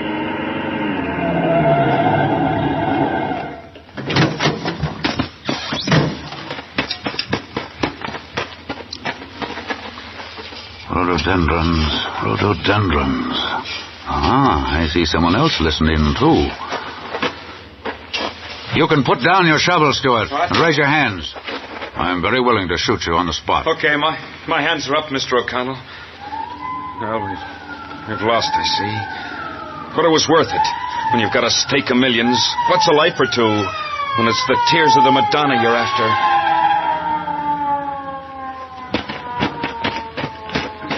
Well, John, I see you bagged your bird. And a good one, too, Commissioner. The other half of the team is quite safe in cell 13 at the LaSalle State Prison for Women. We'll get her later. But for now, take over the prisoner and charge him with aiding and abetting in the murder of Charles Ashbrook.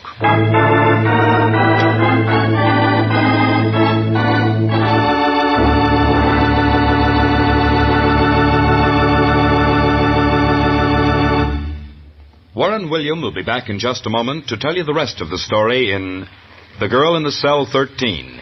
But first, here is a brief message from your announcer.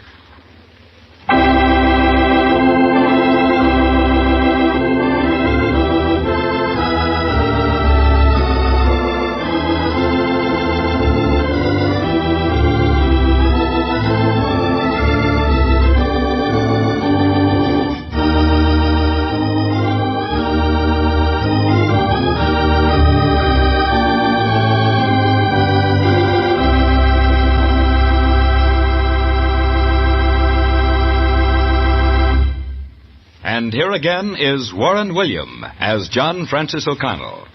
Murder will out is not an idle phrase, but this diabolical plot came within a hair's breadth of success. Sandra Lane and Malcolm Stewart entered into this conspiracy to steal the rubies long before Charles Ashbrook decided to send them back to Tibet. But his decision crystallized their mad plan. It made murder necessary. The night after I left the Ashbrook home, Sandra and Stewart met secretly. You heard Malcolm. The tears are going to be turned over to Mr. O'Connell. Yes, I know. We must act at once. But what can we do? Leave that to me. I want you to know nothing. Then if the police catch you, you can tell nothing. You must think me a weakling. What you don't know, you can't tell. But you, where are you going? Why won't the police catch you, too, especially if Don't worry, I've thought it all out long ago. The police won't catch me, Malcolm. But if we're separated, Sandra, how will we It may be months, Malcolm, but you'll hear from me. But how, Sandra? How will I ever know where you... Listen to me. There's a radio program called Women in Gray. Women in Gray? I don't understand. Never miss it, Malcolm. Never miss it. And you'll hear from me. And when I do, then we meet... In Buenos Aires, Malcolm. In Buenos Aires. Just as we've always planned.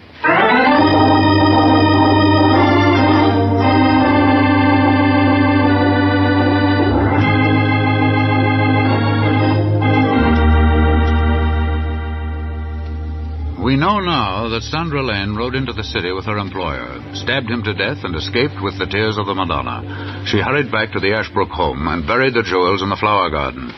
She fled the city and changed the color of her hair, and under an assumed name, deliberately committed a crime that netted her a short sentence in the state's prison. She reasoned rightly that she could best disappear in prison, the last place anyone would look for her. She knew, too, that she could ultimately reach Malcolm Stewart through Women in Gray program. And their reward? Life sentences for both of them.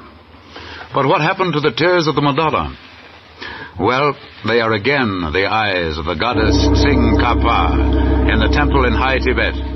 And may the curse of death that followed in their wake be forever buried in the stillness of forgetfulness.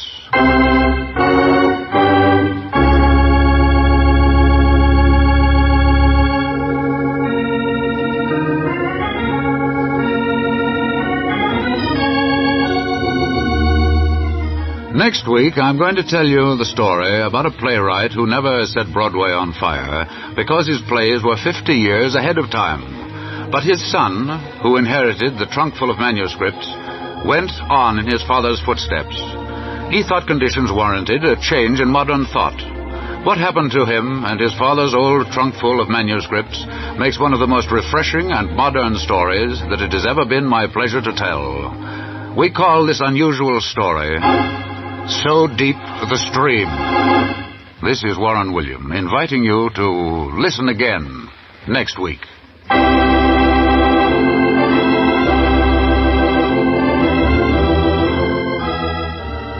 Strange Wills is written by Ken Crepine and directed by Robert Webster Light. Any similarity between names used on this show and those of living persons is purely coincidental.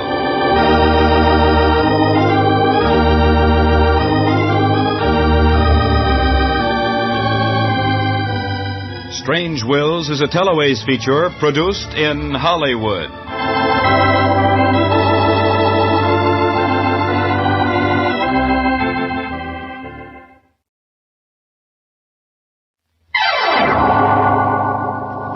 Strange Wills. Starring the distinguished Hollywood actor Warren William, and featuring Carlton Young and Howard Culver with an all-star Hollywood cast. Original music by Del Castillo. Dead men's wills are often strange. We cannot attempt to understand them or try to find the answers. We can but tell the story. This is Warren William, bringing you the story, So Deep the Stream. But first, here's a brief message from your announcer.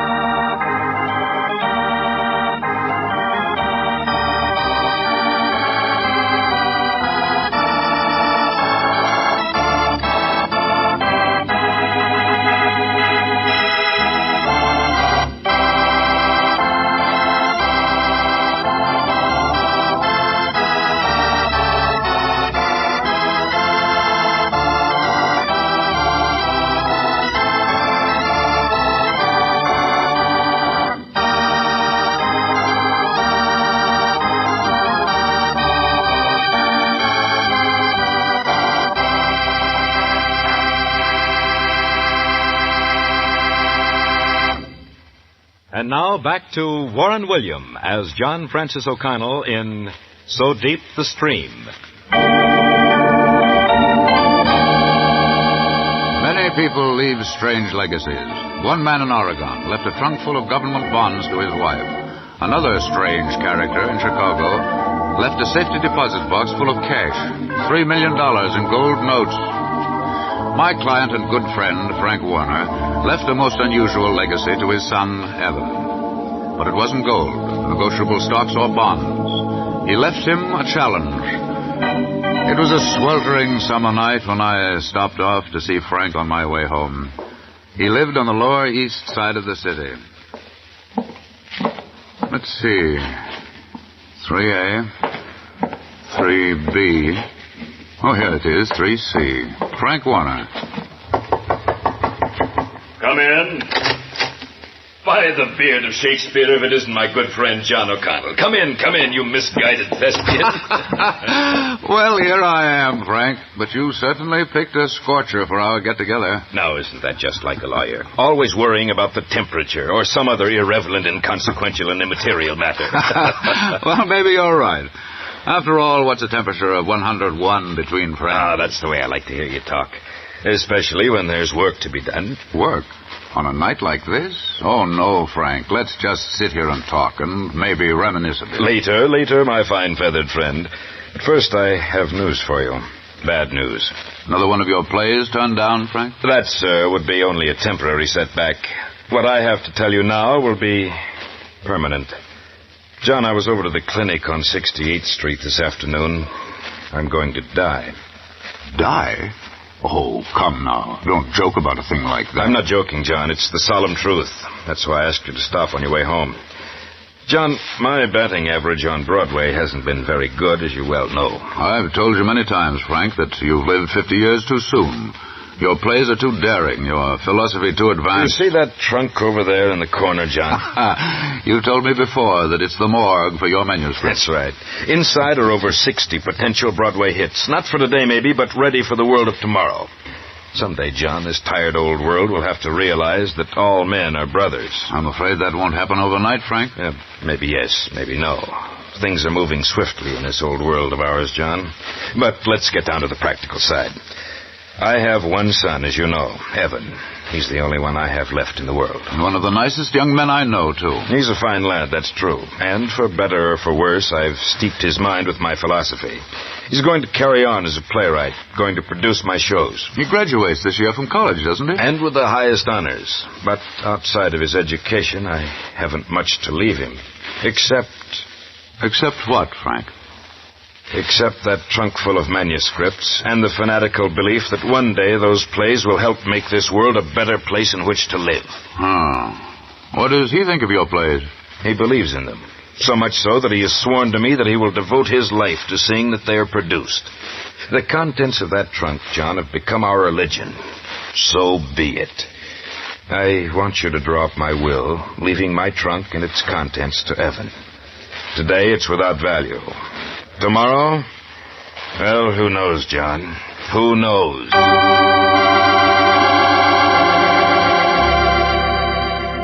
Frank Warner died 2 years later, while Evan was studying in Paris. His funeral carried little notice in the press, but the church was filled to capacity with old and new friends who had known him. Overalled workmen carrying lunch boxes sat next to and rubbed elbows with gentlemen in silk top hats. As I sat there and looked at the people, I wondered if Frank's philosophy of universal brotherhood hadn't borne fruit.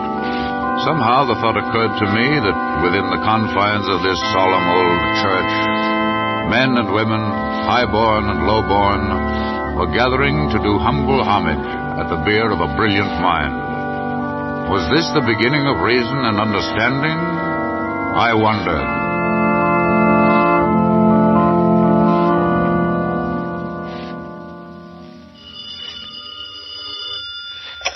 Hello? John, is that you, John? Yes? This is Evan Warner. Why, Evan, good heavens. I'm glad to hear your voice again. How long have you been home? Just flew in this morning. It's sure swell to be back. And it's nice to have you here, too, Evan. When can you come over to see me? We've got quite a few things to talk over. I'll come over tomorrow night. I'll even go one better. How about dinner? That would suit me fine. What time? We'll make it, how about 8? Okay, dinner at 8 tomorrow night at the Waldorf. It's a deal. And say, John. Yes, Evan? Keep your fingers crossed for me tonight, will you? Fingers crossed? What do you mean? I've got a date with Polly. You remember Polly McGuire, my old friend? You bet I remember Polly. I think she's wonderful.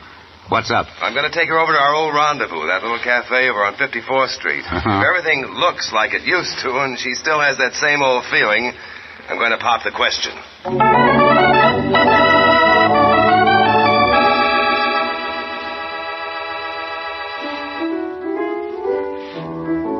So, there you are, Polly. That's my story and my future. How about it, honey? I don't know what to say, Evan, really. I've waited for you this long. I guess a little while longer won't hurt anyone. But, Evan, do you really have to try producing your father's plays? He never got very far with them. Only because the type wasn't right, darling. But now things are different. People are different. Not the people I've seen. What do you mean, Polly? Well, I certainly don't see the brotherly love you want me to believe in sweeping the world. Well, that's because you've just been shut up here in a big city. But believe me, Polly, where I've been, I see the difference. I've seen liberation in action, and it was something I'll never forget. Maybe you're right, Evan. Perhaps I'm wrong. Anyway, I'll wait until you get this big Broadway smash you're talking about underway. And then, Polly, the day after the opening, you and I'll be married. Is it a deal? Cross my heart. It's a deal.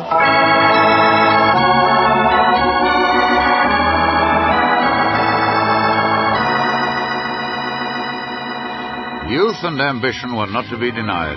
Evan Warner had accomplished the impossible, up to a point. By sheer determination, he'd gone out and raised the money to produce the first of his father's plays. It was called Tomorrow's Children. The night before the opening, Evan, Polly, and I had a private little celebration.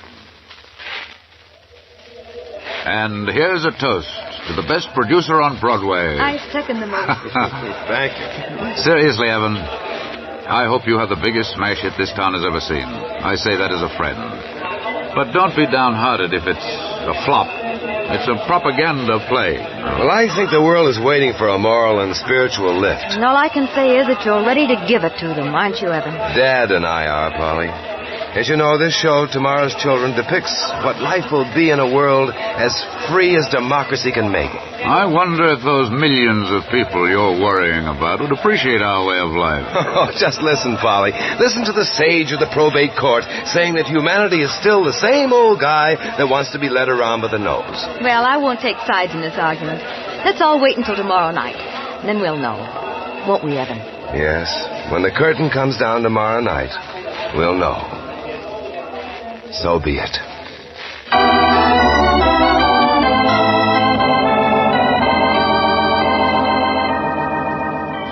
Well, the critics all agree that it would have been better if Tomorrow's Children had never been born.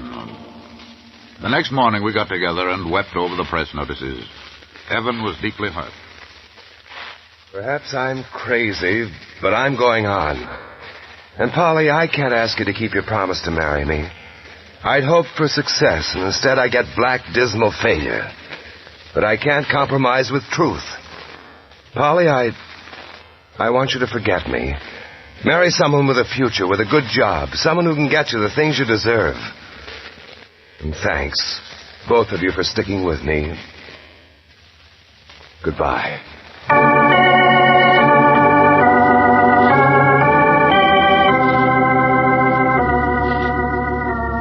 Well, what are you going to do with a fellow like Evan? Polly waited for another 6 months, and then, bright and early one morning, she called me to say she was married to Cyrus MacDonald, a wealthy mine owner from South Africa. Tired of waiting for Evan, she had chosen this way out. They left by plane that very night for their new home on the dark continent. I never knew how much Evan missed Polly until one day, months later, I dropped in to the little cafe where they used to spend their evenings. During my luncheon, Emil, the head waiter, came over to my table. You know, Mr. O'Connell, it's a sad thing about Evan and Polly. Yes. She got married a few months back. You heard about it, didn't you? Yeah, I know all about it. It's too bad, too. You know, those young people never missed a Saturday night down here when they were going together? Yes, I know. I came with them a few times. They always had the same table right over there in the corner. They used to hold hands and dream big dreams. Now everything is phooey. Emil, does Evan ever come here anymore? That's the sad part about it. He still comes every Saturday night, just the same as usual. Is he a new girl? No, not at all. He still reserves the same little table, has it set for two, orders 2 roses, and then he just sits there like a mummy. Orders a table for 2 and then comes here all alone, Emil? Exactly. He sits down, listens to the piano. You can see what he's thinking of. But he won't give in. If he would only cry a little, get a little bit sentimental, maybe he would forget. I don't think he's the forgetting kind, Emil. Maybe not. Only, Mr. O'Connell, it makes me sick here at my stomach to see him suffer so. It makes me mad at the whole world, the world he is trying to save. Well, Emil, that's the way of life. Some of us were born to be happy, and some of us were born to suffer.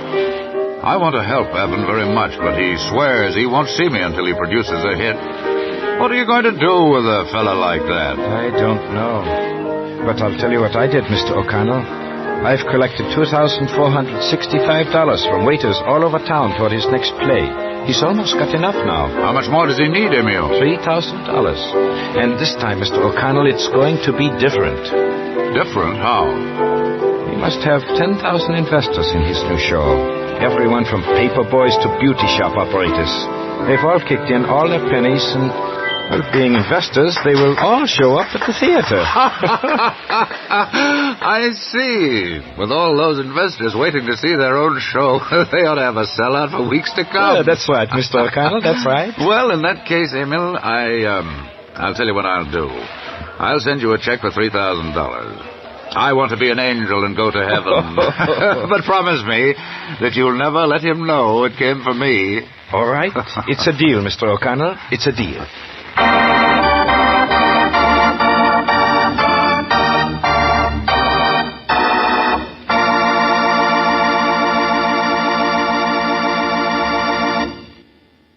Part 2 of So Deep the Stream in just a moment. But first, a brief message from your announcer.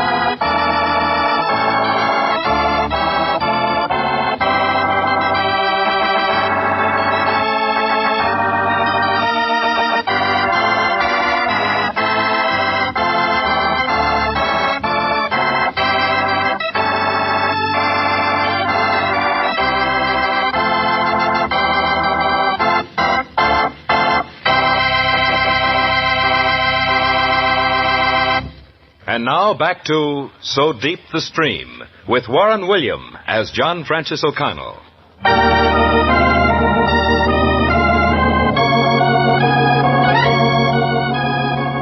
I wish you could have attended the opening night of Evan's new show, So Deep the Stream. Even the aisles were jammed with a shouting mass of humanity who wanted to tell the world just what they thought of Evan Warner. And when the final curtain went down...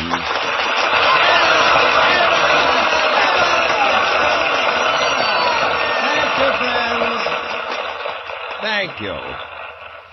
I made one big mistake in my life. I tried to produce a show for the people and by the people with money not of the people. It didn't work. This time, things are different. So Deep the Stream is your show. Yes, the story of your life. You, the bootblacks, you, the waiters and the steam fitters, you, the hairdressers and the seamstresses, you are the stream. I promise you that one day we'll have a people's theater where your own shows will be produced and financed by all of us.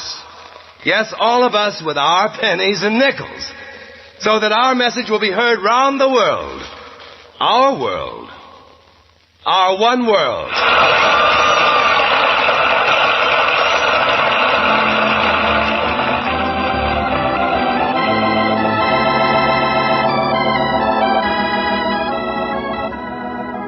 Evan Warner became the country's overnight sensation. Critics, sensing the popular movement, jumped on his bandwagon. Here was the great humanitarian, the new Lincoln. But others made over him, too. Others in the form and shape of lovely Pamela Hazelton. She lost no time in becoming friendly. Oh, Evan, darling, what you haven't done to us. But you know, I went downtown and applied for a job as a social worker this morning. I want to work right in the midst of the poor and underprivileged. But, Pamela, I don't want you to go that far. After all, the work is hard, tiring. What would you have me do, Evan? Just sit here in this penthouse apartment and wait for you to call me? Well, I could think of worse things. Selfish genius. That's what you are, too. Now that you've converted me to your way of thinking, you want me to be a drone bee. But you're too beautiful, my darling, to go into the slums. All right, my dear one. Pamela's ready to compromise. I'll stay away from social service work. If you'll take me to dinner at the Versailles tonight, and then we'll do the nightclubs. Now then, how's that? How could I resist, Pamela, dear? And one more thing. Yes, sweet? I've scheduled you for the guest of honor at our next club meeting. All of my friends want to meet the young man who conquered Broadway single-handed. Why, they consider you a new Daniel. A new Daniel? And a den full of lions, too. Social lions who think in terms of Rolls Royces and diamonds. It's not such a bad world, my darling. It offers many things your old world simply hasn't got. And more, it offers connections. And I do so want you to do a new show. One of your own. Something more for the intelligentsia this time. Well, it's a thought. Maybe it's time I had a little nest egg, too. Everyone else seems to be getting them. Okay, we'll do it, Pamela. Of course we'll do it.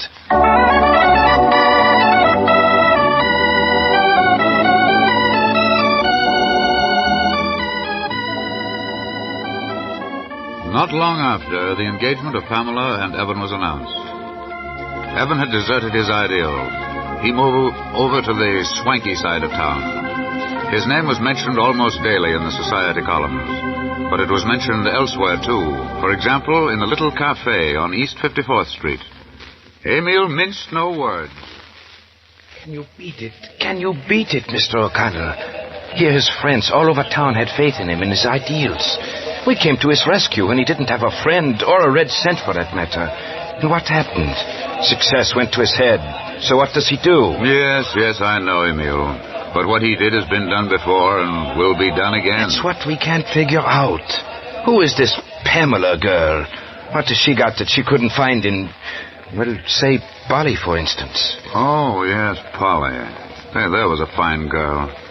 I wonder whatever happened to her. It's been months. Why, I heard from her less than a month ago. She's coming back here, didn't you know? No, she's never written to me. Well, her husband was killed in an airplane wreck almost 3 months ago. She'll be here next month.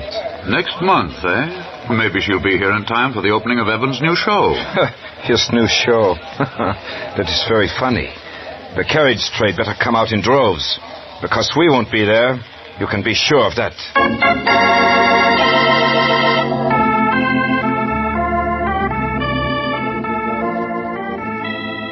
As soon as Polly arrived, she came over to see me, pale and wan from the ordeal she'd been through. I thought I detected a gleam in her eye, the gleam of a crusader. I had to go out of the country, John, to see that Evan was right. What I saw in Africa, well, I hate to go into it. This tired old world does need another Lincoln, and I'm not fooling. Perhaps you're right, Polly. But what do you intend to do about it? I've told you what happened to Evan. He's to be married next month, you know. And he's sort of given up his crusade for humanity. John, listen. Evan wasn't the originator of this idea, was he? No, it goes back to his father, the original author. Yes, and if I remember correctly, his father had a whole trunk full of manuscripts. Where are they now? Still in the trunk, I guess. Evan hasn't much more use for them. Well, that's what I'm driving at. I read many of those shows. One in particular was called Song of the Torch. Song of the Torch. I remember that one, too. It carried a powerful message. Satirical, but I thought it excellent. John, I want you to buy the rights to that show. Don't tell him who intends to finance it or who will produce it, but just get it at any price. I know that you're well able to finance it, Polly, but whom do you have in mind to produce it? I'll tell you, John. The same people that made So Deep the Stream, the great hit that it was. The waiters, the bootblacks, the small fry. Yes, the people, John. Well, say, Polly, I think you've got something. Let the people do it. You're right. It's about them. Why not let them produce it? Good. I'll get busy right away, and maybe... Well... Maybe what, John? Maybe it will bring Evan back to his senses. Gee, I never thought lawyers could be so intuitive. Or maybe you're right. And here's hoping.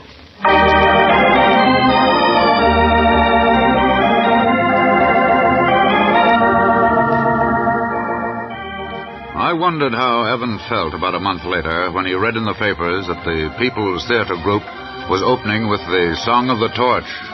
I wondered, too, how he felt when his new show, Gay Blade, financed adequately by his wealthy friends, closed after a week's run. His conscience must have bothered him because one afternoon he came to see me at my office. It's just one of those things, John. The story was weak, the direction even worse. I tried to hire Robert Light, but he was tied up in Hollywood. Yes, it's too bad, Evan. Tell me, how's Trix? You've certainly shied away from your old friends these past few months. Yeah, I know. But don't rub it in, John. You know how it is. Poor boy makes good. Wine, caviar. And Pamela? Oh, there's nothing wrong with Pamela, John. She's really fine, Only you're just beginning to learn that you were a fish out of water, eh, Evan? I guess that's it. John, I've wanted to go back to the old crowd for months. My own people. Guys who learn life the hard way, but it's hard to say, but I'm ashamed of myself. They think I'm a heel, and I guess they're right, John. Well, maybe it's not too late to make amends, Evan. Now, what can I do to square myself? They won't forget or forgive. No, I wouldn't say that. You know, of course, that one of your father's plays is opening this week. Day after tomorrow, in fact. Yes, I read all about it. I wanted to drop into rehearsals, but, well, you know, they'd run me out of the theater. Tell you what I'll do, Evan. I'll reserve seats for the opening night. And you come with me. Come with you, boy? Oh, will I? And, thanks, Mr. Counselor. Thanks.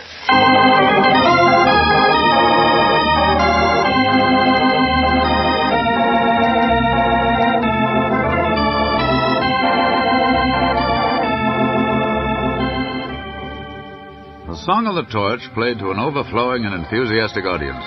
The program carried the name of no director, but that didn't stop the show from being a smash hit. From our seat in the third row, we saw and sensed the beginning of something that transcended art and the stage. We saw public opinion being welded by sheer force of dramatic intensity. As the curtain lowered, the people stormed their approval.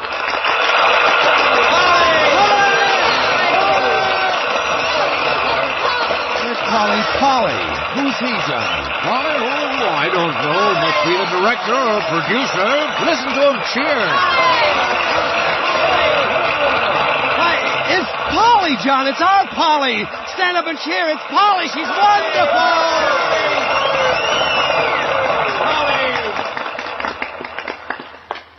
Thank you. Thank you, everyone.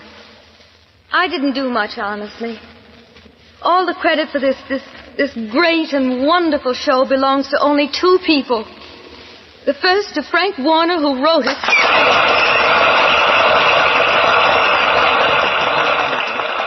And secondly to the one and only Evan Warner, his son, who had the courage of his own convictions and who believed not only in his father, but in us, the people.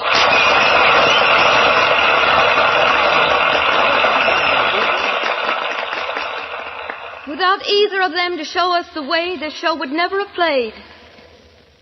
And it gives me the greatest of pleasure tonight, ladies and gentlemen, to present to you the guiding star, the one who was always behind me in this glorious venture, Evan Warner. Just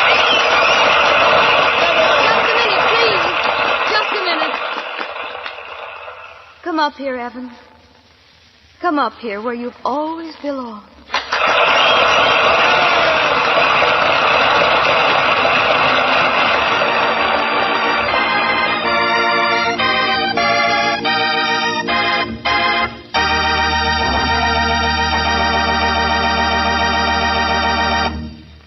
Warren William will be back in just a moment to tell you the rest of the probate cause of So Deep the Stream. But first, here is a brief message from your announcer.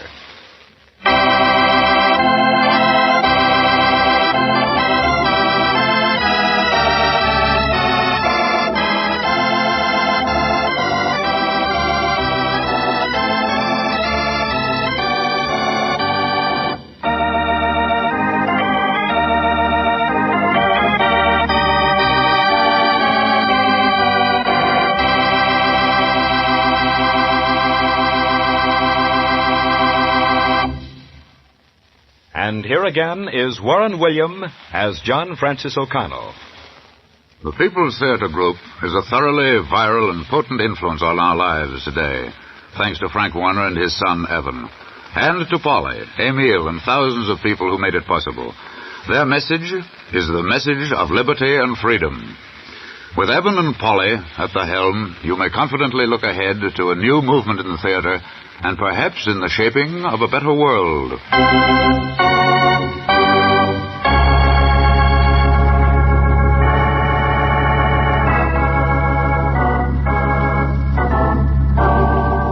Next week, I'm going to tell you the true story about a mad miser who accumulated a pile of gold dust that was well worth over $1 million. This miser hated the thought that he would have to leave this fortune to his heirs. So he conceived a plan whereby he willed the gold to his relatives, but made sure they wouldn't have the pleasure of spending it. We call this interesting story Miser's Gold. This is Warren William inviting you to listen again next week.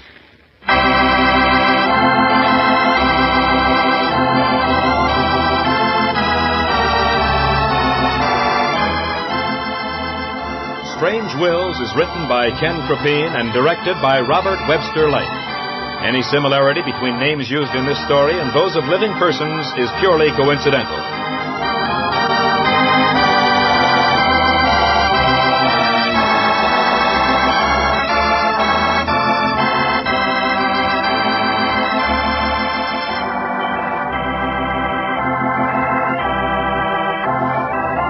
Strange Wills is a Teleways feature produced in Hollywood.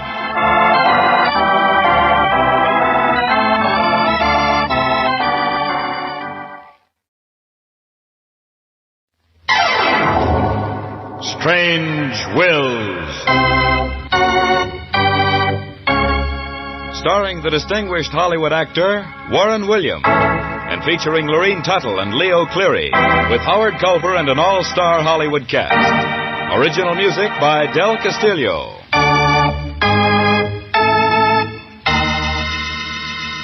Dead men's wills are often strange. We cannot attempt to understand them or try to find the answers. We can but tell the story.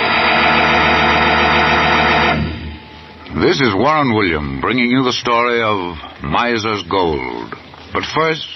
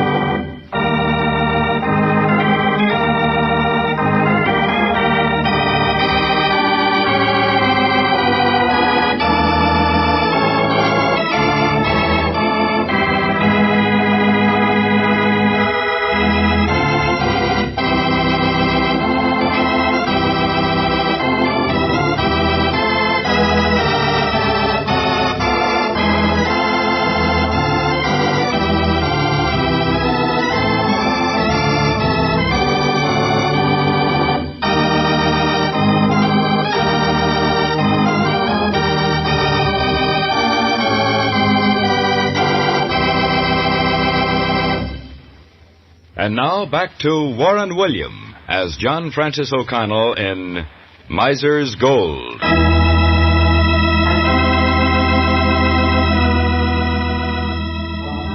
Of all the strange, weird characters I've had the pleasure to represent in probate matters, none, I think, ever can measure up to the caliber of Old Nick, gold miner extraordinary.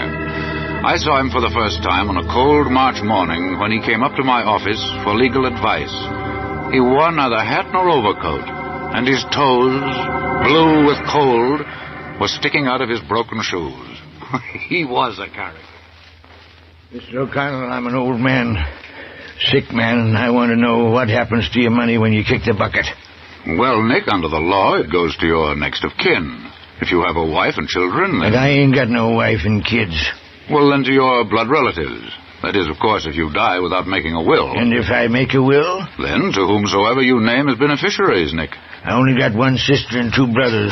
Well, you've answered your own question. But I don't want them to get my money. I hate them. Well, how about some charity? No, I ain't going to give my money to no strangers, neither. Well, Nick, one thing is certain. If you have any money, you can't very well take it with you, can you? No, that's right. I can't take it with me. But then... ain't going to give it to no strangers, and I don't want... Well, I'll think it over, Mr. O'Connell. I'll think it over. Now, how much do I owe you? Owe me? For that small consultation? Nothing, Nick. No, Mr. O'Connell, that ain't how I do my business. I pays for what I get. Now take this paper bag and keep what's in it.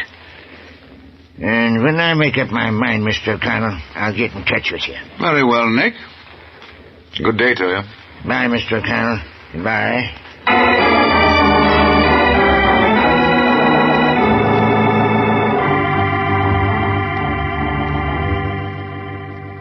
After Nick had left the office, I untied the string around the little paper bag he'd given me. It felt like a bag of sand. Maybe old Nick was a beachcomber. I poured the contents out on my desk. Great Caesar, what couldn't be true? But there it was. Yes, Mr. O'Connell? Marie, has that old character gone? Yes, I'm still fumigating the room. Come in here, Marie. Well, I'll be blessed. Were you asphyxiated, too? Look here on this paper. Don't tell me. Let me guess. Well, at least it looks like gold. Right, Marie. A little paper bag full of pure gold dust. That old codger gave it to me. And he looked like a pauper. And smelled worse. But who is he? Why the gold? Well, that's the strange part of it. Would you believe it, Marie, if I told you... Told me what, Mr. O'Connell? Well, I only know him by the name of Nick. I don't even know where he lives.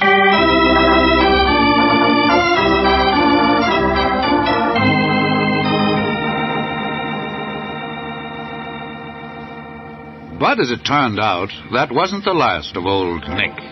One morning, Marie came running into my office. Look, Mr. O'Connell, it's a postcard from that character that came in to see you. Huh? We know his last name now. It's Nick Bowler. And we know where he lives, too. Here, give it to me. Dear Mr. O'Connell, I thought over what you told me. Want you to come to my shack tonight. Take Silver Canyon Road to end. Then stop. And you'll see a path that goes up mountain. You'll have to walk the rest of the way. I live on the top of the mountain. You can't miss it. I want to make a will. Nick Bowler.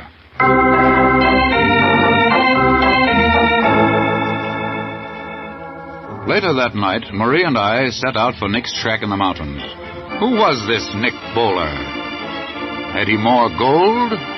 Well, that seemed to be the inevitable conclusion. In any event, the next few hours would be decidedly interesting. Well, Mr. O'Connell, you've already had your bag of gold. Maybe after I transcribe all of your notes tonight, he'll give me one, too, huh? Maybe. But don't have any high hopes, Marie. This Nick is certainly a crackpot. Well, maybe he won't have a dime. Probably gave you his life savings. But how do you think he ever got the gold dust? Oh, maybe he's a prospector. Well, here we are. This looks like the end of the road. Oh, Nick said when you get here, right here, to stop. We couldn't go farther if we wanted to. Now then, let's find that path. Oh, I never knew there was such a deserted place in the whole world. Well, it's dark, isn't it? Now I'll turn on my flashlight. Mm-hmm. Oh, there's the path. See over there to the right? Yeah, Look. that must be it, all right. Well, are you ready for a good climb, Marie? I didn't wear these pedal pushers for nothing. Oh, but this mountain looks awfully high. And steep, too. But let's get going.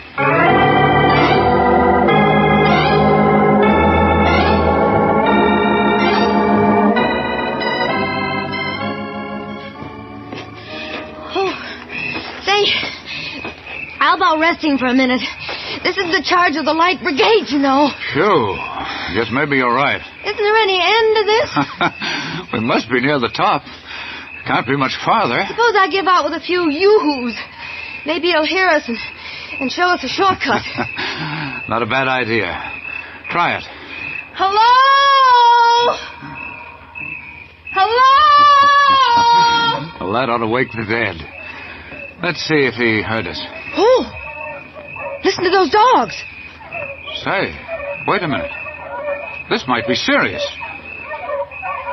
They're coming this way. I think this is where we start our return trip. We couldn't make the car before they caught up to us. Yes, but we might be able to get up in this tree. All right, quick. Here, give me your foot. Take them both. Get me up there. Now then, up you go. Oh, I'm up. Now you hurry. Here, up give I me your come. hand or something. Get up here. Here I come. Oh, just in time, too. Now, you blasted hounds. Get back to the house. That must be old Nick. Well, here we are, Nick. Up here in this tree. The dogs busted out when they heard the woman's voice. See, they don't like women. I'm about as popular as a polecat. Now, just a moment, Nick. I'll jump down. I brought my secretary along to take notes, Nick. Miss Humphrey. You know Nick, of course. Well, if one of you gentlemen would please disengage me from this tree. I'm sorry. Here, give me your hand. Oh, for the days of Sir Walter Raleigh. Now then, down you come. Ooh. I'm glad you got here, Mr. O'Connell, both of you. Let me lead the way. It ain't far from here. Well, Marie, are you ready to begin climbing again? Lead on, Macduff. After this workout, I'll be ready to play ball with the Dodgers.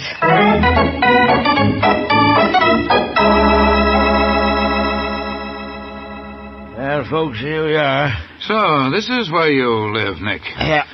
No wonder you haven't any neighbors. Only got one. He lives about a mile away. See, I don't live very fancy-like. It's just a one-room shack on the mountaintop. It ought to be nice and breezy. High on a windy hill.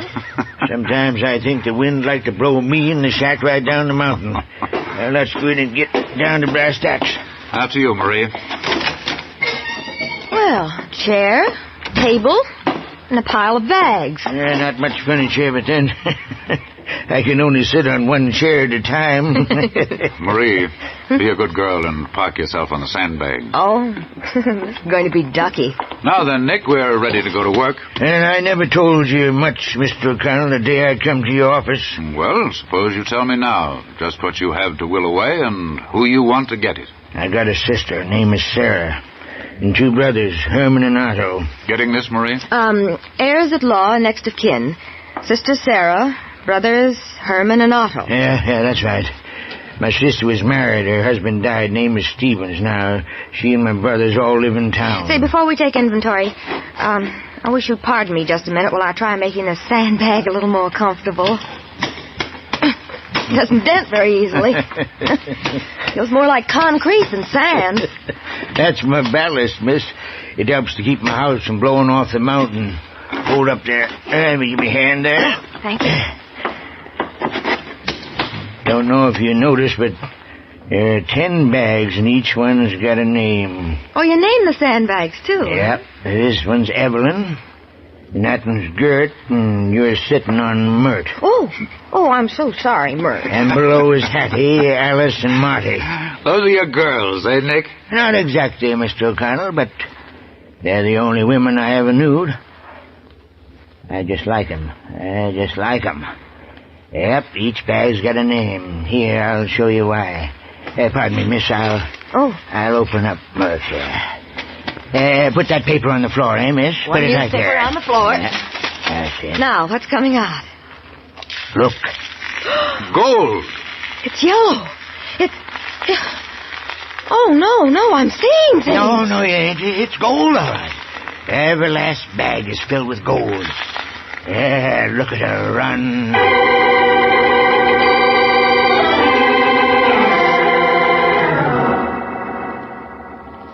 Later, when I recovered my composure and Marie got over her shock, Nick told me his story. You want to know how I got my gold? I'll tell you. In my family, I was always the dumb one. My brothers and sisters would laugh at me because I couldn't get no place in school. Oh, well, you certainly had the last laugh, Nick. When my father died, he left his business to my two brothers, Herman and Otto, his house and money to my sister. And to me, he just gave me a mule that he used in his business. Her name was Annabella. Well, I took Annabella and went into the mountains. Nobody said goodbye. They was glad to get rid of me. One night I camped by the mountain stream. I was downright lonely, hungry, and sick of living. Annabella had wandered off to look for grass, and then... Arabella! What's the matter? Wait, Annabella, I'm coming. Oh, there you are. Now, let's see what the trouble is. Quiet, will you? Now, so you caught your halter rope on a rock, eh?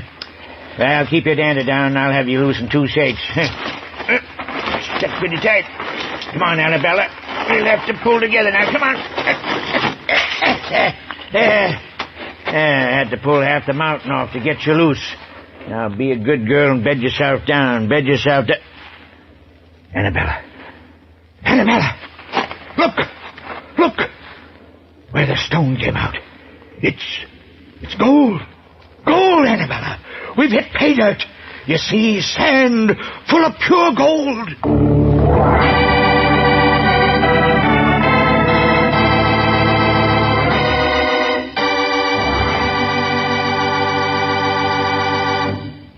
Part 2 of Strange Wills, written by Ken Crepine and directed by Robert Webster Light, will follow in just a moment. But first, a word from your announcer.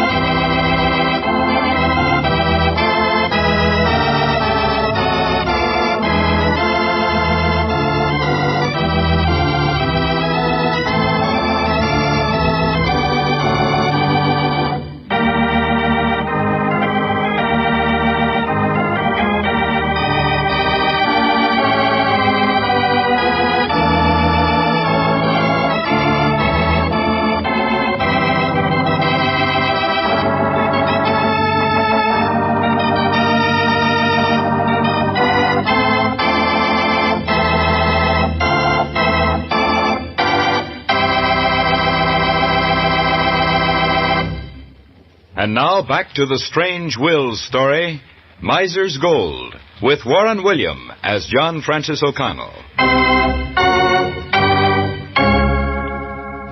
And in these bags, Nick, is what you got out of your placer mine? Yeah, Mr. O'Connell, I filled 10 bags with gold, I did, and then it ran out.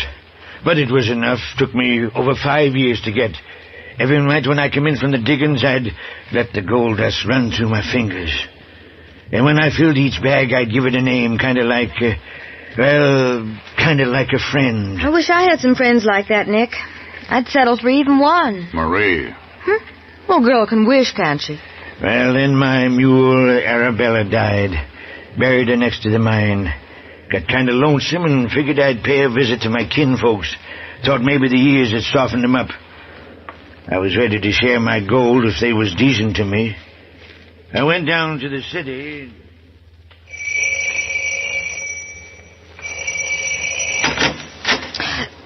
We haven't anything for tramps. Yeah, but I ain't a tramp. Sarah, don't you know me? Know you? No. Why, you're Nick. Yes, Sarah. I'm your brother, Nick. Well, what do you want?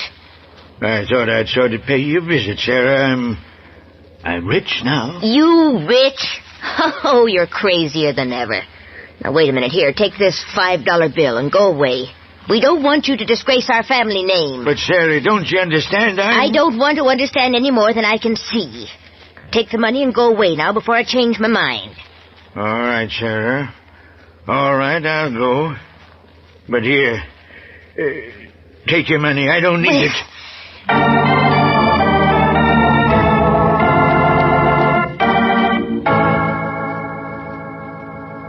But news about my strike spread like wildfire through the town, especially when I paid my bills in gold. My brother Herman finally ran into me one day on the main street. Nick, you can't imagine how glad we all are to know that you're well and rich.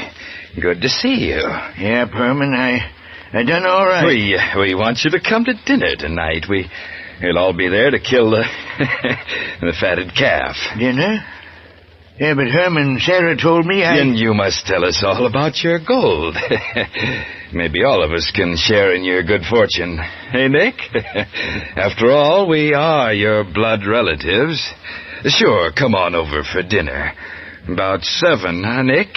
All right, Herman. I'll see you all tonight.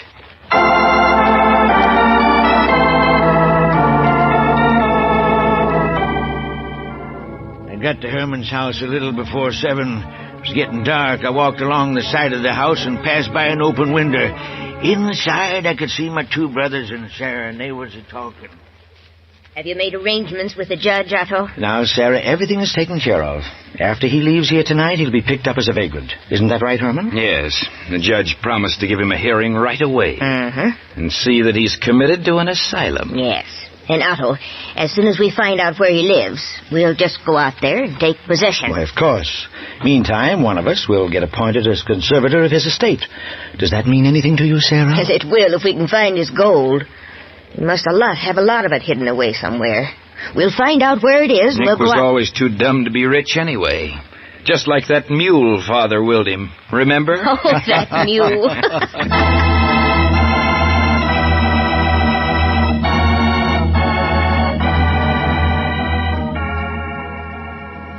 I come back to the hills, and I ain't never seen him since. Well, Nick, I can't really blame you for not wanting to leave them your fortune. But if you don't, it'll have to go to other people. I know. For 6 months, night and day, I've been trying to figure a way of giving it to them. And still making sure they can't spend it. Huh? Yeah, but I guess it can't be done. They're bound to get it one way or another. I want you to make my will. Giving my kinfolks everything. I'll take care of the rest. I'll take care of the rest.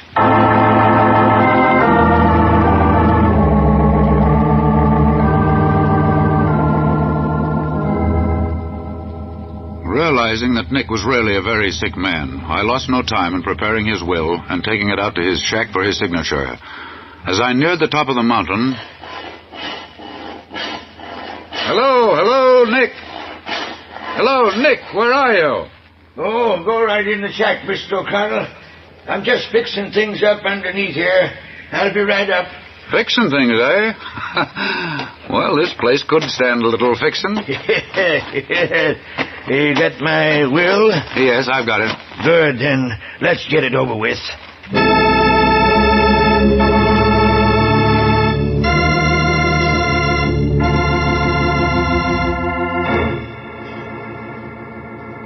Old Nick must have had a premonition of what was coming, because just a few days later, he was found dead in his cabin by his only friend and neighbor on the mountain. His neighbor called me immediately, as Nick had instructed him to do. After reporting Nick's death to the proper authorities, I called his sister, Sarah.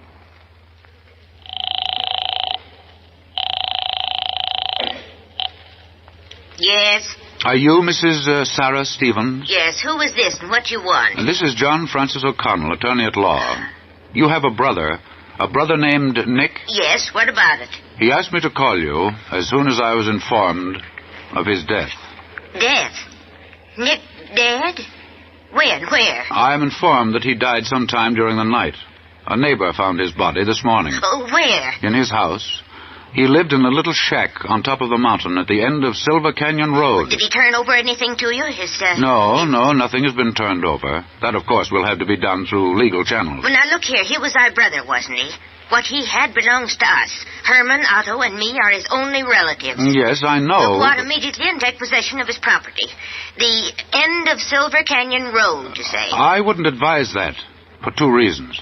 First, certain legal steps will have to be taken. The coroner will have to examine the body, and then provision will have to be made. All right. So you've advised us. You've done your duty. But just let someone try and stop us from going. What he's got belongs to us, and Mr. We aim to get it. Well, what a charming female. I could see greed coming right out of the telephone. I wonder why old Nick insisted that you call her as soon as you found out he was dead.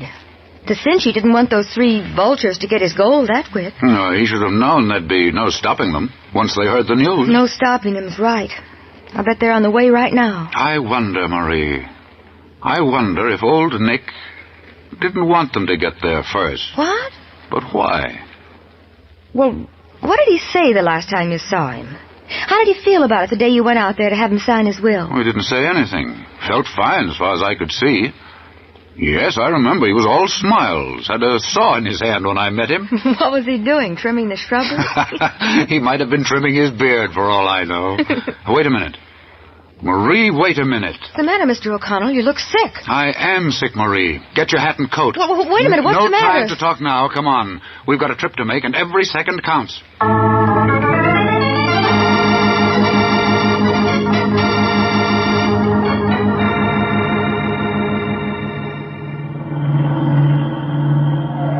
Why can't this car go faster? Why can't it... You're already making 72. What do you expect when you're climbing a mountain? Faster. We've got to go faster.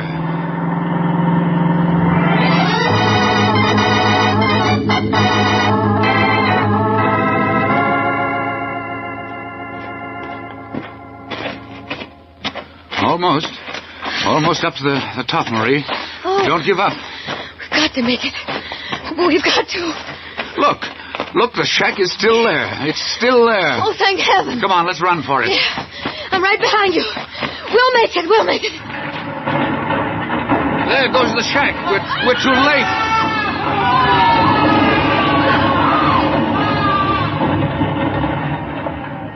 There's old Nick's answer, just as I feared. You were right. Oh, how horrible, Mr. O'Connell. I can't believe it.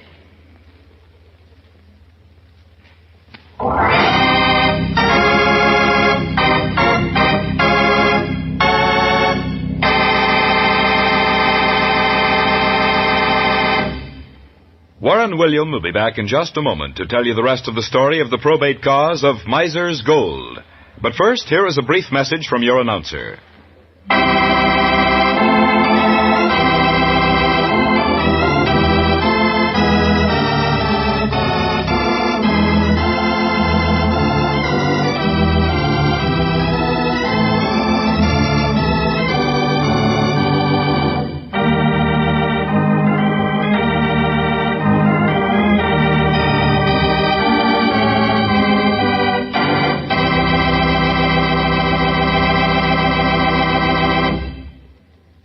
And now again, here is Warren William as John Francis O'Connell. You see, Marie, Nick knew that if I had any inkling of his mad plan, I would have stopped it. But how did he ever manage to have the shack tumble down the mountainside just when his two brothers and sister were in it? His family may have called him the dumb one, but in reality, Nick was shrewd and crafty. Mm-hmm. He knew all about the stress and strain of timbers from his experience working his mine. He knew, too, that Sarah, Herman, and Otto were greedy. Oh, yes. That they would rush out to his shack to find his hoard of gold the minute I let them know old Nick was dead. And if you remember, Nick insisted time and time again that they should be notified immediately. Mm-hmm. We know now that Nick sawed into and weakened the supports that held his shack to the mountainside, and waited for his greedy relatives to bring him the revenge he so wanted. Oh. Well, they came all right. They stormed into the shack and began tearing everything apart looking for the gold. Their combined weight brought their own destruction. The supports collapsed, and the shack with its unholy three crashed down the mountainside. Well, it seems to me they were all guilty of one sin or another. Every one of them. And how unnecessary. If Sarah would only have listened, I would have told her that Nick had made a will and left everything to them. There was no necessity for their mad race to destruction. Well, that's about all. You know the rest of it. All but one thing. When did you first realize what old Nick was up to? Oh, it suddenly dawned on me the morning in the office. I remembered then that the day Nick signed his will, I heard the sound of a saw. Oh? And then I recalled how anxious he was to have me notify his relatives as soon as he died. Too late, I saw the plan of his revenge. He really got his revenge, didn't he? Yes, but not entirely. Sarah and Herman died, of course, but Otto survived the fall. And eventually he will get the entire fortune. You see, Marie, old Nick never learned that two wrongs don't make a right.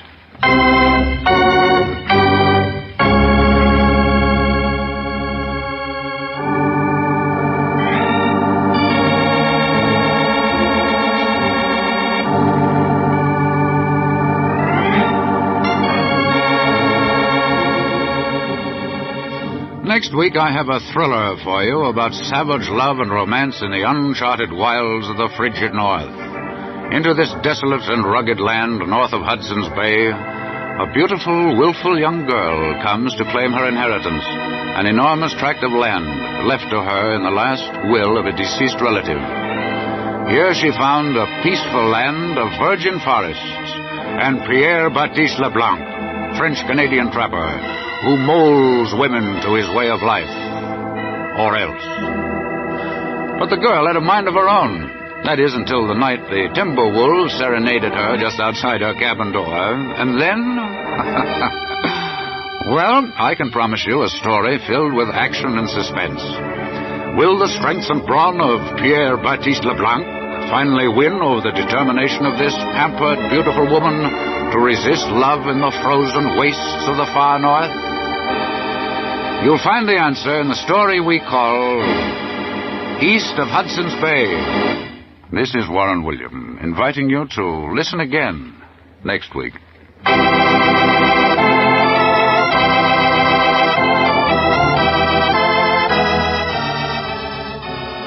Strange Wills is a Teleways feature produced in Hollywood.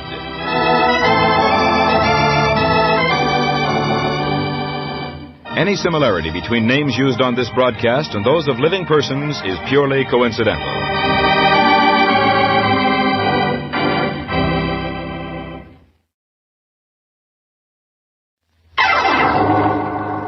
Strange Wills.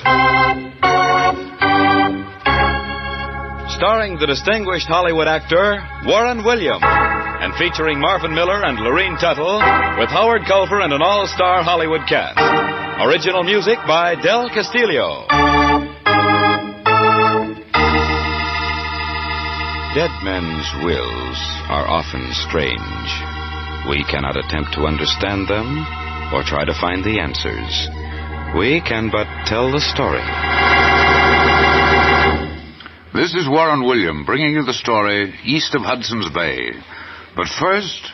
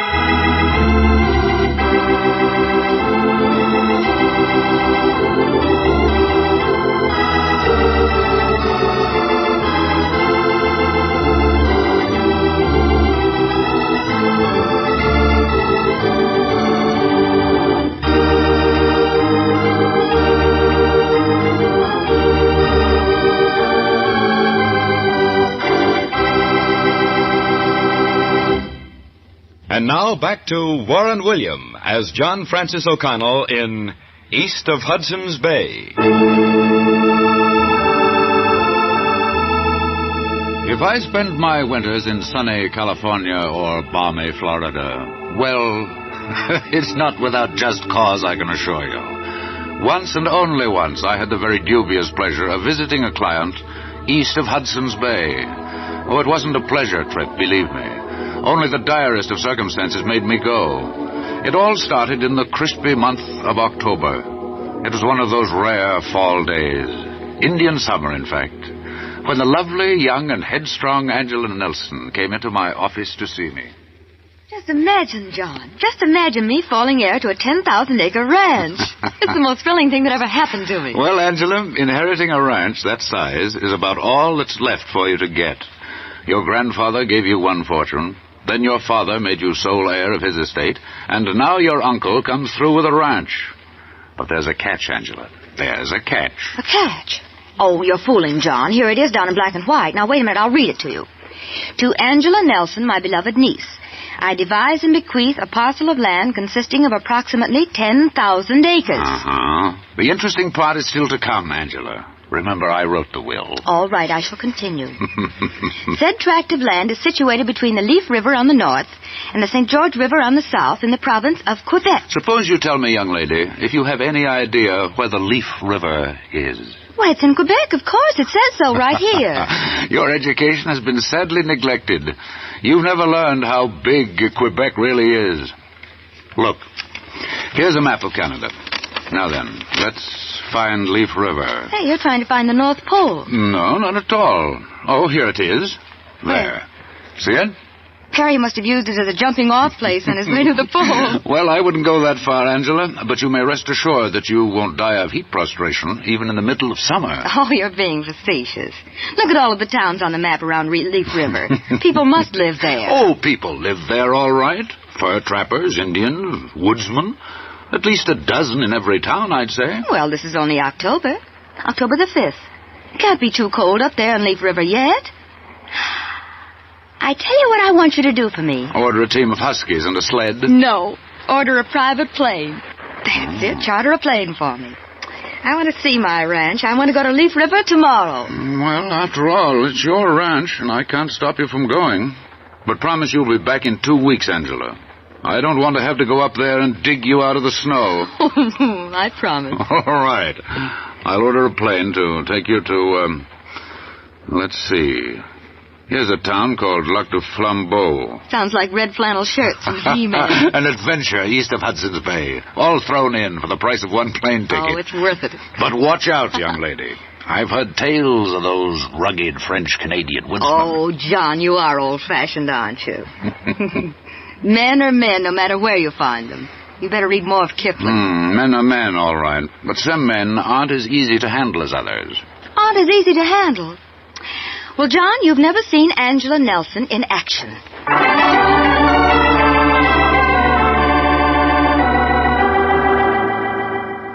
And Angela really went into action. Less than 48 hours after our conversation, she was in Quebec. As land commissioner, Miss Nelson, I can only tell you that you've picked out a rugged assignment. But I can see that you're determined to make the trip to your uncle's property. So I've sent for the best guide east of Hudson's Bay. He'll be here any minute. Well, thank you, Commissioner McTavish. One thing about him, though, he hasn't much use for, well, shall we say, women who neither toil nor spin. Oh, he wants them rough and ready, is that what you mean? That's what I mean. But then Pierre is a man of the North Country. You'll be perfectly safe with him. Neither one of us will have to worry. By God, where is this commissioner? Why he sent for Pierre-Baptiste Leblanc this time of the day, huh? Come in, Pierre, come in. By God, I am here. Pierre, this is Miss Nelson, Miss Angela Nelson. Oh, by God, Commissioner. She's a pretty woman. Well, thank you, Pierre. Pierre, Miss Nelson is going to take a trip into the interior. She wants you to be her guide. Oh, she wants me to be her guide. Sacre bleu. Since when does the great Pierre-Baptiste Leblanc, the finest trapper in all the North Country, act as nursemaid to such an enfant, such a child? What? No, Commissioner. I have more important things to do. Excuse me, please. Pierre, wait a minute. I want to speak to you alone. I'll wait outside here. Well, Pierre? Or shall I say Pierre-Baptiste Leblanc, greatest trapper of the whole North Country? We are alone, the enfant, and you. Do not take offense, mademoiselle. What I say about the nursemaid. Only you are so small, too lovely to go into the forest. I would have to carry you like a papoose. Pierre, did you ever hear of the Vikings? The Vikings? No, mademoiselle. Well, the Vikings, Pierre, came to this country when there were no people. They were big men, Pierre, bigger even than you. Bigger than me? Pierre-Baptiste Leblanc is 6 feet 4 inches and he weighed 260 pounds. And they were braver than you, Pierre, because they had no guns, only spears. These Vikings had only spears to kill the caribou and the bear? Oh, you joke, mademoiselle. I tell you the truth, Pierre. And one more thing.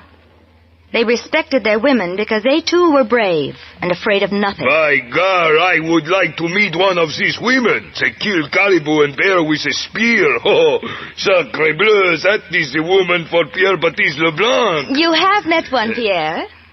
I am a descendant of the Vikings. You? Yes. Oh, sacre bleu, you are but what you say, little fawn, afraid of the shadows, no? I'm going to show you, Pierre, that size is of little importance. That I can do anything you can do. Now then, you are going to go with me, and we're starting tomorrow morning. Starting tomorrow morning? Now, here's $200. Buy what's necessary for the trip. If you need more, I'll be at the home of Commissioner McTavish. Is everything clear? By gar. Maybe Pierre Baptiste Leblanc is wrong. Maybe you are what you call Viking girl, yeah? Maybe you're brave like French Canadian, huh? Oh, I find out.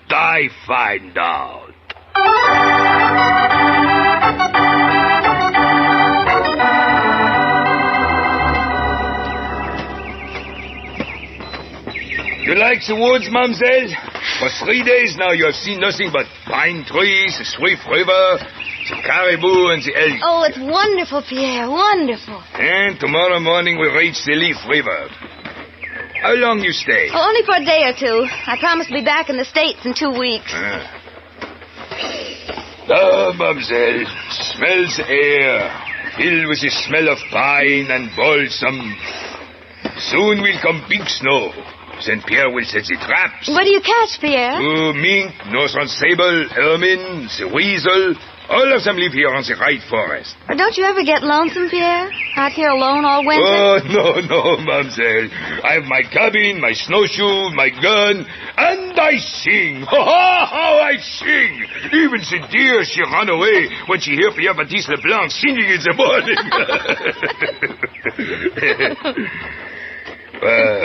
What does mademoiselle do on the cold morning, eh?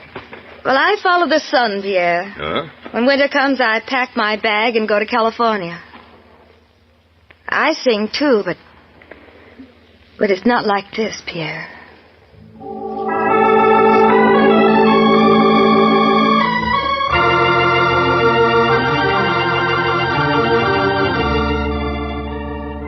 At the end of the first 2 weeks of Angela's absence, I received a wire stating that 2 more weeks were necessary to complete her mission. Well, it was still Indian summer, at least in the city. But when the 2 additional weeks passed and no further word came from Angela, it bothered me. Yes, it's cold tonight. Soon the snow will come, mademoiselle. We must go back tomorrow. You know, Pierre, I really hate to think of going back. It's been so wonderful, so wonderful. I've learned to tell direction by the stars, to broil caribou steaks over an open fire, even to mend my own clothes. Oh, but now things will change with the winter. The wolves will come out of the forest for food. The snow, she will pile up iron on the roof of this cabin. Well, mademoiselle, I will go to my cabin now. We must get plenty of sleep. We start back for Lac du Flambeau when the sun come up. All right, Pierre. By God, I say you have been a brave girl. These Vikings are good peoples. Almost as good as the French Canadians. Good night, mademoiselle. Good night, Pierre. What's that? Oh, it's a wolf. The winter she has come. The wolf? Oh, Pierre, they frightened me. Frightened you? Oh, you joke, mademoiselle. You say the Vikings are afraid of nothing. Well, I go now. Good night. Oh, no, please don't go yet, Pierre. Oh, there's the door. Oh, Pierre, hold me tight. Oh, there. Little Angela. Big, strong Pierre holds you tight in his arms. Like this. Don't let go, Pierre. Don't let go. Wait. First I chase a wolf away, then I come back and hold you some more, huh? Oh, sacre bleu, this wolf is one fine animal. Sacre bleu, it's enough. Go away, wolf, or Pierre Baptiste Leblanc, the greatest trapper in all of Canada, will kill you. Okay.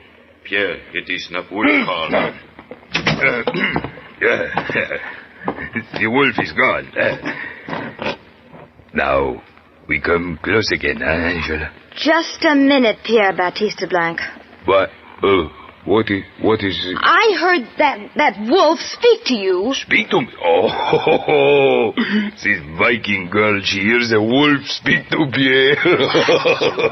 You despicable creature.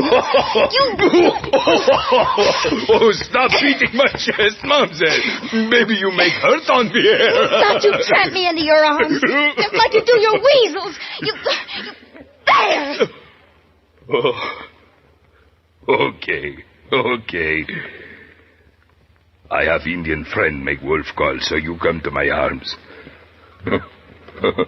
Okay. But, well, Pierre-Baptiste Leblanc love you, mademoiselle. Only he don't know the word to tell you. So I fix a wolf to make what you call the proposal for me. Well, I should have known. Well, Mr. LeBlanc, you can go back to your cabin right now. I won't be afraid of any more of your wolves. And I'll be ready to leave at sunrise. All right, mademoiselle. Pierre, he make one big mistake. He think Angela love him too. Good night. Who does that big palooka think he is? What a sucker I am, rushing to his arms when I heard a wolf. He's nothing but a drugstore Romeo wearing a stocking cap. Oh, at it again, is he? This time I'll fix it. 1 pail of water for a smart aleck. All right, Mr. Wolf, you asked for it. It's real! Angela, you... Oh, look at him. She's one big timber wolf. Oh, by God, she hurt you. No, Pierre, I'm all right. Just frightened, I guess. Oh, Pierre. Oui, Angela. Would you please hold me for a minute again? Just like you did before. Hold you. Oh, Pierre-Baptiste Leblanc will hold you like he's hold no other woman in his whole life. By God, that is a promise.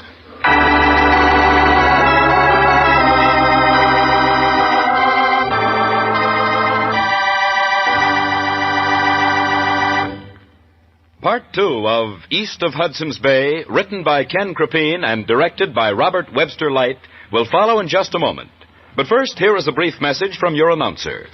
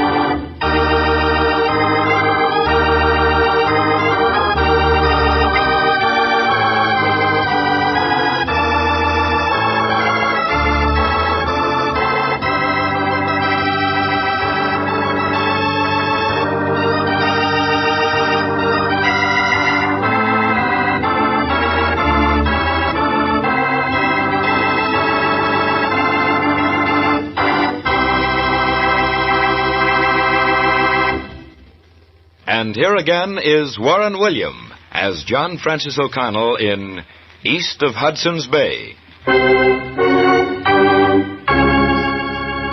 After a month had gone by and no further message came from Angela Nelson, I took matters into my own hands. After all, there was a limit. I telephoned Commissioner McTavish and told him I'd fly to Lac de Flambeau to help him organize a searching party. Things had gone far enough. Meanwhile, Pierre and Angela were having their troubles. Well, this blizzard never stopped. It's been snowing for 3 days. She won't stop until the snow is 6, 10, maybe 12 feet high. Now I am late with my traps. The minks, the otters, the beavers, they will all run around the snow and say, "Where is this great Pierre-Baptiste Leblanc, ho-ho?" They will think I'm dead. Here I am only sick with love. Oh, Pierre, listen. Ever since that night in the cabin when the wolf came... When you asked me to hold you in my arms, Angela, huh? Yes. That didn't mean that... Well, Pierre, it's this way. Just because you held me in your arms doesn't mean that I'm in love with you. You're not in love with me. But I kissed you. You kissed me too. By gar, what monkey business is this? Oh, call it a romantic interlude. Call it a weak moment, if you will. But, Pierre, don't you see, I have a social position to remember. What would my friends say if they knew that I was in love with a North Woodsman? Don't you understand? No, I do not understand. To me, when Pierre-Baptiste Leblanc kisses a woman, she's his woman. Angela, we will go to the Jesuit mission at Lac de Flambeau and get married, no? No, Pierre, no. I must go back home. We can't fall in love, Pierre. I'm sorry for both of us. Now, suppose you get me back as quickly as you can. And then you can trap your weasels, huh? No. So that is it, huh? So Pierre-Baptiste Leblanc is not good enough for you, huh? By God, okay, I get you back. I get you back to Lac de Flambeau if I have to carry you all the way.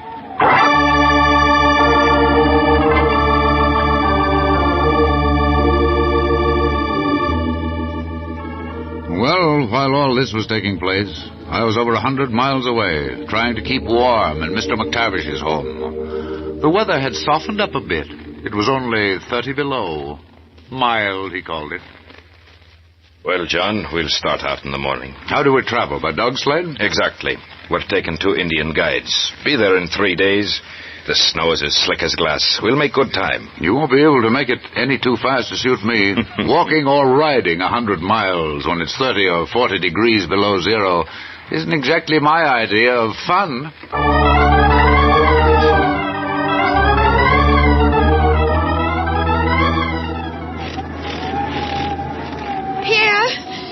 Pierre, the snow. It's coming down so fast I can't see where I'm going. By gosh, he's blowing bad. Wait, I carry you. Oh, would you please? These snowshoes, they're so clumsy. Now, then, up you go. I carry you like Indian squaw carry papoose.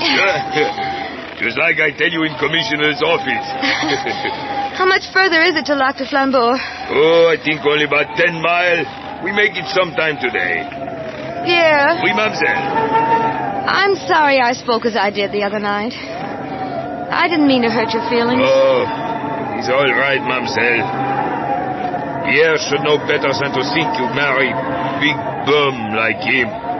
Oh, it isn't that I think you're a big bum, Pierre. Oh, well, skip it.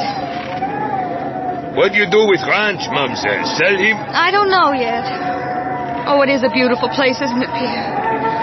Pine trees, a river, 2 lakes, 12 feet of snow. But spring will come someday, even up here, won't it, Pierre? I love the snow, mademoiselle. To me, it's like God's blanket of forgiveness. It covers over all nature so it can sleep and grow strong again. You will come back here again, Pierre. Oh, just so soon I take you to Lac de Flambeau, I will get my traps, my dogs, and come back to Leaf River. Won't you get lonesome? Get lonesome? Oh, Pierre-Baptiste get lonesome. Oh, no, mademoiselle. Now, I have got so many things to remember. Such as? Like the night I have Indian make wolf call to frighten you. It was very, very funny. Well, it wasn't funny when the real wolf came. No, by gosh. Wait, Pierre, your dogs. Listen. Someone come on dog sled, maybe look for us. Oh, Pierre. Oh, then you won't have to carry me anymore. Just when I was beginning to like it, too.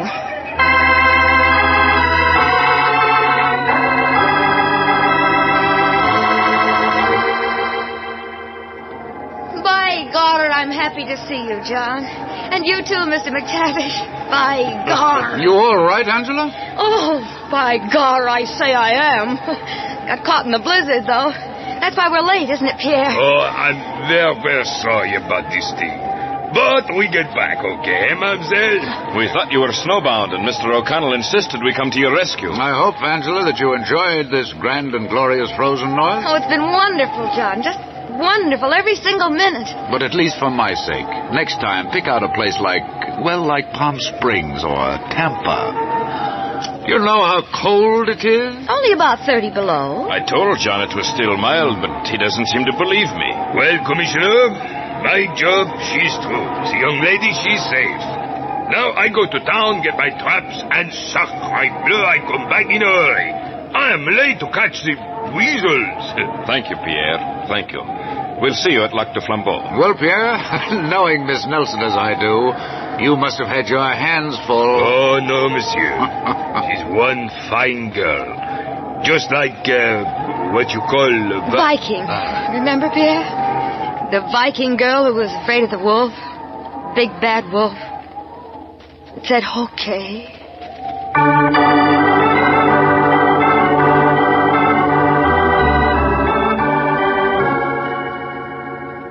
Next afternoon, back at McTavish's house, we were all sitting around the huge open fireplace, watching the last of the blizzard wearing itself out. Tomorrow, John, I'm going to take you out so that you can shoot your moose. But how about that caribou you promised me? And that, too. You won't have to walk far, either. This time of year, they come right into town. And then it's back to sunny California. Well, that sounds a little reluctant, Angela. Seems to me you've adjusted yourself to this rugged country awfully fast. It's Pierre. He's come with his dog team. He must be going back to Leaf River. Well, I'll let him in. Come in, Pierre. Oh, thank you, Monsieur Commissioner. Hello, Monsieur O'Connell, Mademoiselle. Pierre, glad to see you again. My heavens, you look as if you're going someplace. Pack on back, dog team and sled outside? I start out again for Leaf River. Oh, you're going back again so soon, Pierre? I start now. By night, I will be deep in the forest. The blizzard, she's over. And you've come to say goodbye? To say goodbye. I hope you have many happy memories of the great forests, the Leaf River, and your little cabin in the woods. Yes, thank you, Pierre. And I wish you many happy moments, too. When you're trapping your weasels and shooting timber wolves. Well, Pierre, good trapping. You'll be gone until spring, I suppose. When the ice melts on the rivers, the trees put on their coat of buds, I will come back to Lac de Flambeau. Well, au revoir. Pierre-Baptiste Leblanc is ready for the grand aventure. Goodbye, Pierre, and thank you once more for taking care of Angela. Goodbye, Pierre. Goodbye to all of you. Bon voyage. Good luck to you, Pierre. Oh, away we go. Well, there he goes. Handsome fella, isn't he? Goodbye, John. Goodbye, Mr. McTavish. Angela, what are you doing? Where are you going? Back to God's country. I'm going back with Pierre if he'll take me. Oh, it's love, John, true love. Pierre! Pierre, wait for me, Pierre, wait! I'm going with you!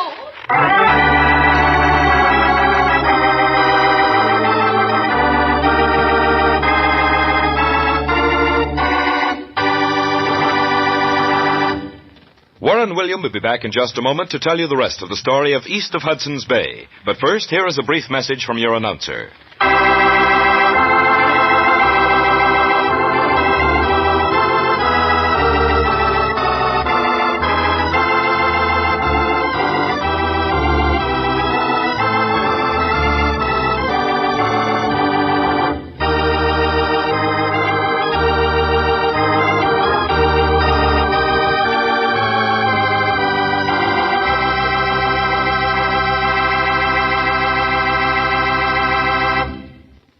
And here again is Warren William as John Francis O'Connell.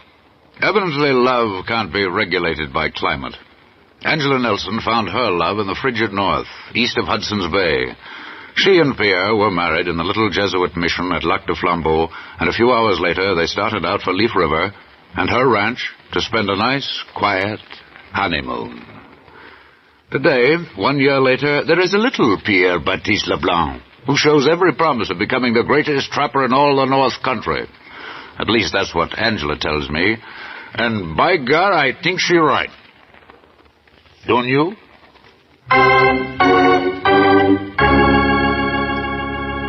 Next week, we have a story for you, straight from Hollywood. I mean, as straight as anything can come from this fabulous city of make-believe.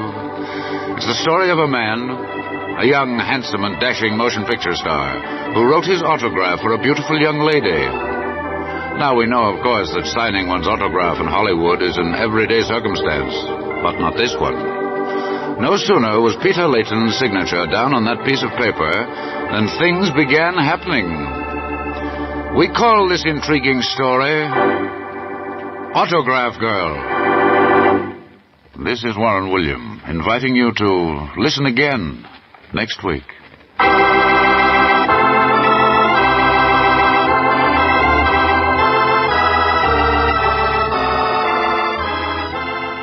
Strange Wills is a Teleways feature produced in Hollywood.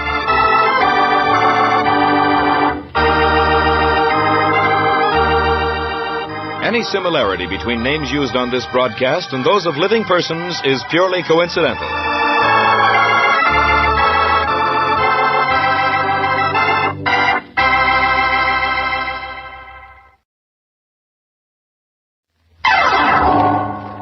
Strange Wills. Starring the distinguished Hollywood actor Warren William, and featuring Mary Lansing and Carlton Young with an all-star Hollywood cast. Original music by Del Castillo.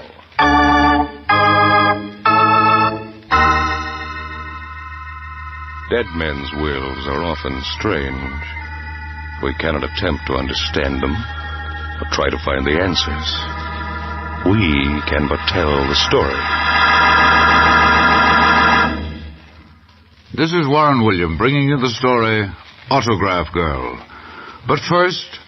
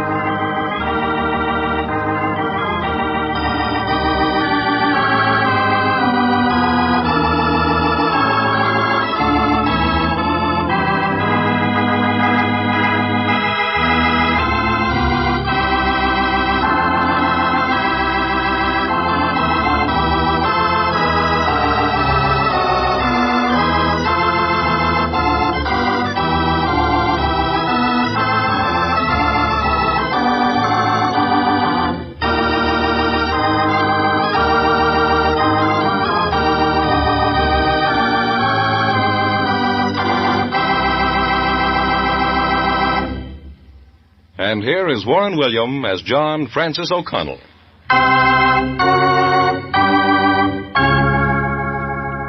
When a man makes out his last will and testament and meets a very pretty young girl all in the same day, watch out. Anything's liable to happen.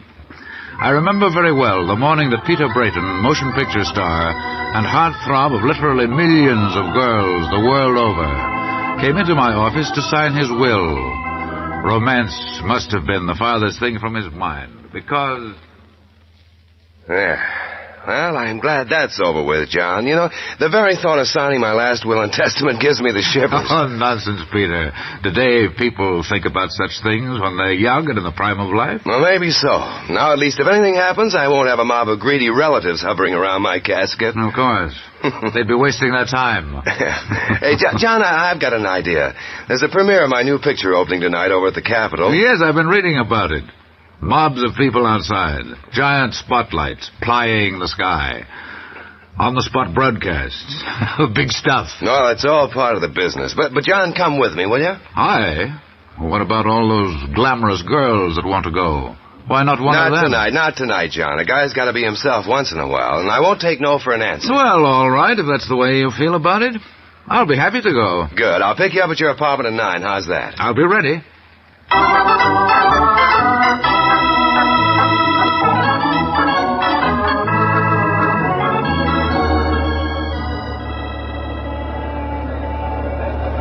And now, ladies and gentlemen, I see Peter Brayton coming through the crowd.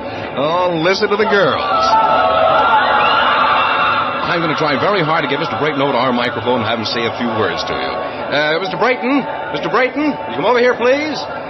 Yes, here he comes. America's heartthrob #1, Peter Brayton. whose new picture, Two Hearts Overboard, is being premiered here tonight. And here he is, ladies and gentlemen, Peter Brayton. Thank you. Thank you very much. Of course, I'm happy to be here, and I honestly think that Two Hearts Overboard is the greatest picture I've ever had the pleasure of appearing in. Thank you. Thank you very much. Mr. Brayton? Mr. Brayton? Yes? Well, hello. Could I please have your autograph? Look, John, look at the beautiful little lady asking for my autograph. I'd consider it a pleasure to give her mine. So would I. I tell you what I'll do, miss. Let's exchange autographs. How about it? Oh, would you, Mr. Brayton? Have you a piece of paper? Uh-huh. Right here. Fine. Yeah, now turn around. I'll write it on your back. Right. To a charming and beautiful girl, Peter Brayton. There you are. Oh, thank you. Thank you so very much. Not at all. Now, where's yours? Wait. Wait just a minute. What are you... You're tearing your slip. To Peter Brayton with love. Angel Dare. Oh, wait. I want to add one more thing. York, 8,000. There. Here it is. My most cherished remembrance, Angel. Say, that's a cute name, too. Angel Dare. The angel who dared.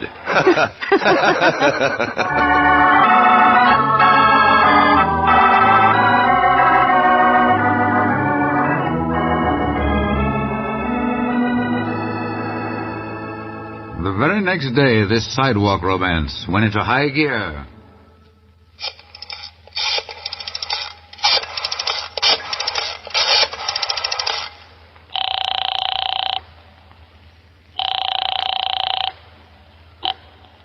Yes? Angel? Yes, this is Angel. Oh, Mr. Brayton. I hoped you'd call. Well, I'm glad I did then. How about it? How about it? I've been sitting here at the telephone ever since last night, just waiting and praying. Well, your prayers are answered. Now, if you'll tell me where you live, I'll pick you up in about an hour. 1158 Rimpaw Boulevard. It's at the corner of Rimpaw and 12th. Good. Have your duds on and we'll step out.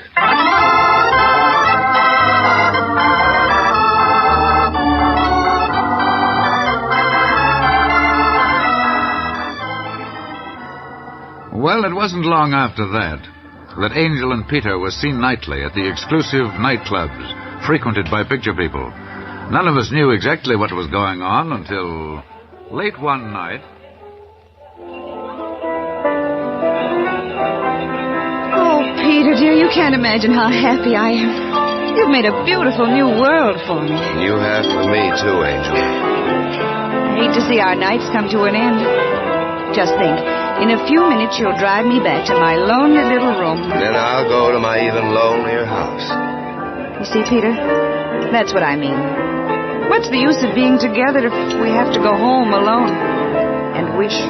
Wish. Yes, that's what I do, Angel. I wish every night that you were with me, not only for a few hours, but always. I want a home, Peter. I want a home and children. That's all that really matters. Yes, you're right. A home and children, something to work for, an ideal. Well, why can't we? Why can't we? What, Peter, dearest? Why can't we have our home and children just like anyone else can? Oh, Peter, I didn't mean... Now, listen, Angel. Let's take the bull by the horns. And? Well, let's drive to the airport. We'll fly to Las Vegas and get married. Now, tonight. Darling, do you really want... More than anything else in the world. It's high time we caught a little of this happiness before it flies out of our reach. Now, come on. Oh, but Peter... But... Angel, you're crying. Don't you want this? Peter. Peter, I want you more than anything in the whole world. I love you, Peter. Oh, so very much.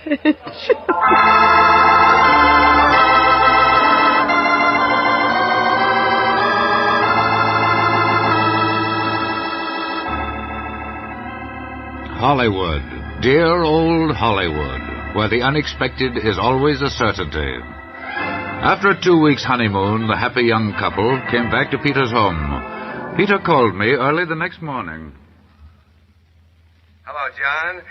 Sorry you weren't in on the marriage, but it came so unexpectedly. Well, congratulations, Peter, to both of you. I'm very glad it happened. Maybe that's what you needed. She's an angel, all right, John. An angel right from heaven.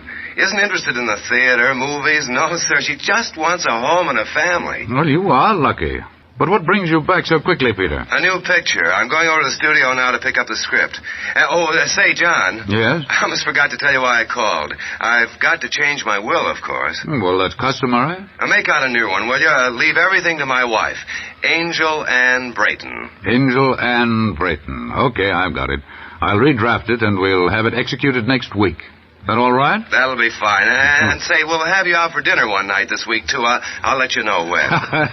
You sound like a very domesticated husband. Believe me, John, I am. I've got a home. A real home now for the first time in my life.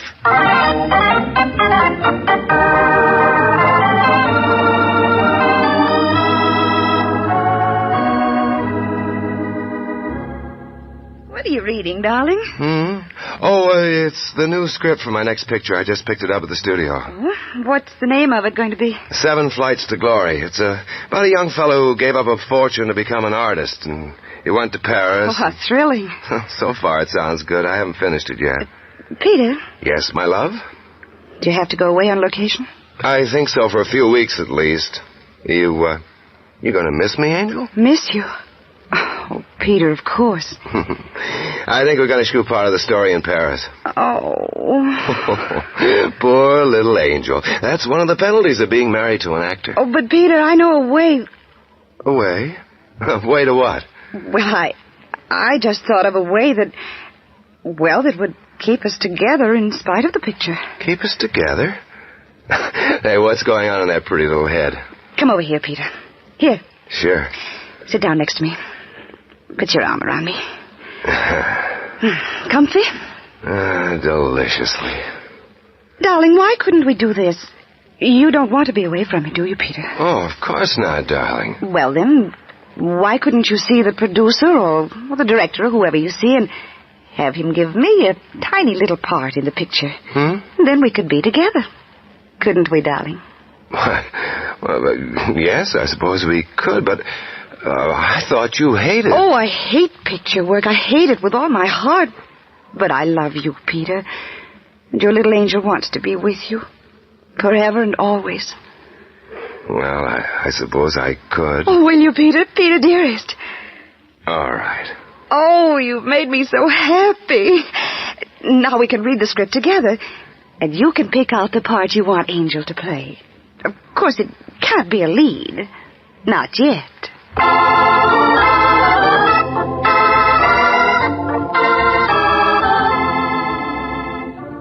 Little Angel had her way, all right.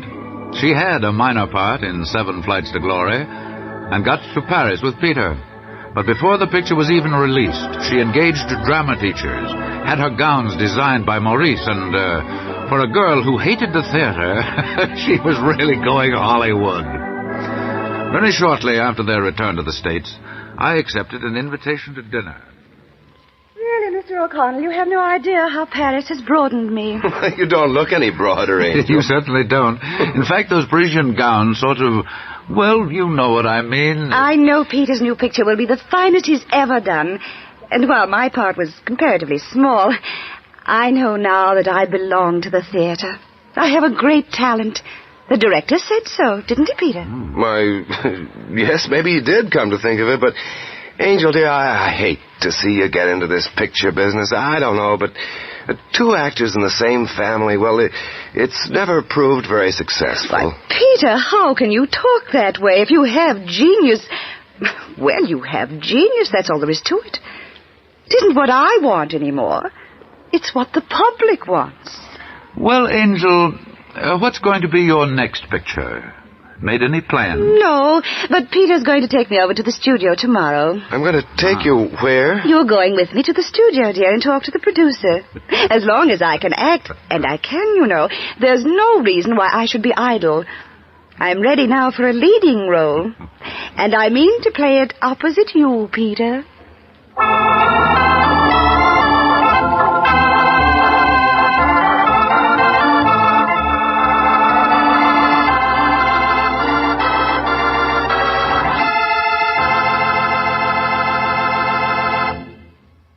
Part 2 of Strange Wills, written by Ken Crepine and directed by Robert Webster Light, will follow in just a moment.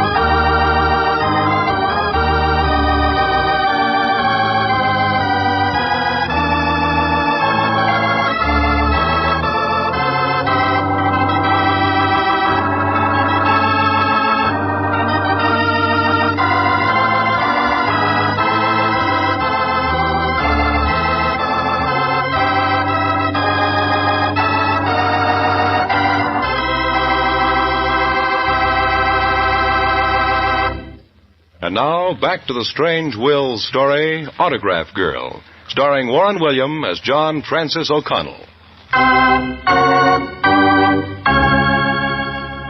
Sometimes it's difficult for producers to say no to their leading actors, and so it was in the case of Peter Brayton.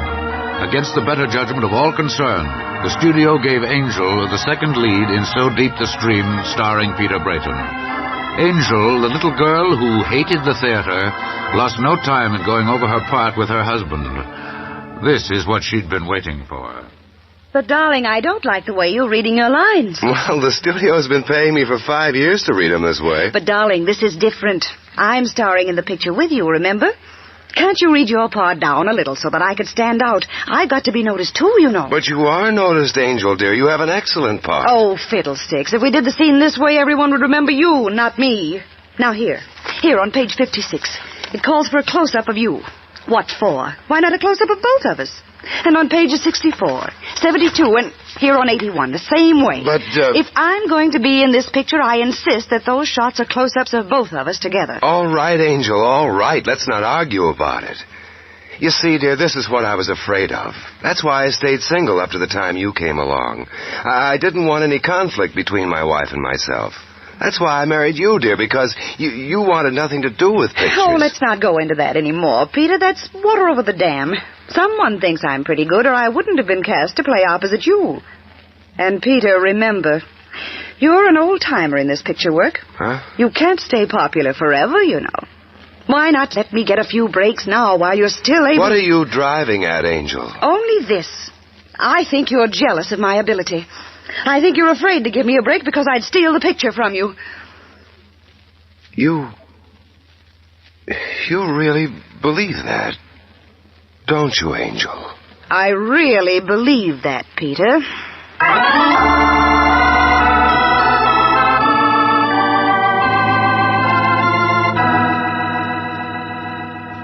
I attended the premiere of So Deep the Stream with Angel and Peter.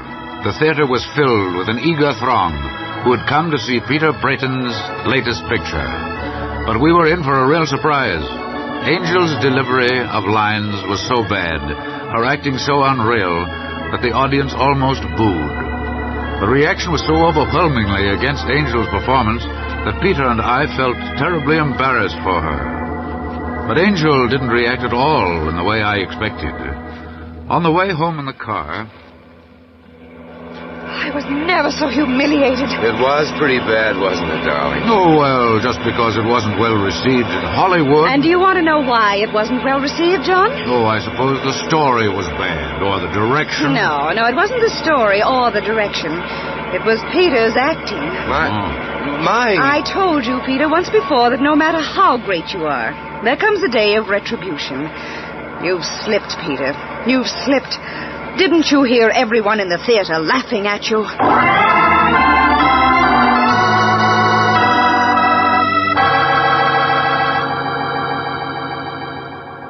The next year saw the end of the marriage between Peter and Angel. Peter came to my office to tell me the story. What's the use of trying to go on, John? She'll not recognize the truth, nor give up her career. You don't know how sorry I am to hear this, Peter. It's too bad that a marriage as romantic and different as yours started out to be had to break up. But that's not all, John. The studio told me I was through today. They've canceled my contract. And you can't blame them, I guess, after 3 flops co-starring Angel and me. Oh, but Peter, you're really a fine actor. That's not the point. They blame me for insisting Angel be signed. Well, anyway, you're not going to starve to death. You've managed to save quite a bit over the years. And that's just it.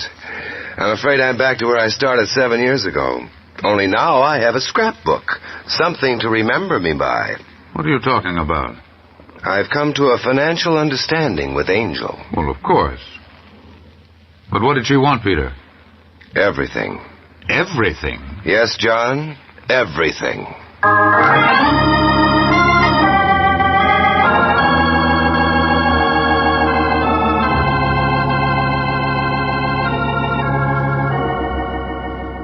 Three days later, after the divorce became final, Angel married a bit player by the name of Georges Fedorov. He was a great genius, she informed us through the press. Georges and she would produce and co-star in their own picture in Technicolor. It was entitled Beyond Beyond. It was to cost $3 million. Phew, $3 million. Well, Peter Brayton was financing a $3 million opus, whether he knew it or not.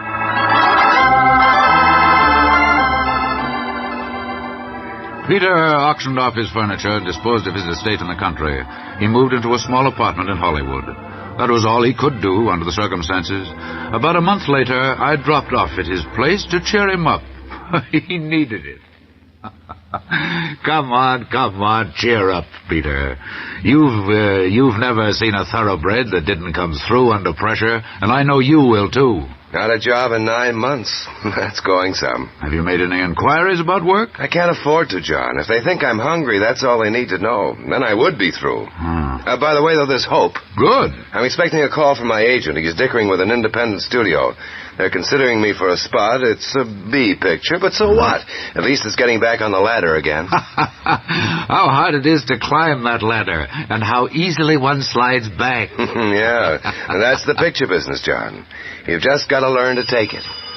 Oh, excuse me, will you, John? That may be my call. Hello? Oh, hello, Jack. What have you got? Good. All right, I'll report to wardrobe in the morning. And Jack, thanks. Thanks very much. Well, happy days are here again, John. That was Jack Marcus, my agent. Just got me a good spot in the picture. Not the lead, of course, but it's something I can get my teeth into, and, well, that's all I want.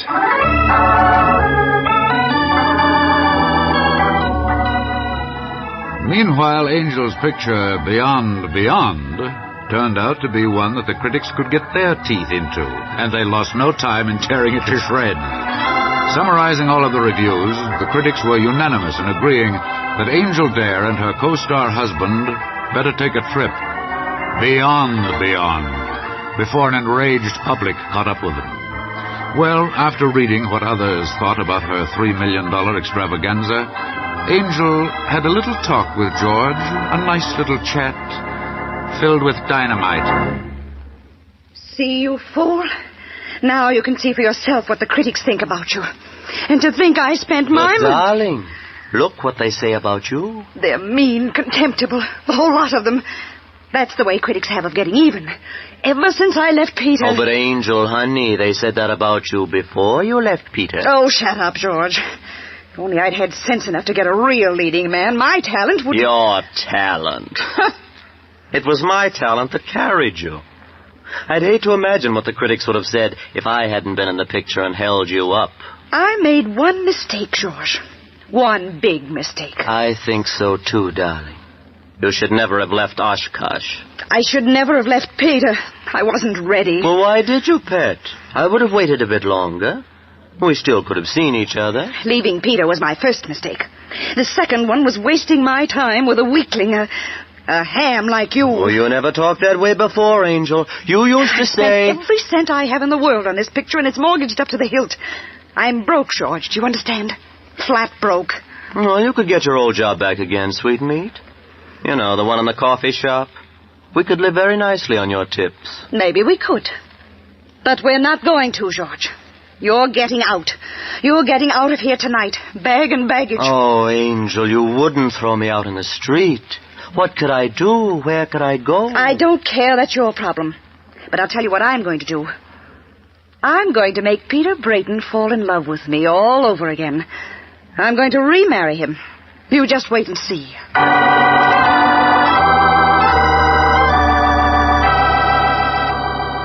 Peter Brayton came back the hard way. But he had the fortitude, the talent to do it. All of his friends, and there were many, cheered him on as bit parts became supporting roles, and then, finally, his old studio signed him up again to a long-term contract. Peter completed his first picture under the new contract, a thriller called Margin for Love, and all who saw the studio preview agreed that it was the finest he'd ever done. Peter Brayton was back at the top of the heap where he belonged. The night of the world premiere, Peter and I had a quiet supper before going to the theater.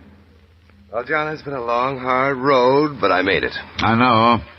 I watched you every step of the way. I suppose I paid the penalty for falling in love. I wonder whatever happened to Angel. So do I, John. I've never seen her since the day we parted in court. I loved her once. Very, very much. How do you feel about her now, Peter? I don't know. I don't know. Someday when I meet her face to face, well... You'll either kiss her or... Yes, I'll either kiss her or... But I won't know, John, until that time comes. Honestly, I won't know.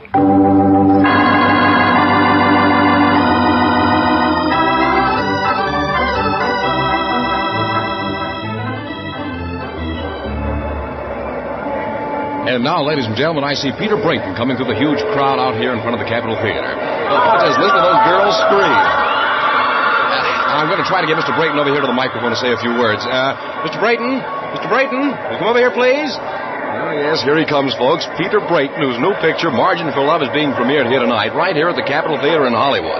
And here he is, ladies and gentlemen, Peter Brayton. Thank you, Bob. Thank you very much. It's great to be here tonight, ladies and gentlemen. I hope you all enjoy Margin for Love as much as I enjoyed making it. Thank you. Thank you very much. Mr. Brayton, would you give me your autograph, please? Angel, you? Yes, Peter. Darling. Well, of course I'll give you my autograph. Got a piece of paper? Uh-huh. Right here. Excuse me just a moment, John. I have an autograph to sign. Here you are, Angel. Here it is. Roses are red, violets blue. And all this means I'm through with you. Why, you ingrate. You can't do this to me. You can't do this to me. Can't I? Goodbye, Angel.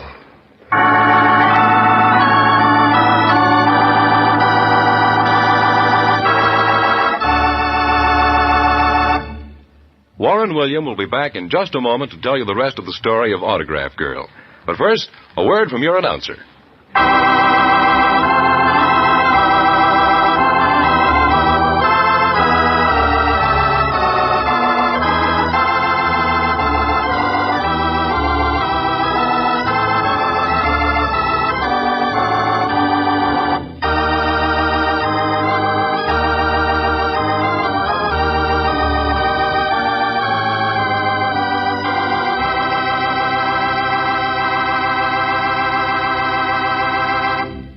And here again is Warren William as John Francis O'Connell. Well, that about ends my story of a young, beautiful, and ambitious girl. For Angel Dare failed in her scheming little plan to recapture the love of her ex-husband, Peter Brayton. They met face to face, and for a moment I was doubtful. But Angel Dare didn't get a second chance. And Peter Brayton... Well, Peter is now very happily married to a fine girl not in the theater business.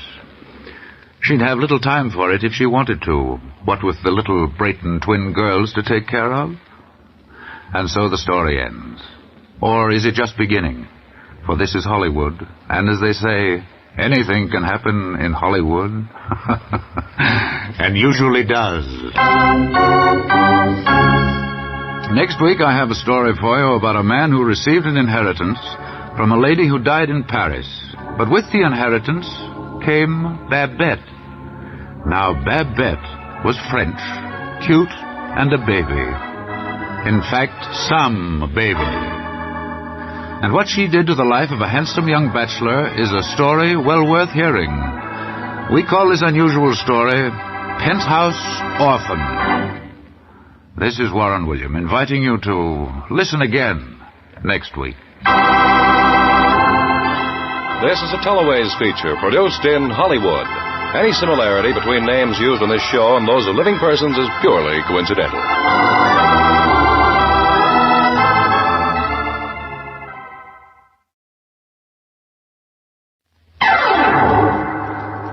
Strange Wills.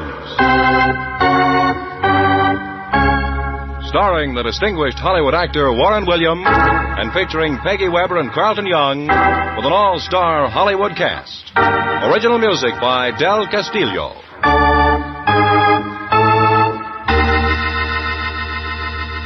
Dead men's wills are often strange. We cannot attempt to understand them or to try to find the answers. We can but tell the story. This is Warren William bringing you the story Penthouse Orphan. But first, here's a brief message from your announcer.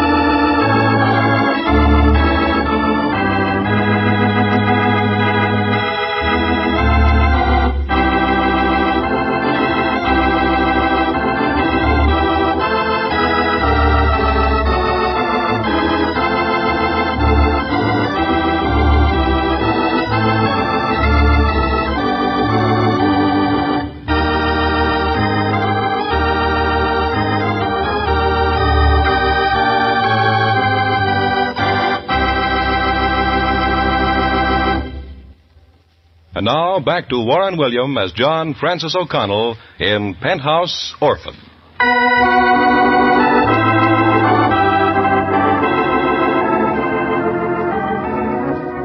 Probably the most exciting phone call I ever received was the one from my good friend and bachelor client, Felix Grayson. I admit that I was totally unprepared for what he had to tell me.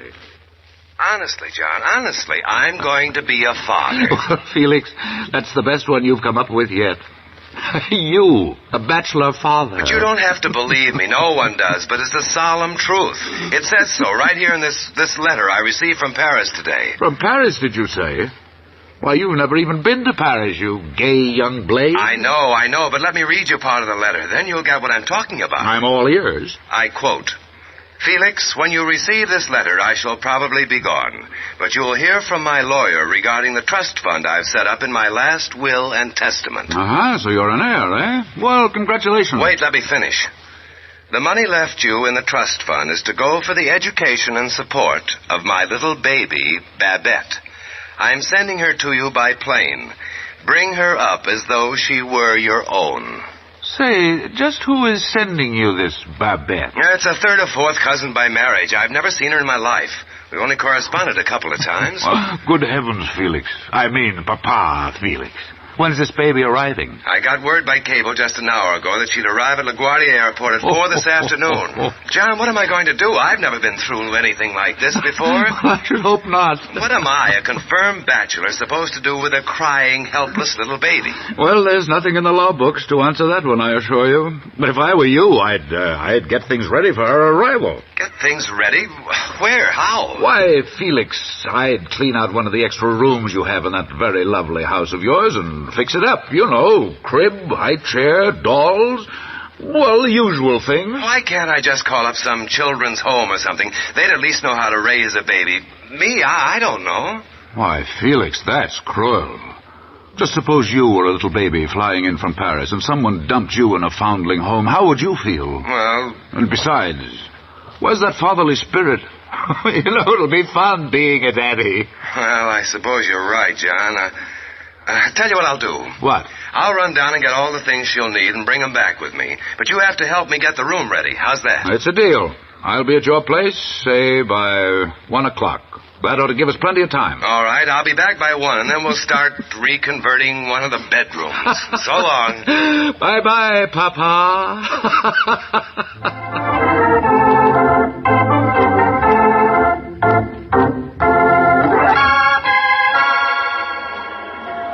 But I tell you, sir, you have to know what size dresses she wears. I shouldn't just sell you anything. Well, she's a baby, that's all I know. If the dresses are too large, can't we just snip them off at the bottom? It's easy to see you haven't been a father very long. Goodness, you don't even know how to dress a baby. Never mind whether I know how to dress a baby or not. The main thing is to get ready. Now, have I got everything I need? Everything? Oh, let me see. 3 layettes for a baby under 6 months. 20 dresses for girls ranging from 1 week to 5 years. Never mind, then. Go on. Rocking horse, dollhouse, high chair, undies, assorted sizes, safety pins. Now, remember how I told you to fold these. Sure, like this. Now, you see how easily I learn?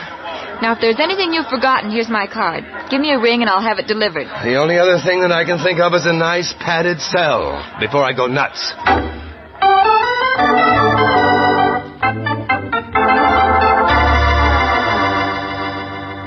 There we are. You see what 2 bachelors can do when they make up their minds? Boy, was this a job. Now, let's give it a quick once-over before we take off for the airport, John. Crib, chair, dolls, dollhouse, talcum powder, safety pins. Oh, say, Felix. Yeah? Did they show you how to, Show me how? I was so good they awarded me my diploma in the quick change department before I even got out of the store. Oh, well, our little Babette certainly has a surprise waiting for her. Yeah. The poor little thing, alone. An orphan. And now she's going to be your little penthouse orphan, Felix. Tell you what let's do. What, John? Let's give her a real bang-up welcome party. Yeah, that's an idea. Now, we could get a clown from the circus. Boy, will she be tickled. And I'll give her a puppy. Children always like little puppies. Swell. But if we don't get out of the airport fast, John, we'll miss her plane altogether. Oh, one last thing. What about the nurse? Did you call? All set. She'll be here before we get back. Come on, Felix. Let's give baby Babette a real welcome.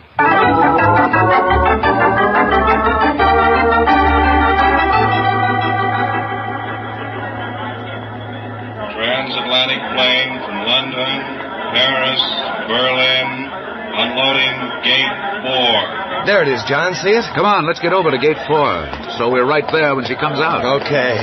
Let's hurry. Here we are. The stewardess will carry her out. John, I'm so excited. Now the passengers are unloading. Any minute now. Yeah. Well, there's the stewardess, but she's only carrying a briefcase. Oh, be patient, man. Be patient. But John, everyone's off. What happened to baby Babette? Where is she? Mr. Felix Grayson. Yeah? Mr. Felix Grayson. Oh, hey, John, that's me. Please report to the information counter. Information counter? John, they want me inside of the information counter. Come on, let's run. Good heavens, Felix, you'd think this was a matter of life and death. There it is. There's the information counter, but there's no one there. I don't understand. Wait a minute. Here comes a very beautiful young lady. I saw her get off the plane. Why don't you ask her about baby Babette? I will ask her. Maybe she'll know. I beg your pardon, miss. Oui, monsieur? Have you seen a little baby? Have I seen a little baby? No, I have not seen a little baby. You haven't seen a little baby? My goodness, what could have happened to her? What could have happened to which, monsieur? I was supposed to meet a little baby. She's coming from Paris. But I've been on a plane from Paris. There was no little baby. Are you sure? Are you certain? I see the whole plane with my big brown eyes. I look at everyone in it not once but many times. There's no other baby. In fact, the only baby on the whole plane is Babette. Babette? But that's the baby I'm looking for. Where is she? Where is baby Babette? You are looking for the baby Babette? Yes, I am. I thought the stewardess would carry her out, but I was mistaken. Monsieur, the stewardess will never carry the baby Babette from the plane. Of that I can assure you. Won't carry Babette? It is impossible. But why? Why is it impossible? Because, monsieur, I am Babette.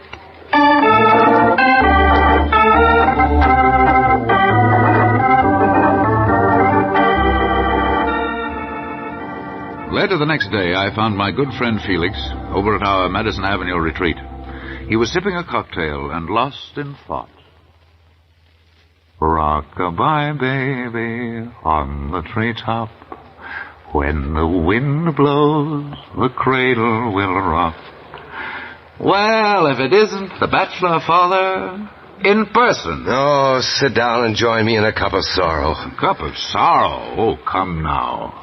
I saw her, too, you know. Oh, what a fool she must think me, John. Imagine me taking her home to her room and filled with everything for a little baby. Well, after all, no one said she was 18.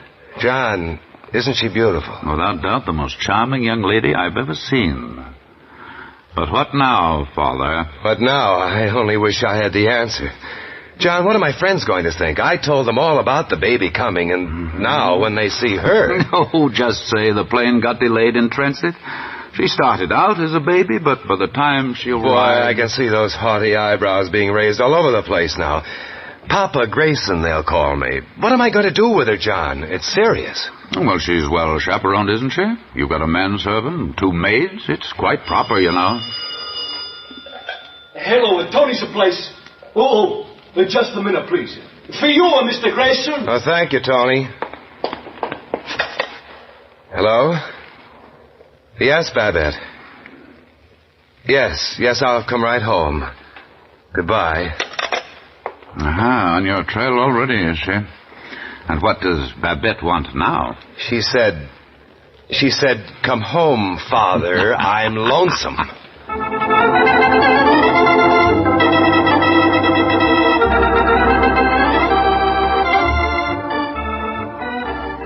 I'll never forget the afternoon I called on Babette. She was even more exquisite than the first time I saw her, if such a thing was possible. Oh, Monsieur O'Connell, I'm so very, very happy to see you. And I'm glad to see you too, Babette. Where's Felix? I don't know, Monsieur. He goes away early in the morning and doesn't come home until late at night. I don't think he likes me. Oh, that's a silly thought, Babette. I happen to know he likes you very much. But I call him Father, and he said, No, do not call me Father. Why is that, Monsieur O'Connell? Well, that's understandable, Babette. You see, Felix is quite a man about town. Man about town? What is this man about town? Oh, that means that he considers himself quite a, how should I say it? Quite a man with the ladies. Oh, what you call a lady killer, eh? That's right. Now, when a beautiful young lady such as you comes along and calls him Father... I see. He no longer is a lady killer, but only an old man who should stay at home and smoke his pipe. Is that it, Monsieur? That's about it, Babette. Well, then, I will give him a new name. New name? Yes, something he will like better. From now on, I will not call him Father. No. I will call him Daddy.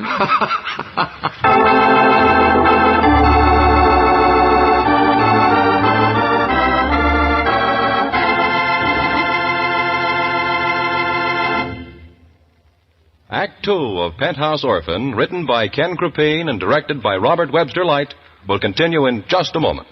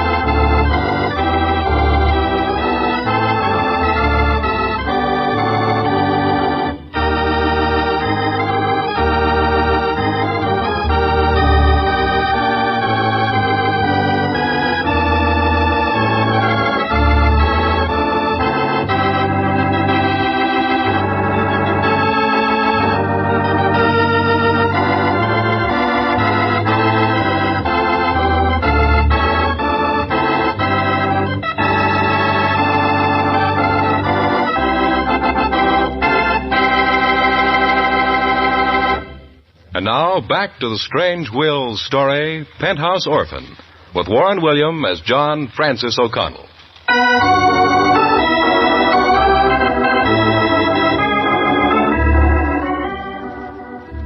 During the following months, I saw less and less of Felix.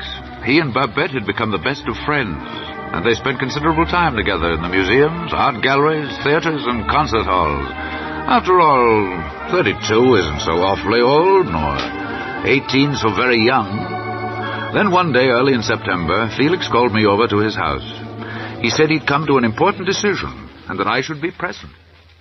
John, I particularly wanted you over today to approve of my action regarding Babette. Well, what's on your mind, Felix? It's common knowledge around town that she and I have grown very fond of each other. Oh, it's no affair of the heart, I can assure you. No? No. Only I think that I should send her away to school. After all, she's 18 and still young enough to take advantage of education. And what does Babette say about going away to school? Well, I haven't told her yet. You know, John, she loves the city, likes to spend hours just wandering around looking into windows. Looks like heaven, she says. Well, I can understand why. New York is heaven to lots of youngsters. Anyway, I want you to suggest that she go away to college. Me to suggest? What's the matter? You lost your nerve? Well, maybe I have. I don't know what's the matter, but, John, After all, she's only the child of your third or fourth cousin. By marriage. Well, after all, she's Babette, and that's what matters. John, if I don't get her out of this house... Then what, Daddy? Babette, I didn't hear you come in. Hello, Monsieur O'Connell. How is the trick? Oh, fine, Babette, just fine. And how have you been? What is my daddy up to now? I hear him say if I don't get Babette out of this house... Babette, Felix thinks you should go away. School. Yes, Babette, that's what I was talking over with John when you came in. I? Go away to school?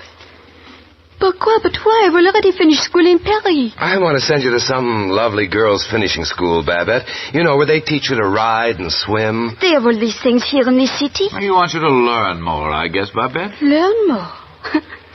I, Babette, learn more? But for what?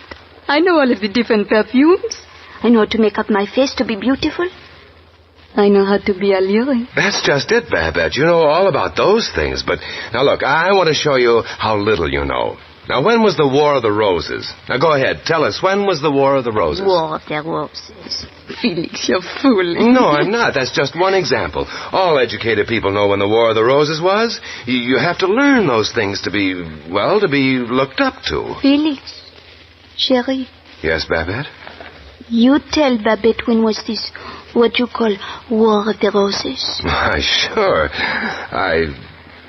Yes, Felix? You are the one with a good education, no? You have gone to the university, you have traveled. Now tell Babette, when was this War of the Roses? Well, now, let's see. 1492, Columbus crossed the ocean blue.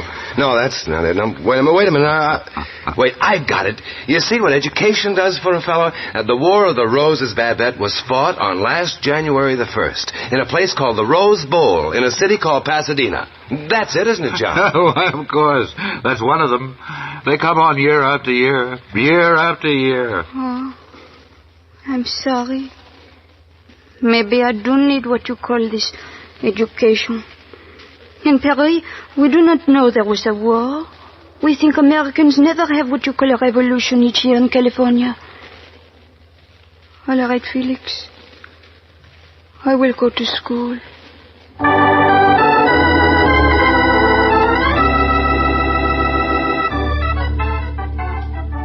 Well, Babette went away to finishing school all right, and she turned out to be a brilliant student.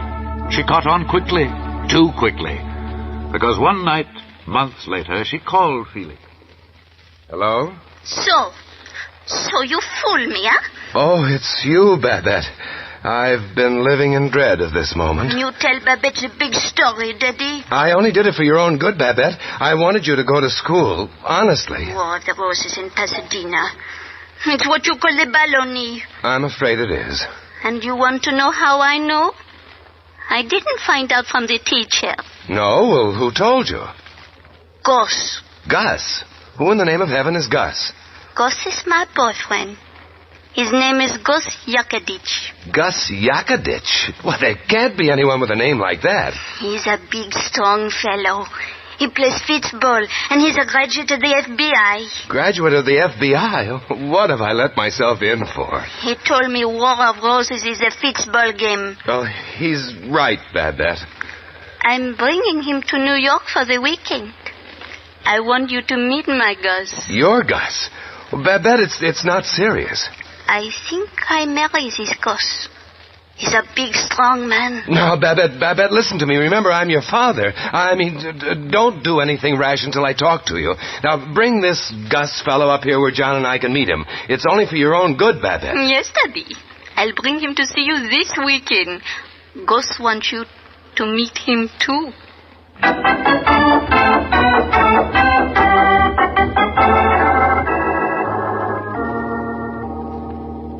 I tell you, John, we've got to do something about this Gus fellow. Who does he think he is coming in and taking Babette away from us? Away from us?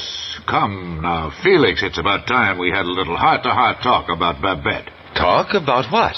Well, Daddy, if I know anything about human nature, you are in love with Babette. Me in love with Babette? Well, you talk like a... Oh, do I? Listen, Felix, I've known about this thing for months. I've watched you grow from a respectable bachelor into a fiddling, fuddling Romeo. Come on now, admit it. Oh, all right. You lawyers are too smart. Anyway, she's 19 now. Yes, that's just the trouble. Can you stand up against some young buck like this Gus Yakadich, for example? I'll get Charlie Atlas to help me. He puts big muscles on you almost overnight. I'll take setting up exercises every morning, sleep with my window open, eat spinach. I'll show that big palooka. Now, wait just a minute. Before you do all these things, when does Babette and this FBI boy arrive? Any minute. Well, what do you say if we sort of look him over first? Let's try to find out his weak spot. Once we know it, we'll smash through for a touchdown.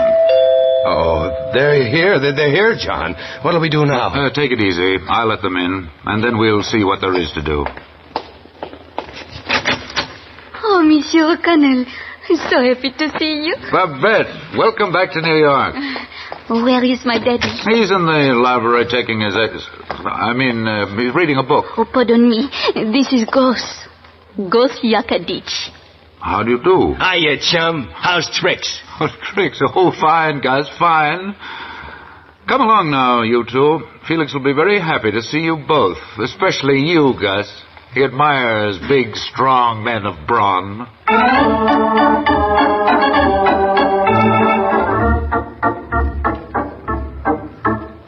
Well, that's about the end of the story. I finished the course at the FBI and turned pro. Lots of dough in professional football, you know. Yes, Daddy, you see? Lots of dough. Well, Gus, you certainly are built for professional football. Yeah. I'm 6'2" with me shoes off, and I weigh about 213. I'm afraid Atlas can't help me much, John. Gus, to me it seems a shame that you gave up your career with the FBI. Especially if you and Babette are serious about getting married. Oh, I can keep Frenchie here in doodads on what I make. $1,200 a game. That's lettuce. Real cabbage. Ain't it, Toots? Lettuce? Cabbage? Sounds more like soup. Well, I figured that by the time Frenchie and I get hitched, we'd really be in the clover. And when your professional days are over, can you still go back to your FBI work? Oh, anytime. Once you learn that trade, it never leaves you. I still cut hair in my sleep. Cut hair? Hey, what's cutting hair got to do with the FBI? Oh, that's where I learned how to do it. Right over in Philly. FBI. Franklin Barber Institute. It's the biggest barber college in the East.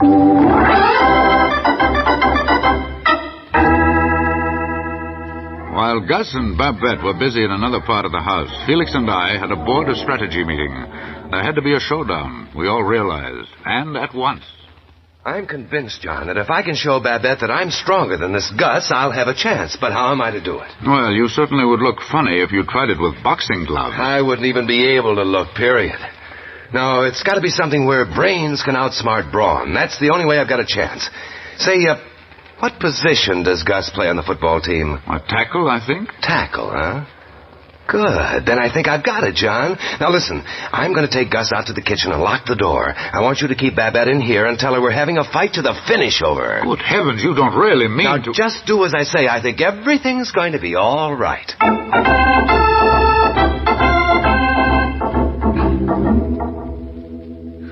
But why does he have to lock himself in the kitchen, Monsieur John? Gus will kill him. Well, Babette, that's how much Felix loves you, I guess. He's ready to die for you if necessary. But I don't want Felix to die. Oh, Monsieur O'Connell, you men are all so stupid. Why you think I brought this oof here today? Just to make Felix jealous so he would give me the proposal? Oh, it's Felix I love. Felix. And now Gus will kill him. We must break the door down before something terrible happens. Felix! Oh, Felix, Gus will kill you. I love you, Felix. I only want to marry with you. Stop the fight. Stop the fight.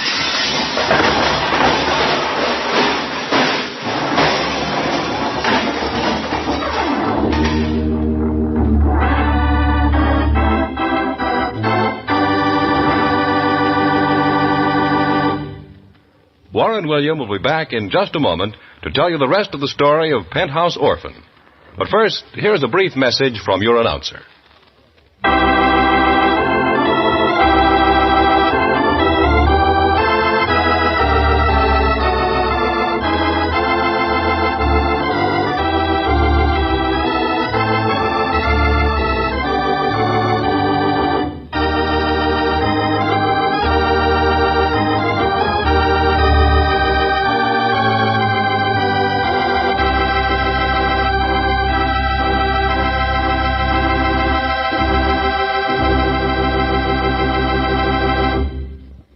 And here again is Warren William as John Francis O'Connell. I was just as anxious to find out what happened behind the locked door of the kitchen as you undoubtedly are. Well, it seems that when the boys got together and... Gus, I understand you play tackle on the football team. Is that right? Yeah, brother, they gotta be awful good to get by me. Gus, I tell you what I'll do.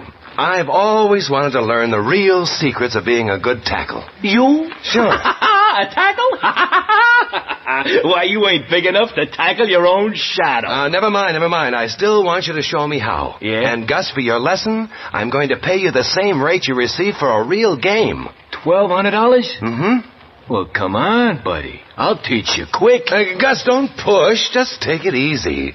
Now, first of all, I want to see the flying tackle demonstrated. Oh. Now, I'll stand right here, right by the stove here, and you get back on the other side of the room. Yeah, I'll get back way over here. That's it. Now, when I say go... Hey, you don't say go. You say hike. Oh, all right. When I say hike, yeah, you leave the ground and dive for me. Bring me down with a real flying tackle. Uh-huh. Give me the works, everything you've got. I got it. Okay. Now, are you ready? I'm going to spring through the air and hit you like a ton of dynamite. All right. Hike!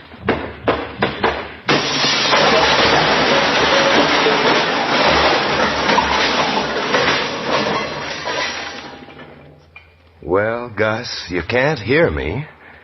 But for your information, I learned that sidestep at Notre Dame. Elmer Layton never did believe too much in brawn. Too bad that stove was behind me. Well, have a nice nap, Gus.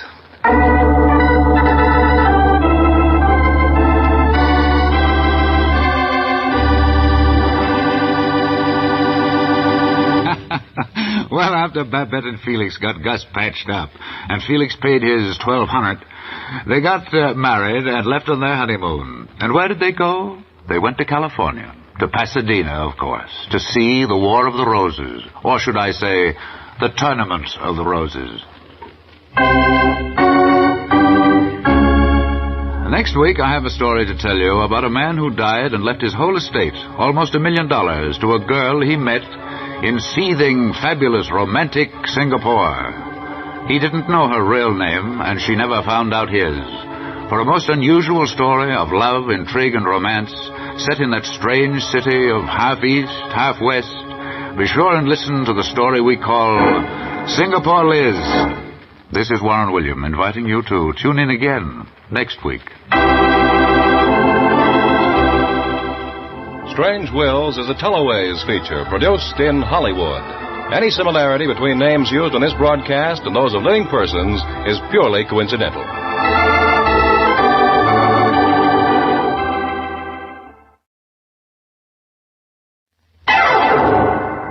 Strange Wills. Starring the distinguished Hollywood actor Warren William, and featuring Mary McCarty, Gene Colby, and Howard Culver, with an all-star Hollywood cast. Original music by Del Castillo. Dead men's wills are often strange. We cannot attempt to understand them or try to find the answers. We can but tell the story. This is Warren William bringing you the story Singapore Liz. But first...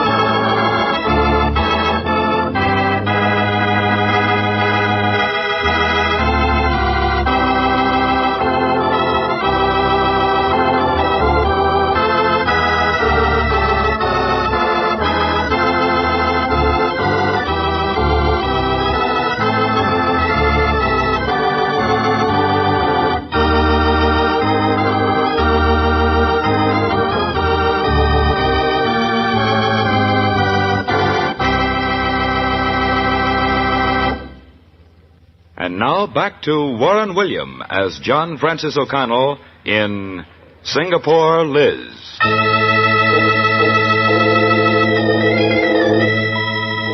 I'll never forget the first time I saw Singapore Liz.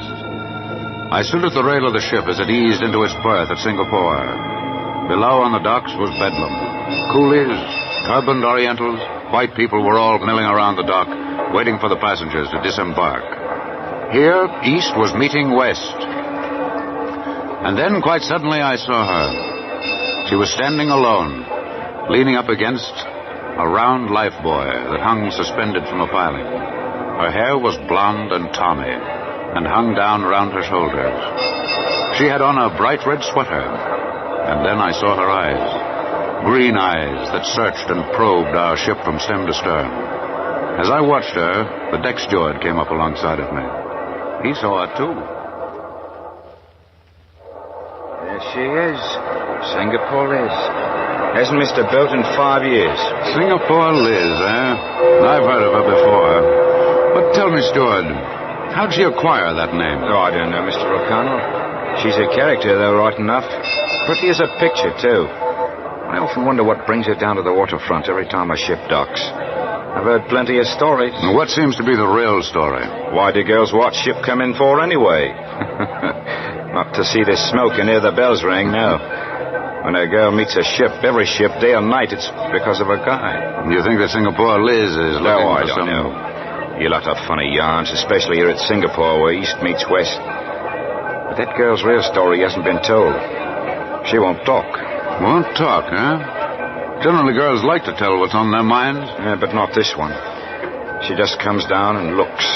Then when everyone's off the ship, she goes back to her job. Oh, what kind of a job? She's a singer down at one of the dives along the waterfront. Terry's place, they call it. Huh? Quite a spot, too, from what I hear.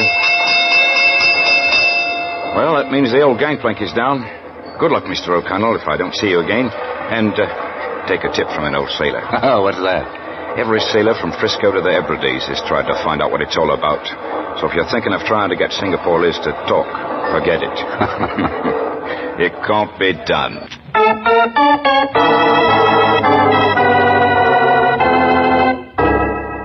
The steward should have known better than to tell a lawyer not to try and learn the secret of Singapore Liz.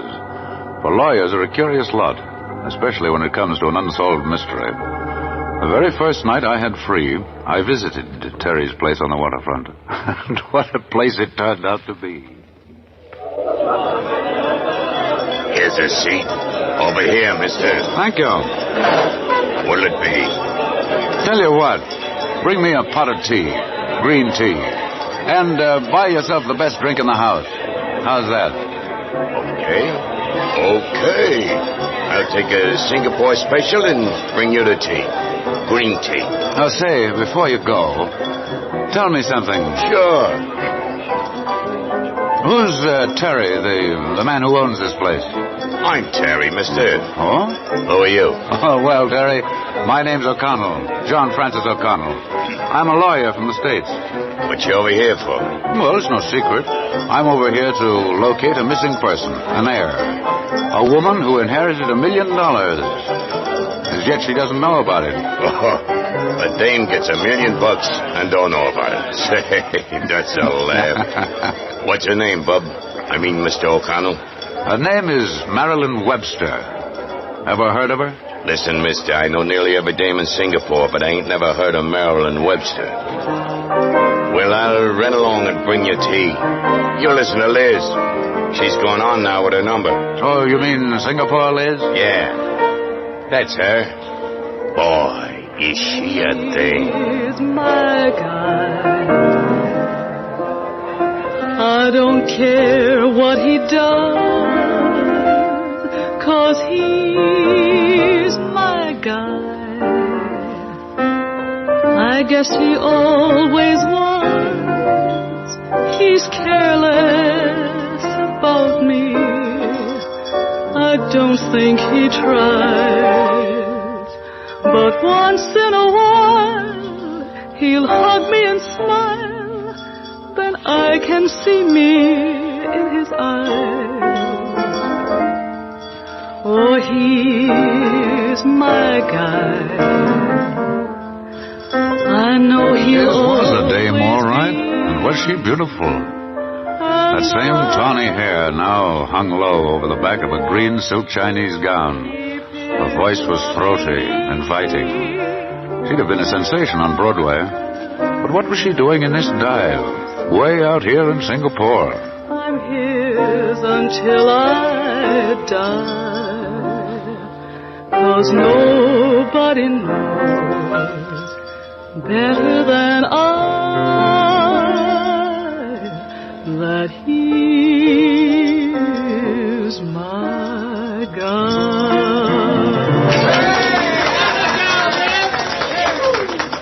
Here's your tea, mister. What'd you think of Liz? I think she's terrific, Terry. What keeps her in a place like this? I don't know. Some dames like to hang around the waterfront. Like the smell of the sea and like to hear the foghorns in the night. You never know what's in a dame's mind, mister. And I know. I've been running joints here in Singapore for 15 years. I meet them all. Terry. Yeah? Would you please give Singapore Liz my card and tell her that I share her curiosity about docking ships? Oh, that's a new one. Every guy east of Sunset wants to buy Liz a drink, but it's no soap. She don't see nobody. But I'm a lawyer, Terry. You see, lawyers have a way with women. Okay. It's a deal with me. But if you get turned down, don't feel bad. No one's made the grade yet.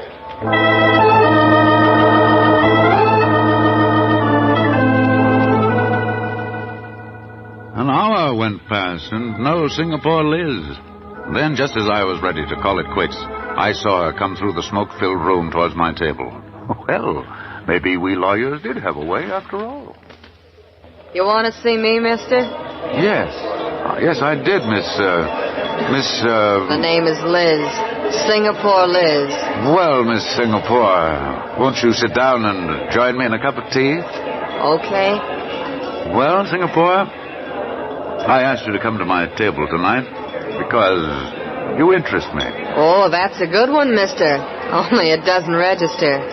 Get this straight. I may interest you, but you don't interest me. Oh, now, just a minute. Let's get the record straight. I'm not after your phone number or your address. Well, you wouldn't get 'em if you were. I saw you the morning my ship docked. I saw you leaning against the pier, looking up at the people aboard. Your look was hungry. Hungry for someone you miss. If you'll let me, I'll help you. And you don't want anything. Ha ha! Holy cow, this is one for the books. Here's a guy who wants to help and doesn't want anything for it. Well, what is this, a gag? I can assure you that it's not a gag, Singapore. Oh, so you're a lawyer. Yes, I am. You have my card. Well, maybe I can trust you. Well, of course you can. Well, mister, you're right about me looking for someone. I've never missed a ship in 5 years.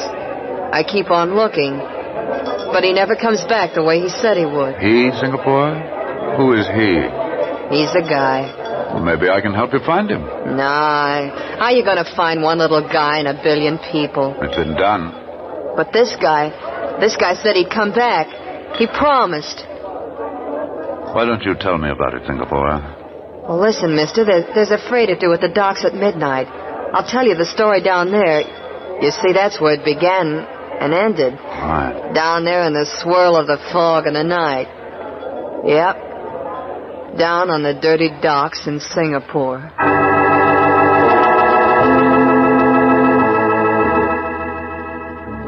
A little after midnight, I made my way through the fog and the gloom to the long docks that lined the harbor.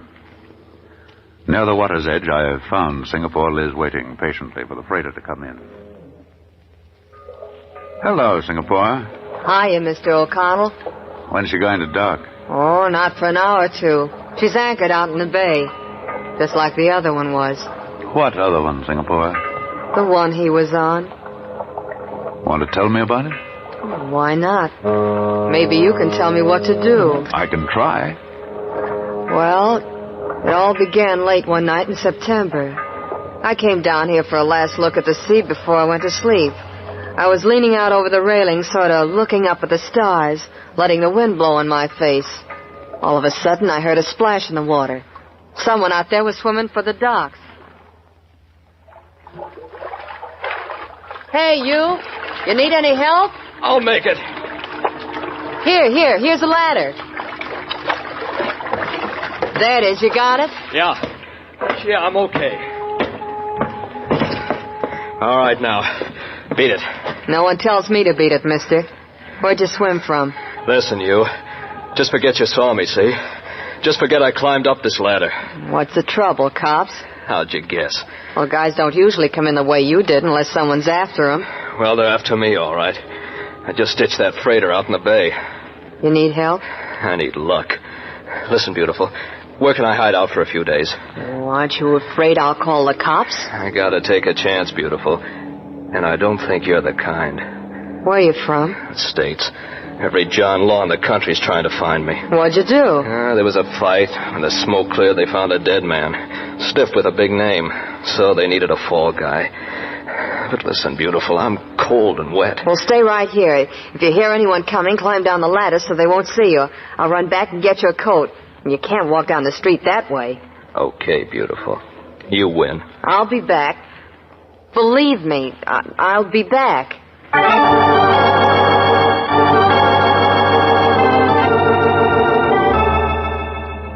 That was the beginning, Singapore. Well, what happened? You must have come back, of course. Oh, yeah, I went back. Well, there was something about him that made me want to help him. He looked so lonesome, I guess. Maybe he reminded me of the time I hit Singapore. I don't know. Anyhow, I went and got the coat and ran back. And there he was, still waiting for me. Well, you really did come back, didn't you? Didn't I say I would? Here, get into this coat. There. Now, here's my comb. How about straightening those pretty black curls? Thanks, beautiful. Now, we'll walk right down the street, just like we're going out on a date. Come on. Where are we going? Leave that to me. You can trust me. I won't do you no dirt, mister. Honest.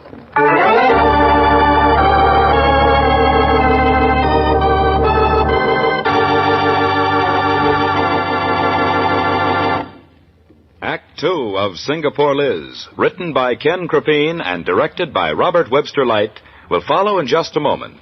But first, here is a word from your announcer.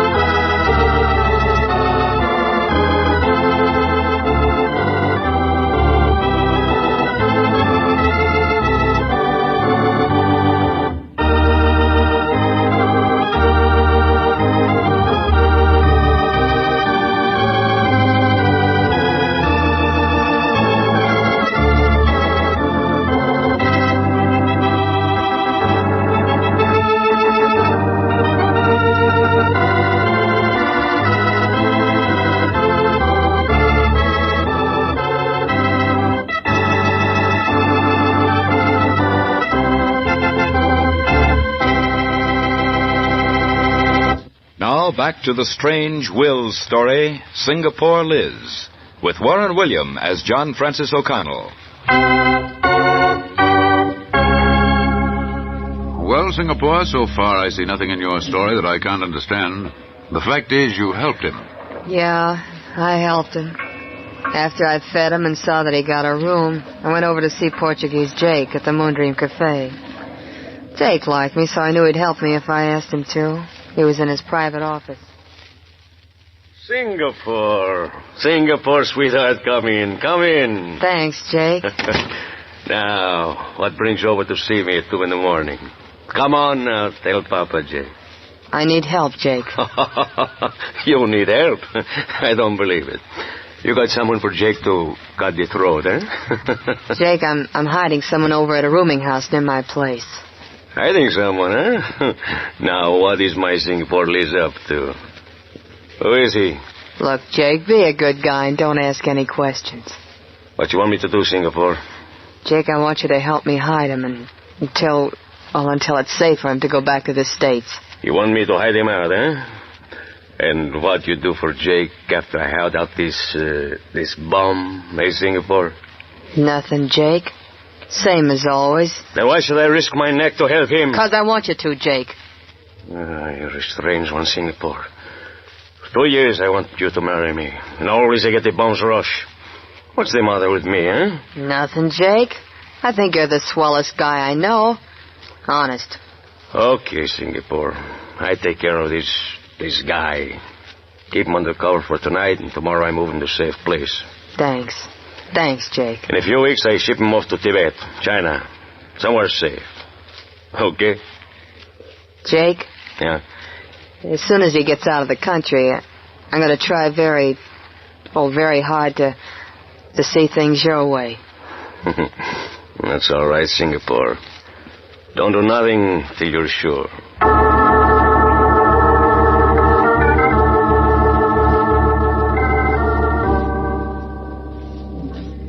Well, Jake kept his word.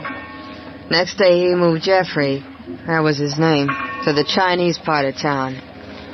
I went over to where he was staying almost every day. Did he tell you who he was, Singapore? He told me nothing. Only his first name, just Jeffrey. Well, the days went by. I was so happy. I hated to see the day come when he would ship out. You fell in love with him, huh? Hard. Only I didn't tell him. What's the use? Any day he was scheduled to go. He couldn't stay. Especially after that American Dick arrived. They'd traced Jeffrey to Singapore, then? Yeah, he came over to find him. We heard about it down at the Moondream. What did you do? Jake made arrangements to ship him out that same night. There was a ship sailing for Rangoon. I went over to say goodbye. It was hard to do, mister. But neither one of us said what we really wanted to. Both in love and afraid to say so. Sure. But it was so hopeless. Well, after saying goodbye, I went back to work at the Moondream. The joint was packed.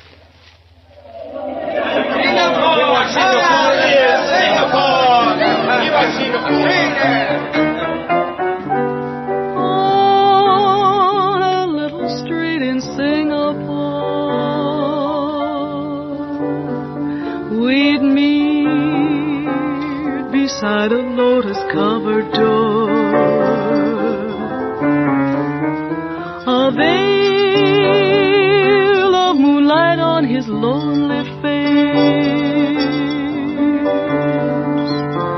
How pale the hands that held me in embrace. My sails tonight are filled with perfume of Shalimar, with temple bells to guide me to the shore, and then I'll hold him in my arms and love the way I loved before.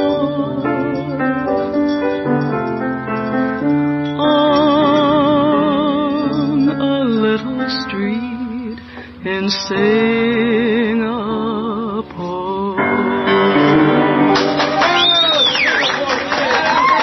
Everybody will remain remain seated. We are the police, and a search will be made of your identification.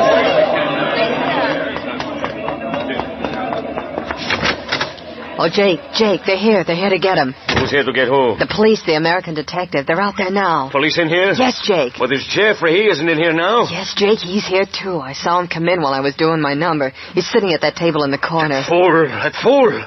I told him not to leave the house until we came and got him. Well, let him get caught. It serves him right. Oh, no, Jake. He must get away. He must. What can I do, Singapore? I don't know, Jake. Oh, I've got one chance. I'm going to pull the switch that puts out all the lights. Maybe this Jeff guy gets out. Maybe not. But it'll give him a chance. Stay here till I come back.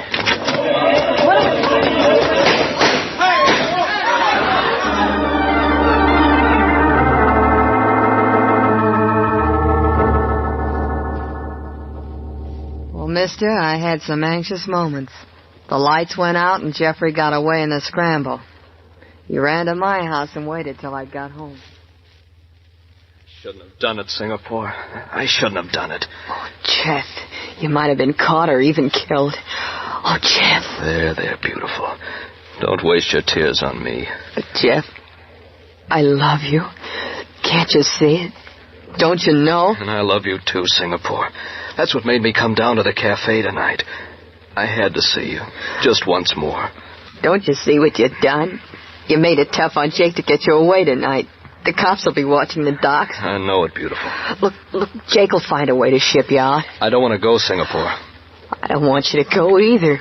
But you have to. You have to. Oh, poor Liz. Poor little Singapore, Liz. I guess I brought you nothing but trouble, kid. That's what comes from loving the wrong guy. Jeff, listen to me. You get on that boat and go away. Get into China, Tibet. You can hide there. Maybe I can, but I'm not going to. Liz, I told you that they wanted to pick on me for a fall guy. That's the truth. I didn't kill anybody. I was there, yeah, but I didn't kill. But they'll railroad you. You said so yourself. Maybe they will and maybe they won't. But I've got to go back and face the music, Liz. That's the only way we can ever be together. I've got to go back. We? Together? Of course, Liz. I can't run away forever. And I want you, Liz. I want to marry you the minute I'm in the clear. Oh, Jeff. Oh, Jeff. But what are you going to do? I'm going down and give myself up. Oh, no. No, Jeff. It's my only chance. My only chance to come back clean, Liz. It's my only chance of getting back to Singapore. And you.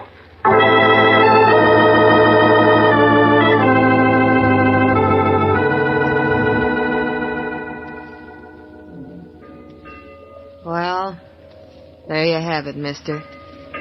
Jeff gave himself up to the law and they took him back to the States. I don't know what happened. He never wrote. Singapore, get ready for a shock. Why? What? Jeff will never come back. Won't come back? No, Singapore. He's dead. Dead? Jeff dead? I don't believe it. Jeffrey Lane. His last name was Lane. You never knew that, did you? I never asked him. Jeffrey died in prison last year. He was serving a 5-year sentence for being an accessory to the crime of murder. Then he was sent to prison. Yes. He never wrote to you, Liz, because he didn't even know your name. Then, too, he wanted to avoid the chance that you and Jake might get into trouble for hiding him from the police. I understand. While Jeffrey was in prison, his father died and left him a fortune. In fact, he left him almost $1 million. $1 million? Then one day, Jeff took sick. An operation was performed. It was an emergency. Jeffrey died, but on his deathbed, he made his last will. He never forgot you, Singapore. Not for a moment. I didn't either. In his will, he named you as sole heir to his estate. What? But he only knew you by the name of Singapore Liz. I spent months investigating you. Finally, through the cooperation of the police and other agencies, I learned that your real name is Marilyn Webster, that your parents were missionaries in the interior, and after they died, penniless, you drifted into Singapore and then made your living singing in nightclubs and cafes. Tonight when you asked me to come to your table, you knew all this, didn't you? Yes. When I first saw you standing at the dock, I knew who you were. But I wanted to know the whole story. I wanted to be sure. That's why I wanted you to tell me. Gee, mister, it's sure gonna seem funny not to come down to the docks anymore. It was a labor of love, Singapore. People all over the world knew about you and your tireless devotion to an ideal. 5 years. 5 long years. Now, instead of coming back, he sends me $1 million. I can't believe it. But it's true. Every word. Tell me, Singapore, what are you going to do now that you're a rich girl? Oh, I don't know, mister. Maybe we'll build a nightclub after I catch up on some of the sleep I've missed. We? Did you say we, Singapore? Yeah.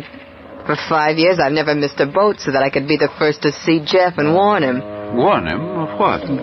Well, the day after the cops took Jeff back to the States, Jake was sent up for harboring a fugitive. He served a whole year, mister. And when he got out, he swore that he'd kill Jeff if he ever came back to Singapore. I knew he'd do it, too. That's why I met every ship. To warn Jeff to stay on the boat and to go back home. Killing means trouble. I wanted Jake to stay in the clear. Aw, he's been such a swell husband.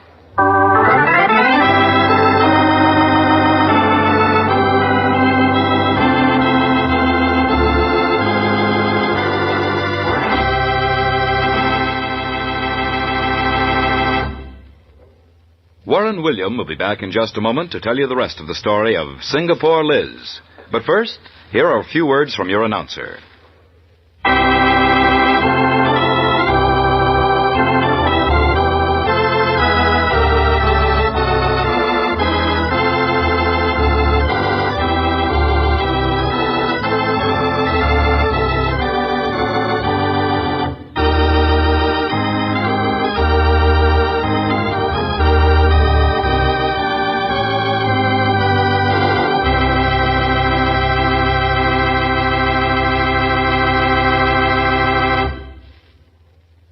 And here again is Warren William as John Francis O'Connell. Next time you see a pretty girl standing on the corner with that hungry, lonesome look in her eye, don't you believe it. More than likely she has a perfectly good husband waiting for her just around the corner. There's a new Moondream Club in Singapore today, and of course Singapore Liz, wearing her exotic oriental gowns, is still the big attraction. And Portuguese Jake, he's doing all right, too. Who wouldn't with $1 million bankroll to play with? Next week, I have a story to tell you about a songwriter. At least he thought he was. After weeks of hard work, he finally finished his opus, which he thought would reach the hit parade. He sent his song lyrics to a music publisher, and from then on, things began to happen. For a story filled with heartbreak, pathos, and love, listen to Swan Song. This is Warren William inviting you to join us again next week. Strange Wills is a Teleways feature produced in Hollywood.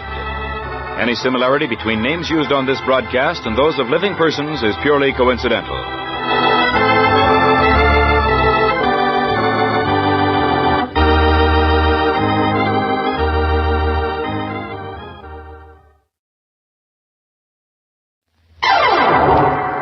Strange Wills. Starring the distinguished Hollywood actor Warren William, and featuring Peggy Weber and William Conrad, with Howard Culver and an all-star Hollywood cast. Original music by Del Castillo.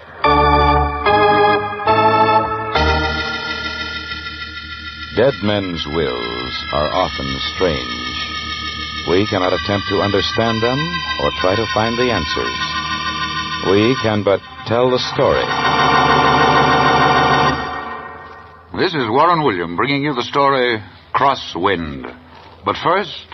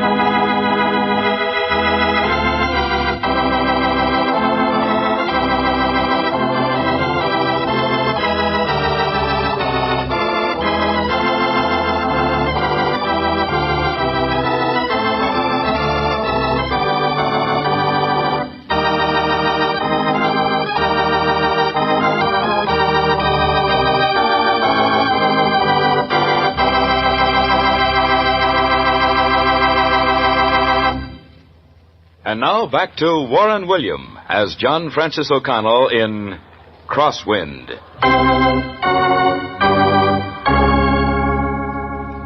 This story opens in a state prison where Patrick Malone is awaiting execution by hanging. His crime-studied career was finally terminated by the police, and after a fair and impartial trial, he was sentenced to death for murder. After all of his appeals had been denied, Malone was transferred to the state prison to await his execution. It is shortly after midnight. The guards in the main cell block are making their rounds. Guard! Guard! Who's calling the guard? Who's calling? Oh, so it's you, Killer Malone. I thought you was a tough guy. I'm dying. You're ahead of schedule, Killer. That comes later. Cold, the sawbones. I'm dying. I'll come in and take a look and see first, Killer. But if you got any funny ideas, remember there's 3 doors you gotta open before you reach the wall. You won't mind if I lock myself in, will you, Killer? That'll make 4 doors. Sawbones. Get the sawbones. I'm not gonna wake the sawbones until I know you need 'em. Now, what's your beef? Water. Water, get me a drink. Forehead's cold enough. Maybe it's your conscience, Killer. Maybe you're seeing ghosts in the night. Ghosts of those guys you bumped. Water. Okay, I'll get you a drink. If you're still sick after this drink, tell the guard on the next relief. He'll be on in 7 minutes. Here, sit up and drink this. Okay, sucker. You fell for it. You feel this rod pressed against your belly? Yeah, I feel it, Killer. What you gonna do? I'm gonna bump you off if you so much as peep. Don't be a fool. There's 4 locked doors, steel doors. You'll never make it. I'm going out of here tonight, feet first to walking, but I'm going out. Now turn around, mister. Quiet like. All right. All right, take off your clothes. That monkey suit. Okay. It's your funeral. Just shut up and give me the clothes. Here's my cap. My coat. Want my pants, too? I want everything. Yeah. Here they are. Now just stand still and keep your mitts up while I get into them. How soon before the relief guard comes? 4 minutes. You haven't got a chance, Killer. Yeah? Well, that's my worry. Now, here's a little kiss to knock you out of the commission. Now, I'll tuck you into my little trundle bed. Okay, boys. Give me cover. Fuck, you mongrel! Turn on the fire hose!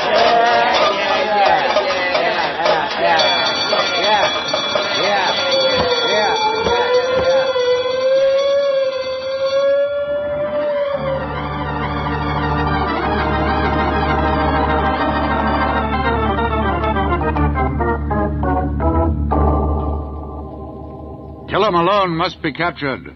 So said the governor. So said the mayor. So said the district attorney and the chief of police. A dragnet was thrown over the entire state. Every policeman was ordered back to report to his precinct. Killer Malone must be captured. His escape was the general topic of conversation. Even the young and beautiful Margaret Levering, my client, and I were talking about it in my office. Really, I've never been so frightened, John. I imagine I see that Killer Malone behind every tree. Even under my bed. With 10,000 policemen looking for him, it won't be long before they get him. But you won't be here to see the excitement. That's right. I'm sailing tonight. You don't look very happy about leaving, Margaret. Frankly, the thought of a trip to South America on a tramp steamer bores me silly. And I did so want to attend opening night at the opera. Why did Father have to make such a silly provision in his will? I can see his reasoning. If you're to inherit his steamship interest, I think it only right that you get some first-hand information about traveling on a freighter. Would have been much more fun on a luxury liner. Yes, I realize that, but this way you sort of get the feel of the business. You'll see how cargo is shipped, how it's unloaded. How dull. And that crew, I can see them now, the captain squirting tobacco juice in the sea. Ah, that's where you're wrong, Margaret. Captain Leslie DeHaven is handsome enough to be in the movies. Yeah? Well, that's something. Maybe I won't be so bored after all. I'm sure you'll enjoy every minute of your trip. Now then, I'll see you off at... what time does the Olympic sail? They told me at midnight. All right, then. I'll be there to see you off. It must be nice to know that after one cruise to South America, you'll inherit a steamship line with a face value of $1 million. But a girl doesn't have to go through to inherit a measly million these days. I wouldn't consider $1 million so measly. That's because you never had to buy gowns and shoes for a lady. Oh, well, maybe you're right at that. What's more, I guess I'll never have to. Spoken like a true bachelor. Well, I suppose if I'm to catch the Olympic at midnight, I'd better go home and get ready for the ordeal. And John. Yes, Margaret? Wish me excitement. Lots of excitement. I wish.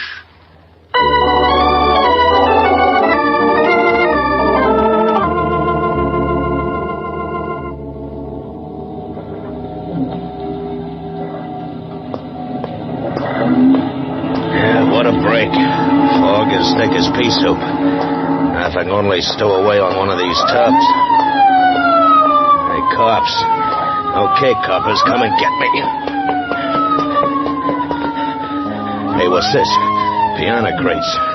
SS Olympic. Destination Rio de Janeiro. Move over, Piano. You got company.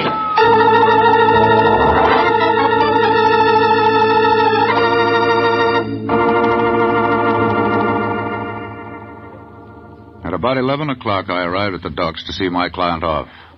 The night was heavy, full of fog. As I parked my car, I heard a great commotion coming from the direction of the pier. I walked slowly down the long wooden ramp. What was going on? Had they found Killer Malone here on the docks? Each step I advanced, the excitement became more pronounced. Oh, I'm sorry. It's all right. Heavy fog. Hurt you? Well, for heaven's sake, if I haven't run smack into the Honorable John Francis O'Connell. Commissioner Holbrook. Well, this beats all. What are you up to? Running around here bumping into honest citizens? Oh, we got a tip that Killer Malone might be down here on the docks. Killer Malone? Down here? It's one of the 10,000 tips we've had since he escaped. Uh-huh. Personally, I don't put much stock in it. No? Why not? Well, there's no place to hide out down here. And if he ever got on one of these boats, they'd nab him quick. Do you think, Commissioner, that it'll be safe for me to go aboard and say goodbye to a client of mine? Safe enough. That is, if you don't get in the way of Killer Malone. And if I do, then what? Don't stop to ask questions. Just run like the very devil. Excuse me, mister. We got to load these piano crates. Oh, I'm sorry. That's all right. I don't know if we don't want any accidents. No, thanks. Okay, take her away. Well, I'll be moving along. I hope you get your man, Commissioner. And if I should run into him on board the Olympic... what'll you do, John? What'll I do? Nothing. Absolutely nothing.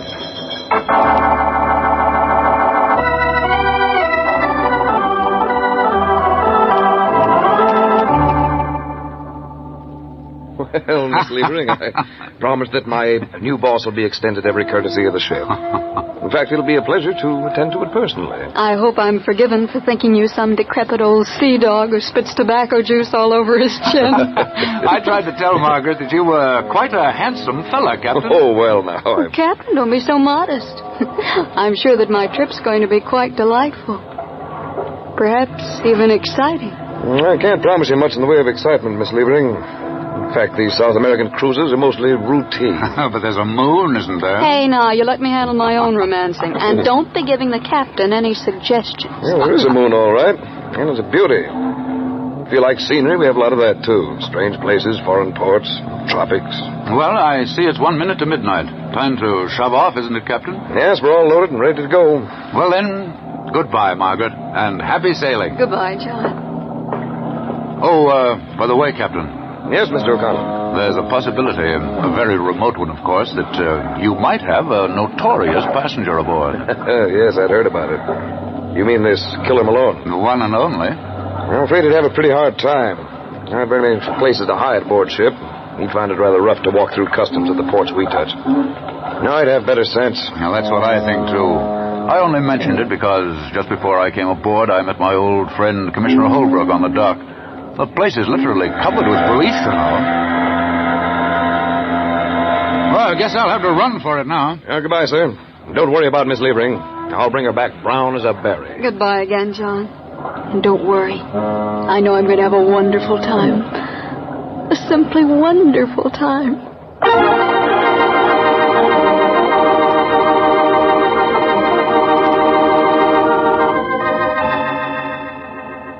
2 days out of Frisco, Margaret sent me her first cable. It contained only one word, but that was enough.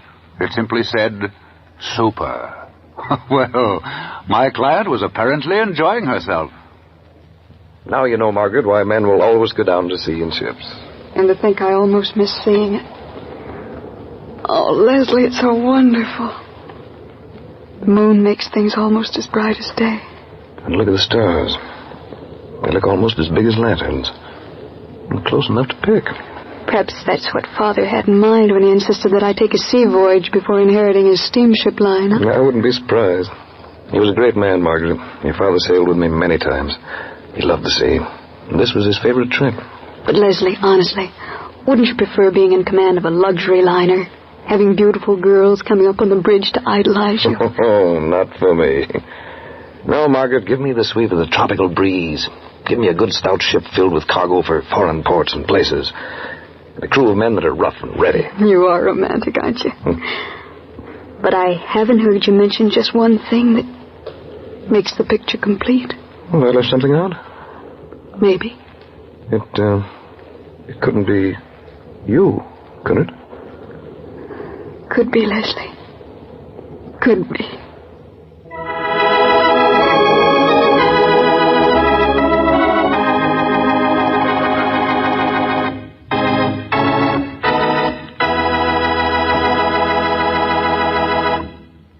Act 2 of Crosswinds, written by Ken Crepine and directed by Robert Webster Light, in just a moment. But first, a brief message from your announcer.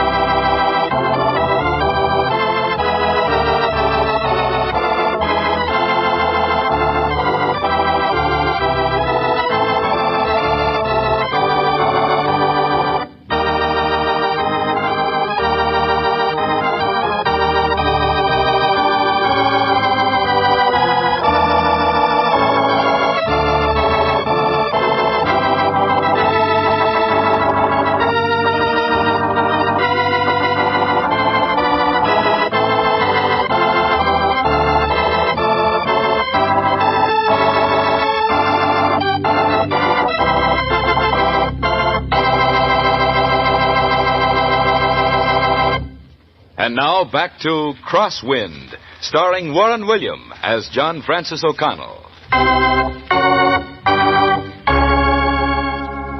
6 days out of San Francisco, I received another cablegram from Margaret Levering. This one was even more cryptic. It said, playing for keeps. I began to think that I'd started something. Margaret, you'd better get to bed early tonight and get some rest. That is, of course, if you still want to see the island in the morning. What time will we pass it, Leslie? Around 5. Oh, goodness, that is early. Well, don't get up unless you want. Oh, I do want to. It's our first sight of land since we left. It's a beautiful tropical island. We go close enough to get a good look. There's only one thing wrong with it. We're going to land? No, it's forbidden. Forbidden? Why, Leslie? Well, I'll tell you all about it tomorrow morning at 5 o'clock. That is, if you're not too sleepy. Oh, I won't be, a promise. I may never see this mysterious island again as long as I live. Oh, I wouldn't say that. I make this trip regularly. Why, Captain, how you interest me.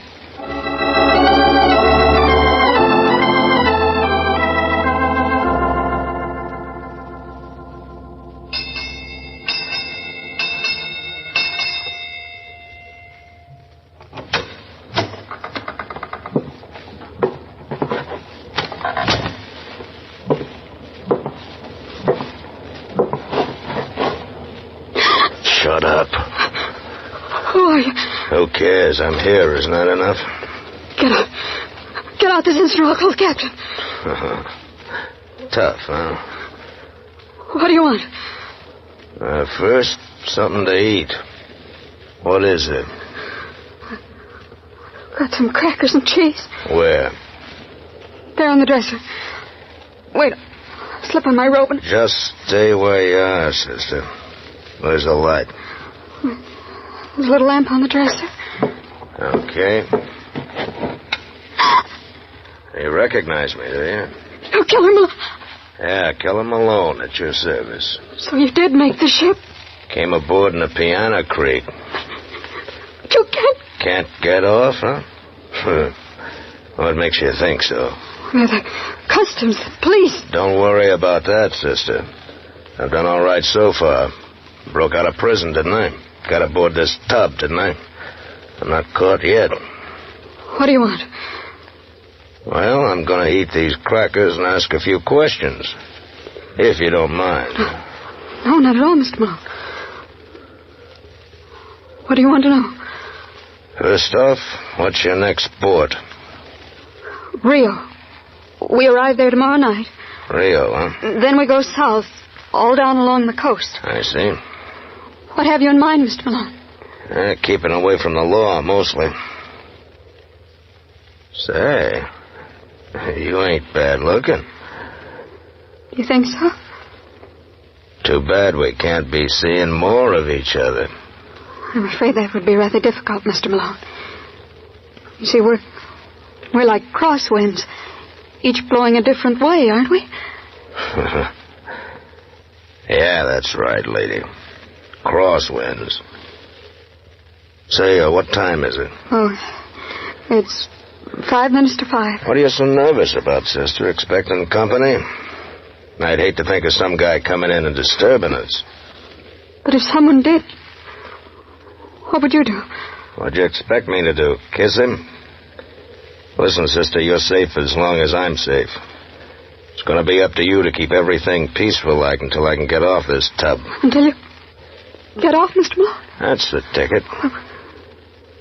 Supposing I helped you to get off. Supposing I could help you get to an island. An island, huh? You want to maroon me so that I can be picked up later? Is that your game, sister? No, good heavens, no. Well, why don't you tell me about it, then? Oh, this island, we're due there in just a few minutes. It's a beautiful island. Our ship comes within easy swimming distance. What's on the island? Well, that's the best part of it. Just jungles. Few natives, I suppose. Fishing boats. Uh-huh. Well, lots of fishing boats. And no policemen, not even one. And what am I supposed to do? Well, you could swim to the island. After you're there, you could hire one of those fishermen, and they could take you to some place on the mainland where no one would ever catch you. I'd be free, huh? Free the rest of my life. Say, you catch quick, all right. When did you say we'd reach this island? Any minute. Wait, let me open this porthole. Have a better look. Hey, you're right. I see it. That's what I've been telling you. You'll go, won't you, Mr. Malone?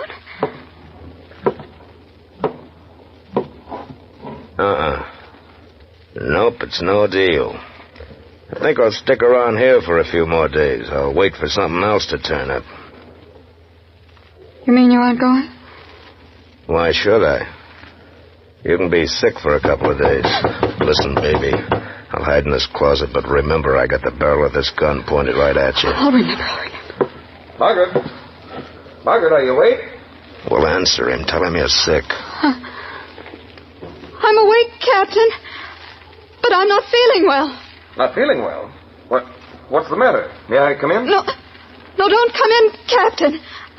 I'm sure I'll feel better tomorrow. We're passing the island now. I thought you wanted to see it. And the story, don't you want to hear it? Don't bother. Tell it to me later. After we get to Rio. To Rio? Rio? Say, what is this? You must be sick. I'm coming in no matter what you say. No, please don't. Open the door for him, but remember... I'll remember, but don't. Open the door. Just a minute, Captain. I'll let you in. Margaret, what in heaven's name is wrong? What? You're trembling. I'm trembling. I tell you, it's just cold in here. Here you are down in the tropics, and you say you're cold. Here, come on over here and sit down.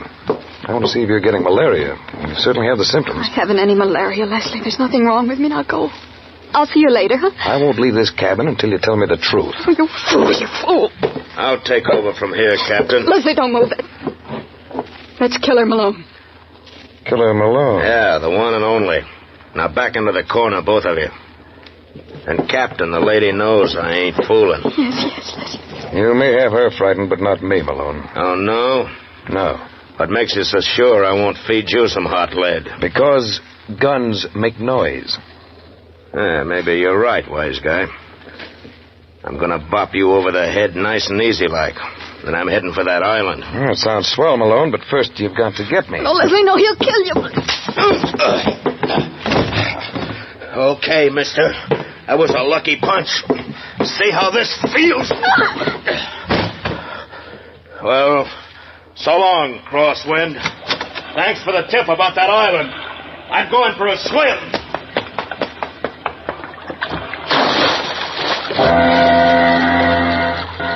Man overboard! Man overboard!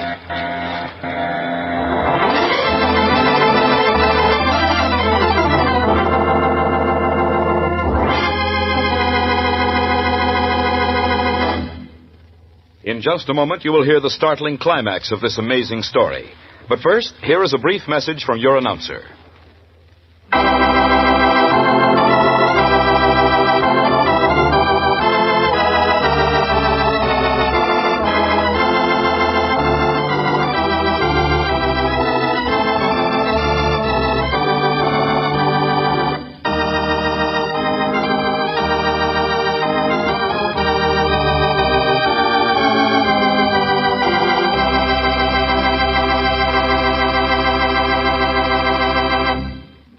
And now back to Warren William as John Francis O'Connell in Crosswind.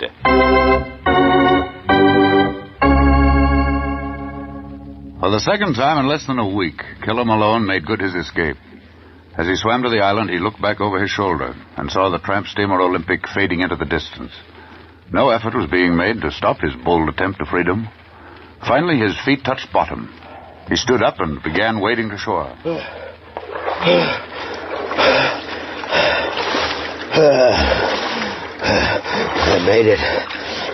I made it. Now to get a boat and head for the mainland. It's funny, I don't see none. I wonder if that crosswind dame... Yeah, I see people. Lots of people. Say everything's going to be okay. Hey, you! What's the matter with that mug? He keeps motioning me to keep away. Hey, you!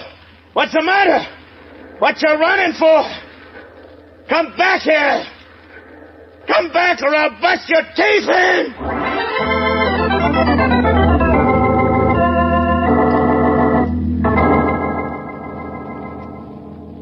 Back on board the Olympic, Margaret was desperately trying to revive Captain DeHaven after Killer Malone had knocked him unconscious in her cabin. Oh, Leslie, darling, wake up. Wake up. Darling. Can you hear me? Killer Malone's escaped. He's swimming to the island. Where? Oh, my head. Oh, Leslie could have killed you. Margaret, you... But where's... That's what I'm trying to tell you, darling. He jumped off the boat. He's swimming to the island. Leslie, isn't there something we can do? Killer Malone will get away unless we stop him. You say he swam to that island? Yes, Leslie, he's there by now. He'll get a boat and escape to the mainland. We've got to do something quick. Take it easy, Margaret. There's no hurry. No hurry? That's exactly what I want him to do. Swim for that island. What do you mean? I don't understand. Do you remember my telling you there was only one thing wrong with that island? Yes. Yes, I remember. Remember I told you ships were forbidden to dock there? All ships. Yeah? Yes, you did, Leslie. Why? Why?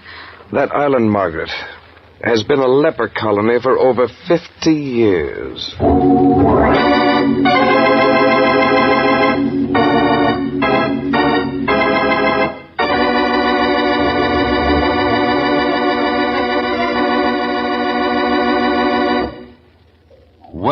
Killer Malone made it safely to the island, all right. But instead of finding the fishing boats and the freedom he'd expected, he found himself right in the middle of a leper colony, totally cut off from the rest of the world. I'm sure that many times before he finally died, that he wished he had never escaped from the death cell at State's Prison. And as for Margaret? Well, she came to the very sensible conclusion that she couldn't run a steamship line all by herself. So what do you think she did? She signed on a first mate for life. She and Captain Leslie were married the day after their ship docked at Rio. Next week, I'm going to tell you a story of the theater and Broadway. A young and beautiful girl was left an enormous fortune with a provision that she work and earn her own living for a whole year before she inherited her estate. Now this young lady had always had a yen for the theater, and she became a chorus girl. But that was just the beginning. For the delightfully entertaining story of Backstage Broadway, listen to Dance Director. This is Warren William inviting you to be with us again next week.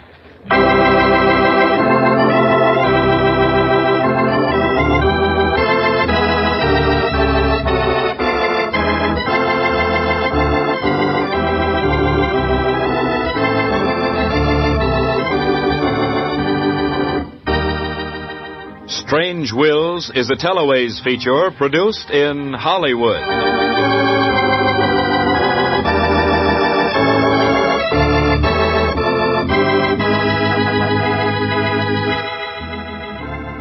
Names, places, and events have all been changed so that no reflection can fall on any person or persons, living or dead.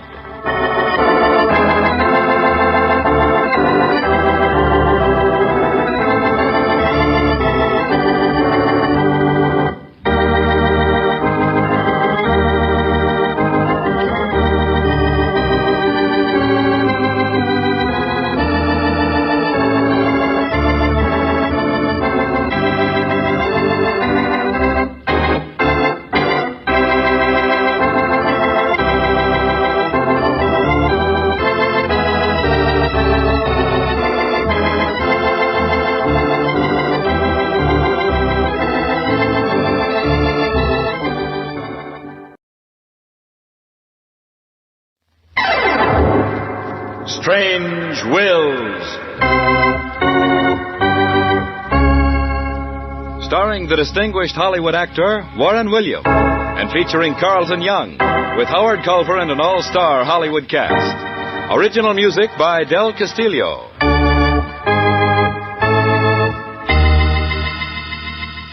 Dead men's wills are often strange. We cannot attempt to understand them or try to find the answers. We can but tell the story. This is Warren William bringing you the story, Dance Director. But first...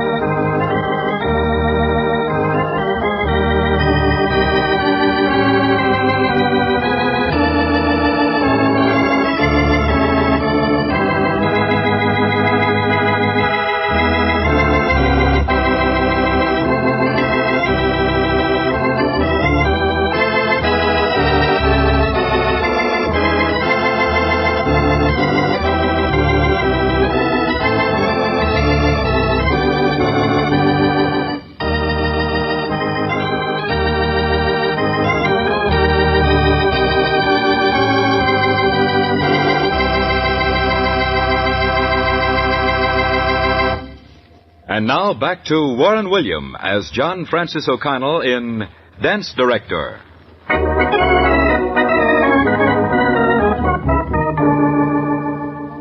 An opening night on Broadway invariably brings back a flood of memories and stories about the private lives of many of the stars whose names have written theatrical history. One name in particular, that of Margot Davis, stands out above all the rest. I knew Margot when she began her climb on Broadway. In fact, I was her father's lawyer. It was upon his suggestion that I drew his will with the provision that his only child and heir at law must first earn her own living for 1 year before acquiring his estate, roughly estimated at around $10 million. He wanted her to learn the value of $1, the hard way. I remember the day I called upon her at the Davis townhouse. It was a few weeks after her father had been buried. I found Margot in the music room.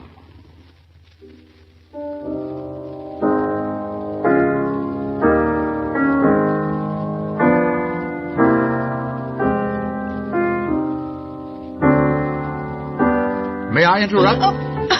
John, you startled me. I'm sorry. I hated to interrupt your playing, Margot. Well, I'm glad you did. I'm afraid it's a dreary old piece anyway. Well, come on in and sit down, won't you? Thank you. Margot, may I have your undivided attention for just a few minutes until I tell you what I have to say? I'll be very attentive. Good. Now then, Margot, you've had rather a sheltered life to date, haven't you? Extremely. Did you, learn anything? Well, that depends. I know which fork to use at dinner. I know how to dress, conservatively. Did you learn how to work for a living? Work? Well, quite frankly, John, I've never earned a penny in my life. But I'm not afraid of work, if that's what you mean. Your father was a hard worker, Margot. He loved it. He did more than love it. He believed in it. Just what are you getting at, John? Only this. His estate will net around $10 million. But in order to make sure that you learn the value of $1, he made a special provision in his last will. A special provision? What do you mean? He insisted that you earn your own living for 1 year before you come into your inheritance. 1 year? Earn my... John, that's wonderful. Wonderful? Well, of course. Do you know I've envied every girl I've ever seen catching the subway on her way to work? Envied? Why? Those girls had a look of independence about them. They were self-supporting, self-sufficient. You mean you've wanted to work? For years, but I've never had a chance. Well, what can you do, Margot? What sort of work can you learn to keep you alive for a whole year? Did you ever hear of a yen? Yes, of course. Well, I've had a yen for almost 2 years. I'll start looking for a job in the morning, and when I get it, you'll see a transformation you'll never forget. What will it be, Margot? Margot Davis, Broadway chorus girl.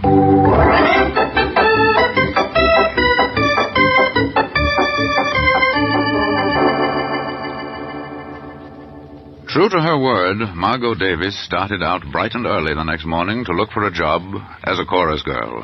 She bought a copy of Variety and read that Bert Frost, dance director of the Broadway Follies, was holding auditions. Margot caught the subway and went over to the Harris Theater. It was jammed with girls, beautiful girls, all trying out for the dancing line. All right, now, chicks, line up across the stage. That's right. Spread out. Give yourself plenty of room. Hey, Blondie, you in the polka dot sunsuit. Park the gum. This is for the Follies, baby, the Follies, not Minsky's Burlesque. Okay, that's fine. Now, listen, chicks. Pete here at the piano is going to do a time-step rhythm. Now, starting with the girl at the left, I want each of you to pick up the beat when your turn comes and do about 4 bars the time step. Do you all get it? Yeah. All right, then, Pete, let's have it.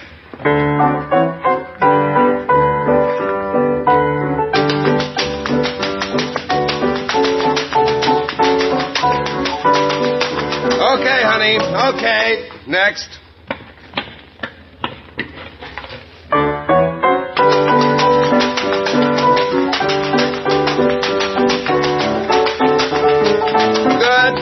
Good. What's your name? Allison. All right, Alice. See me after rehearsal. Come on, next. Let's go.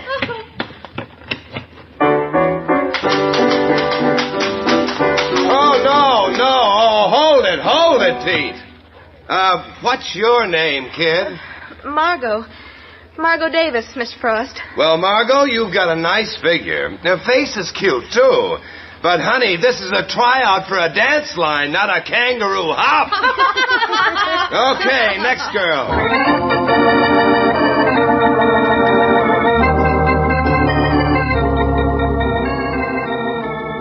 Well, Margot walked slowly downstairs to the dressing room. She learned quickly and bitterly that it takes more than a pretty face and a nice figure to crash a Broadway chorus line. As she entered the dressing room, an old-time Broadway hoofer, Rena Blake, saw her in tears and walked over to her. What's the matter, kid? Been kicked around a bit? He said I danced like a kangaroo. Why, that's so-and-so. Yeah, but that's just like him. He's just a Broadway jerk for my dough. But I wanted so hard. Yeah, I know. You wanted to make the grade on Broadway. And the guy that wrote that song, There's a Million Tears for Every Light on Broadway, wasn't kidding, was he? I guess not. What's your name? Margot Davis. What's yours? Rena Blake, the oldest hoofer on the stem. I ain't bragging, honey, but 3 facelifts ago I looked classier than all them dames up there rolled in the one. And I can still outdance any of them. Oh, Rena, I feel terrible. I counted on this job so much. What'd that old goat say to you, honey? He said I had a cute face and that my figure was good, but... Yeah, I know. You can't do the time step. That's right. Ever danced before? Just a little, for fun. Well, I say you got a lot of nerve, kid. Any girl who tries to crash a Bert Frost production and doesn't even know the time step. Oh, boy. But I didn't know it was so hard. Yeah. Well, you still want to make it? Uh-huh. But how can I? He knows me now. He wouldn't let me try again. Listen, he's going to try out 600 babes today and tomorrow. But I still don't know how to do... Suppose you get into your street clothes and come with me, huh? With you? Where are you... Now, don't go asking questions. But I'll tell you this. I got a little apartment over on East 54th. I got a tap board, too. Get it? You mean... I ain't promising nothing, kid. But if you're game and your feet hold out, I'm going to teach you what you need before tryouts tomorrow morning. And then you can come back and knock Mr. Bert Frost for a loop. But won't he, Mr. Frost, recognize me, Rena? Recognize you? Oh, honey, listen. With 600 pairs of gams to look at, that guy ain't going to remember your face. Believe me.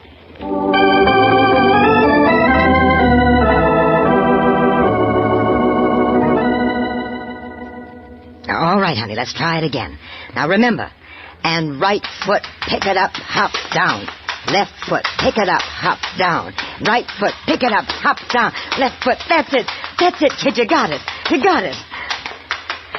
Oh, I'm dead. I'm exhausted, but I'm happy. Yeah, I'll bet you are, kid. Well, it's 4 a.m., honey. Better knock off for a few hours of shut-eye so we can be in first-class shape by 10 o'clock tomorrow. Oh, I'll be asleep before you can turn off the light. I just can't wait to see Bert Frost's face when you go into your dance in the morning. I just can't wait.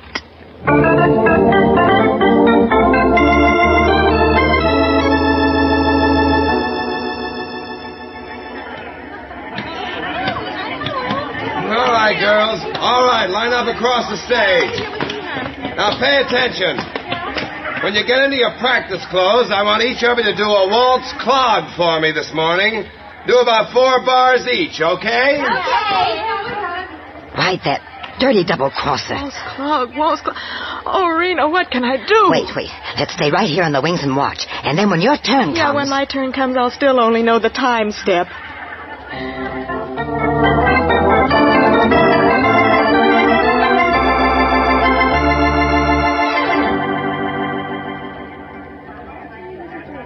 Oh, Rena, there's only a few girls left. It's almost time for me to go on stage. What'll I do? Get in there and pitch, kid.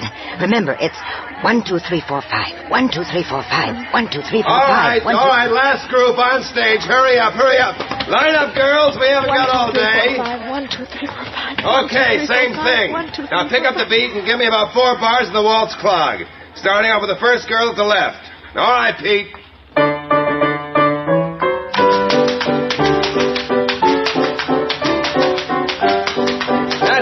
That's all. Next girl.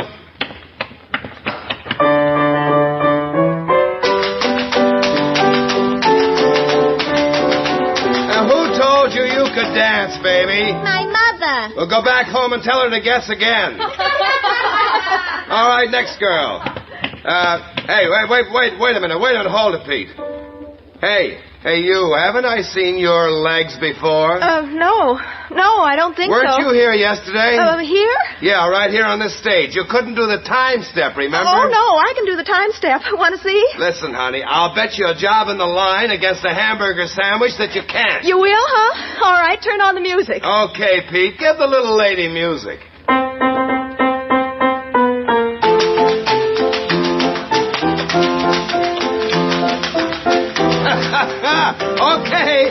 Okay, honey, you win. I guess my eyes are going bad. First time in my life I ever forgot a pair of legs. Wait a minute. Honey, you're in. Oh, thank you, Mr. Frost. Thanks. Now, don't thank me, honey. What's more, when we're through here, I'll buy you that hamburger, too.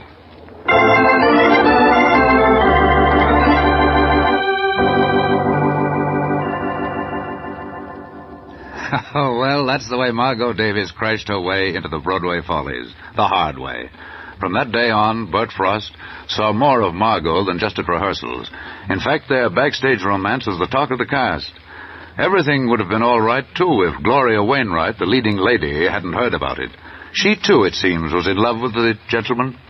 And now a chorus girl, some cheap little minx, she surmised, was trespassing on what she thought was her property. She decided to have a talk with Bert. Darling, what is all this chatter about you and that chorus girl? Oh, you mean Margot? Why, what have you heard? What have I heard? What haven't I heard? Bert, you're making a fool of yourself. What makes you think so, Gloria? When the day comes that Broadway's biggest dance director starts chasing around with some little dame from the dance line... Now, just a minute, young lady. Get this straight. Margot Davis is no dame. But how do you think I feel about it, Bert? After all, you did ask me to marry you. That was last season, honey, and anyway, you turned me down, remember? Well, maybe I did. But there was a reason for it then. Oh, yeah? Of course, darling, I had a career to think of. You still have? Oh, maybe I have. But on the other hand, maybe I'm ready to reconsider. No, you're not, kid, and you know it. I know you better than you think I do. I resent that. Go right ahead, but it's true. You know, Gloria, once upon a time I really thought you'd make a swell wife, a partner. Now I know better. What do you mean? I would have been, it would have been Mr. and Mrs. Gloria Wainwright. I'll always be Gloria Wainwright, Bert. Don't I know it? You don't love me. You love you. It's degrading, Bert, to have some little gutter snipe take my place in your affections. You're just burned, kid. Just supposing I withdraw from the cast. What would the great director do then? I'd have Margot Davis take your place. You don't know it yet, Gloria, but that kid's got everything you've got and maybe a little bit more. All right, have it your own way. But I'm going to tell you something. Shoot. I'll give you odds that she will never be around to open the show. What odds? Ha, brave, aren't you? Well, just wait until I get through with this. Now, supposing you stick to dancing and leave the rest to me. You'll be welcome to the leavings, Bert Frost, after I get through with Margot Davis. Hang around and pick up the pieces.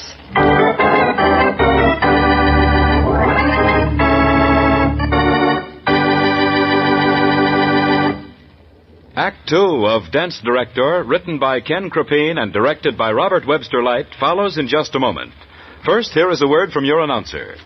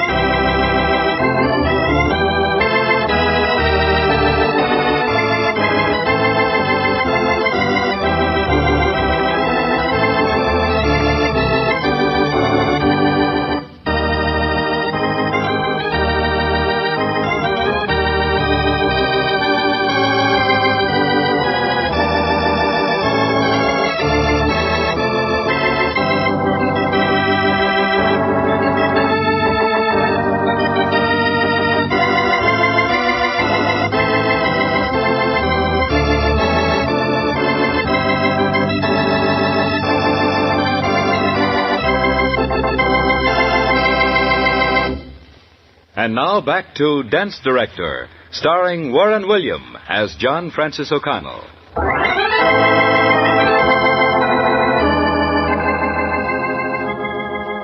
The night before the opening, Gloria Wainwright caught Margot alone in the dressing room. This is what she'd been patiently waiting for. I want to talk to you, Miss Davis. Go ahead, I'm listening. Bert told you what I said. Yes. Well, what? No $60 a weeker is going to take away anything I want from me, understand? I haven't tried to take anything from you, Gloria. If Bert and I happen to be in love, that happens to be our affair. I told Bert to hang around and pick up the pieces. Yes, I know. And he's going to get them in about 2 minutes. Stand up, you creature, while I slap your little face. You can try. All right, I'm up. You did slap me. That's just the beginning. You bet it is. There, returned with interest. All right. You asked for it? Let go of my hair, you contemptible. Now what about those pieces? I'll get them in just... Hey, you two. What's going on in here? Stop it. Stop it. Break it up. Oh, this beats the devil. Less than 24 hours before the opening night, I find my star in a brawl. Well, why don't you say something? We were just having a nice, friendly little discussion. You look like it, both of you. Get up, Gloria. All right, Bert. Lay off of us. I'm really going to give you something to worry about. What? I think I sprained my ankle. Sprained your ankle? Here, let me look at it. Oh, wait, let me help you. Ouch. It hurts. Bert, it's really a sprain, all right. Look how it's swelling. That's all I need. Now what am I going to do? Oh, you still have Margot. You said she could take my place. Cut the kidding, Gloria. Oh, can't she? Kid, I told you before, but I'll tell you again. You're a great artist. Tops. That's why you're in my show. Oh, thanks, Bert. That made it worthwhile. Bert, why not let me take her up to my room? I'll stay with her. I'm sure I can get the swelling down. I'll have her ready for tomorrow night. Let me try. You do that for me after all? Of course, Gloria. It's our only chance. Okay, kid, go out and get a cab. Take her home, and I'll send a doctor out as soon as I can locate one. All right, Bert. I'll have a cab in a jiffy. Come on, kid. Tie up that hair, and I'll carry you. Bert. Yeah? It's things like this that make me happy I'm in the theater. Imagine a little chorus girl who has everything to gain doing this. She's a real trooper, Bert. That's nothing, kid. So are you. Believe me.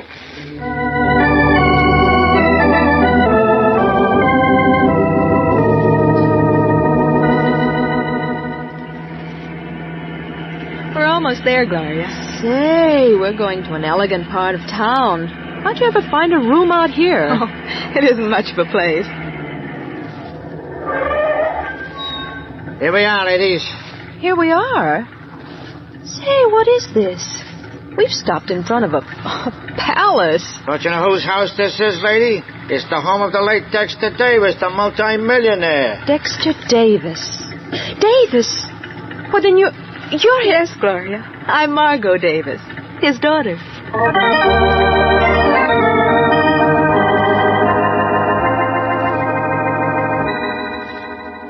The swelling's going down. Look, Gloria. Yeah, I can see that it is. And look, I can wiggle my ankle. Isn't that wonderful? We'll have you ready for the opening. Margot, I want to tell you something. Yeah, Gloria? I'm sorry. Awfully sorry. Oh, it's all right. I guess maybe I had it coming. No, you didn't, but... Oh, well, what's the use of talking about it? Go ahead and tell me. I wasn't fooling when I said I loved him. Honestly. I believe you. Bert's a swell egg, isn't he? The very best. I've known him ever since I got my first job on Broadway, almost 10 years ago. He's been wonderful to me, too. Does he know who you really are? No. To him, I'm just Margot Davis, $60 a week hoofer. And you don't want me to tell him? Oh, please don't. I'm on my own in spite of everything, you see. Kid, I've got to hand it to you. You're a better sport than I am. Much better. Well, good luck, Margot. No hard feelings? No. No hard feelings.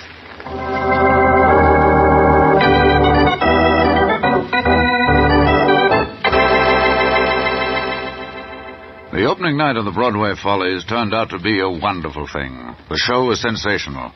Gloria Wainwright danced her way into the hearts of everyone. During the intermission, I received a note from Margot. She asked me to be best man at a wedding. Would I drive to Jersey with a marriage party? Well, of course I would. After all, Margot was old enough to know what she was doing, and if this was what she wanted, well, it was all right with me.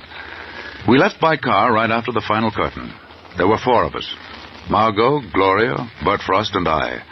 Finally, we ended up at the home of a sleepy justice of the peace. Getting me out of a nice warm bed at 3 a.m. ain't my idea of fun, but when there's 2 happy hearts to splice, well, I always say there's no time like the present. I'm as nervous as a wet hen. All right, son, just relax while I explain the 3 ways which I can marry you up. 3 ways? Yep, that's what I said. Now, the first way is just saying the words, and it's over in less than 20 seconds. You wouldn't like that. That costs $2. And what's the second way, Justice? Well, that's a bit fancier. My wife Abigail rings wedding bells whilst I pronounce the fatal words. Give 'em a listen, Abby. Pretty, ain't it? Well, it's divine. Well, with the words and bells, it costs $3. That's my grand special. But what's the third way? Well, I'm coming to that, young fella. That's what I call my super deluxe special. Super deluxe special? Well, that sounds simply angelic. Tears, too, yes. I thought of it myself. Well, sir, for the super special deluxe, my wife Abigail shakes the bells with her left hand and plays Oh, Promise Me on the organ with her right. Give the folks a sample, Abby. All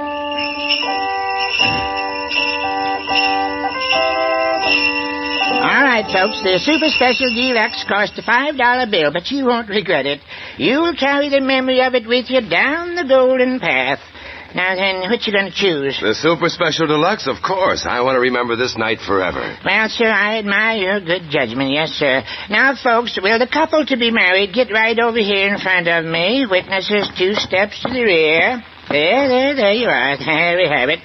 Okay, now hold hands. Now, just a minute till I get my book open here. Ashes to ashes, dust to... Oop! Almost read the burial service by mistake. All right, here we go. Abby, bells and music, please. Do you, Bert Frost, take this young lady... Not so loud with the bells, Abby. Do you, Bert Frost, take this young lady here to be your side, to be your lawful wedded wife? I do. And do you, young lady, take this man to be your lawful wedded spouse? I do. Then, by the virtue of the authority vested in me by the state, I do hereby pronounce you man and wife. Not so loud, Abby. $5, please. Thank you. Now, whilst you 2 lovebirds enjoy the first tender kiss of wedded bliss, I'll make out the certificate. I know from experience it takes about that long.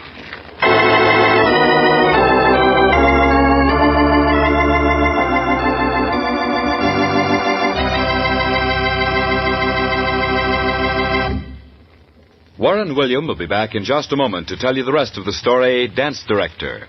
First, here is a brief message from your announcer.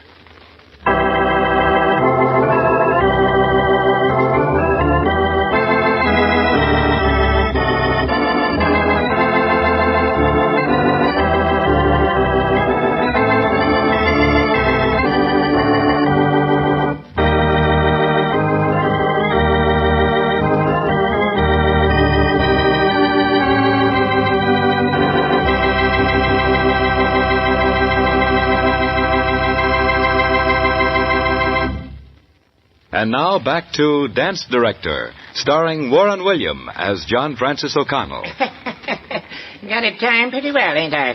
All right, folks, you can come up for air now. That was a long kiss, Justice. I reckon you're right.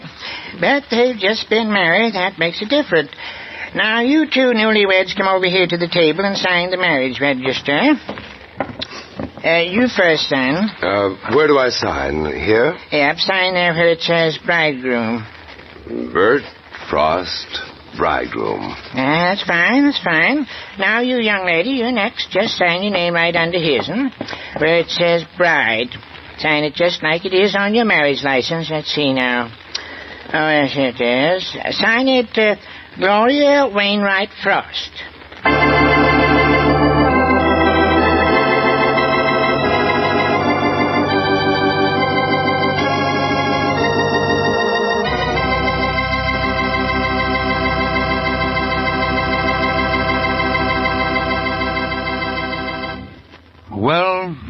Bert, and Margot have been the best of friends for years. Margot worked her way up to starring roles and can be seen in many of Broadway's musicals. And as to Gloria, well, she's still a star, but not on Broadway. She's the leading lady of the Bert Frost household, and incidentally, they're not known as Mr. and Mrs. Gloria Wainwright.